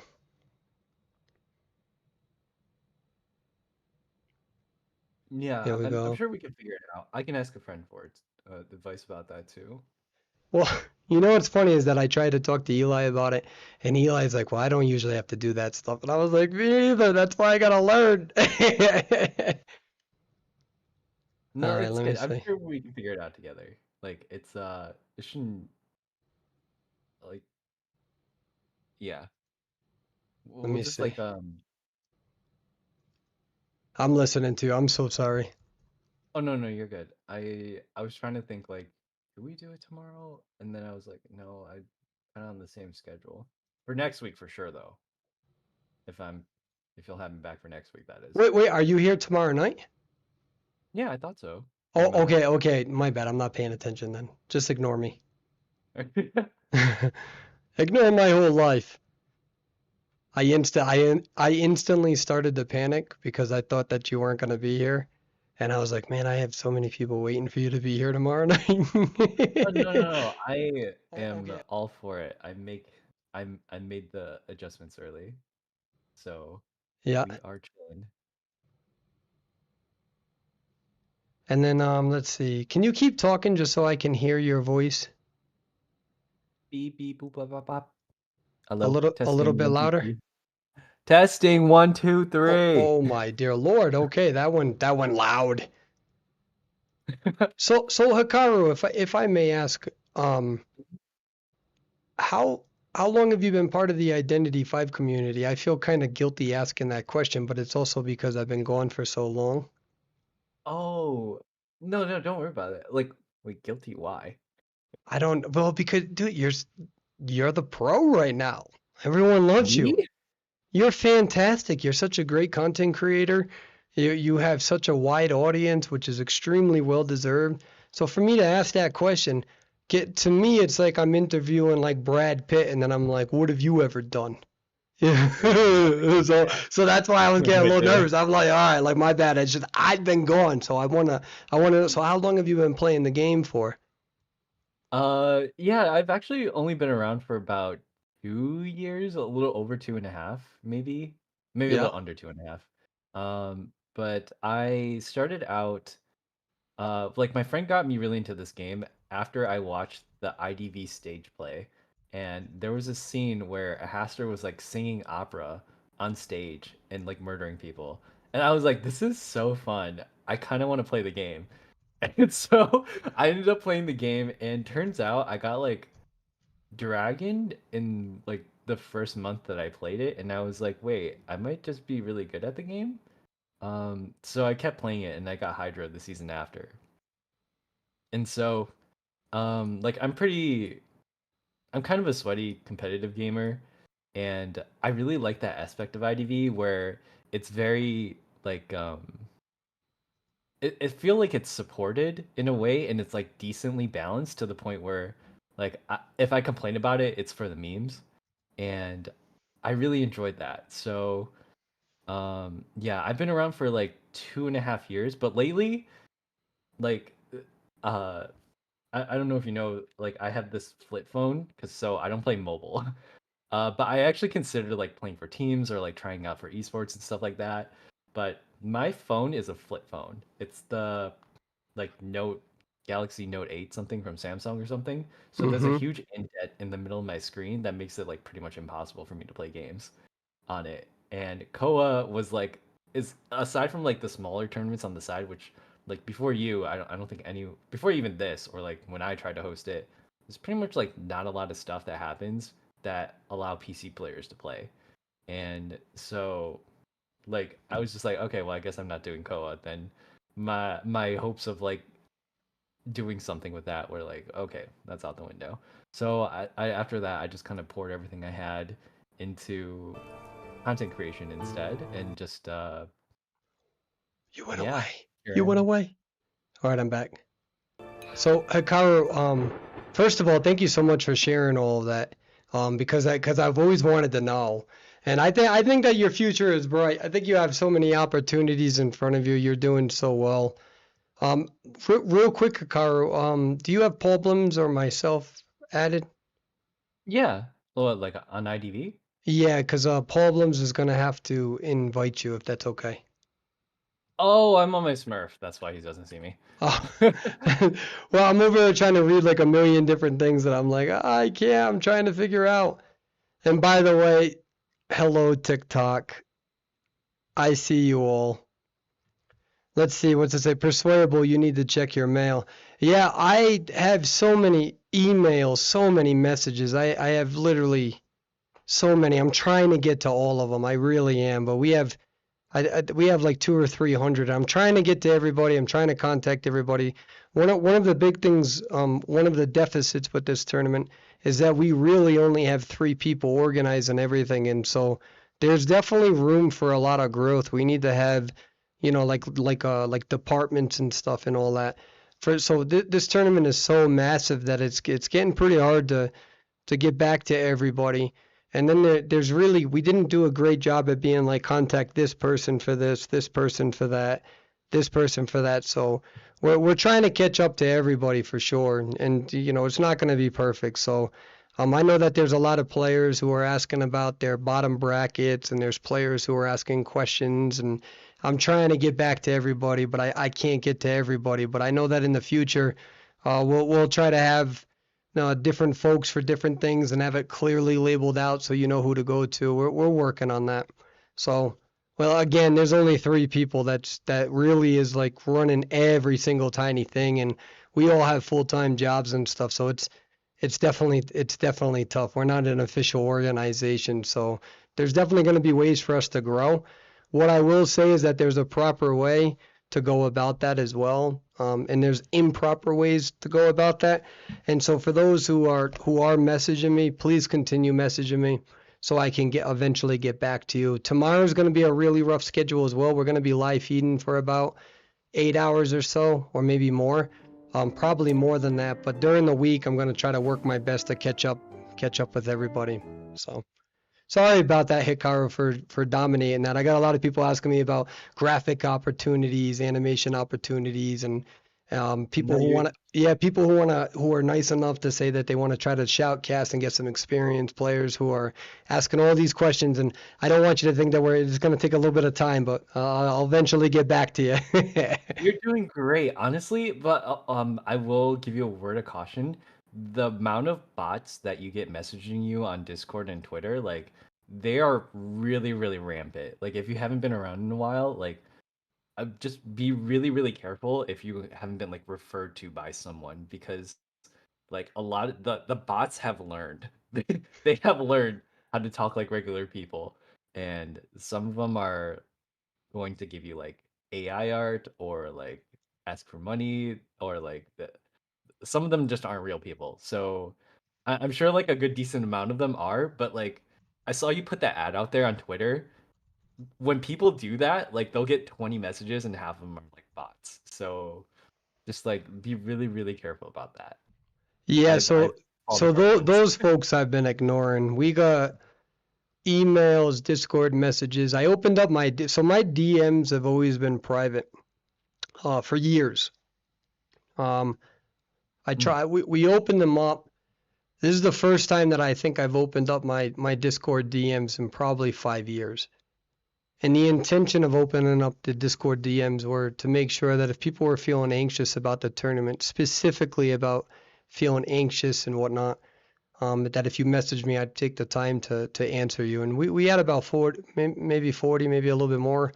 And I responded back to each person individually. And I did the best that I could to reapproach that to make sure that I responded to everybody's concerns. But you can only get to so many. But for the most part, most of the players, I'd say 99% of them have been, fantastic and whatnot. They've been very mindful to our schedule, to our tournament layout.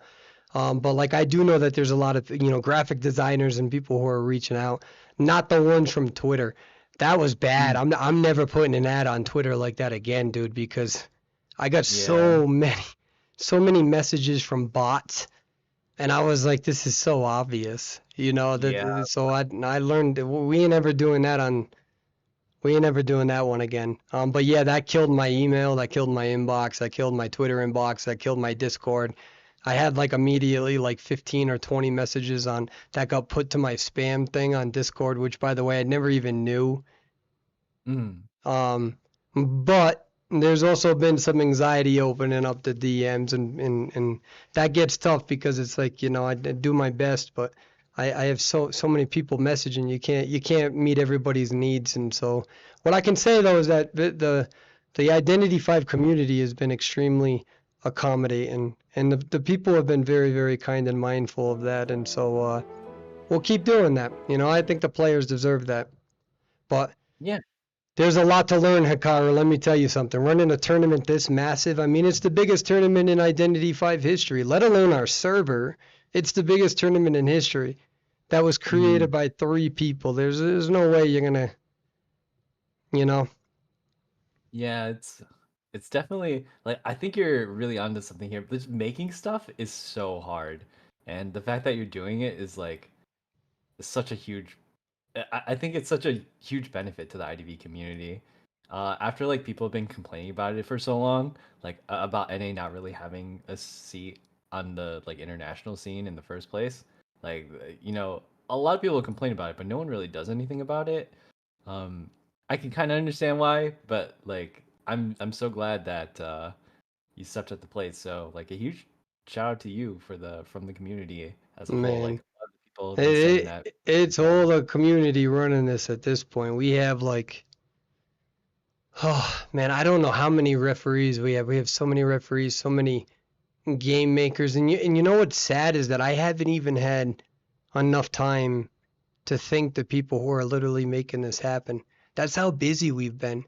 like some of the refs and the game makers, I've barely had the opportunity to speak with them, and so a lot of them are doing this without even having the ability to speak with me one-on-one, so I could honestly thank them for the time that they're donating. So I give a shout out to all of them because they've been very patient too, but they get it, they understand because they're with every match there's a concern, or we have people who have never played tournaments, so we have to explain things, but then on top of it you have a whole new like global ban system. It's just so overwhelming. There's so many questions and there's so many people who are involved in trying to help each other and trying to address everybody's concerns, and the staff have just really they've stepped up. There's no way any of this stuff would have been possible without them. And it's not even just saying, oh, literally none of this would be happening without, I'd say at least another 30 people who are helping run things. And we're still falling behind. And you know what? It'll only get smoother from here. So, like, this is a learning experience as well as an entertaining one. Right. Yeah, it's a learning lesson, but we'll learn from it. We'll figure out how to, like I said, there's a proper way to go through this sort of stuff, and there's an improper way. And I feel like the majority of people have been very patient. I know that there's been some questions and concerns about, different rule. Actually, I think there was an issue with the bottom bracket. I think it may have been the bottom bracket where somebody used a flare gun or something, and then Paul was like, "Yeah, you're not allowed to use flare gun unless you're like a lucky guy from a chest." And I'm like, "That's an official rule?" I Wait, still what? I don't even know. All I know is that I feel bad because we didn't articulate that to all the players. So something happened along those lines, and somebody wrote a very long message about it, and I still haven't gotten back to them. So whoever you are, I promise you that give me a little bit of time because there's so many messages. I'm so overwhelmed but I can't shut my messages off. I feel like that would be impersonal. So I do try to get back to the people who are engaging with me, but we'll figure that out. And I feel bad because that's like one of those rules that I even didn't know because we're trying to follow the official COA lineup. So Yeah, I mean, I didn't know that either. You can't use a gun if you like got it in a box or something? something along those lines, and we're following all of the COA rules, so there's no room for interpretation. By the way, I think we're ready, Hikaru. I think so too. I But think we are ready. a heads up, if that's a rule, I might not know all the COA rules either. Yeah, I didn't know the rules. So let's see what we have here. So again, the graphics are not as pristine, ladies and gentlemen. We are getting to the next match. Thank you so much, everybody, for being so patient with me.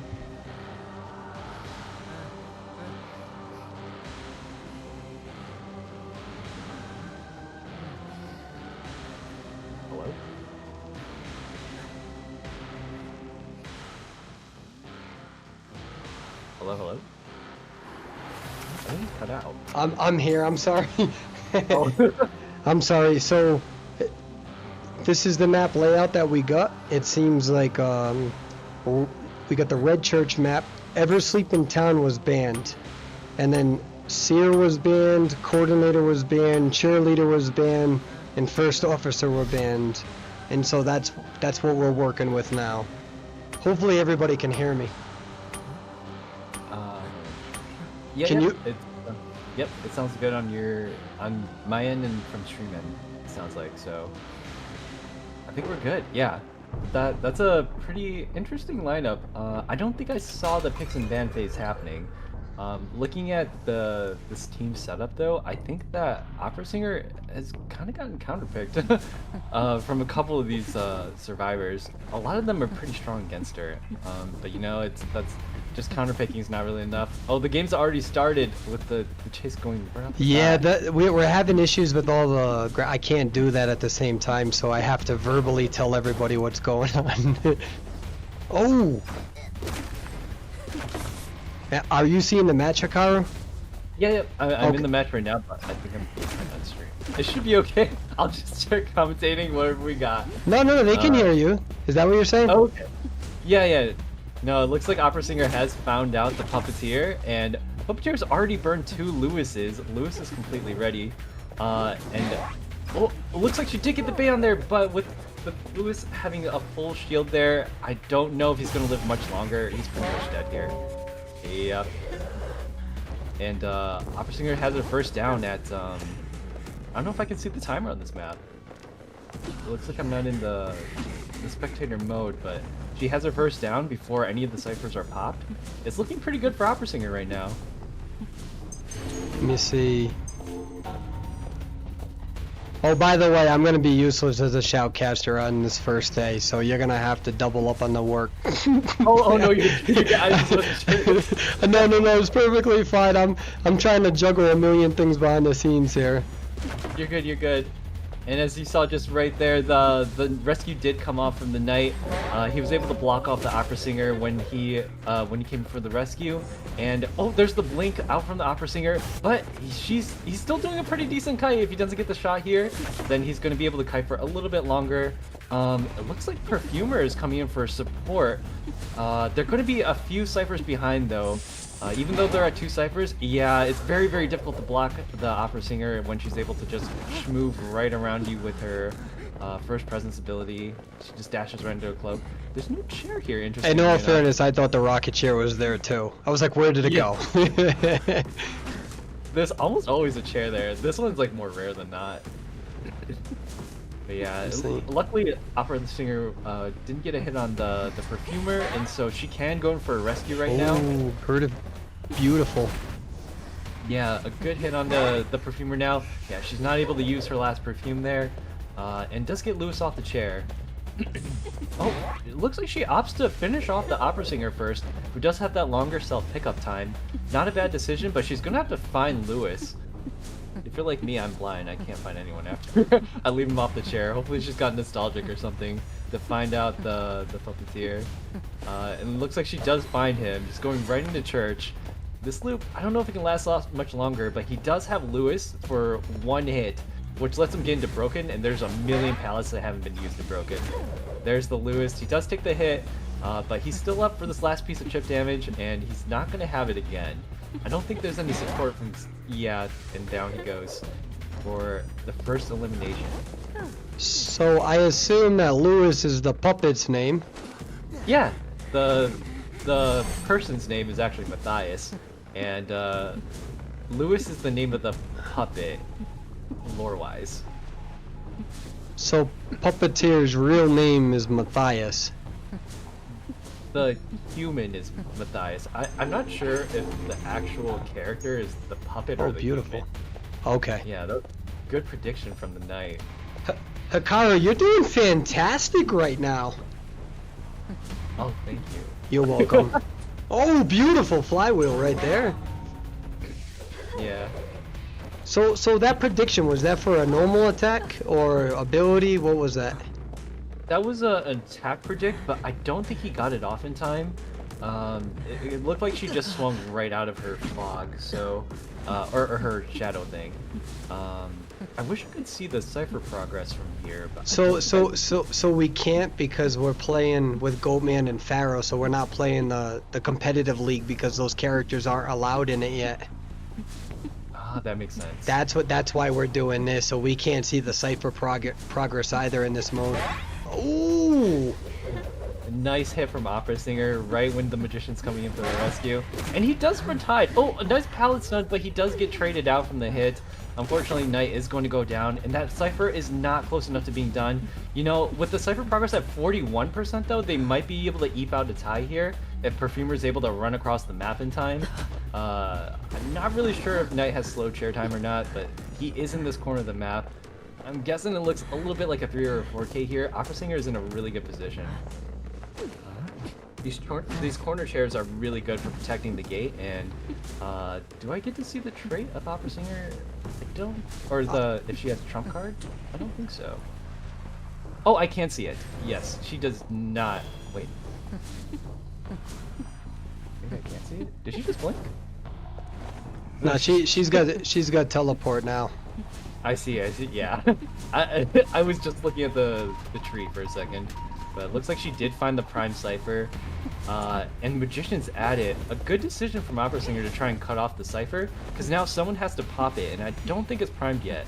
But they're going to heal and look for another Cypher, while Magician tries to kite this out, and a full presence Opera is just going to catch you eventually. And now they're probably going to start a Cypher on the other side of the map. Things are still looking pretty good for the Opera Singer, even though they're healed up. They don't have the Cyphers for it. Yeah, it's unfortunate. I think there was a misclick on the blink as well. That's what chat's blowing up on. Yeah, I heard it, but I wasn't looking at the time, so... he does get the hit on the Opera, who doesn't have any more perfumes to work with, unfortunately. So this rescue might get scuffed here. An amazing pallet stun for the Perfumer. That might just buy them the time they need to push the Cypher down. It looks like Opera's hurriedly going back to that Cypher, and they catch on right away. So they're all scattering, maybe looking for another Cypher to open up. Oh, everyone's hurt again. The missed Flywheel from the Knight. Like, if Knight has Flywheel. I mean, Short and Sweet is absolutely reading this game mode correctly right now in this scenario, going back like that, cutting them off from the Cypher. The question is how are the survivors gonna recover from this and get a Cypher down? Because they're all living, but they're also being hit, and the Cypher isn't being done. So yeah. It's amazing game sense on both the Hunters and the Survivor sides, because they know that Opera Singer is going to look for a Cypher, but that's why they're not like both all running to a Cypher at the moment. They just opted to heal up the Knight so that they can go for a second rescue if needed. That was a beautiful read from Nessa, being able to hide like that and buying a whole bunch of time. But worst right here is going to get caught out, but let's see where they go back. I mean, the Hunter's playing this right, contesting, moving around, scoping the field. The survivors need to make sure that they're organized in a manner where they're not completely running around the map and overextending like this, because at the end of the day there's not too much Cypher contesting going on. Nessa did the right thing by hiding, but it seems like they're trying to pop this Cypher, and I would assume that Cypher is close to 90-95% give or take. Like I said, we don't have the luxury of seeing that Cypher progress, so we might be missing something here. Yeah, and unfortunately the Magician is hurt, and I believe they're on second chair, so it's going to be pretty difficult for them to pop a Cypher at this point if it's not that one. Right. And down he goes. He is on the chair right now. They don't have a rescuer. They might be able to sneak something out with the Knight and do maybe like a cheeky ranged rescue from around a corner, but oh, it looks like she's going to the chair. Or to the Cypher, because she's a bit paranoid of it being popped, but this might give them enough time to prime the other Cypher and for them to come in for a rescue. Looks like she sniffed it out, and she's going for that Cypher right now. But she is going to give up the Knight in favor of taking down the Perfumer. I mean, these survivors are hanging in there, though. Really, they're doing what they can for sure. But this Hunter is putting pressure on everybody. It's really good communication from them to because now Perfumer hasn't been chaired at all, and now the only other Cypher's on the other side of the map. Just gotta be a little bit careful from that teleport. It's at 82%, but if she comes here and teleports right away, they might be a little cooked. Which Cypher's at 82%? They just pinged the other one in Broken. Oh, I was way off. I thought it was between 90 and 95. I had to play it by ear, quite literally. Yeah, it's kind of like last 20% all sounds the same to me. Yeah. But now they are in a tie position. That Cypher probably primed. Yep, oh, they popped it. That's amazing. So what's their play here? They're on the last chase. That was really, really close. A good flywheel on Knight's part. The last chase is going to be on Knight. They're looking like a tie here, but Opera Singer does hold on to teleport. If she's able to down Knight anytime soon, she could get a 3k here. Wow. Yeah, a nice pallet bait from her. She's going to have to teleport right away and maybe teleport back, but she opts to chair the Knight, and she might still have enough time to catch one more here. Yeah, the door's already open, but they're going to have to look for a hatch. She flips back and... Oh no, the Magician's in the middle. He might be able to get onto the hatch. He's actually going for dungeon right now. He has 1-1. They got 1-1. It's so close. Oh, he makes it. Wow, what amazing. And that was a very, very good pallet anticipation from the Hunter there. Very, very good job. Let's go back here. Let me pick you back up. That was a really good play. from Magician, where he decides to hang out in the middle, because you never really want to be too stacked up on the gate in case she does teleport. Because remember, Opera Singer can flip back at any time, so she just like teleports to the gate first, and then like if she downs the knight and opts to not chair him and just teleport to the other gate, down someone over there, she can just flip back and get the knight later, because that gate has not been touched. Your So your ears are going off the rail right now. I can oh, tell you're excited. Yeah, that they'd be was wiggling. really close. The dungeon play is very rare. I'm Like like, I love it when games are close like that. I'm trying to pay attention to what you're saying, but at the same time, I'm like, polygraph test. Let me see them ears wiggle. If those ears aren't wiggling, then I know that you, and they were going off the chart. Let me tell you something. But one of the things that you pointed out was at the end there with the, and by the way, Hikaru, you have to go to spectator. You have to move your Oh, character up. sorry. No, that's okay. That was a really good move from the hunter at the end there, where they go and they swing, they go into the pallet, and then they back out of the pallet. That was very good. And that knight though, let's make this very clear. I think it was Knight who was kiting at the end there. Worst was it Worst? I believe the name was Worst. Their ability to last as long as what they did at the end there and get a pallet stun and live around that pallet and not be too aggressive and put themselves in a position where they die too fast. They bought just enough time to get that tie. And the survivors did a great job. At one point, I thought they were overextending a little bit. I'm like, we're really over rotating here away from different ciphers, but they did something right that I'm probably uneducated about. And at the end of the day, they took a very, very difficult match against a very good hunter, and they were able to secure a tie in that round. And that was remarkable. And not to mention, we should give a shout out to the magician there, because when the hunter was in graveyard and rotated back to Wedden, Hunter did the right thing by hiding with half health, and the Sangria was not able to find them. And that was an extremely important part. So there's all these little tiny moves, as well as I think it was Worst again, who was in Big Church, who could have been caught out of pocket, and they were able to hop the window and get out. And so you see all of these little tiny plays that these survivors did, and that was remarkable gameplay. Somehow they secured the tie, and I'm very impressed. I know I've been gone, but I'm still impressed, and I'm allowed to be impressed. Yeah, great work from the Survivor team. Like the right people were all in the right places at the right time, and it just worked out so perfectly that they were able to draw from that. Opera Singer is just such an impressive hunter right now. I heard she's getting nerfed in the next patch, so I mean, Opera Singer enjoy her while you can. Her Yeah, dash speed is being lowered significantly, so that's what I hear. um The speed, right? Is the speed gonna get lowered? yeah, the speed of the dash is oh, I really hope she doesn't get run into the ground, because I mean, like, we have been seeing Opera Singer for about a year and a half in pretty much every single competitive game, but that doesn't mean I want to see her gone, you know? I just want to see other people. Right. I love Opera Singer though. I mean, in all fairness, though, I mean, it sounds like that they've been around for a very long time, and so that's natural where people want to see something a little bit different. I know that when I'm watching competitive gameplay, especially over in the more professional circuits, you see a lot of the same characters, and sometimes it can feel like you're watching the same match over and over, but then you see a match like that, and you're just like, all right, this is what we needed to see. I mean, there's so many good hunters with Opera. And to see survivors be able to multitask like that and pull something out, I mean, this is a good Opera player, and Opera really did a great job at catching people out in the open and whatnot. But somehow, some way, survivors just they were able to pull it off, and that's the reason why I'm excited to be back. That's the reason why I'm excited to have these tournaments. That's what I want to see. I don't want to see the same thing over and over. I don't want there to be easy predictions. I want there to be something that comes out where none of us were able to predict such. Yeah, I agree with you 100%. They're moving things in the right direction, I believe. And we even got Hullabaloo coming out soon. Don't know if he's going to be in Koa, but I'm pretty excited to see what changes are coming next. Oh, that's Hula Hoop Boy. Yeah, Mike Norton, the hunter. How do you? Have you played the story yet?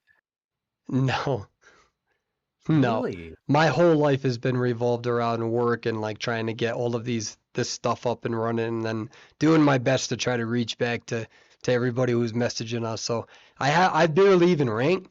I've been on almost every night for like 2 weeks straight, and I think I may have ranked like maybe twice. That's how much time and attention we've tried to put into this, and everyone else other than this guy right here is doing pretty damn good. So that we'll call it a win. So I'm happy about that. Oop, I'm. Oh, So oh, never mind. yeah, no, you're good. I don't know what's going on with the. Our. Okay, no, never mind. They're, Oh, they're I coming see in. it. Okay, so what's happening? So we're gonna say this verbally to chat. So what's happening here? We got two bands. We got a mercenary band and we have a priestess band. And we're probably going. We also have an antiquarian band, and we also have a lawyer band. So those are the four bands. So merc, priestess, antiquarian, as well as a lawyer. All four of them have been banned. The characters are all selecting their characters right now. And one day when we mature and we get better at this, you'll be seeing this all at the same time. I tried for like 4 hours. Can you get like failing for 4 hours? It doesn't feel good, Hikaru. Let me tell you something. It don't I doesn't feel good. I don't walk away feeling happy about my life. Let me What happened specifically? Like, So see their what happened screen. is that we have all the look at chat. Oh, not look at chat. Look at the graphics. You ready? Uh-huh. We got a Yeah. whole band pick phase. Oh, I can update all of this, all of those pictures, all of this stuff. We have a final character selection where they all pop up and everything. The problem is that I ain't got enough time to do it all because I don't have somebody doing it for me. So trying to Mm. select it, and then we made software. The software developer was super kind, worked with us, and when we tried to download the updated version to make it, more intuitive and a little bit easier to use, there was an error. And that's not on the software. This is how fast-paced everything was. We didn't even know we were going to have graphics and software on Tuesday. So to get to this point where, we spent many weeks on the bracket, trying to come up with the rules, trying to get, the teams organized, a Discord, but none of this was part of the plan. And we didn't have enough time because we just got the software delivered today. Mm. We played with it a little bit last night. We were gonna make, like I said, a whole bunch of changes because it's a little monotonous, and Mhm. so we didn't have enough time to train somebody. So now I'm trying to do the shoutcast into a game that I've been gone from, and then literally all of the video stuff on the back end, and we'll fix that eventually. And once we do, this is just gonna look beautiful. It's gonna look Yeah, beautiful. that's a ton of work, but hey, it's looking.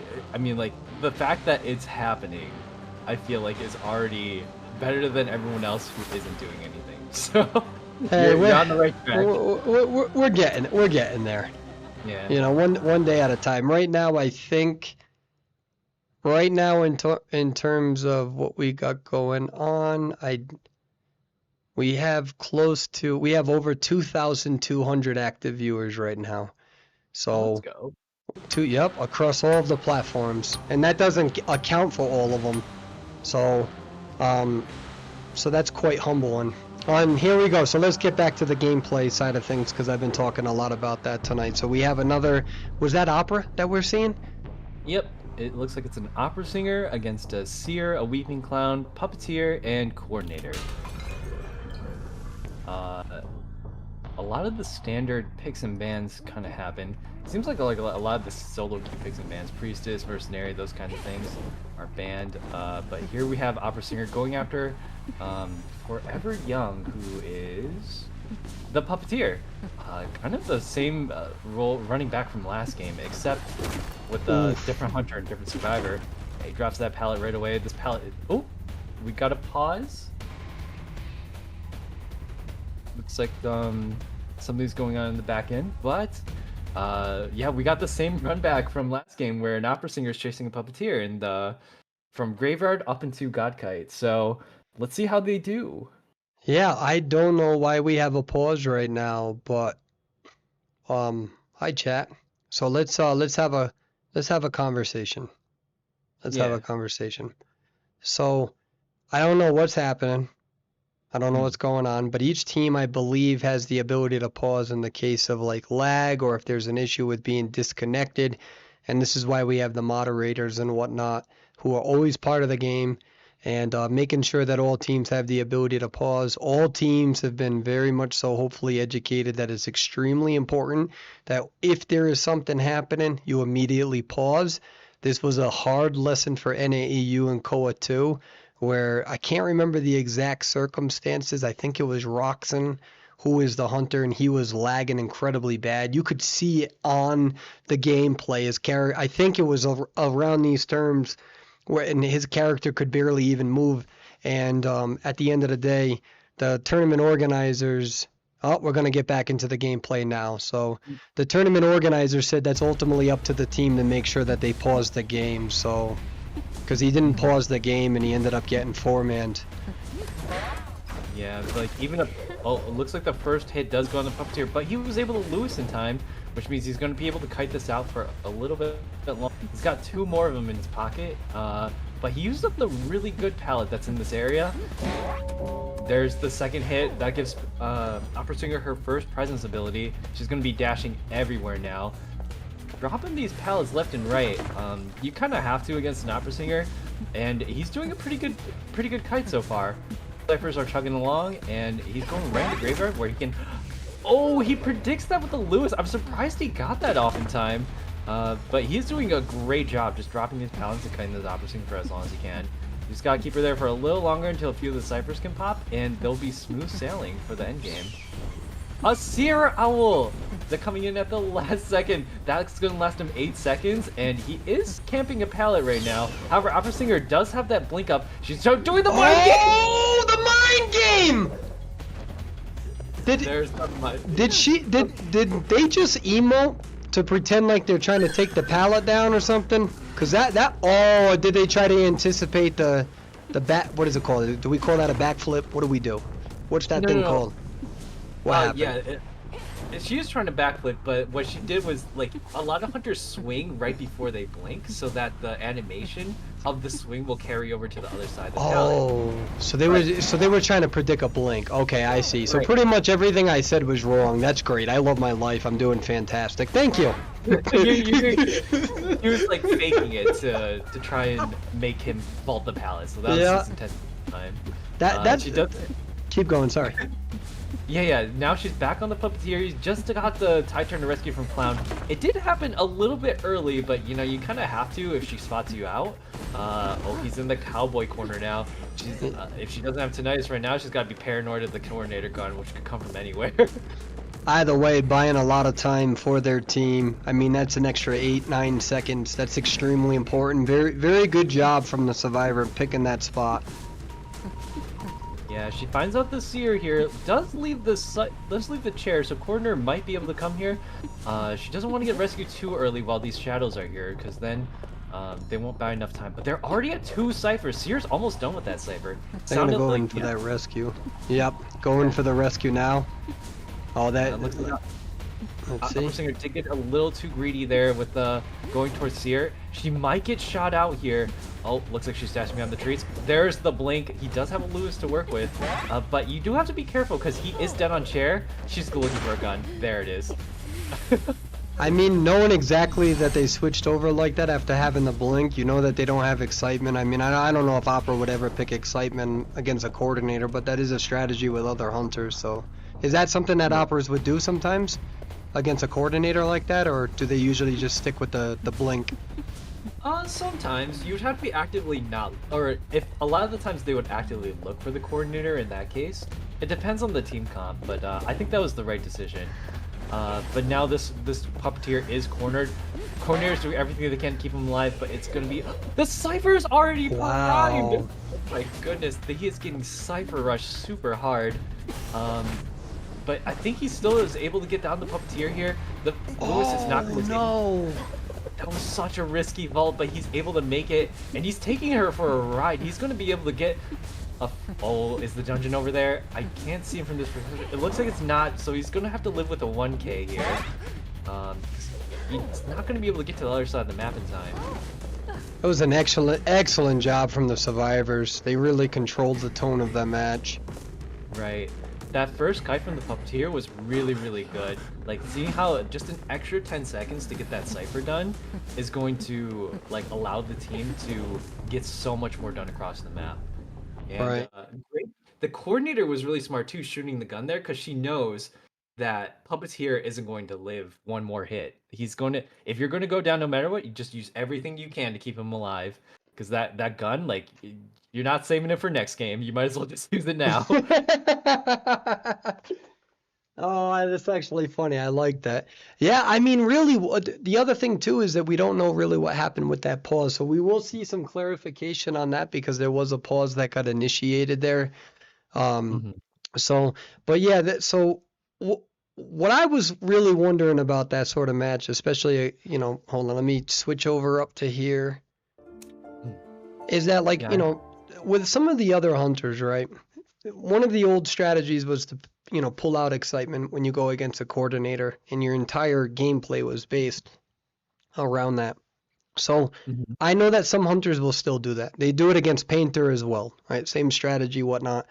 But Yep. those are also hunters that are not traditionally as strong as what we see with Sangria historically. I know that more people are starting to pick Ivy in tournament gameplay, and we would see Goatman more if he was allowed, and we will see that more in the upcoming tournaments, under the pretense that he's not nerfed into oblivion or anything of such. So is that still is that a viable strategy? I know I asked that during the game, but I really wanted some clarification. Like, will you ever see an opera that bases everything on excitement, or is it typically just a straight like my character's powerful, I don't care about your gun, I'll live through it? I think it's really dependent on the hunter. Like again, it's very situational. Like there are situations where you want to take excitement if the team has more harassers than not. Like some people do take it just for the coordinator, but if it's a team that's like batter, prospector, coordinator, something like that, more often than not you'll probably see the excitement pick. But otherwise like Blink is kind of just as good. There just wasn't a lot of cases for them to use it. Like the whole point of the trait is to get this first survivor down earlier or like within that first 60 seconds before that trade is even up. So like she didn't need it to down the puppeteer. She straight up chased him, but like excitement wouldn't have helped there. Like that wouldn't have done anything for her. And the blink did help her in the end more than excitement would. Because if she didn't use that, she wouldn't have needed excitement till what, like a minute and a half into the match. If you just blink like closer to the start, you might even have a second one towards the end if you didn't need it. And plus, you trumped over to teleport. So, I mean, a lot of people do take excitement early, but in my opinion, like this, just from my perspective, I don't think it's like exactly necessary unless they have like two or more harassers, and they didn't really seem to have that. I mean, they have clown, so he could have taken it, but honestly, I think whatever you're more comfortable with, really, is Sure. what's good. Now, I have a personal question for you, Hikaru, and I don't want to like overstep any boundaries. So if I make you Mhm. feel uncomfortable, by all means, just say, hey, I don't want to talk about that. But like this entire time, my friend, you haven't wagged the tail one time. So I'm trying to figure out like why you like low key being a prude. So we need to know this from a player base. What do the player base need to do in this tournament to get a tail wag? And I'm not talking about a useless tail wag like that move in Pokemon. I'm talking about like a legitimate, like what, like the tail wag. You see what I'm like, the tail wag, not tail wag, like the tail wag. So what do they need to do? Because that was a great match. I thought everyone played well, but apparently it wasn't good enough for tail wag or tail whip, whatever. So please let the player base know so we can set goals. And then I'm just trying to be professional and transparent. I want to see a Mad Eyes get a 4K. Okay. There you Any go. Mad Eyes players in chat? There you go. So we need a Mad Eyes for the tail wag. Yeah. Do you call like what? But you know what? I actually feel kind of rude right there, Cairo. You know why? Because Mhm. I just assigned a term to the move, and I don't know if it's true. So what do you call it? Like when you wiggle it, the tail. What do you You, call it? Do you call it I don't know. tail wag, tail whip? What do you? I don't know if it's a move. It's a tail wag. I don't know if it's more complicated than that. is it interchangeable with tail whip? Like, what if I say tail whip? Like, you're not gonna message me later, like, hey, you know what? We already talked about this so many times. Kind of like if I say I'm gonna do No. the dishes and I don't, and then it's a conversation. It's a rightful conversation. I'm wrong. I said I was gonna do the dishes, but I forgot. So if I mess up and I say tail whip, like we're good. Yeah, we're good. I'm very very chill. I mean, like Okay. sometimes I'm the type of guy people still like. People call me Hikaru. They call me Hikaru. Like, oh, people call me a lot of different things, and I'm just like, whatever makes Hikaru. you comfortable. I'm Hikaru. they say with like the most southern accent. Like one of my friends still does it. Like he was in one of the earlier matches. Friend, he calls me Hikaru all the time. I'm like, wait a second, you're the only Hikaru. one who says it that way. But Oh man, I don't. it's I funny. mean, I feel like there should be a cowboy main with that name. I'm just saying. Like I feel Hikaru, and I come Yeah, from a you place on Xavier. we don't even have a police force where I come from. So I don't want anyone to give me a lecture about that word. But like Hikaru, like I feel like that's kind of funny. Hikaru. I don't worry. I'm It's not gonna. That is. It's not gonna stick. It's not gonna stick. So okay. So we need a Mad Eyes 4-person elimination. You have high standards. Good for you. Is it high? I feel like I want to see something like really unexpected and someone I can like cheer for as an underdog, you know? Like Okay. I think the last game, it was a good game, but it was kind of pretty standard from what I understand. Like if I were to describe an IDV game, like the first survivor does a 60-second kite and then like they get Cypher Rushed. And that's kind of like how most ranked games go that end up that way, you know? I want to see something like really, really unexpected. I remember a lot of really hype moments from previous KOAs or like other tournaments. Sometimes like the 20-minute Dream Witch games of just like her constantly spawning survivors to protect or little follower things to protect one specific cipher for the entire match, and they just keep healing. There was like 30 marks on the ground or something. I remember that game really clearly, and it was really, really hype. Yeah. Um, but I really like those like really different games. Okay. Watching the Cypher Rush happen is like it was good. I mean, like they did a perfect job. It was a well executed Cypher Rush. It was pretty standard though. But we don't see a lot of victories against operas, and so that, especially in tournament gameplay, at least from what I'm familiar with, and so the survivors they did something right that round, and it's going to be something for everybody to take notes on. But as you were explaining that, I was trying to read chat because I can see chat right now. I try my best to go back to chat. Sometimes I'm a little absent from it, but so, somebody said it's Hikaru and Perswayable comment. What the heck? So like I'm trying so hard to focus, but like when somebody makes me giggle like that, you can't. I get distracted, so I'm over here, so I'm laughing, and then I'm like, no, pay attention. Like Hikaru, damn it, Hikaru is talking, giving their analysis, but Wait it. He's gaslighting. I we said it wasn't gonna stick. What's going on? I swear to God, if Perswayable sticks, I'm drawing a line. I am drawing a line. All right, Grandpa, Daddy Persway, Unc, Pookie, I'm flexible. If Perswayable takes off, yeah, somebody calls me Pookie, but like low key, No. yeah, if I feel sad sometimes, I'm like, this person better be on Twitch because like I just need someone to call me Pookie tonight. Like that's all. Like that's all I want in life. I don't have, I'm not. It's not like I have high standards and I'm asking people to do Mad Eyes 4Ks. You know what I mean? All right, so we're gonna go to the game. I didn't see the pick and ban section, but I assume the 100 did change. It's Goatman versus Wildling, Finn, Yeah. or Fire Investigator, Acrobat, and Dancer. Yeah, so Mercenary got banned, Priestess got banned, Opera got banned, and then First Officer got banned, Psychologist got banned, and that's where we're at currently. Like I said, I can't put the graphics up, and we're also not in the competitive lobby because the competitive lobby doesn't allow Goatman to play. So that's kind of where we're at. Yeah, this is a really interesting lineup. All these survivors are a really, really strong chase, or like really strong survivors, like say A to S tier survivors, and they're all. This is an interesting spawn. Most people do like, what is it, like a T, but this is kind of like an L. And I don't see Goatman a lot because I mostly play ranked, and this person is always banned in ranked. So I'm really curious to see how things are gonna go. We're opening up another Identity 5 YouTube channel, and I think I have 16 hours of gameplay from the top players in Asia, and I have one match of Goatman. That's how much he's banned right now. Yup, he's pretty much. Oh, he opts to chase the Wildling, which is really interesting because Wildling is probably the one character that's like impossible to chase for most hunters. Wildling, or like Goatman can maybe do it, but it looks like he does have to change targets here.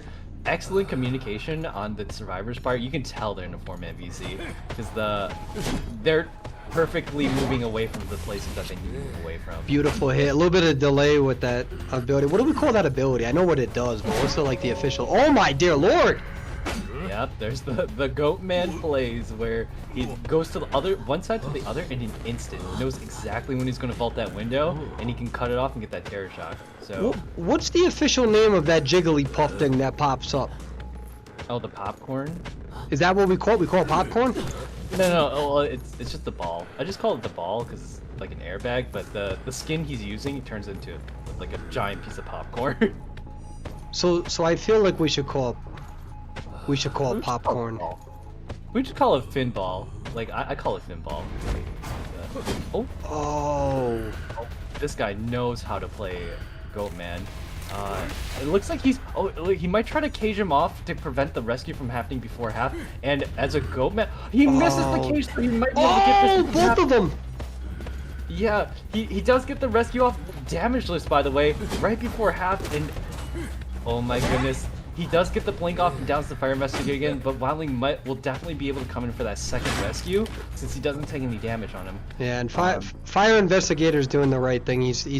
They're trying to relocate to this corner that you all are seeing, so that's why they're gonna buy some time. Yeah, Goatman doesn't really have a ton of cipher pressure. Looking at the cipher layout on the map right now, he probably can't stop the two ciphers from being primed from across the map. He knows Wildling is nearby, but I don't think he's going to be able to do anything about this other than maybe trying to stop the rescue from happening. He can't break these cages while he's on the boar, so he might be actually able to hold him off long enough. Oh, that's what he did. Yep, he teleports him far away from the chair. I think they're just going to end up having to sell Fire Investigator now and hoping for that end game. Wow. That just goes to show like how strong Goatman is. Like you just mind game one time and it's like there goes Fire Investigator. He did an excellent kite, but the Goatman tricks will definitely catch you off guard. Yeah, and I can understand why he's doing that. He understands that the ability is on cooldown, and it's on cooldown for another 12 seconds. He has time. He knows what he's doing, or they know what they're doing. Beautiful hit. That's one of the tough parts about playing Wildling is that what is that cooldown reduction? What is that, like 40 seconds or something?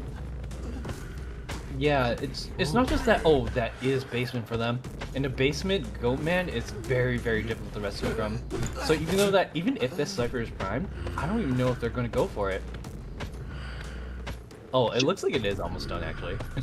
Hey chat, can you fact check us? See, this is what we gotta do. We gotta start asking chat to fact check us, right? Because it's important that we don't say anything that's wrong. Chat, give us a fact check. How long is Wildling's cooldown after he gets off of his Hakuna Matata board thing from Lion King? I believe if he gets it off on his own, it's not that long. But if he gets like punched off of it, it's a lot longer. It's like 60 seconds. But you can see it is up right now. They're probably going to go for this rescue, and that makes things a little bit more difficult for Goatman because he's not going to be able to. If he gets back up on the boar, he's probably going to be able to kite out the end game since it'll let him live quite a long time. Oh, he blocks up the. Oh dear lord. Yeah, he blocks up the entrance, but if Wildling's not in the cage, he's going to be able to take like 2 or 3 hits. And this is exactly why it's really difficult to chase the Wildling. Like, even if you do get him down in endgame, he'll just hop on his board and give you the runaround for the next, I think it's like 40 seconds. So the fact check that we got this is our version of community notes here. I think it's 30 seconds if hit, 60 if hit, 30 if he gets off on his own. That sounds about right. Oh, he does use his blink there. I don't know if that was the greatest move because now, oh, never mind. He punches it down right away. Yeah, I was gonna say you should save this trade for endgame because you can down the wildling right here as fast as you can to try and get this draw. But I think the Goldman's definitely gonna have to try to go for more since I believe their team is ahead in points right now. So sometimes you just gotta be a little risky bisky with it and. If you're able to down the Goatman without using your trade, he maybe have been able to trump to teleport or something to maybe get one more down. Sorry, I just no tail wag, but whatever, it's fine. Whatever. No, it's all right. You know what, Hikaru? You know what? Honestly, I'm glad that you're making the community work for something.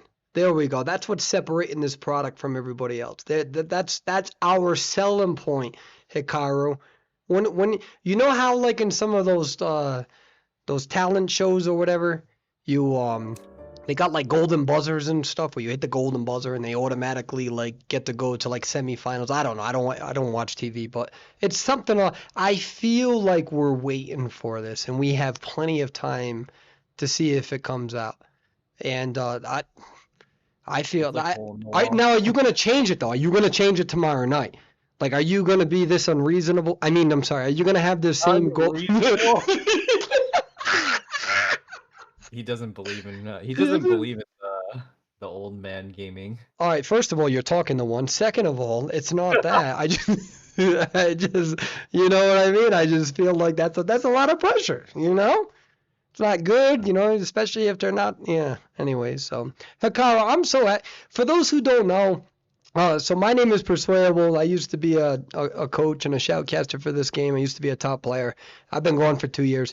And Hikaru right now is one of the top dogs in the game, in the industry, the beacon of hope, the beacon, the guide light that we all follow, the ray of sunshine. And your ears are wiggling a lot right now, and I just think it's funny. But so we're here on the first day of a 4-day tournament that's going to extend for 2 weekends, and this is the first time that Hikaru and I have ever worked together or even spoken verbally. Hikaru, there was no practice run before this. There was no like voice chat before this. And Hikaru, let me tell you something. I'm more of a biology guy in terms of science, but we got some chemistry going on in terms of this right now. And I want to tell you, it is an honor to work alongside of you. You have such a great personality. I can genuinely understand why you have so many supporters. And I genuinely mean that. It is very fun working alongside of you. And I want you to know that because honestly, whenever you work with somebody on live feed, especially somebody that you have never spoken to before, you always wonder like what's that what's that improv going to be like? Is there going to be that chemistry?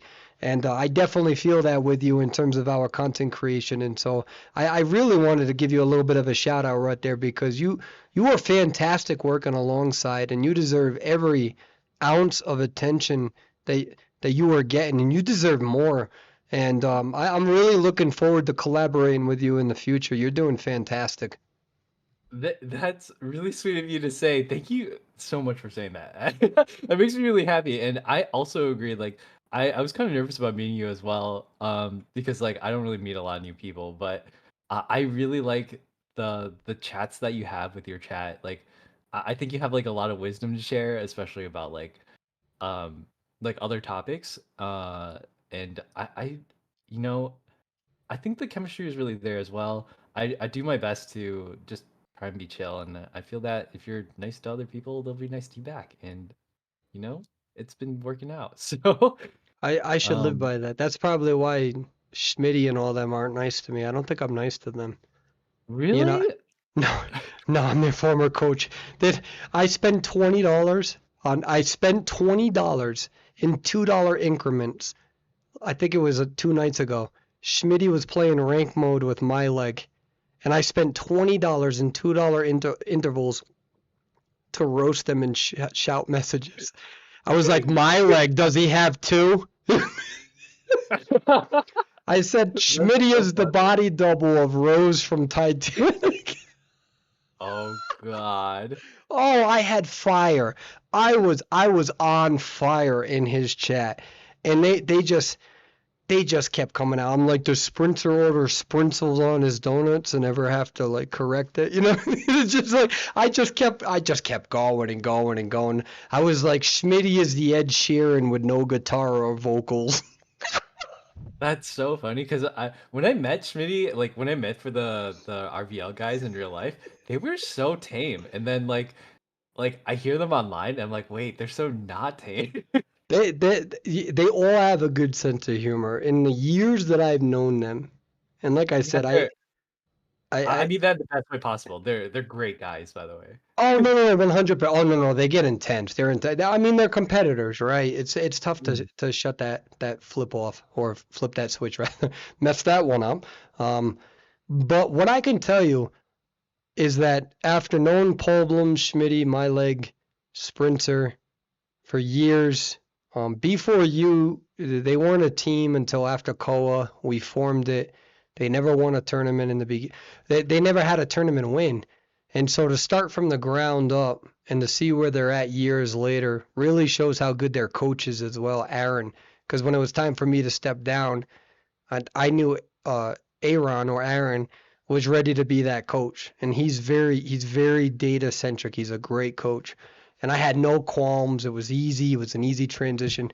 But after all of these, I can't remember a single time where like I got into an argument or a fight with any of them. Not a single time in 5 years of knowing them, other than playing with Schmitty in season 1. And me and him always joke about that. And me and Polblums, how Polblums and I met is that he was playing perfumer and I was playing photographer. He absolutely destroyed my photographer, and me going in the post chat being very bitter. And this is as toxic as I get. I go, why don't you play a real character? And like Paul Blums will want to be like, bro, I've read your guides. What do you want me to do? And so that was the first interaction we had because I was being a little salty loser. That's as salty as I'll ever get. I'll be like, oh yeah, and I don't do that anymore. I've worked on that. But that's actually how I met them. And so what I've always enjoyed about them is that whenever we go on like live feed and all that, and we like roast each other a little bit, it's just like we always know when to draw that line. Like we don't have to have that conversation of like, hey, like if we were having a practice and Schmitty or anybody was struggling, like you know not to roast them. You know what I'm saying? Like you know that there's a time and place, and that's what I appreciate about all of them, is that you didn't have to teach them common sense. We all just knew when to back the heck off. We knew we like a time and place. You know what I mean? Yeah, it's nice that they're so mature, and that's so crazy from a photographer saying that about perfumer. Yeah, I was so pissed. I'm still pissed No at Paul way. Blums. I know I'm still upset with Paul Blums. It's been like 4 years. I don't think he like emoted me, but I definitely like started to change the story a little bit to make me not sound as bad. So I'm just gonna stick with that. He emoted me. We're gonna stick with that one. Okay, we buried those. Looks like the next match is going though, and we have an Ivy. Wow. If you could take control for a second, I must step away for one moment. I'm sorry. Yep, no problem. Thank you so much. Yep, of course. Okay, so it looks like we have Ivy with Short and Sweet is hunting on Ivy here. She's sending her Yith out. I gotta look at the survivors real quick. It's Antiquarian, Wildling, Dancer, and Knight. I think Ivy might have a little bit of a problem catching some of these characters, such as Wildling, but it looks like she caught Knight out right at the start. She got the initial spook off at 64, which means that unless Knight's able to mind game him, unable to mind game the Ivy, he's going to be taking a hit soon. Looks like he gets ability first and then attack. Oh, but he misses the first helmet, and he's at 72 right now, which means that if Ivy gets the scare off, he's a little cooked. But he misses the scare. He's going to be stuck at 76 for a little while. It's going to be up to Ivy whether she wants to stick on this target or not. But he gets us right on the swing, and he's going to get so much distance off that. Honestly, this Knight is kind of in her head. Oh my gosh, he does get that scare, but he was able to vault the pallet first. Oh my god. That is really good play on Knight's part to be able to get over that vault first, and that way the scare won't be enough. It won't give her enough time to break the pallet and swing at him. There's the first hit on Knight, and he's running right through Dancer's domain expansion. If I were her, I'd probably give up right about now. But it looks like he wants to keep chasing after her for a little bit. Knight just used up his 3rd helmet. He's going to be out of items for the rest of the game, making him a pretty easy chase target if she wants to keep going after him.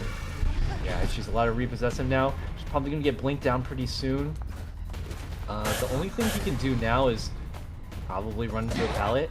Yep, and there's the swing. Ivy does have insolence right now, and she is almost at full presence.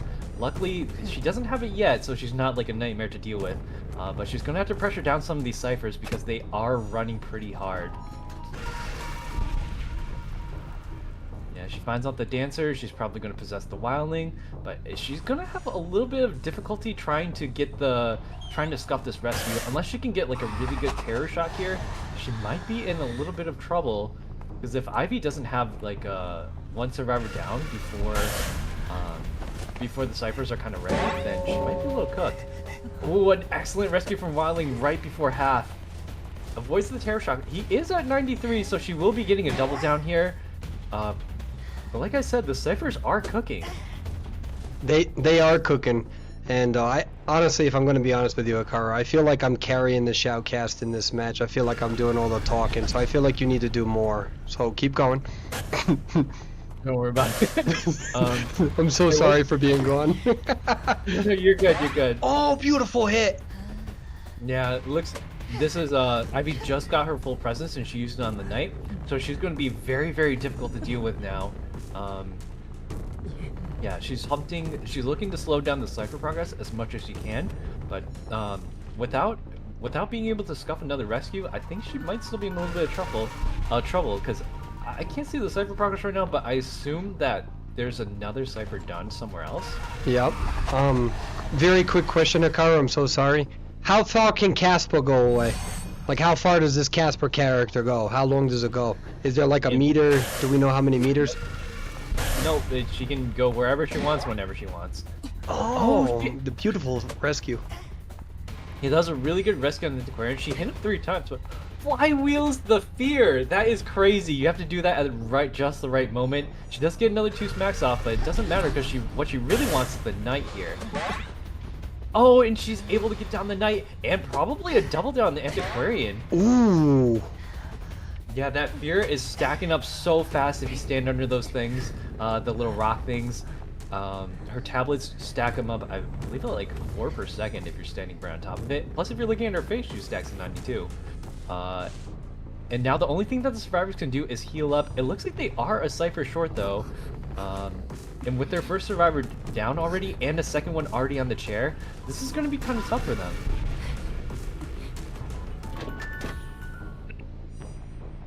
I literally have nothing to add. Keep going. I'm so sorry. You're good, you're good. I'm rusty, I'm old, I got arthritis in the ankles. I don't want to hear it. She stacked up so many rocks in this area too, it's going to be very difficult to rescue from, because every second that you're trying to rescue here, you're going to be stacking up a little bit of fear, and she can teleport to each one of these whenever she needs to.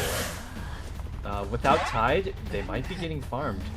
But excellent, another great rescue. Oh, that interrupted Hakuna Matata ability. No, 100%. That's, yeah. He tried to whistle. Yeah, that was really good. Oh, and she does find out Antiquarian right away. That's the power of Ivy is just so strong right now, being able to hunt 2 survivors at once. And now the dancer's either going to have to go for the hatch or go for a rescue right now. And it looks like she's going for the rescue. It's going to be really tough, though. Ivy can teleport.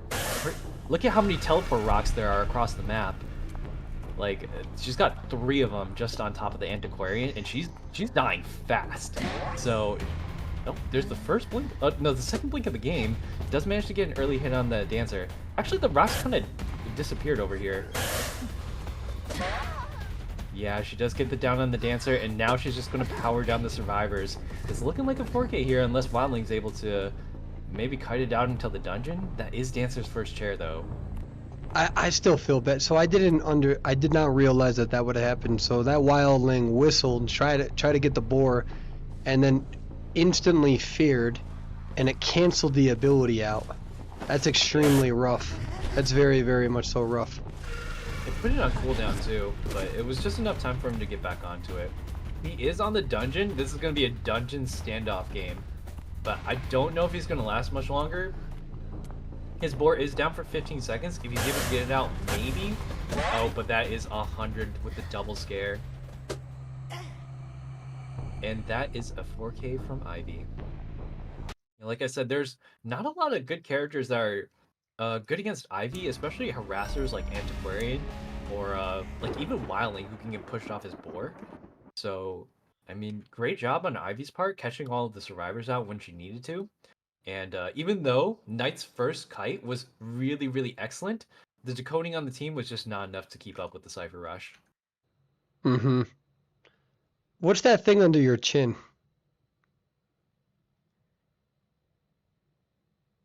What thing? The Gotta look. the thing under your chin, what is it? Oh, it's just like a brooch decorative thing. A what's that word? A brooch? A brooch? Yeah. Am I using the word right? No. I don't know the word. Like brooch, I feel like brooch. I don't know what that word is. You probably are using the word right. Remember, I have a language deficit disorder, so like, but a brooch, like I feel like if one cockroach met another one, was like, "What's up, my brooch?" You know what I mean? Like I feel like that's what that word would be. What the heck? If you didn't laugh at that, I would have disconnected the whole stream. Alright, goodbye. Like, we're gonna keep going with the tournament. This is what I'm talking about with the chemistry. Yeah. Kyle, thank you so much. Honestly, like you just did community service laughing at that. Thank you. I didn't know what direction I was gonna go in. I got nervous right there, and I was like, you know what I mean? It's All okay. right. I love the humor. It's like right up my alley. It's like a pin or a badge. And see, this is what I'm telling you. Like my chat is genuinely educating me. That's the big thing is that I will never, not as somebody who is a therapy clinician, I will never pretend to be dumb ever. So like when I genuinely don't know anything, like I think people realize that it's not just a gimmick. So I have no problem being like, I don't know what the heck like this is, like what are we saying, like what's going on. But I've never heard the word brooch, and the chat is saying that you're definitely saying it correctly. But I don't want you to feel like I was challenging you. That was more so of me instantly being like, well, this is a word I've never heard. Not like that's not a word, you know? It was more like, all right, like I'm learning. I'm learning. I still like the cockroach analogy, though. I feel like we should petition dictionary.com. And we should get that added. Brooch. What's up, my brooch? Okay. I'll let it die. I don't want to overextend the joke. You're good, you're good. So, yeah. All right. So, with that being said, I don't know what's happening next. Let me see something. I feel like I'm supposed to be. Please add me on Discord if you want to learn how to do character bands and all that stuff with our software, please, so we can add you. And tomorrow, if you don't do it well, it's okay. You'll do better than me, just like every competitor on this live feed. Actually, there should be, wait, was that 4 games or 3? Jeez, I lost track of time. You know, in the beginning of this, Hikaru, because I'm trying to do all, so the problem is we have software, and Jeff did a great job with this software. And essentially whenever, and you would know this because you know more about this stuff than I do, but essentially if we make a graphic, like let me change it real quick, right?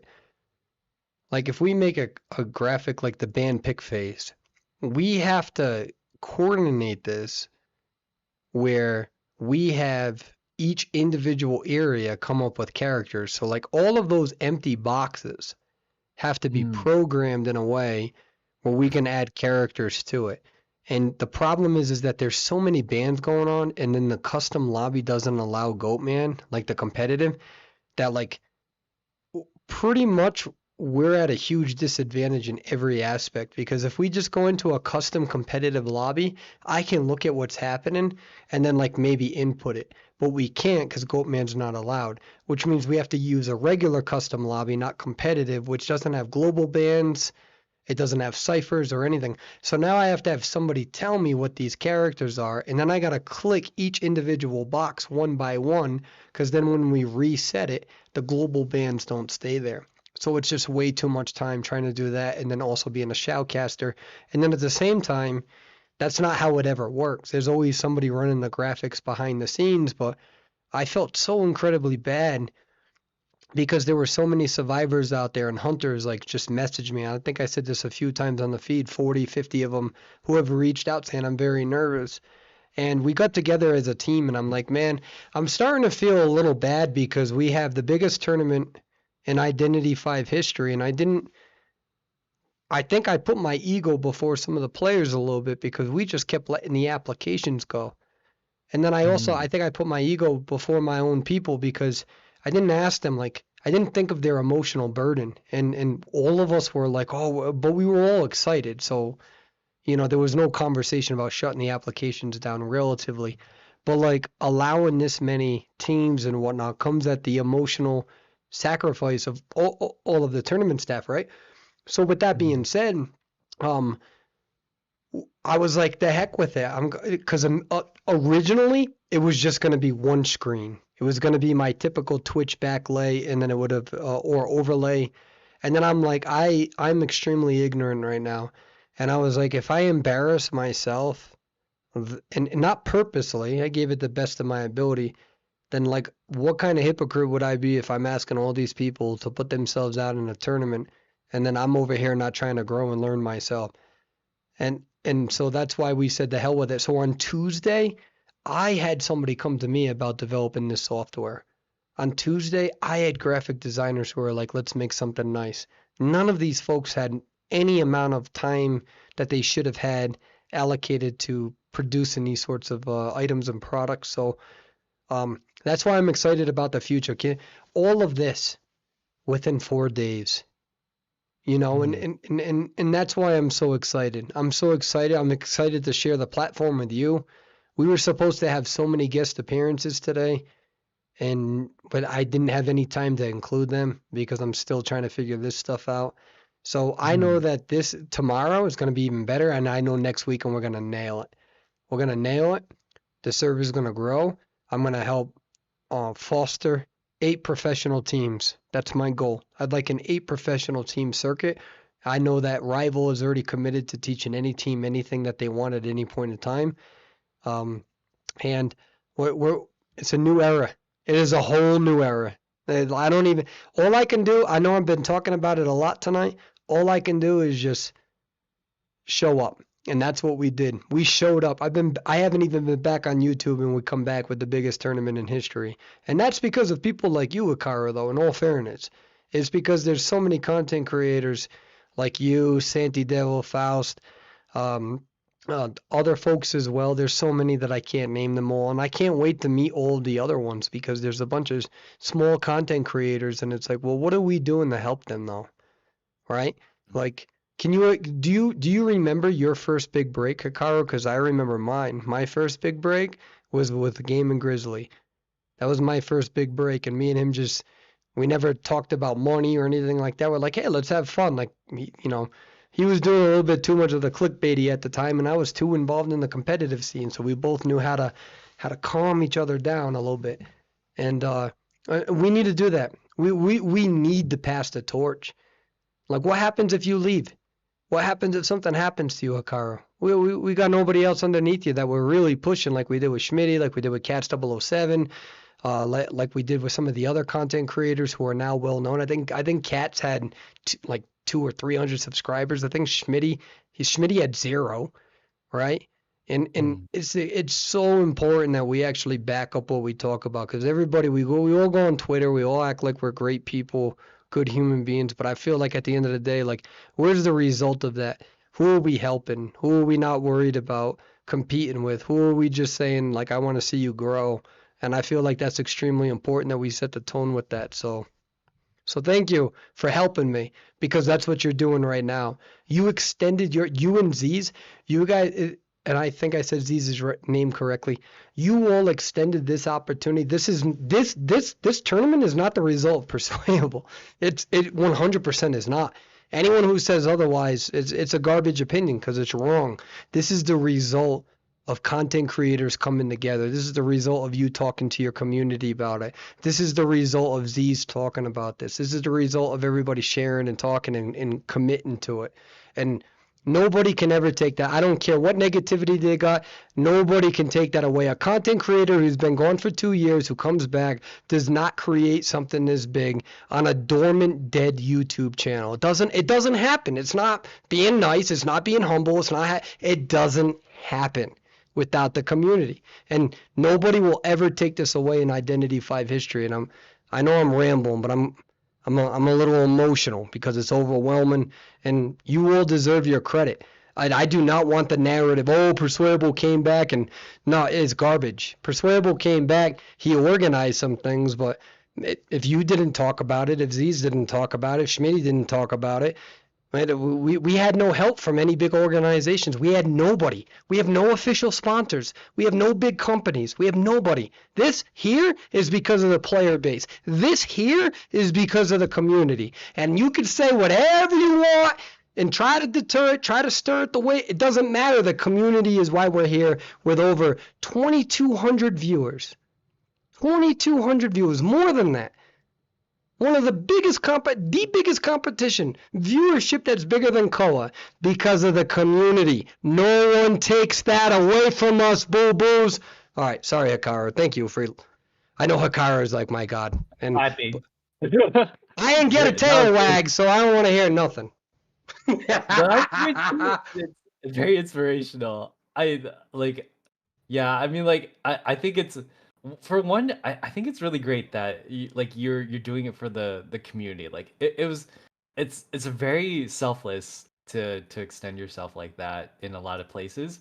And like creating this tournament like that, Ziz and Santi and I have been talking about doing a tournament of our own like for a long time, but just putting it together it's a lot of time and effort. And so the fact that like you're the one putting it all together in the first place, I think is a huge help. Like I think what you talk about is like a dream of the community in general, that like we want to put NA on the board. Like I know Z's talks about this all the time. Like they want to see the NA scene grow.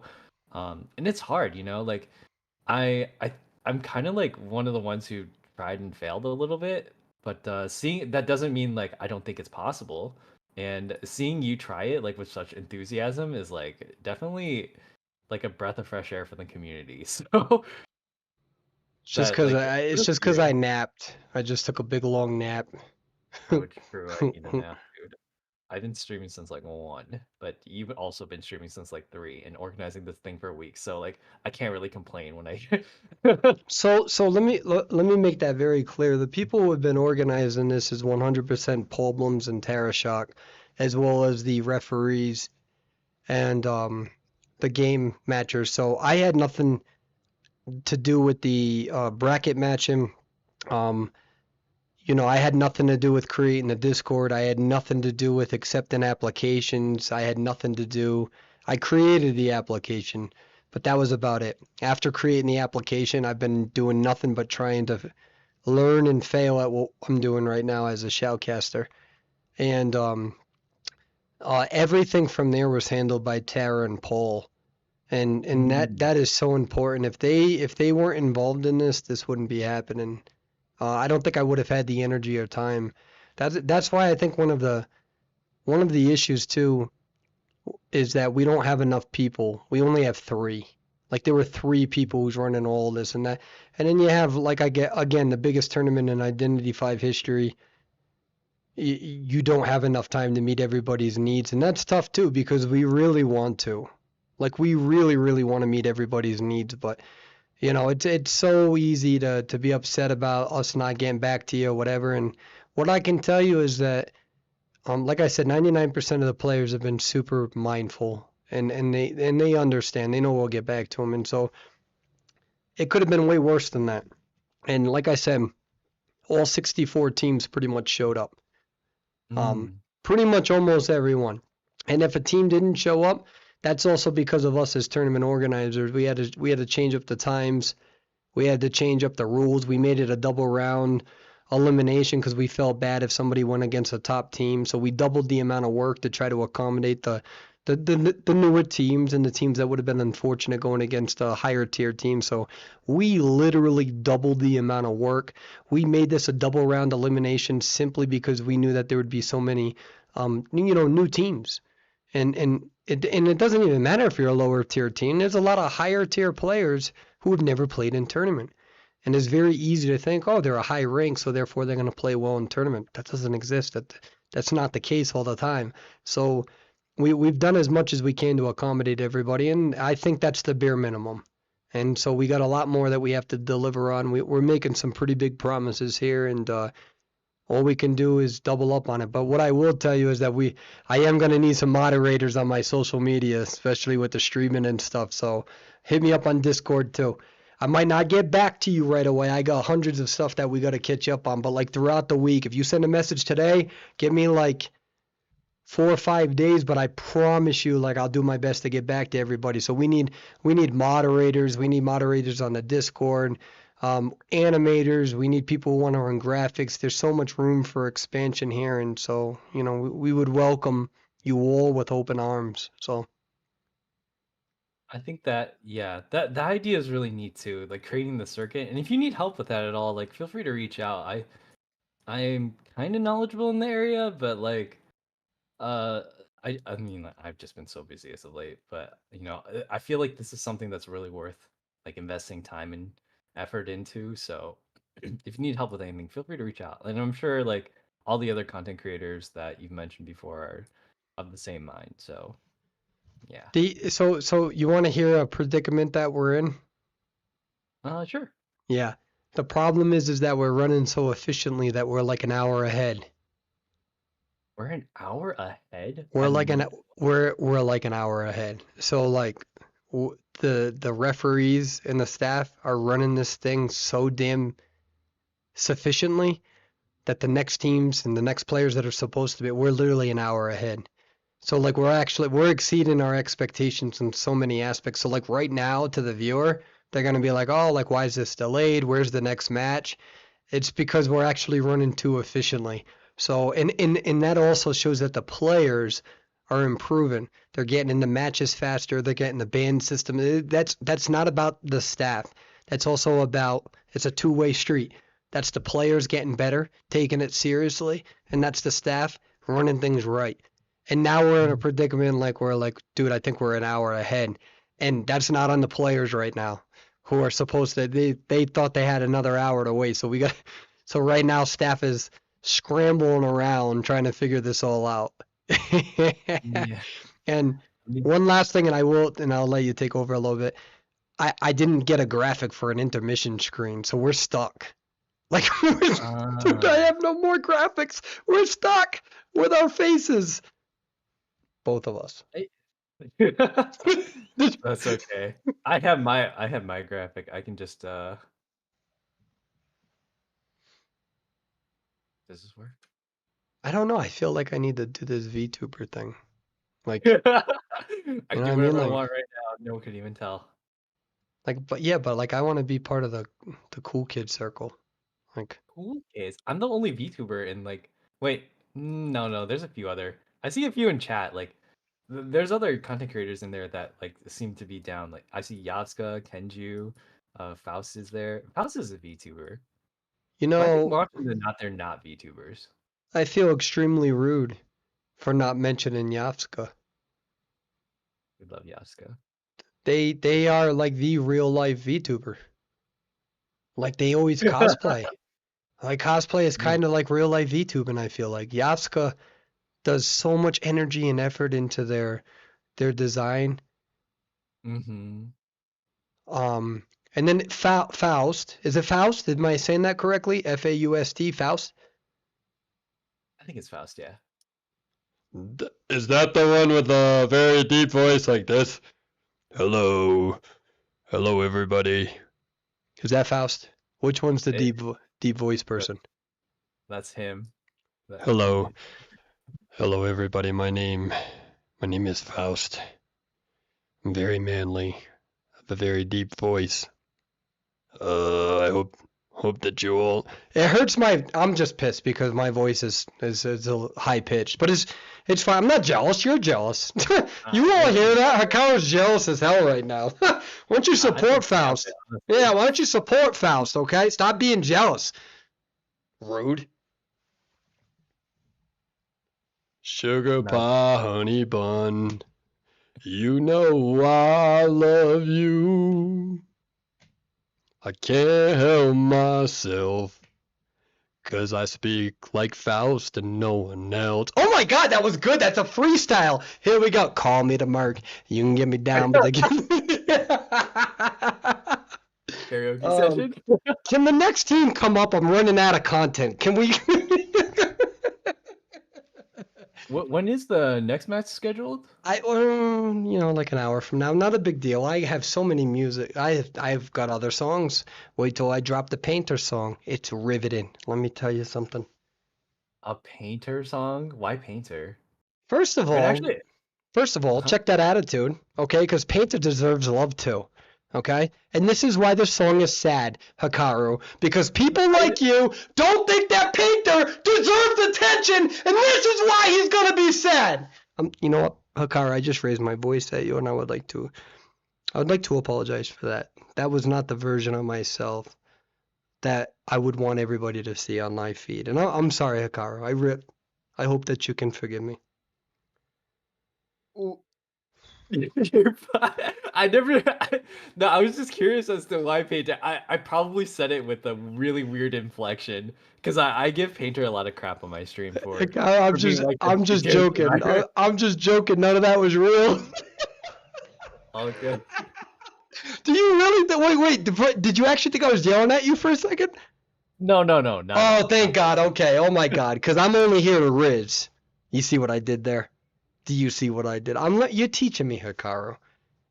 Wait, no, I don't think I used that word correctly. But whatever, we'll learn. Close enough, you know. Dude, I like how hard you're trying to be positive. No. It's close enough. Like, wait, what did I think it was first? No. I can't remember right now. They are trying to get the players in. Keep going. Oh, okay. Why is your background a frog? I've always been curious about that. I never associate you with a purple frog. So first of all, it's a toad. So check yourself. Check yourself, okay? It's a toad. Okay. All right. Fair. I'm just kidding. It's because I'm the world's biggest Naruto fan because that was my childhood anime, and so it's a shout out to. I feel like as a kid, because I was not a good kid, not a good kid. I was almost kicked out of 2 high schools, and I was always in and out of trouble. But I always felt like that anime taught me things that I felt like society wasn't. So I felt like over time that played a pivotal role in terms of calming down, being a good productive person, and also being silly. Like when you look at Jiraiya, there's a little bit of wisdom in there, but it's also just goofiness. And Jiraiya doesn't worry about being the sensei. They worry about just being themselves. There's some flaws in that analogy, but hear me out. So I created that because I don't want to forget about that. Even when I went through college and grad school with all my degrees in the clinical field and whatnot, I always feel like the root of that was seeing like a series like that. And so I based it off of that. Based it off on the Toads. So that's where we're at. Well, that's cool. I've always liked that show as a kid. Season 1 was fantastic. Yeah, season 1, episode 1. Yeah. Kissing scene, day 1. So, It took shoujo mangas like 100 episodes just to get those right. They do it day 1. They're still trying to get everybody in, so. Yeah, all good. So, but yeah, so that's why I related to Naruto so much, just because I felt like I was acting out and being dumb because I couldn't speak English very well, so I couldn't speak language very well. So it took me, I couldn't say my legal name till I was like 16. So like when you can't talk right, you feel like people make fun of you. So then you just start fighting people, right? Because like you don't want to get made fun of. So at that point, then you kind of morph into the bully. The bullied becomes the bully, and then you have to learn how to not be that way. So I feel like I could relate to that character a lot, where like you act out and all this stuff, but then when you're alone, you're like super sad and emotional because you don't know how to process things. And then at the same time, society's telling me not to talk about it because men don't talk about things, which was horrible. And that's a trash philosophy. I think it's garbage, and it made me worse. So that's where we're at. That's the reality. I don't care. This is how my live feeds always are. My live feeds, anyone who watches my content knows that this is what happens. 1 minute we're joking, we're being silly, we're calling Ivy's whatever Casper, I don't know what that thing is. The next minute it's like a switch. It's like serious. And then boom, switch off. And that switch would be turned off if we had matches going on. But I'm not a fire investigator, so I don't know. That was bad. I don't know. I tried. We're getting the Perswayable lore right now. Yeah, there we go. Your backstory for your VTuber. I wore a character, damn really. button up to this thing. I wore a button up. That's how serious I got tonight. I haven't worn a button up shirt in like 3 years. The servers are down. Wait, what? The servers are down. The IDV servers? Wait, what servers? The Identity 5 servers are down. Did we take down Identity 5 servers? We're still online. I'm walking around the room. Yeah, well, don't leave the room because you ain't coming back through the door, boo-boo. Let me tell you. The servers are down. Did we break the servers?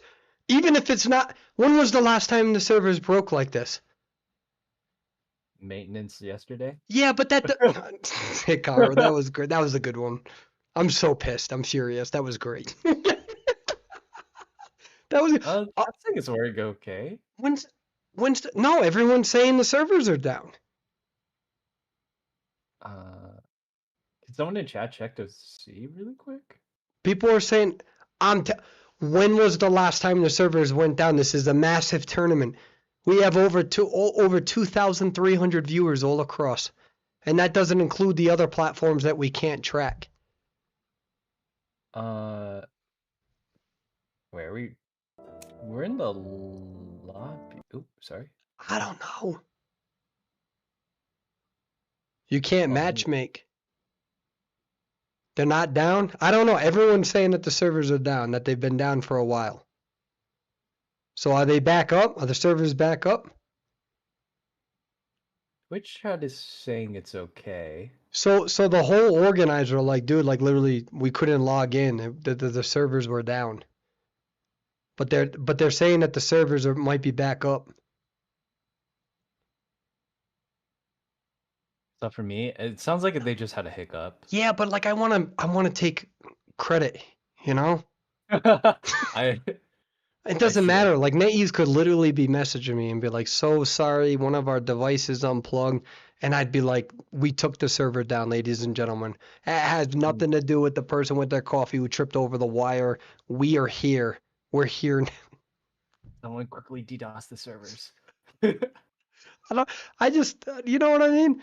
Like we would clip it and we would run with it. And the only people that would know about it are those who are here for the inside joke, and we would never clip this part of the stream ever again. Man, if I had that kind of power, man, I'm losing a ranked match. Oh, the servers are down, you guys. What happened? No, but like seriously, everyone's saying the servers were down. Like even the organizers, like I have them all right here. Every organizer, like the servers were down. The servers were down. Here's what we got to do. You're going to clip, everybody needs to clip what I'm about to do. And then nobody, if they weren't here, they don't deserve to know the inside joke. Okay, you ready? Yeah. Ladies and gentlemen, the servers are down. I think we just took the servers down. Boom. Okay, that's it. Just clip that part. Don't clip nothing else. And just say, Perswayable Tournament took the whole servers down. If you know, you know. You gotta be here. If you're not here, you don't deserve to know. No, and I'm telling you right now, chat, none of you let them know. This is an inside joke between me and you. Right here. Okay? That's what we're going to do. And then we're going to make it trend, and then we're going to get an esports league, and then all of our professional players are going to be sponsored and make hundreds of thousands of dollars. Boom, there we go. All right, The I think plan. So someone put a meme next to it. It's like put the time right next to it. It's like Wednesday at 8 p.m.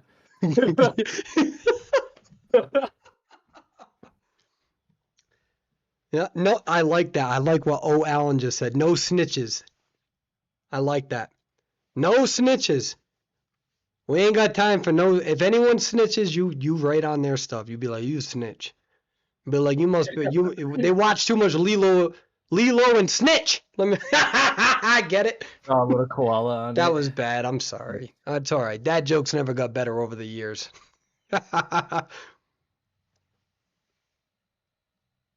Yeah, but they are saying that the servers went down. I'm not actually saying this because of us. For the servers to go down, so like all of the competitors and everybody are trying to get back on.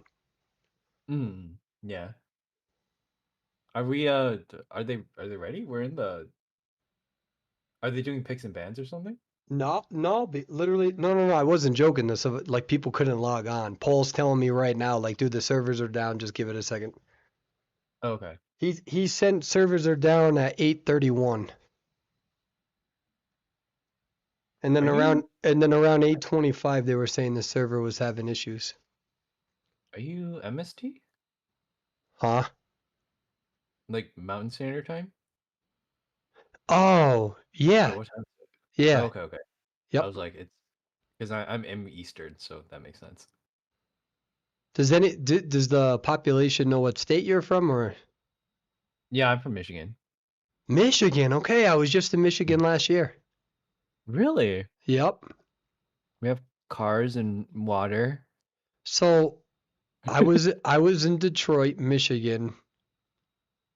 When was I there? Was I there in July? Did you guys have SummerSlam in WWE last Did year? we? I don't really watch Yeah, WWE. yeah, we were. And we were coming home from SummerSlam, and a car caught on fire in front of us on the highway and literally like almost blew up. And we could feel the heat in the car behind it. So that's my memory of Detroit, Michigan. That was the only time I've ever been there was last year. And the car caught on fire, and then the people were standing near the car, and we were yelling, "Get the heck away from the car!" I'm not joking. It's really like genuinely happened. I was with my buddy Matt Kemke and Justin Anthony. They're YouTubers. I think Matt Kemke right now is at like 700,000 subscribers. I think Justin's at like 300,000. And they're old buddies of mine, and they do a lot of WWE. And I didn't know much about WWE, but they're like, hey, you should fly out to Detroit. And I was like, man, I haven't watched WWE in years, but like I'll go out there. Like this is your passion, this is your company, your business. Like I'll go out there and support you. So like that was the stuff I was doing for 2 years. I went to like 20 or 30 different states, traveled everywhere, and we were all in the car. You can ask them, obviously. You can go on their social media and ask them. Be like, were you with Perswayable? And we were all together in July, and yeah, the car in front of us caught on fire, man. And let me tell you something. We could feel the heat. Like it was just a flash of energy. It was crazy. That's such a coincidence because the very few memories that I have of Detroit also involve being in a car accident. Oh dear Lord, I am sorry. No, you're good. It was like such a long time ago, but Detroit is like it's been gentrified nowadays, so you came at a good time. But like oof, just 10 years, maybe not 10, like 15 years ago, that was a whole nother story. It's really nice now though, like very nice, very safe in the nice and safe parts. All I remember too is that across the venue there was like a big casino that was on Oh like a. yeah, I was over there in the city. Wherever you have like a big casino that's like ingrained in hotels. yeah, MGM. It's because the Canada can't gamble, so they all come over here to gamble. Oh, okay. I don't know if it was MGM though, is it? I remember there being like a cafe with like a cafeteria. They had taco. They had like a taco stand, and then you could eat the tacos, and Uh, then you could walk right into the hotel over there. there's another Greek town. I don't know. I'm not from Michigan. Mm, yeah, that part of Detroit has a lot of casinos, so it could have been any of them. It's really nice though. It's one of the few places like that we can have our conventions and stuff there. It's really beautiful by the water too. Next to the, you can get a good view of Canada. Yeah, yeah, we went there too. We went to that convention center. You have like a big convention center over there. Yeah, I don't know what it's called anymore. They keep renaming it. Okay. But it's very nice. I go there for anime conventions. My first cosplay was down there. Can I ask you a question? Sure. Have you ever promised your fans to do a cosplay and you never delivered like Zeus Identity 5? I have promised to cosplay and I have done it before. But you followed through? Yeah, I did follow through. I feel like Zeus is the outlier. I feel like he's the only one that's consistently disappointing his supporters. Dang, these false promises. I still have a few promises I have to get through, but like they He's take a while, okay? oh yeah, yeah. Well, imagine promising people a professional esports league. So I'm getting all the trash talking now. You got this. It's getting in. We're getting there. I mean, like if you need any help, like oh my gosh, when I tried to do it through the IDV, like do you know the NGP Discord? Have you tried contacting them yet? What is it called? The NGP people? Nah, I don't. To What be is that? honest, I'm so sorry. you might be able to get some stuff out of them to add to your prize pool right now, but it's like they're the I they explain it if you spend a certain amount of money, they invite you to the NGP Discord for people who spend money on IDV. And they offer like a bunch of different events that go on there, so they give out a bunch of free stuff. And if you like register there as a content creator, I believe they promote you a little bit, like very, very little bit. And when I hosted my tournament there, they offered to give like a few prizes and stuff like that. Well, that's So if very you like, kind of them. it's not much. Yeah, I'm not doing It's any of that. I'm not gonna lie. That's way too much work. Wh- it's not much. You just like contact one of them, let them know you're running a tournament, and they'll like give you a little bit. If just it's you don't have to though. I think you underestimate how lazy I can be. All good, all good. That was my I route that I went through though, and it was whatever. Yeah, I gotta get out of my shell, man. I'm literally like a hobbit. I gotta do a better job at that. I'm trying to do a better job this time around, because like when you stick around people in little circles that you know are reliable, it's just safe. You know Yeah, what I I mean? agree. I've gotten burned like multiple times, so Right, it's just hang out with people you know that like won't get you in trouble, like don't cause trouble themselves. You have fun with them, good chemistry. That's all you really need, and I'm happy in my own little corner. right. But like, it's so I look VTubers have been getting like kind of a bad rep recently on Twitter because literally every other day there's some new stupid drama that goes on. But I'm actually like in my own little bubble so much though that like I'm more of an IDV content creator than I am a VTuber nowadays. So I'm just like I'm watching it happen and I feel safe and comfortable and this is like so much better than whatever is going on over there. But sometimes I do feel jealous like seeing oh they're hanging out with like someone new every day, meeting cool new people and like unfortunately, people love drama. They're addicted to it, and they say they don't want it, but they clearly do. Yeah, And you're never gonna win that battle. I'm not really much of a public sort of guy. I'm very private in my own aspect of things. I've become a lot more private too in the past 5 years. And the biggest thing though for me is trying to be more approachable, trying to be more, what's that word where you can have access to me, accessible. mm, So what I'm not going to do is feed into people who do that, because the problem is that people who feed into negativity, their audience is going to be people who enjoy that.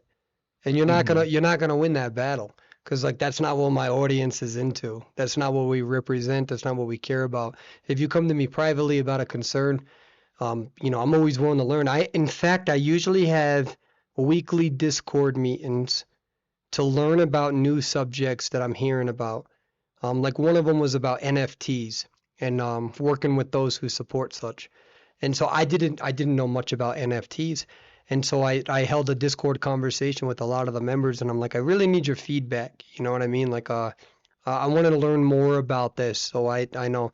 So people who come to me, who approach me with the pretense that I'm willing to learn and understand, it doesn't mean I need to cater into you. But if you give me the opportunity, I'll let you present the case because I want to learn, right? But like if you come into the conversation and I'm already the bad person, I'm wrong, I'm this heinous, awful person, it's just like you're showing me your flag. I ain't got time for that.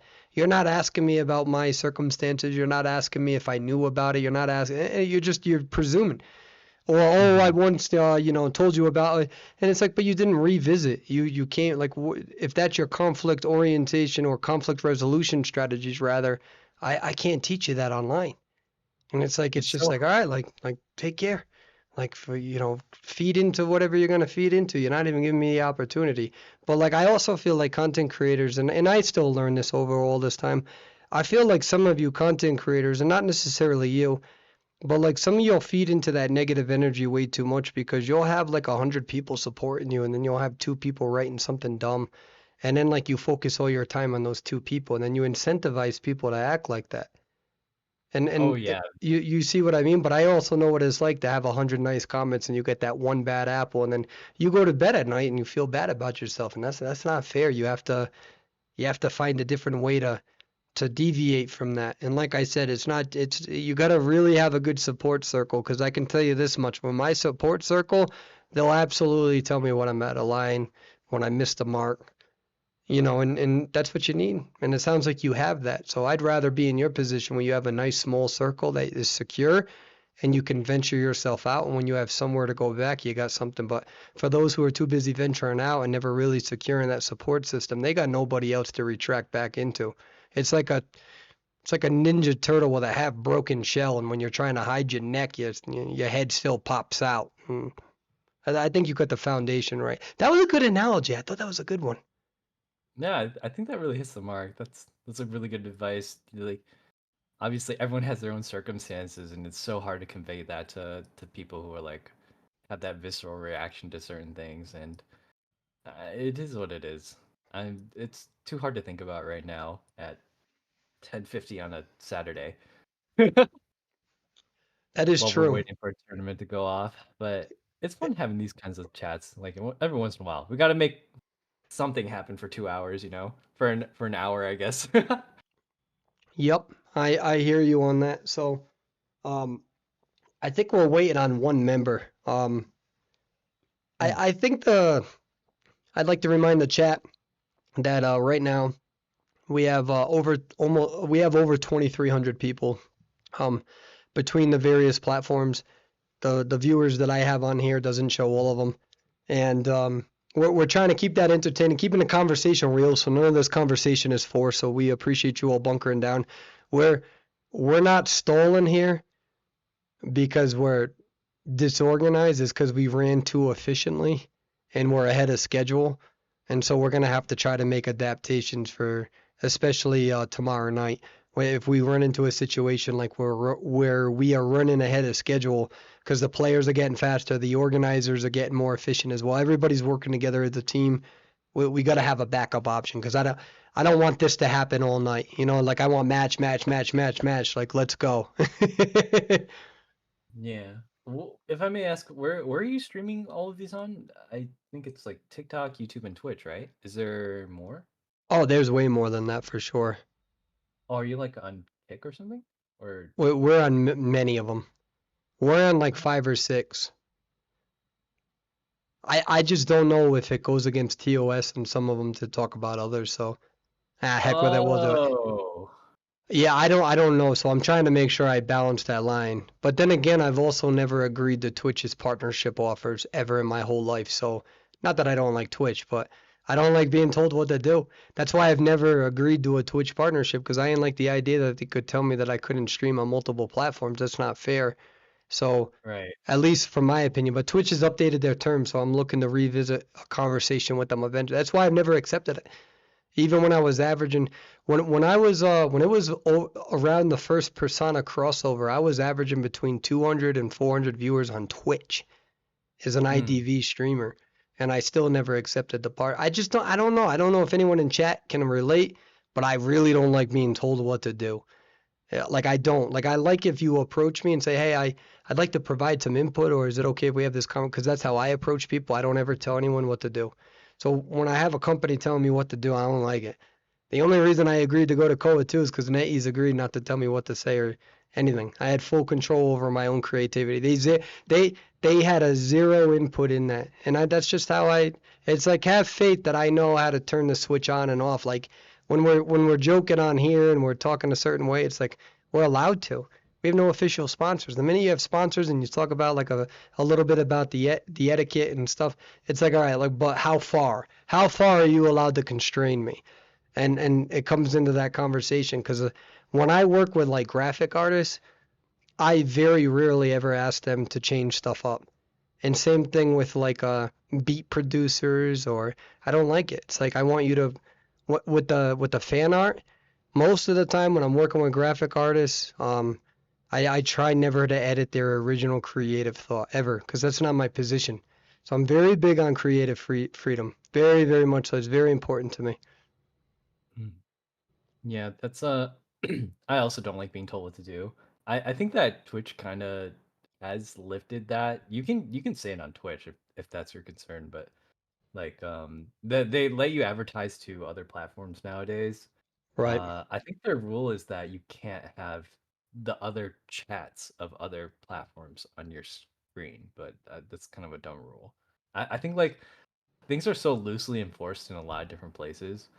Right. The only exception is like Billy, which like I got pinged a lot for on there. But yeah, You got like you got what? I got pinged on Billy for like rules that you can't have because China is like a lot more strict with their rules. Yeah, right. Um, Okay. but yeah, Twitch has gotten a lot more lax with those kinds of restrictions. So yep, I was just looking for other places to follow you on.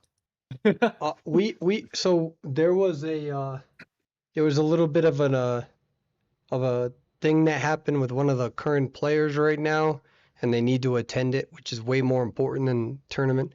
So Mm. they should be back pretty soon. So we're looking at an ETA of about maybe 5 minutes or so, 5 to 10 minutes, and then we'll be underway with the next match.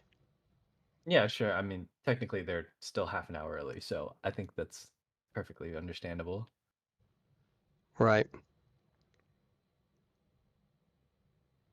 See what we got. Yeah, but like one of the biggest things is the criticisms of how to run something this massive and people don't even know all of the full stories. That's the big thing. Like one of the big things that we go was like about the brackets, and one of the tough parts about that, and it was valid criticism.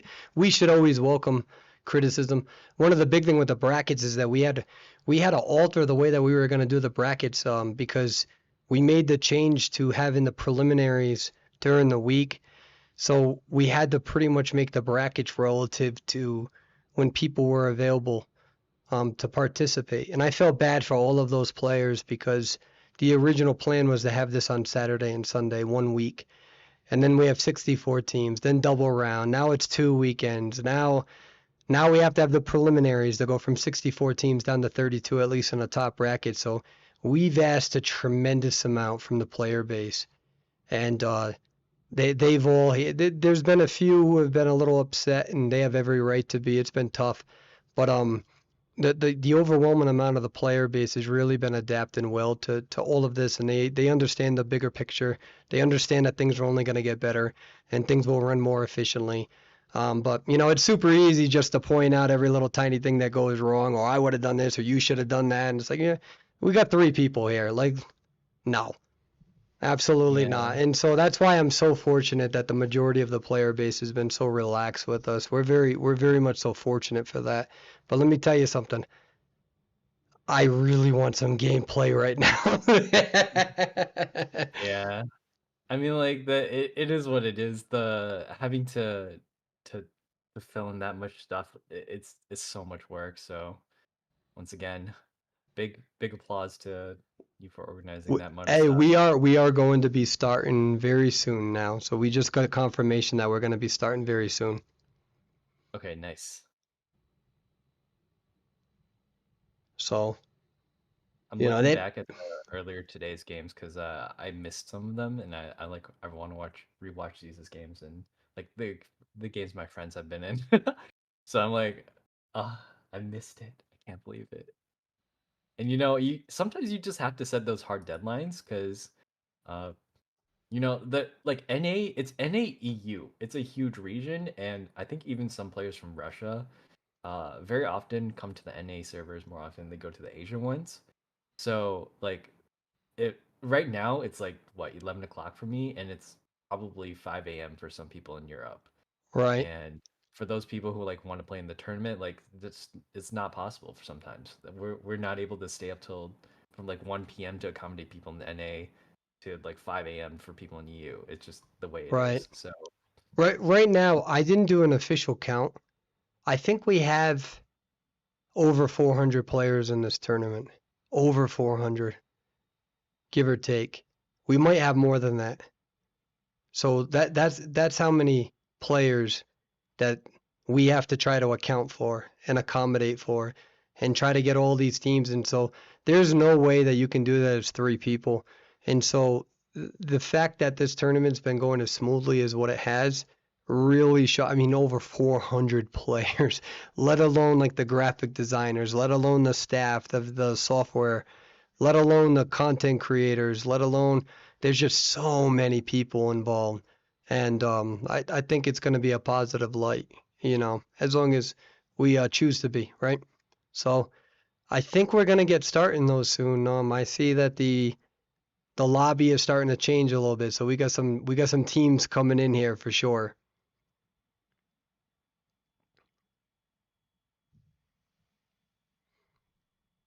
All oh, right. looks like we took our map. It's Leo's memory. Any Leo memory enjoyers in chat? Yeah, that's what we did. I think this map is like pretty okay, pretty balanced. But I gotta say, if I'm having a migraine, it's a little too light. Yeah. It's just like I'll get flashbanged from turning from factory into like just looking at white snow, and I'm like, oof. Yeah, exactly.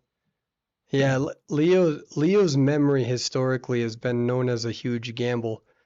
So the old school strategy with Leo's memory is that you would choose Leo's memory if you were in traditionally a bad spot, because then if your hunter spawns around Christmas tree, like a little bit towards shack, then you know that a survivor automatically spawns in 3 pallets on Leo's memory.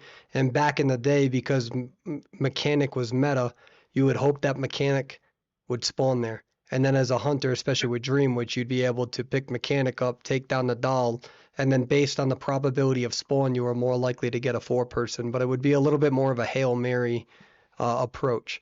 And that's what B4U, that's what we did in one of our regional tournaments. We were still ahead, but nobody expected to pick Leo's memory, and we operated under the presumption that the other team wasn't practicing Leo's memory a lot.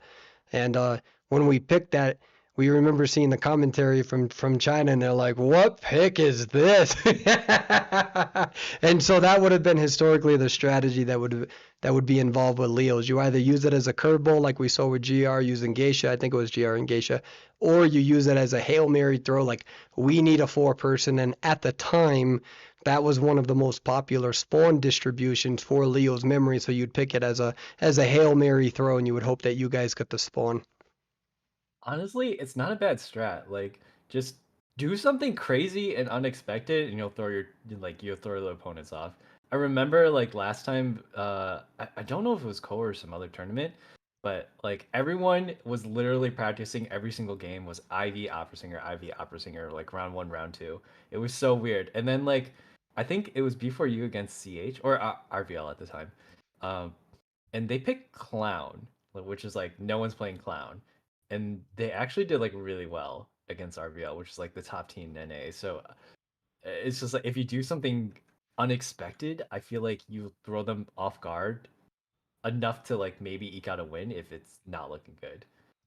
Right, you're trying to get that curveball. That's really what you're trying to do, and it can work unless it's predicted. Yeah, just And like we'll see a random lizard in the game. They'll be like, "Oh wow, that was interesting," Yeah, But I yeah. feel like So like we were having this conversation with Eli earlier, and the conversation with Eli is I'm very interested to see if we're more likely going to see curveballs and niche hunters, knowing that they're going to historically be more bans in the third round than ever before. Like right now, people have always played, the meta hunters, and it's understandable and we get it, but there's never been this amount of bans with a global ban system for hunters in round three. And so the question is are they still going to do the sangria stuff or whatever the case may be, depending on where Hula Hoop Boy goes, depending on where some of the other hunters like Goatman are going to lie, depending on, nerfs and adjustments? Or are we going to see those niche hunters that can now finally play a character like let's say Night Watch, but now instead of rank mode, they get 9 or 12 bans. So the question is that in round three, are we going to start seeing more niche hunters? Or are they going to just stick with the traditional meta, which is projected to eventually be Goatman, Ivy, Sangria, and then we'll see where Hula Hoop Boy comes in all of this, depending on how many adjustments happen. right. And with those Sangria nerfs coming in too, she's like I think it's good to open up the field for more stuff. Like it was mentioned earlier, it was like Ivy Opera every single game last year, and I think people are kind of sick of it. It's been like 2 years of that for like every Right. single tournament. So Yeah, I'm happy that absolutely. Oh, let me see. See, that's what I can't stand about this is that whenever I click something, you disappear. I gotta figure that out it's okay. tomorrow. I can just run to the bathroom really quick while you figure something out. I do Oh have to no, go though, so no, we're good. all right, We're I'll be good. right back. All right.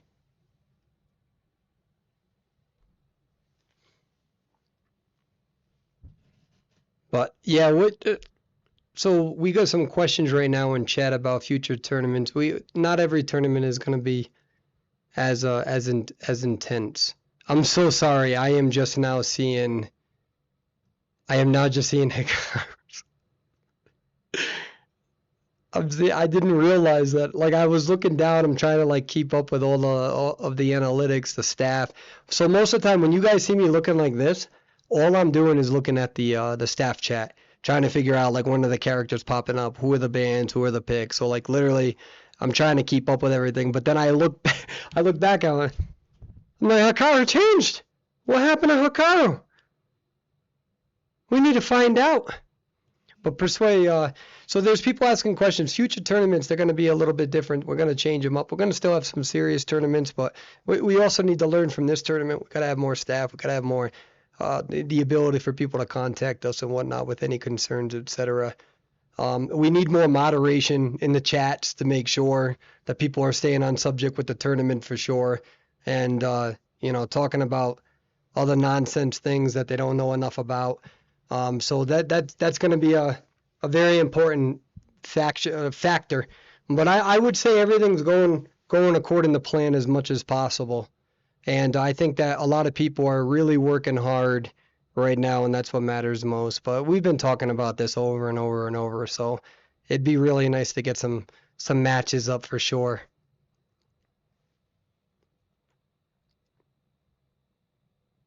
I'm So, back. Sorry. but yeah, no, we're gonna definitely need to get some moderators because at the end of the day, we need to make sure that all the chats are staying on subject and staying on conversation. And so, what I can tell you is that over the course of this tournament, we have had tens of thousands of messages, and I want to thank you all for being patient with the tournament right now because I'm hoping that in the future we can do a better job at accommodating for this.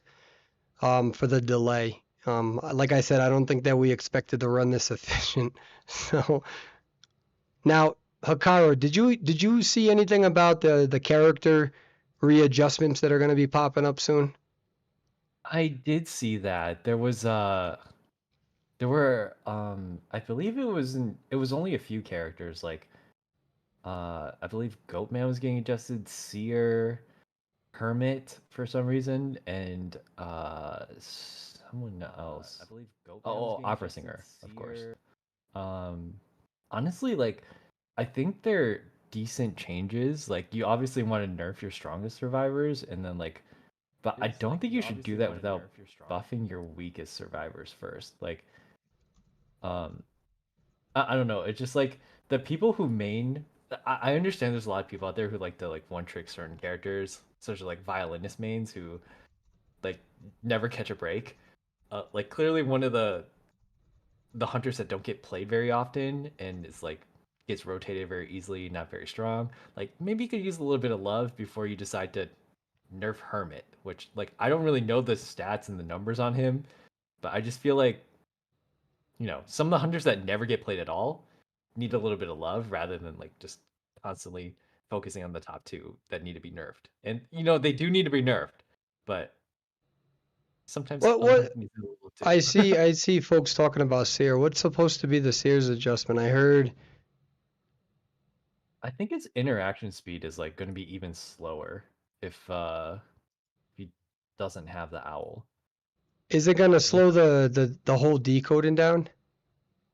Let me check that. I actually don't know. Chat, can you fact check us? What's going on with the Seer stuff? Someone linked the patch notes to me, but it's in Japanese. Right. Oh. Well, is there a translation button?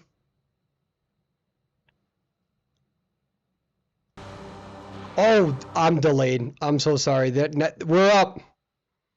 Oh, yep. Looks like we started. We are It's a here. violinist! We are here. We are here. Chat, thank you so much for your patience. Seriously, thank you so incredibly much. Thank you to the staff. Thank you to the players. We're actually running ahead of stream and schedule, so we're going to try to find ways to accommodate for this in the future. Okay, I'm done talking about that. So, what are we seeing, Hikaru?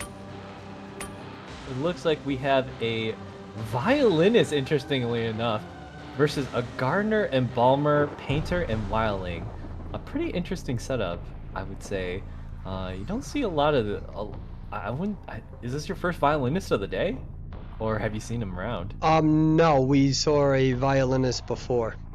No way. That's so cool. He played fantastic.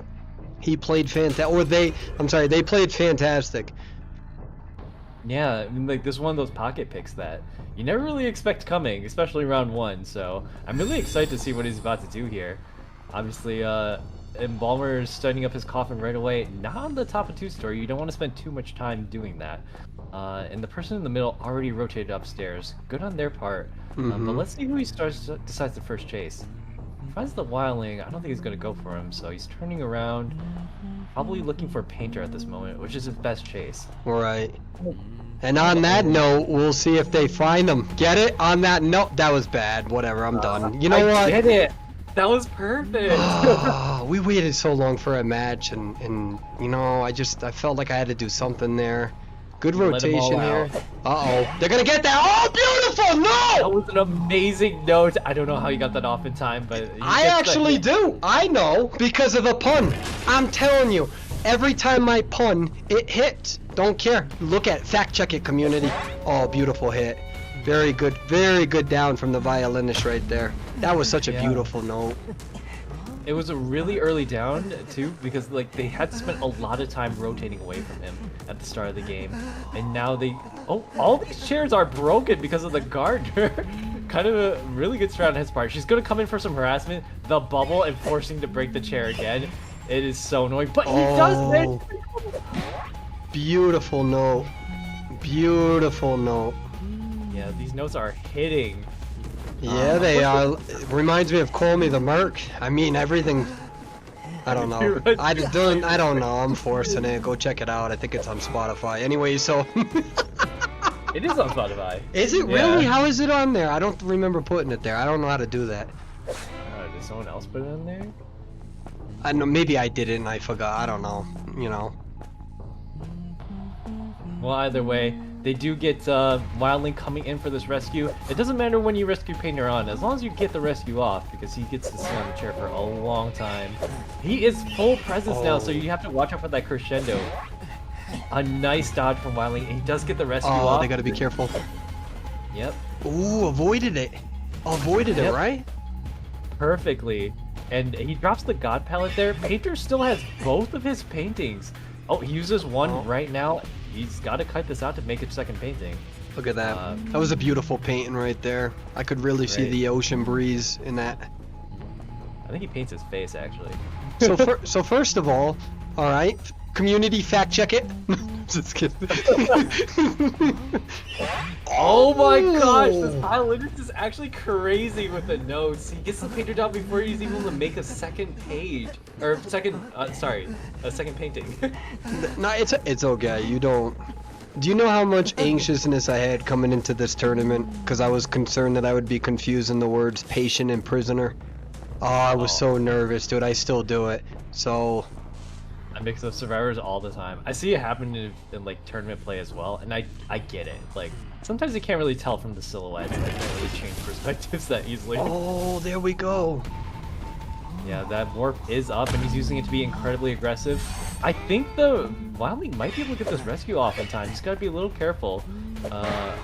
Oh, it looks like he wasn't able to make it.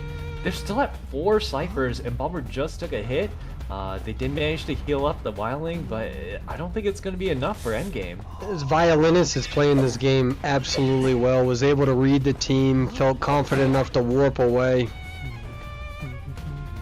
Yeah, he's like landing those notes is so difficult. So just seeing him do it perfectly like 3 times in a row, that was chef's kiss. Yep.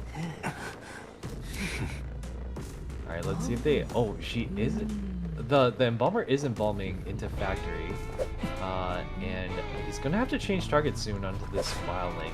I don't think it's gonna be a really good chase for him. And this cipher sounds like it's almost done, so they might be able to pick off the ciphers just in time. Great dodge from wildling, but he still has to take a hit here. Better than taking 2 hits, and he's right back on that board, forcing him to change targets again. Unless he wants to spend like another, what, like 40 seconds chasing him around. But he's probably going to find out... Oh, he got off the board, which puts him on a 30-second cooldown, and Violinist is right back on top of him. He just had to do a little lap first. Right. 20 seconds left on that. Right. Oh, look at that patience. Yeah, he's got such good control over these notes. But unfortunately, this is a wildling, so if they're able to decode a couple more ciphers, if you heard the one right next to him is like 50 to 60%-ish, it sounds like, and they're starting up another one. Wildling dies pretty slowly on chair, and if he hops back on that board, you're not catching him for a while. So, Right. Survivor might be able to pull off a draw still. I think so. I mean, these survivors are good players. They have so much time to adapt, but we'll say it's going to be difficult. This violinist is playing very well. And you know, it's not even like the survivors are making drastic mistakes. The notes are just, they're just hitting. And this is what you're hoping for when you're playing as a violinist. When we saw that that wildling, right? That wildling's trying to anticipate the note. And really that's the difficult part about a viol. Once he's fed a little bit, man, it's a whole different ball game. It really can feel like that. Now we got Pearl rotating out here. Very good read from Pearl though, because this is eating up time. You know, they're not playing too. There's good communication with these survivors, hands down, because they're making sure they're not playing too aggressive. Pearl did not overextend.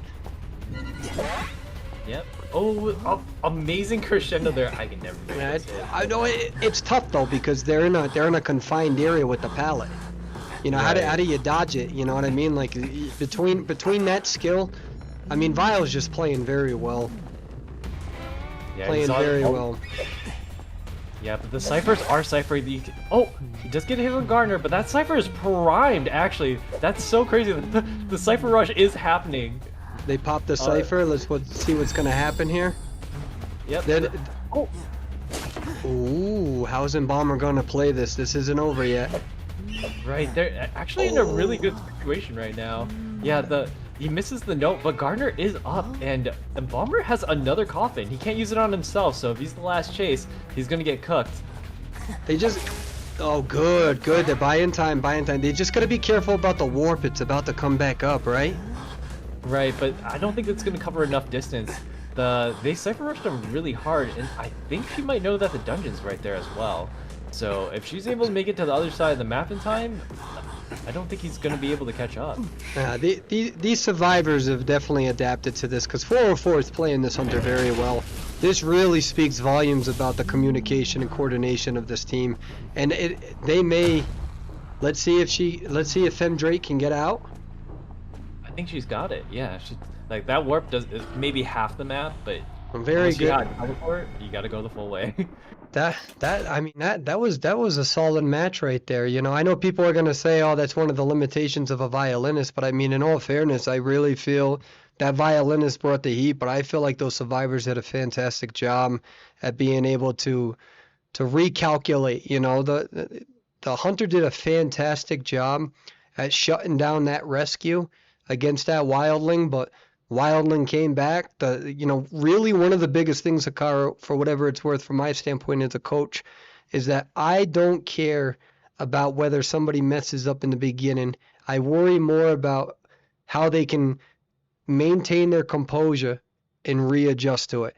And right there, they were in a really tough spot. Hunter played their cards right, played their notes right, no pun intended, right? And still shut down that first rescue. And they said, no problem, we'll readjust. And that's what they did. They stayed focused. And that really is something about that team. Good for them. Congratulations to the Hunter as well. You played fantastic. Yeah, it just goes to show that like even if it seems hopeless, you can still bring the situations back with some really good communication and knowing how to deal with the hunter. Like ordinarily, he didn't miss a note. He actually hit those so perfectly. But the survivor team knew how to deal with the violinist, which is just those early rotations, really good communication, and the lack of cipher pressure from map pressure that violinist lets them get away with an endgame cipher rush. So good job from both sides. Mm-hmm. I think everybody played great. I think Hikaru is lying to all of you because there's still no tail wag there, but it's fine. You know, Yeah, I mean, we got to see a violinist. Actions mean more than words, but it's fine. It's not a big deal. I'm not trying to shame you or guilt you or make myself seem better or sound better or be better. It's not a big deal. Shout out to Perswayable. I want the attention to be on all on the survivors and the hunters, okay? It's not about the tail. Somebody clip that. Oh, that could be taken out of context. I would love that. Somebody clip that, please. I'm gonna post it. It's not about the tail. I'm gonna be like, what was happening? What was going on? You should have been here. The server shut down. We got Hikaru over here being inappropriate, talking about tail wags. Y'all missed it, unless you're here. And there's many of you here, and we appreciate every single. Hikaru, I think we're almost over 2,500 people. Don't get excited. Don't even be happy. Don't say anything. Oh, we got the tail! Oh. Wait, Hikaru, are you still there? Are you talking? I can't hear you. Oh, I'm sorry. I hit the mute button on accident. Dude, it was so silent. I was like, oh no, am I going overboard here? You know, am I on lakeside and I glitched out on the other side of the big boat? Yeah, I got nervous. I thought I went overboard, but we're fine. We're back, chat. We're good. I sneezed earlier and I muted the mic, so I that's well, unmuted. Bless you. Bless you. Thank you. Speaking of sneezing, so what's that hunter's name? Is it Nightwing? Where he does pretty much the same. He sneezes and he like brings you in though. It's like a reverse sneeze. Is that Nightwing? What's their name? Night Watch. Night Watch. So we got Nightmare and Night. Okay, so Night Watch. Night Watch is the Pidgey guy, right? That's Nightmare.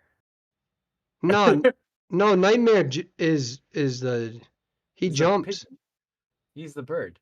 Oh no! I was making a tail like you know how they have the wind moves like wing attack. Now I got to change up the whole analogy. I've been calling Nightwing, right? Is there a Nightwing? Who's the dude that uses the air element? Night Watch. Okay. Wait, am I missing a joke here? Am I stupid? No, No, it's like me as a hunter. It's just my skill didn't land. It's not a you thing. It's a me. It's like two missed foggy blades in the beginning of the match, and I'm just sitting here just dumbfounded. I'm trying to find an excuse. I'm trying to blame lag, trying to blame the servers, trying to say that the foggy blade is glitched, that there's an error, it didn't register. But Glitch. yeah. But anyway, so bless you. That joke Thank didn't you. land. I didn't do a good job there, Hikaru, but it's okay. I'm still this shoutcasting thing. I'm like B tier, you know. I'm still in Hound, but I'll get better. I will climb, and I will do better for you with no jetpack. What's the jetpack guy's name? Speaking of which, The aeroplanist? Charles? Aeroplanist. Okay. I Hmm. actually still don't know enough about Aeroplanist. What I do know is I've been seeing him. I've been seeing Aeroplanist. Did I say that word right? I think so. Is it Aeroplanist? Yeah, Now, yeah. now I'm insecure. I've been seeing this character played quite a bit in Asia rank mode, especially in the top tiers. What's his Yeah. projected tier? You know, like where's he at in the meta? I would put him in A tier. He used to be crazy overpowered when he had like more than a couple jumps. I think he's a pretty good rescue character. He's one of the very few ones that like don't have a crazy decoding debuff. So I think he fits into very niche team comps. Um, I mean, like there's some characters that just do it better. For example, Mercenary or uh, like I think First Officer is pretty high up there.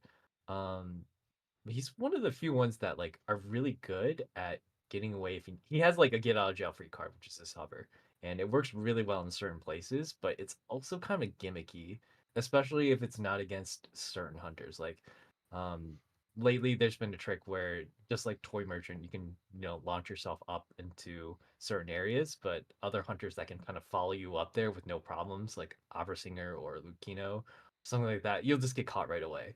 So I think he's really neat. He's really interesting as a character to use that verticality, but uh, all in all, I mean, like, I think there might be better survivors out there. I don't really see him too often in rank, so I can't really make like a hardcore judgment on him. I can't do this multitasking. I can't. I look at I'm trying to listen to you because you're providing me such good input. But like I look on the super chat and Milk Duds put $5 and says throw it back and you will get 1K viewers. So I was like, oh, that's a funny joke. Like, and so I'm like giggling a little bit. And then all of a sudden, like you're trying to explain yourself. I'm trying not to laugh. And then like in this chat, like in this thing over here, it says "Mommy Pig just entered." So so I got somebody told me to throw it back. Then I see Mommy Pig coming into whatever's going on over here. And it makes me look like an ass because you're genuinely trying to explain yourself. And I'm just like laughing and I'm just like looking down and I'm embarrassed and I'm like, I look like an ass, like I'm not paying attention to you. And I'm trying to be attentive and I'm just not doing a good job. You're fine. You're fine. It's all good. Oh man, I need. Uh, you For know the what's you know what's funny is that they're telling me to throw it back, but they already missed that opportunity when I try to make my tail wag. Oh Hmm yeah, they They, missed. they missed it. That's what happens when you're not here. You all missing premium content. If I had a back, I'd spin around, but I'm 2D. So there's 3D figures where like how does that work? Like do you have to stand up and like Uh, if you do like a cute little twirl, does the character do like a dancer, when they do that little skill thingy? I have a 3D model. You can just spin it around. It works like a character model viewer. But you So don't actually have to work for it. You can just click it and spin it. yeah, pretty much. I don't know. I feel like you should have to work for it. I feel like it would increase physical activity, reduce You sedentary behavior, increase the cardiovascular system, including the metabolic equivalent of task, all right. probably to 3.5. We're standing up and spinning around. We're not like running a marathon. Hey, you know But what? yeah, You're standing up, you're going from a sit to a stand, extremely good for the quads and the hammies.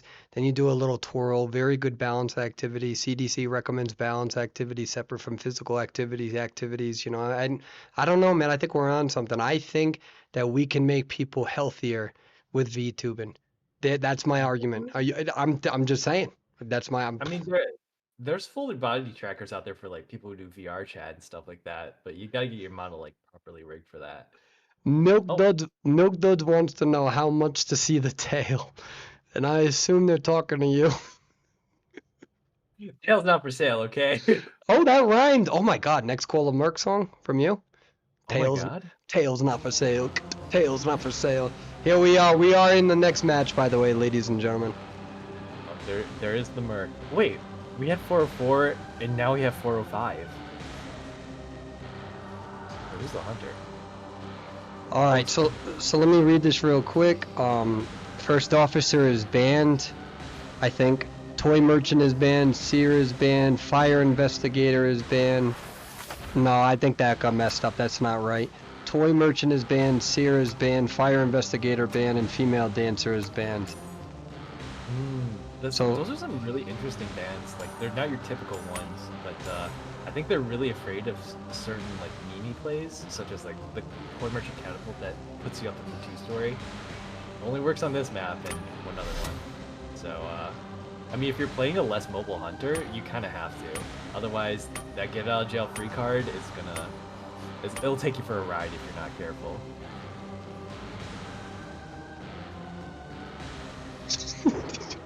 Milk Duds, I can't say that. What did you say? Hold on, now I have to open up chat and check myself. A wrong white boy Perswayable. I want you. Oh my, this chat is hysterical. That's the great thing about not having any sponsorships. We have no rules. Now, it is your turn. Walk us through this, Hikaru, please. Alright, the game just started here. In the cipher, it looks like Hermit's waiting to see... Oh, that's really interesting. It looks like he hit the connection button, which just connects like, I think 5 random ciphers at the start. But he is one of the types of hermits that connect ciphers together. I'm really curious to see what kind of trait he has. I can't really see it. I can't make it out here, but I'm assuming it's warp, and it looks like he also has insolence. So if he gets one hit pretty early, he's going to have this second ability very, very quick. Oh, an excellent mind game from him there. Holding his staff, getting that first hit pretty fast. Coordinator does use her gun. She might opt to use it early here. But it looks like she's doing an excellent job taking a look at where the hermit is going to go and then going the opposite direction. Going to Shock is actually a really good choice as well because she's able to cut off that line of sight from him so that she can keep looping this area for a while. And because he's got Inso, he probably doesn't have confined spaces. But he is out in the open now. She might try to shoot him in a second. Well, we'll see. We got some prediction from Zoltrack. And they're being mindful of that.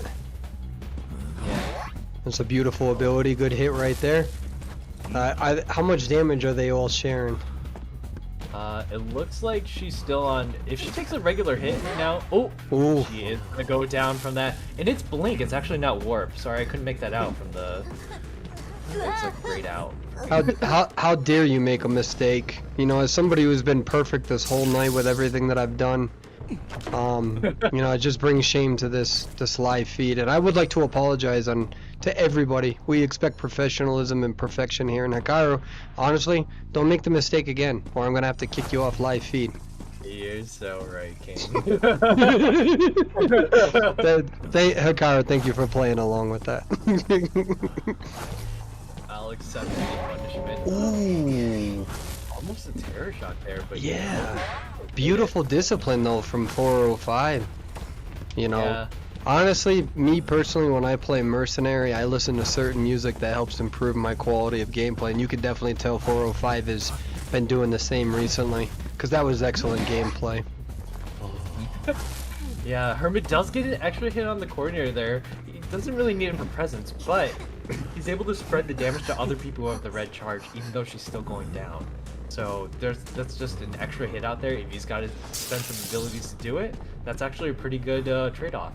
It looks like Psych is Wi-Fi healing the mercenary from across the map here, so he can go in for that second rescue. Hopefully Coordinator can get her shot in before she's stunned and hit off the chair, but that's why you want to use it before he gets his full presence. Otherwise, he's pretty much going to catch up to you no matter how much distance you get. Has Hermit used blink already? I know it's up again, but No, he hasn't. Okay. But I think they're actually selling the coordinator here. So there's just going to be a gun lying on the floor in the corner of the map. You got to kind of go in really, really early if you want to get that rescue off. Otherwise, it can stun you for, I think it's like 6 seconds total. the problem is that there's some weird rule about the coordinator gunning official COA gameplay that I can't recite on the top of my head. I don't think the players can actually pick that gun up and use it. Wait, what? Yeah, there's Paul was trying to explain it to me, and we did a bad job at explaining that to the players because it's not a well-known rule, and we're not making rules up. We're following official rules. Save it for next game. Oh, excellent flywheel from the gardener to dodge the hermit shot. She's going to be able to kite this out for a little bit longer, and she's still got her shield to work with. Unfortunately, with another stun, those come up very, very fast. It's on an 8-second cooldown. You get 2 of them. So Gardner is going to go down here.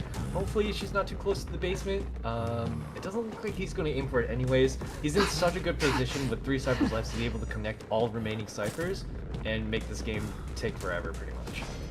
Yeah, just for clarification, I'm asking for the official rule. It might be that you can't take a gun from the chest. So we will see clarification on that rule, and I'll articulate that to everybody. Because honestly, I didn't even know about it. I'm not gonna lie. Yeah, it's kind of weird. I think it should be okay if she's down. So if any of the survivors are listening and they want to go for it, it's there for you. Oh, I see. You're not supposed, unless you're a lucky guy, you're not supposed to get a coordinator gun from the chest. I guess there was some sort of error or glitch where you could, and that's the issue. Something along those lines. Beautiful hit from the hunter. Yeah, it does hit down psychologist actually, so decoding is going to be down to his snail's pace, if not halted altogether. He does get the hit on mercenary, but he's able to get the rescue off, and they're all very, very low.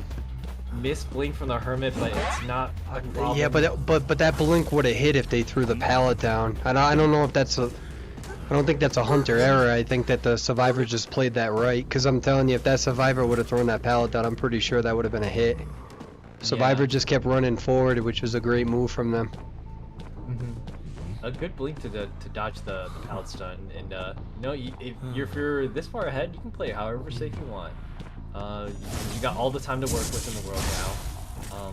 Psychologist, I don't think has self pickup anymore. Mercenary is like a chip away from death. The thing about Hermit is that the moment you touch a cipher, he's gonna know where you are. So their only hope now is probably to escape. Right. Psychologist is down now, probably for good, and now he just has to look for Mercenary. Oh, I can see my mouse. I gotta take that down. Oh, I can see my. Sorry, I'm speaking out loud there.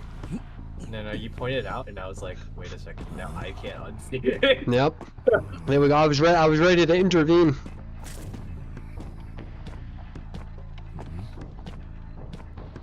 Well, it looks like he is going to go for the slugging strategy, which is perfectly understandable to get that 4K. Psychologist is down in the corner, and Merc is pretty much just playing opposite corner of Psychologist right now. Not much he can do except maybe look for a syringe, and then try to heal up and go for dungeon.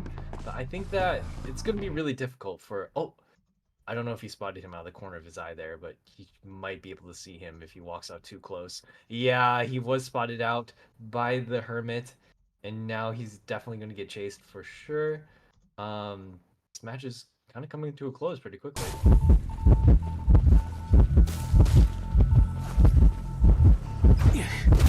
Oof. Another Man, that ability. Yeah. It's on such a low cooldown, and the fact that he's able to hold 2 of them means he can stun you like pretty quick back to back. I've also seen some really cool Hermit tech where you can use your jump ability with your shoot ability and hit them at the same time, and it comes out to an instant stun. I don't know how. Wait, what did I do wrong? I'm not even hitting the right buttons over here. Wait, what? I'm sorry, what? So Really? anytime I try to talk in the chat to respond, it shuts the volume off, and so I have to click the game in order to actually activate the sound, because I gotta figure that out. and when I clicked the chat, it went to a character instead of the hunter. So I'm doing a fantastic job here. Not trying to brag, nothing like that. But I keep messing up, dude. You can keep the chat on your phone. Didn't think of it. Well, it's yeah. Even on a multi-stream though, that's the issue. Yeah, that could be problematic. I know some people use the things that like combine all your chats together.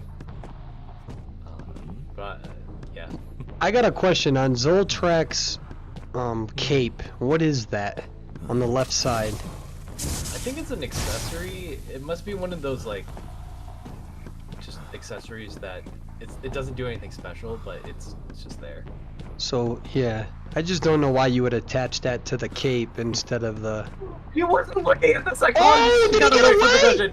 Oh, I'm over here looking at the accessory and not paying attention to the damn game, dude. I'm awful at this job. Fire me.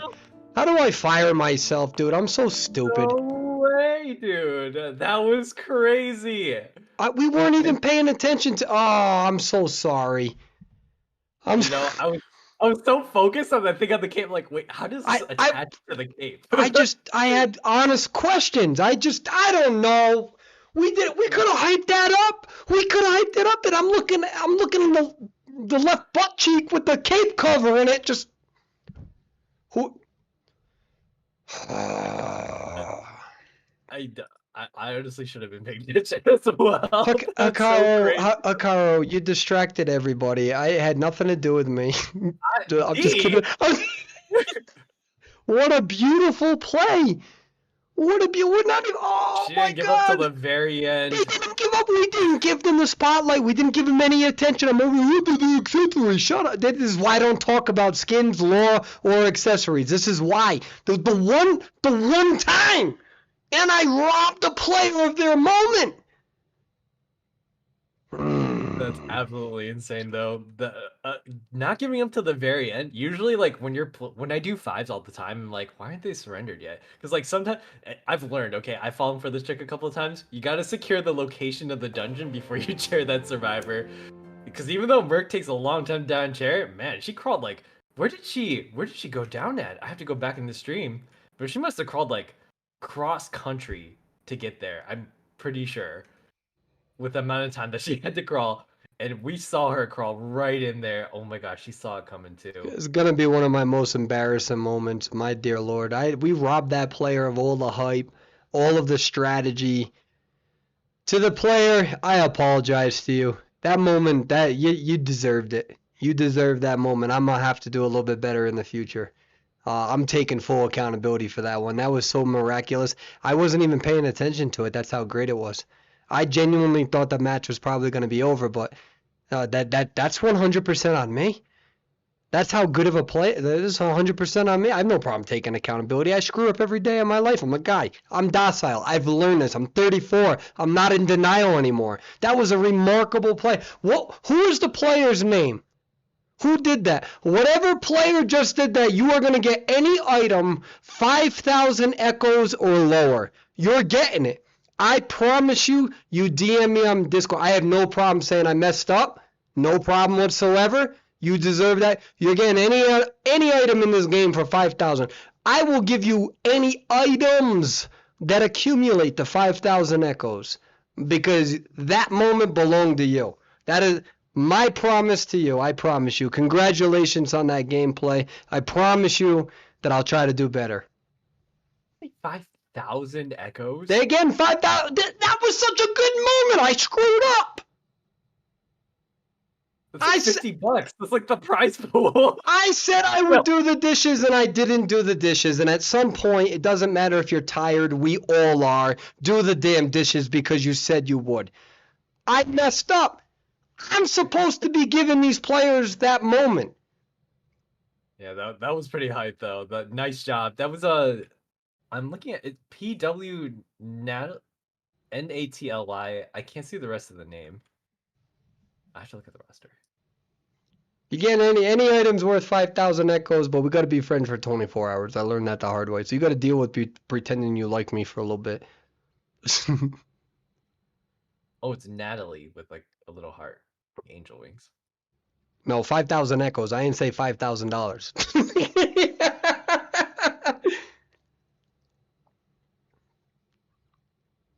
But anyways, Yeah. Nice job to both teams. I mean, like, it was looking hopeless there. Like, 3 ciphers, like, both players were also down. Psychologist didn't have self pickup.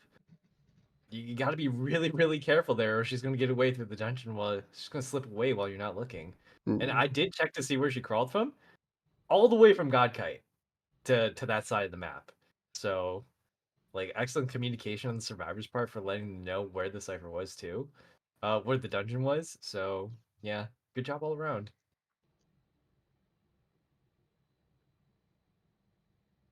I'm never talking about accessories in the game ever again.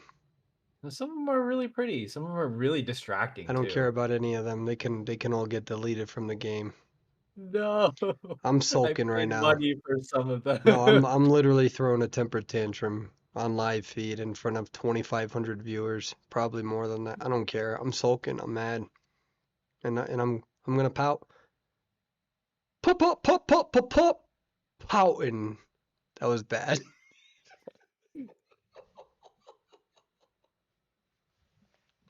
That was, in all fairness, I've been on live feed for 8.5 hours. We're hanging in there.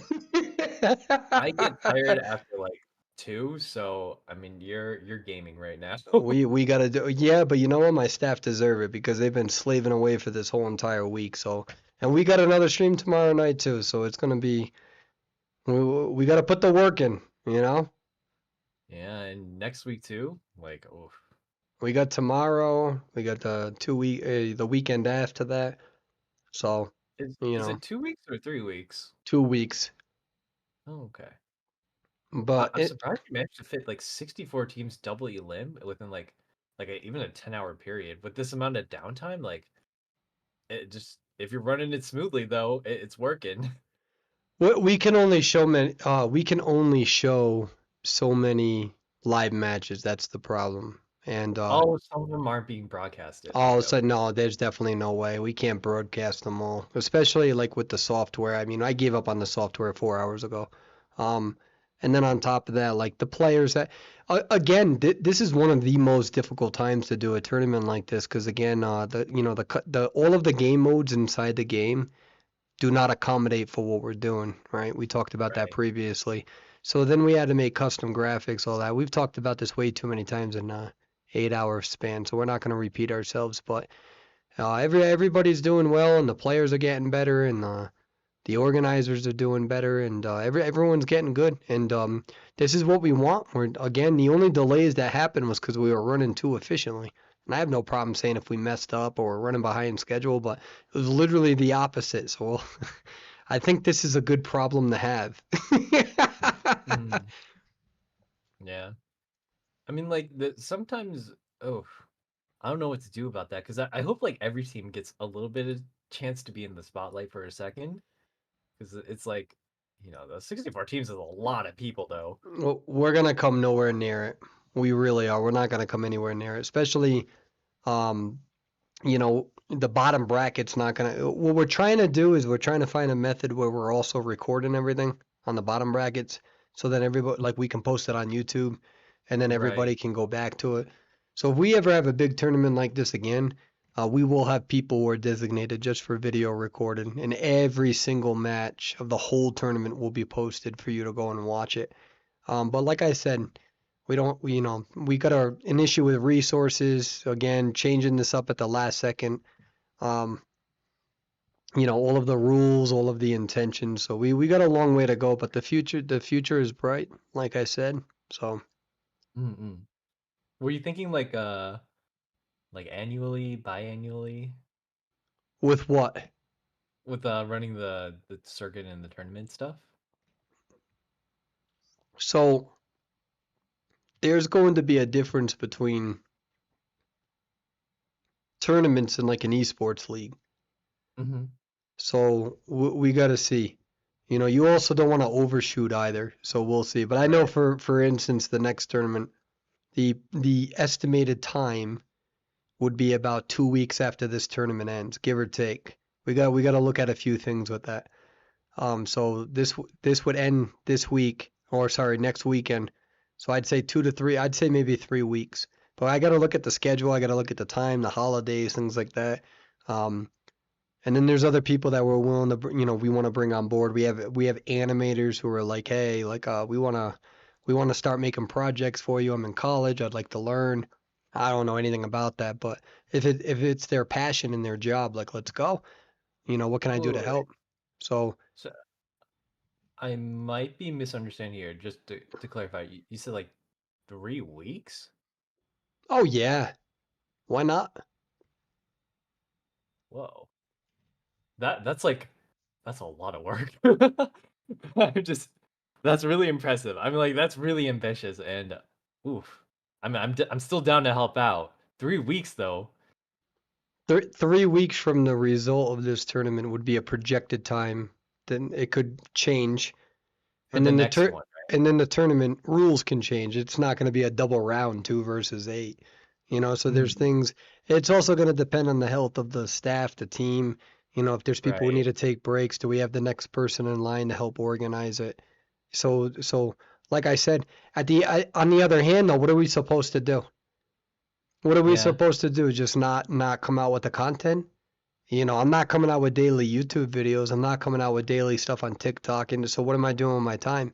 So if Right. you're not growing in that way, then you give back to the community and organize stuff. I mean, look at this right now. We have almost 2,500 viewers in this whole thing.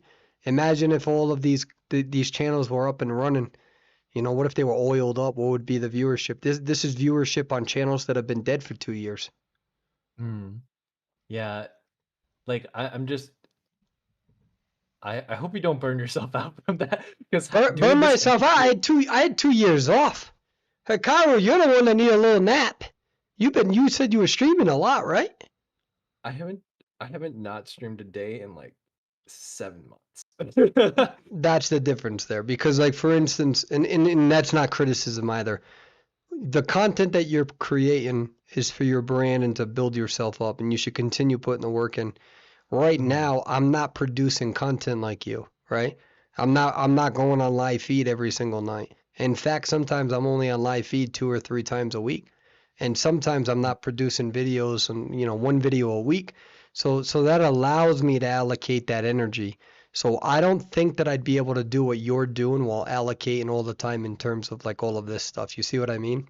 So yeah, that makes sense. But you yeah, have like your personal job and then like oh I mean I hope you do okay. Like I I'm have no really kids. I have no woman that wants to marry me. We're good. What am I gonna do? I had 2 years. It's winter time. I'm 6,000 feet up in the mountains. What am I gonna go frolic in the snow? I don't like the snow. We got plenty of time. But Hikaru, you know what? What I appreciate about you is how you instantly made this about like, hey, like how are you doing? Like you focused on me as a person outside. I appreciate that from you because that shows me what kind of person you are. I appreciate that. But the big thing is that we're gonna be collaborating with other content creators too. So if there's a time where we need a little bit of downtime or a break, because eventually I do gotta come out with my music. I got a lot of yeah. songs that are brewing, and so there's this give and take where it's like if I'm not involved, can everybody run the tournament until it's time for us to perform the shoutcast and things like that? But there's other Mm, people who are sacrificing their time and energy, and so building it up allows for them to be reimbursed. That's the big thing. So we can't expect free labor all the time. So we got to figure that out too. All right, we're right. going into the match, Hikaru. Let's go.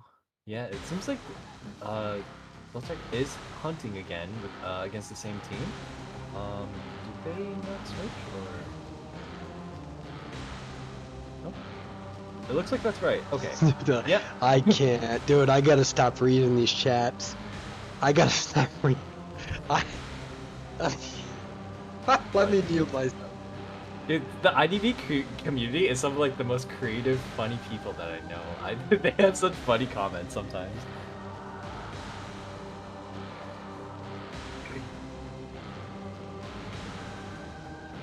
Wait, what? I just heard Milk does this comment. What the?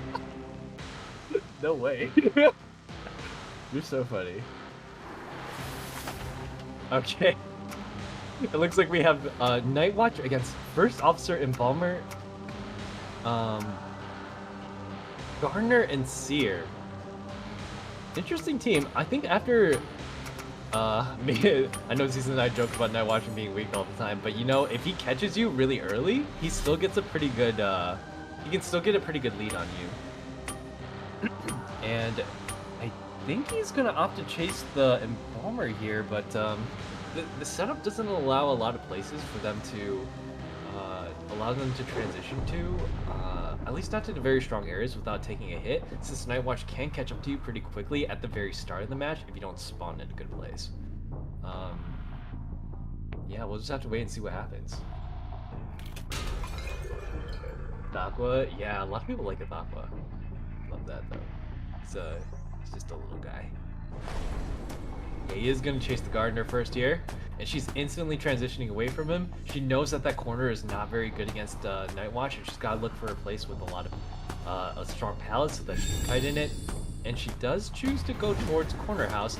I'm not sure if she's going to make it without taking a hit here, but she does have her bubble to prevent that first hit. Let's see if he's able to get it. Oh, be careful, you might get dropped down there. Oh, he just misses it, but let's see if the Wink is able to catch up. No, it's not. She's getting a lot of distance out of this. Oh, he does manage to land a hit on the bubble, and Gardner's going to have to be really careful here when she's transitioning. I can't see what tray he has, but it looks like Link. There's that first presence for Night Watch. She's going up the stairs. No, it's Warp. It's actually Warp, so she's going to have to cut this out for a little bit longer, but the fact that he doesn't have Blink means that she can get away with a couple of things. Oh, she drops the pallet, but does get baited into it by the Night Watch.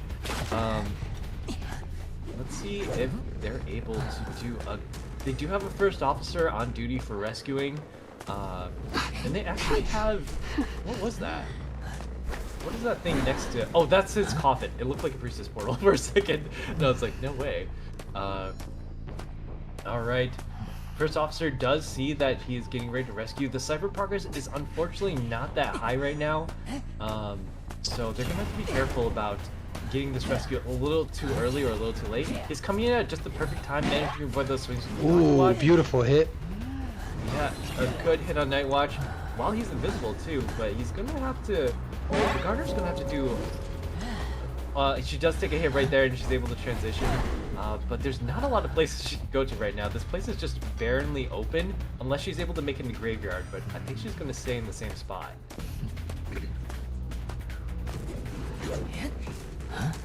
And this is her next chair. They do see the dungeon opening, not opening up, but appearing right beside Gardner. So they're going to heal up the first officer, it seems like. And he might come in for a second one. He does have a second pocket watch to work with. And actually, they still have the Seer Owl. I forgot they didn't use the Seer Owl. So, they're going to have to open up one more cipher afterwards. But, ooh, he does find out the first officer early, but he's going to have to cut out the full pocket watch before he's able to get this rescue. Otherwise, it's going to be a double hit. But he does make it to the chair in time. As long as he doesn't get terror shocked here, they're in a pretty good position. Oh, that was so close. An amazing rescue from first officer. He does take a double hit for her, so there is a double down, but it gives Gardner just enough time to go away, get away from the chair. I don't think she's going to be able to make it to Griffin. Oh, but with the Seer Owl, she's definitely able to go to that window. Warp finally coming out, and she's got to be really careful here. Oh, a perfect vault from her. But that's a warp. It's a two-way portal, and she gets caught. Down goes the Gardner. That's going to be it for her.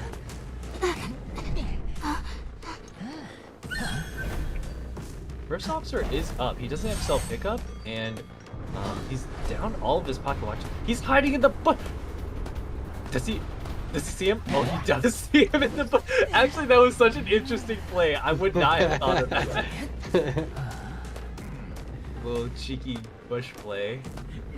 For those hunters who don't know, there's a little radar in the top left corner. If you can see the little red dot, it means he's in that bush and did not get on that tram. But they only have one cipher left and 2 full survivors up. First officer dies so slowly on chair. that they're going to have enough time. If you're able to do a good rebound kite, you might still be able to pull off a draw against this Night Watch. I do want to let everybody know, just based on the information, this is the last match for the evening. There is another round after this, I believe. But we will conclude this after the final result of the overall match, and we'll be back on tomorrow based on the team availability. Okay, so alright, thank you, man. That's yeah, the bomber does go down. We do have a coffin to work with if they need a little bit longer to heal up its kite, and he does choose to use it. It's all the way at graveyard, so I don't think he's going to be able to catch up to him before he's able to get back on his feet. He finds, I think he's looking for first officer is where the Tinnitus is coming from. But he's got to go through corner house to catch him, and this place is a pain to get through if you don't have a lot of resources. But he catches him right away! And first officer does take a hit here. He's at half health now. He doesn't have self pickup, remember, so if he goes down, he could leave him on the floor to slug. And I don't know how much progress that Cypher has on the one that Seer's working on. But this first officer's got to do pretty good kite to get it working. Yeah, because he is very, very close to that last Cypher. If he gets chaired on it, they're going to have to open up another one.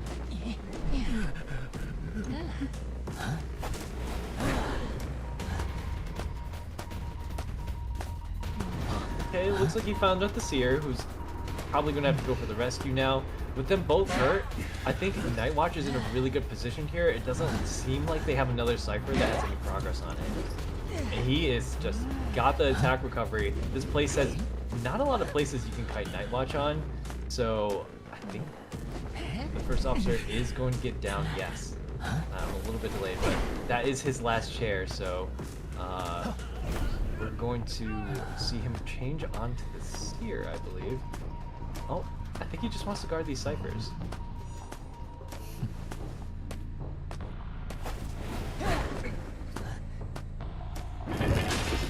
Okay, so he sees the Cypher shaking and he's going to warp immediately onto them. Neither the Seer nor the Embalmer really have anything to work with here, so they might be a little cooked here. Ooh, beautiful. Nice flywheel. Yeah, but it still goes down. This hunter's doing fantastic. Yeah, amazing job. That Cypher's actually at 73%. But once again, I hope he remembers the location of that dungeon, because we don't want to have a repeat of next game. If the Seer managed to farm another owl soon, that Embalmer's almost dead. He might be able to make it to dungeon again. Hey, real quick, what accessory is that? Damn. I'm just kidding. I shouldn't. Why do I do this, dude? I gotta stop. It's the project beta. I'm gonna be losing 5,000 echoes every single damn round. Yeah, it gives him his wind the little electric flare. It's gonna be difficult though, right? With the Seer. Yeah. Half It's health. kind of hungry. The crows are. Oh, the crows are there. Oh no, but do we see the progress of the owls? I don't think so. It No? looks like I don't think he kited him for very long during this game, so Let's see. Oh no. Not close. Yeah. Good job from the hunter. He played very well. Oh, they played very well that round. Yeah. Played very, very well. All right, let's bring you back. Oh, hey there. How are you? Where's your background? What happened to the background? I thought it would fit better because it's just black on black. You want me to change it back or? I don't know. I feel like you had a good background. Alright. I've already messed up everything up my whole life. I mean, the tournament, and so we might as well make your background look pretty. You know, just like what that hunter just did. He made it look pretty. They made it look pretty. That was very good from the hunter. Good job from all of the players over there. Everybody's doing a great job. You know what, Akara, I think that you're doing a fantastic job at shoutcasting. I really do. I think you're doing a fantastic job. You know. Thank you. I tried not to I don't want to talk over people sometimes, so No. I don't know when to stop. No, listen, Hikaru, you're doing a fantastic job. I don't care what all your supporters are telling me privately right now. You're doing a great job, and I don't want you. I'm just kidding. No, Carl, I feel like you're starting to warm up to me a little bit. I think you're starting to get it. You're like you're getting it right away. You're just like, what? Hold on. I I feel like in the beginning there was a little bit of lag, and then like as I'm doing it, you're just instantly on top of it, and I applaud that for you. Are an extremely dynamic, creative person. You really are. Like just within this, like you've been so kind to accommodate for like my ridiculousness and my eccentricity. So I appreciate that about you. I really do. Oh, thanks. Honestly, I was looking at the accessory too. I mean, what was it? It was like an hourglass with electricity. Like what happened? I think it's a lamp. Was it a It's like lamp? yeah. It's like a Chat, little fact lamp. check us. We need fact check. Community chat. Let's go. Wait, I'm was that the liking this. was that the last match of the day you said? Or Well, no. sorry. This is the last match. I don't know about the round. I don't think we have anybody else this evening. If there's other teams that want to come on live feed, in the top bracket, let's go. I'll keep going. I'm not tapping out. This ain't me. Let me tell you Yeah, I something. mean, My hair may be thinning, but my energy isn't. your hair isn't thinning. Wait a second. I have to comb it a certain way. We'll talk about it privately. We'll talk. I'm starting. Yeah, I'm starting to use a thickening shampoo and conditioner. 34. It's difficult up in this. I'm telling you don't realize it. I'm just saying. But you know what? Actually, enjoy the aging process. Too many people are afraid of it. It's ridiculous. People, oh, Yeah, I'm worried about this wrinkle. You're worried about a smile wrinkle because you're freaking happy in life. the beautiful part about being a VTuber. I can be bald when I want to, and then just have hair the next moment.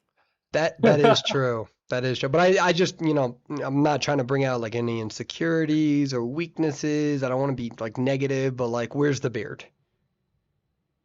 You want a beard? That, I mean, I have one. Oh yeah. It's all I got left. That's it.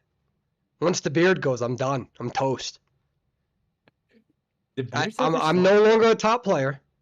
I'm no longer a coach. I'm no longer a shoutcaster. Apparently, no wife, no kids, right? Hair starting to thin. Okay? I get back pain once in a while, but I'm making sure I accommodate for that. Have to wear booster shoes because I'm only 5'9". I mean, things are tough down here, Hikaru. Okay? So all I got left is this beard. I don't want you near it. I don't want you to touch it. I don't want you to give any of your bad juju vibe. All right? I don't know. I had no other I was trying to end that off strong, but I had nothing else. Like I fell flat. You know what I mean? It's like a violinist that doesn't land their notes, which all of the violinists tonight have landed them. So I feel like I'm just a violinist like main, and I'm the only one that missed their notes tonight. Pretty pissed about it. But it's okay, Don't it's worry, fine. I never hit those notes either. Playing Yeah. it on PC is like so crazy.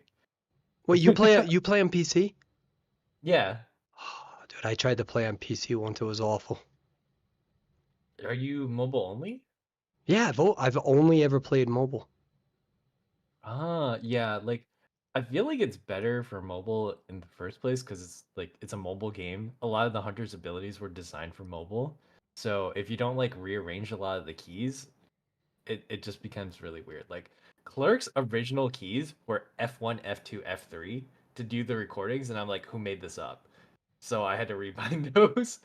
And now, like, I don't know why they do this, but they keep rearranging the keys for what you do for the hunters. Like, it used to be 1, 2, and 3 for most abilities, and now it's like F, G, R, or something like that.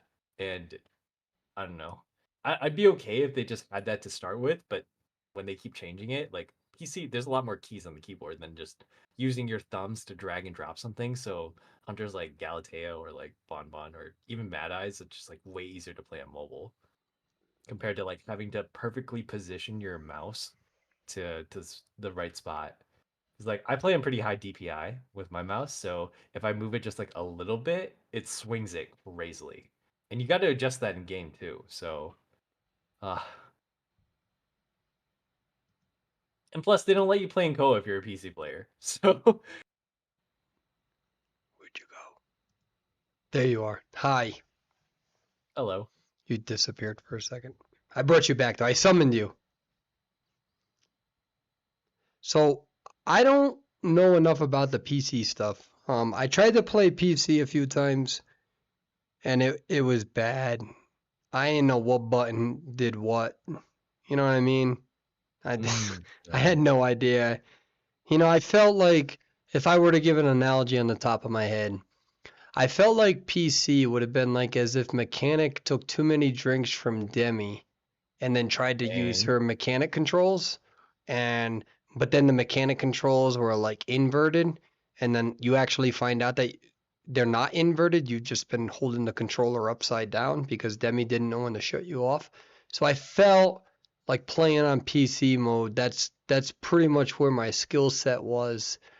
Um, and I never touched it again, ever. I mean, I'm on PC now because it's easier to stream. I don't got to worry about a battery or anything. But man, I could not get the PC controls down. And I play on PC for almost any other game, but like for Identity 5, I just like I couldn't get it down. I had no willpower to do so because when you're a coach or like when you're playing in competitive, it's all mobile like you suggested. So I felt like I was wasting my time a little bit, but like if I go on other games, which I'm allowed to talk about because again, this tournament's not sponsored except from you all right now. When I play some other games, it's definitely more. I pretty much only play on PC for those games going forward. So, Yeah. and you're allowed to talk about this. I know in like official tournaments, you're not allowed to talk about other video games as shoutcasters, but again, this is, my tournament. We don't have sponsors. We have no rules. So if anyone wants to buy that out, they can one day. But what other games do you play on PC?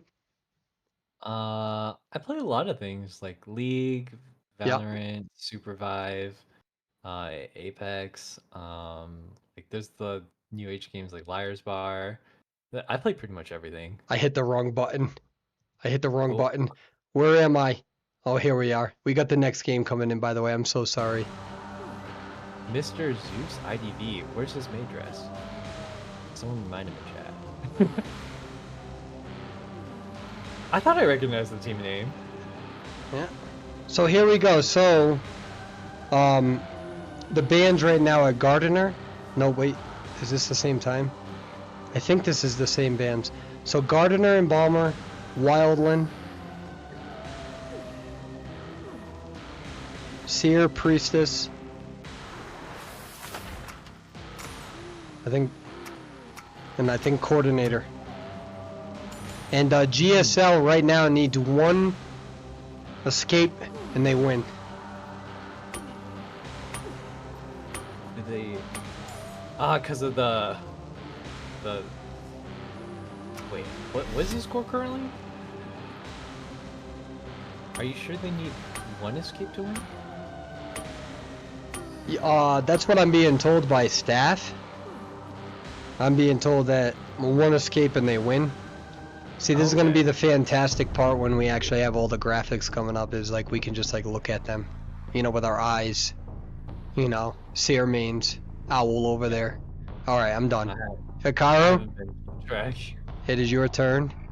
Take it. Alright. I'll still be here Yeah, though. the thing is that like with games that you only need one out, teams will like force to play for draws, and I think that's probably what they're trying to do with this team comp. A lot of that, like, you would just end up selling your first survivor, especially against Wax, who needs like really early presence to make it work. But oh, he drops down from the building and he catches up to Cheerleader very quickly. It's a good move there. Like, yeah, it's like kind of a budget red light trick where you don't have to really hide your light. You can just drop down on top of her. But he is pretty close to her right at the start. I think she used one of her beep beeps already. She just used her second one to cut the corner. It's so... She falls down into the basement. I don't know if she intended to do that. I can cut off the wax though and the accuracy. That's true, but it could have been... It was kind of a risky play there. Ooh, just take the vault there. She's at 80 wax. He's gonna do the trick where he hits you once and then he just has to wax you a little bit to get you again. Oh, beautiful move. Great flywheel from his part. Oh, how was that a terror shock? Yeah, both our feet were touching the ground already. How That's is that a terror shock? I mean, don't get me wrong, the Hunter did fantastic at predicting the move, but wow, that's a very close terror shock. That's crazy. Like I said, Wax did a great job at double backing there, and but I did not expect that to be a terror shock, and that's exactly what this Wax artist needs right now. Yeah, he's getting a really aggressive here, but he's not looking at the rescuer who's coming from his right side. I think it's Acrobat. Oh, careful from their train there. I don't think they're gonna rescue before half though. They just want to feed that tinnitus. Like I said, they, like you mentioned too, they only need one out to win, I believe. And so if he just hides there and feeds tinnitus, he doesn't have to decode at all. They should be able to get another 2 ciphers done by the time this cheerleader goes out. I mean, I think that they're doing the right thing. They're not gonna go for the rescue again. They only need a certain amount of people out. 1 2-hour best presumption. Focus on the decoding, but that's a big moment for Wax artists, and I don't know. I'm gonna be honest. I mean, that's what built my platforms up. That's a very questionable terror shock in terms of the animation and whatnot. That's got nothing to do with the Hunter, by the way. Hunter did a great job there, but that is a very, very questionable terror shock. I still can't believe. And chat's blowing up right now, but. Yeah. And then please let me make that clear. That doesn't take away from the Hunter, because the Hunter did a great job at double backing. So, but that's crazy. Right. And it looks like Wax Artist is trying to look for his next chase, but it's very, very hard. He's getting rotated incredibly hard right now. But he does find the Patient out eventually. Patient's going to be a bit of a difficult chase for him with his 3 grappling hooks. There's 1. Hopefully he can cut these corners before he gets 100% waxed. It looks like he's full kite. This is a full kite Patient. So he does have flywheel. Yeah, he does take a hit there, and he's able to transition to the next spot. But he's got to be really careful. If he gets caught here, it's going to be difficult. Nah, Devil's doing the right thing. They're going to exhaust all of their abilities and everything in between to completely separate and buy as much time as possible. They're not waiting for a beautiful moment too, and they're not even trying to predict that right at the last moment. They're doing the right thing. Exhaust everything, make time, buy time for the team. Very good from Devil, and 404 is doing everything right. They really are. Yeah, there's the 100 wax. He's on the other side of the thing. He might be able to. Oh, beautiful flywheel. Yeah, the full kite is actually working out so well from it. Another beautiful pallet stun. Let's see if he can get this mind game off. The tramp is coming. He might just be able to hop on that if he wants to. I think it's going to be tough for him to make that, but we'll see. 61 wax. 61 makes it. You are right. That's right. There's 2 doors. Yeah, but he does have to be careful with warp right here. He doesn't have borrowed time, so if he gets knocked here, it's not like they can just pop the cipher, even if it is prime. Oh, he's just walking right 64%. Yep, and there comes the wax. They're gonna have to wait till he goes down and then unless he pulls off. Oh, beautiful stun! Oh wait, he's gonna get. The trap is cutting out the Hunter. He's buying so much time for his team. Full kite is doing its job, but again, this is what's difficult with a wax artist, though. You know, very good or very difficult. Devil, what a great kite there, and we do see that the cipher has been popped. I missed that. I don't know at what point I missed that, but that's a beautiful recovery kite. And you know what? That was a pretty good pop too, because all they have to do is make sure they got 1 out. Even if he works right here and cuts out the gate, you just gotta have 1 person sit back. And if you can do a decent kite right here, then they'll be able to get that 1 escape. Ooh. There we go, putting separation right there, knowing that they're gonna warp back. You see Pearl leaving that rocket chair. Good communication between Zeus and Pearl right there. Very good job. And for those who don't know, Zeus is a very well-known Naiad cosplayer. So to see Zeus play Acrobat is very rewarding. Good communication between Zeus and Pearl. And watch this Hunter go back and forth. Very good communication. Going back towards that rocket chair. Pearl has enough time. Very excellent read from Pearl. Let's see how Devil works. 404 doing the best they can with this character. Yeah, this is the best he can do at the moment, but he does find out a first officer who has 2 pocket watches still for endgame. Even with... Oh, he's finding him out. does get the hit on first officer, but that he buys himself 6 seconds of free tide with that pocket watch, and he's not gonna. Ooh, he has to be careful. I don't know if he saw the hatch there, but we might get a repeat of last game if he doesn't be careful and these two people get out. Yeah, he's got to double back for that hatch. First officer might make it. No, I don't think he makes that in time. Doesn't have a sticker. And that is a draw. But they only needed 1 out. So I think the game goes to GSL, right? I believe so. Where are you? Get back over here. Hi. Hello. Oh, I was so sad you were gone. Yeah, great plays from both teams though. Like the survivor communication was definitely on point. The key to beating wax artists are those early rotations, and the patient had him going around corners the entire time. Right. I don't think that wax artist even got full presence there, so that's when he really gets dangerous. He needs that full presence to do the double hit trick, and Right.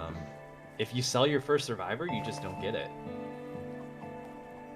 Like that's been to hunter, like against hunters that are really good at camping, such as like Bonbon, Galatea, and like wax artist. You can just sell your first survivor and then force a draw to happen, because like even though they're really good at camping, usually this is like a very usually situation, but they don't have a lot of cipher pressure. Like wax artist can sort of do it from across the map since he can just lob it. But it's not far enough. The survivor communication is good enough for the cipher layout. Right. Hands down.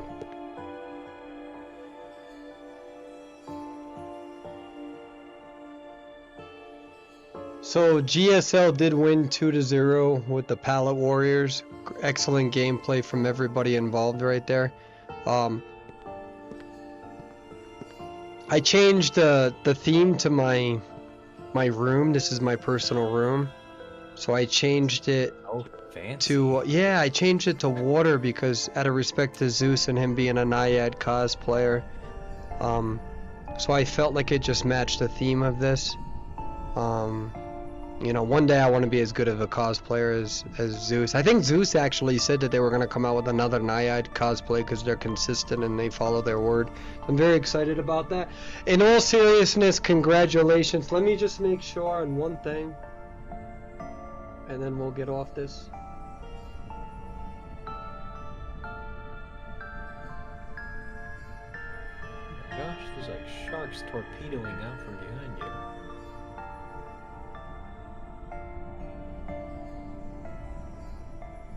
Alright, so let's get back to the shoutcasters here. So I'm gonna say goodbye to Hikaru before we say goodbye to the stream, because I'd like to talk to the people who are watching on stream. But prior to such, Hikaru, thank you so much for being part of this. I really mean that. I thoroughly enjoyed our time together, and hopefully that we'll have more adventures together. You're a great person. You have such a bubbly, loving personality, and I really am thankful for you being part of this, and I'm looking forward to us commentating tomorrow night as well. And hopefully schedules will align for you to be there for the final 2 days next weekend. But if not, no pressure. But thank you for everything that you have contributed to this community, especially since I've been gone. And you deserve every single amount of positive commentary and the positive recognition and the platform that you have developed.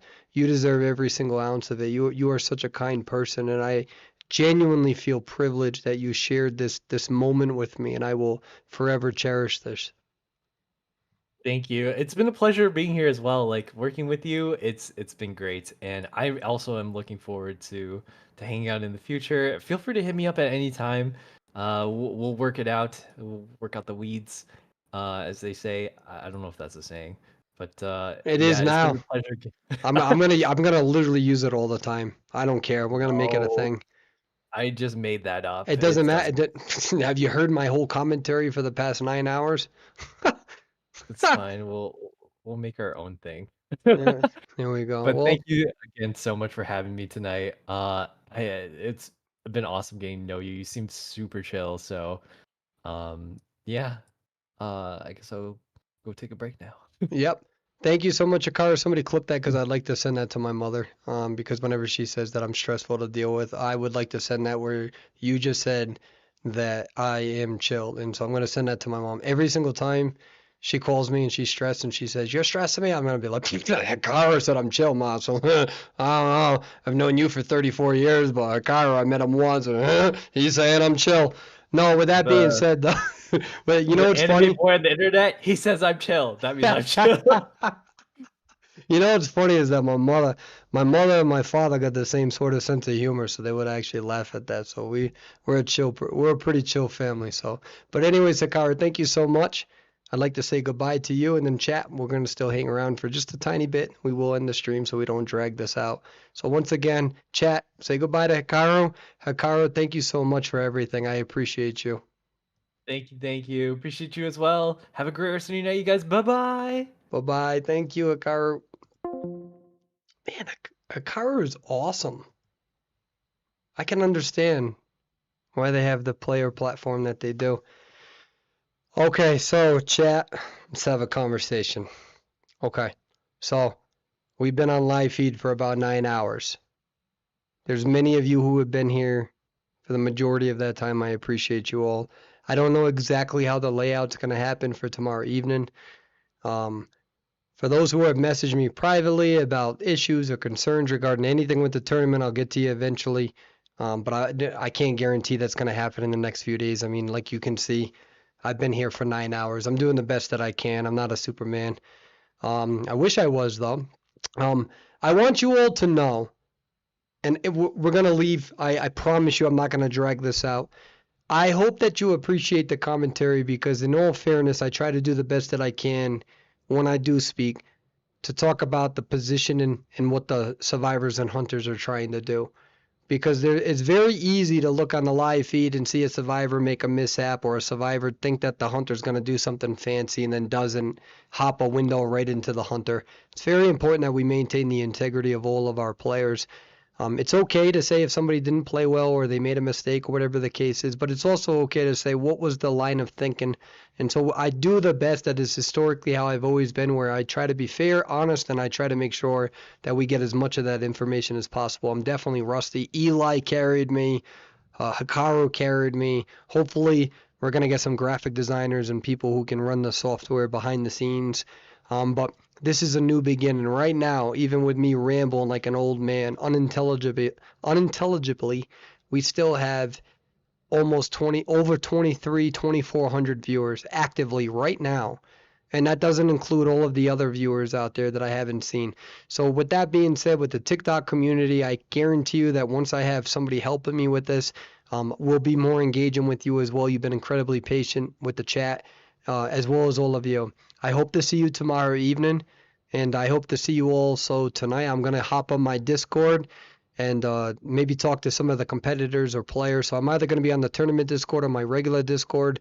And, you know, if you guys have anything that you would like to talk about, that's probably going to be the best time to reach me until I can answer all of the overabundance of messages. Please remember, this is a new beginning for the server. And if any of you have any reservations about competing in the tournament, you remember that Perswayable has got you. And it's not your responsibility to have your integrity maintained over the live feed. That is the responsibility of the live shoutcasters, regardless of your play style. And I will make sure that we have more mods and stuff in the future with the chats and whatnot to make sure that it stays focused on the game and commentary. On that note, everybody, thank you so much for your time. This is beyond I thought I was being cocky, and I was like, oh, we might get like 400 or 500 viewers. And we had close to 2,500 to 3,000 the entire feed. That's not nuts. I don't know if it's deserved, but I will work towards it. So thank you very much. You all have a good evening. I will see you tomorrow for another 8 to a 10-hour stream.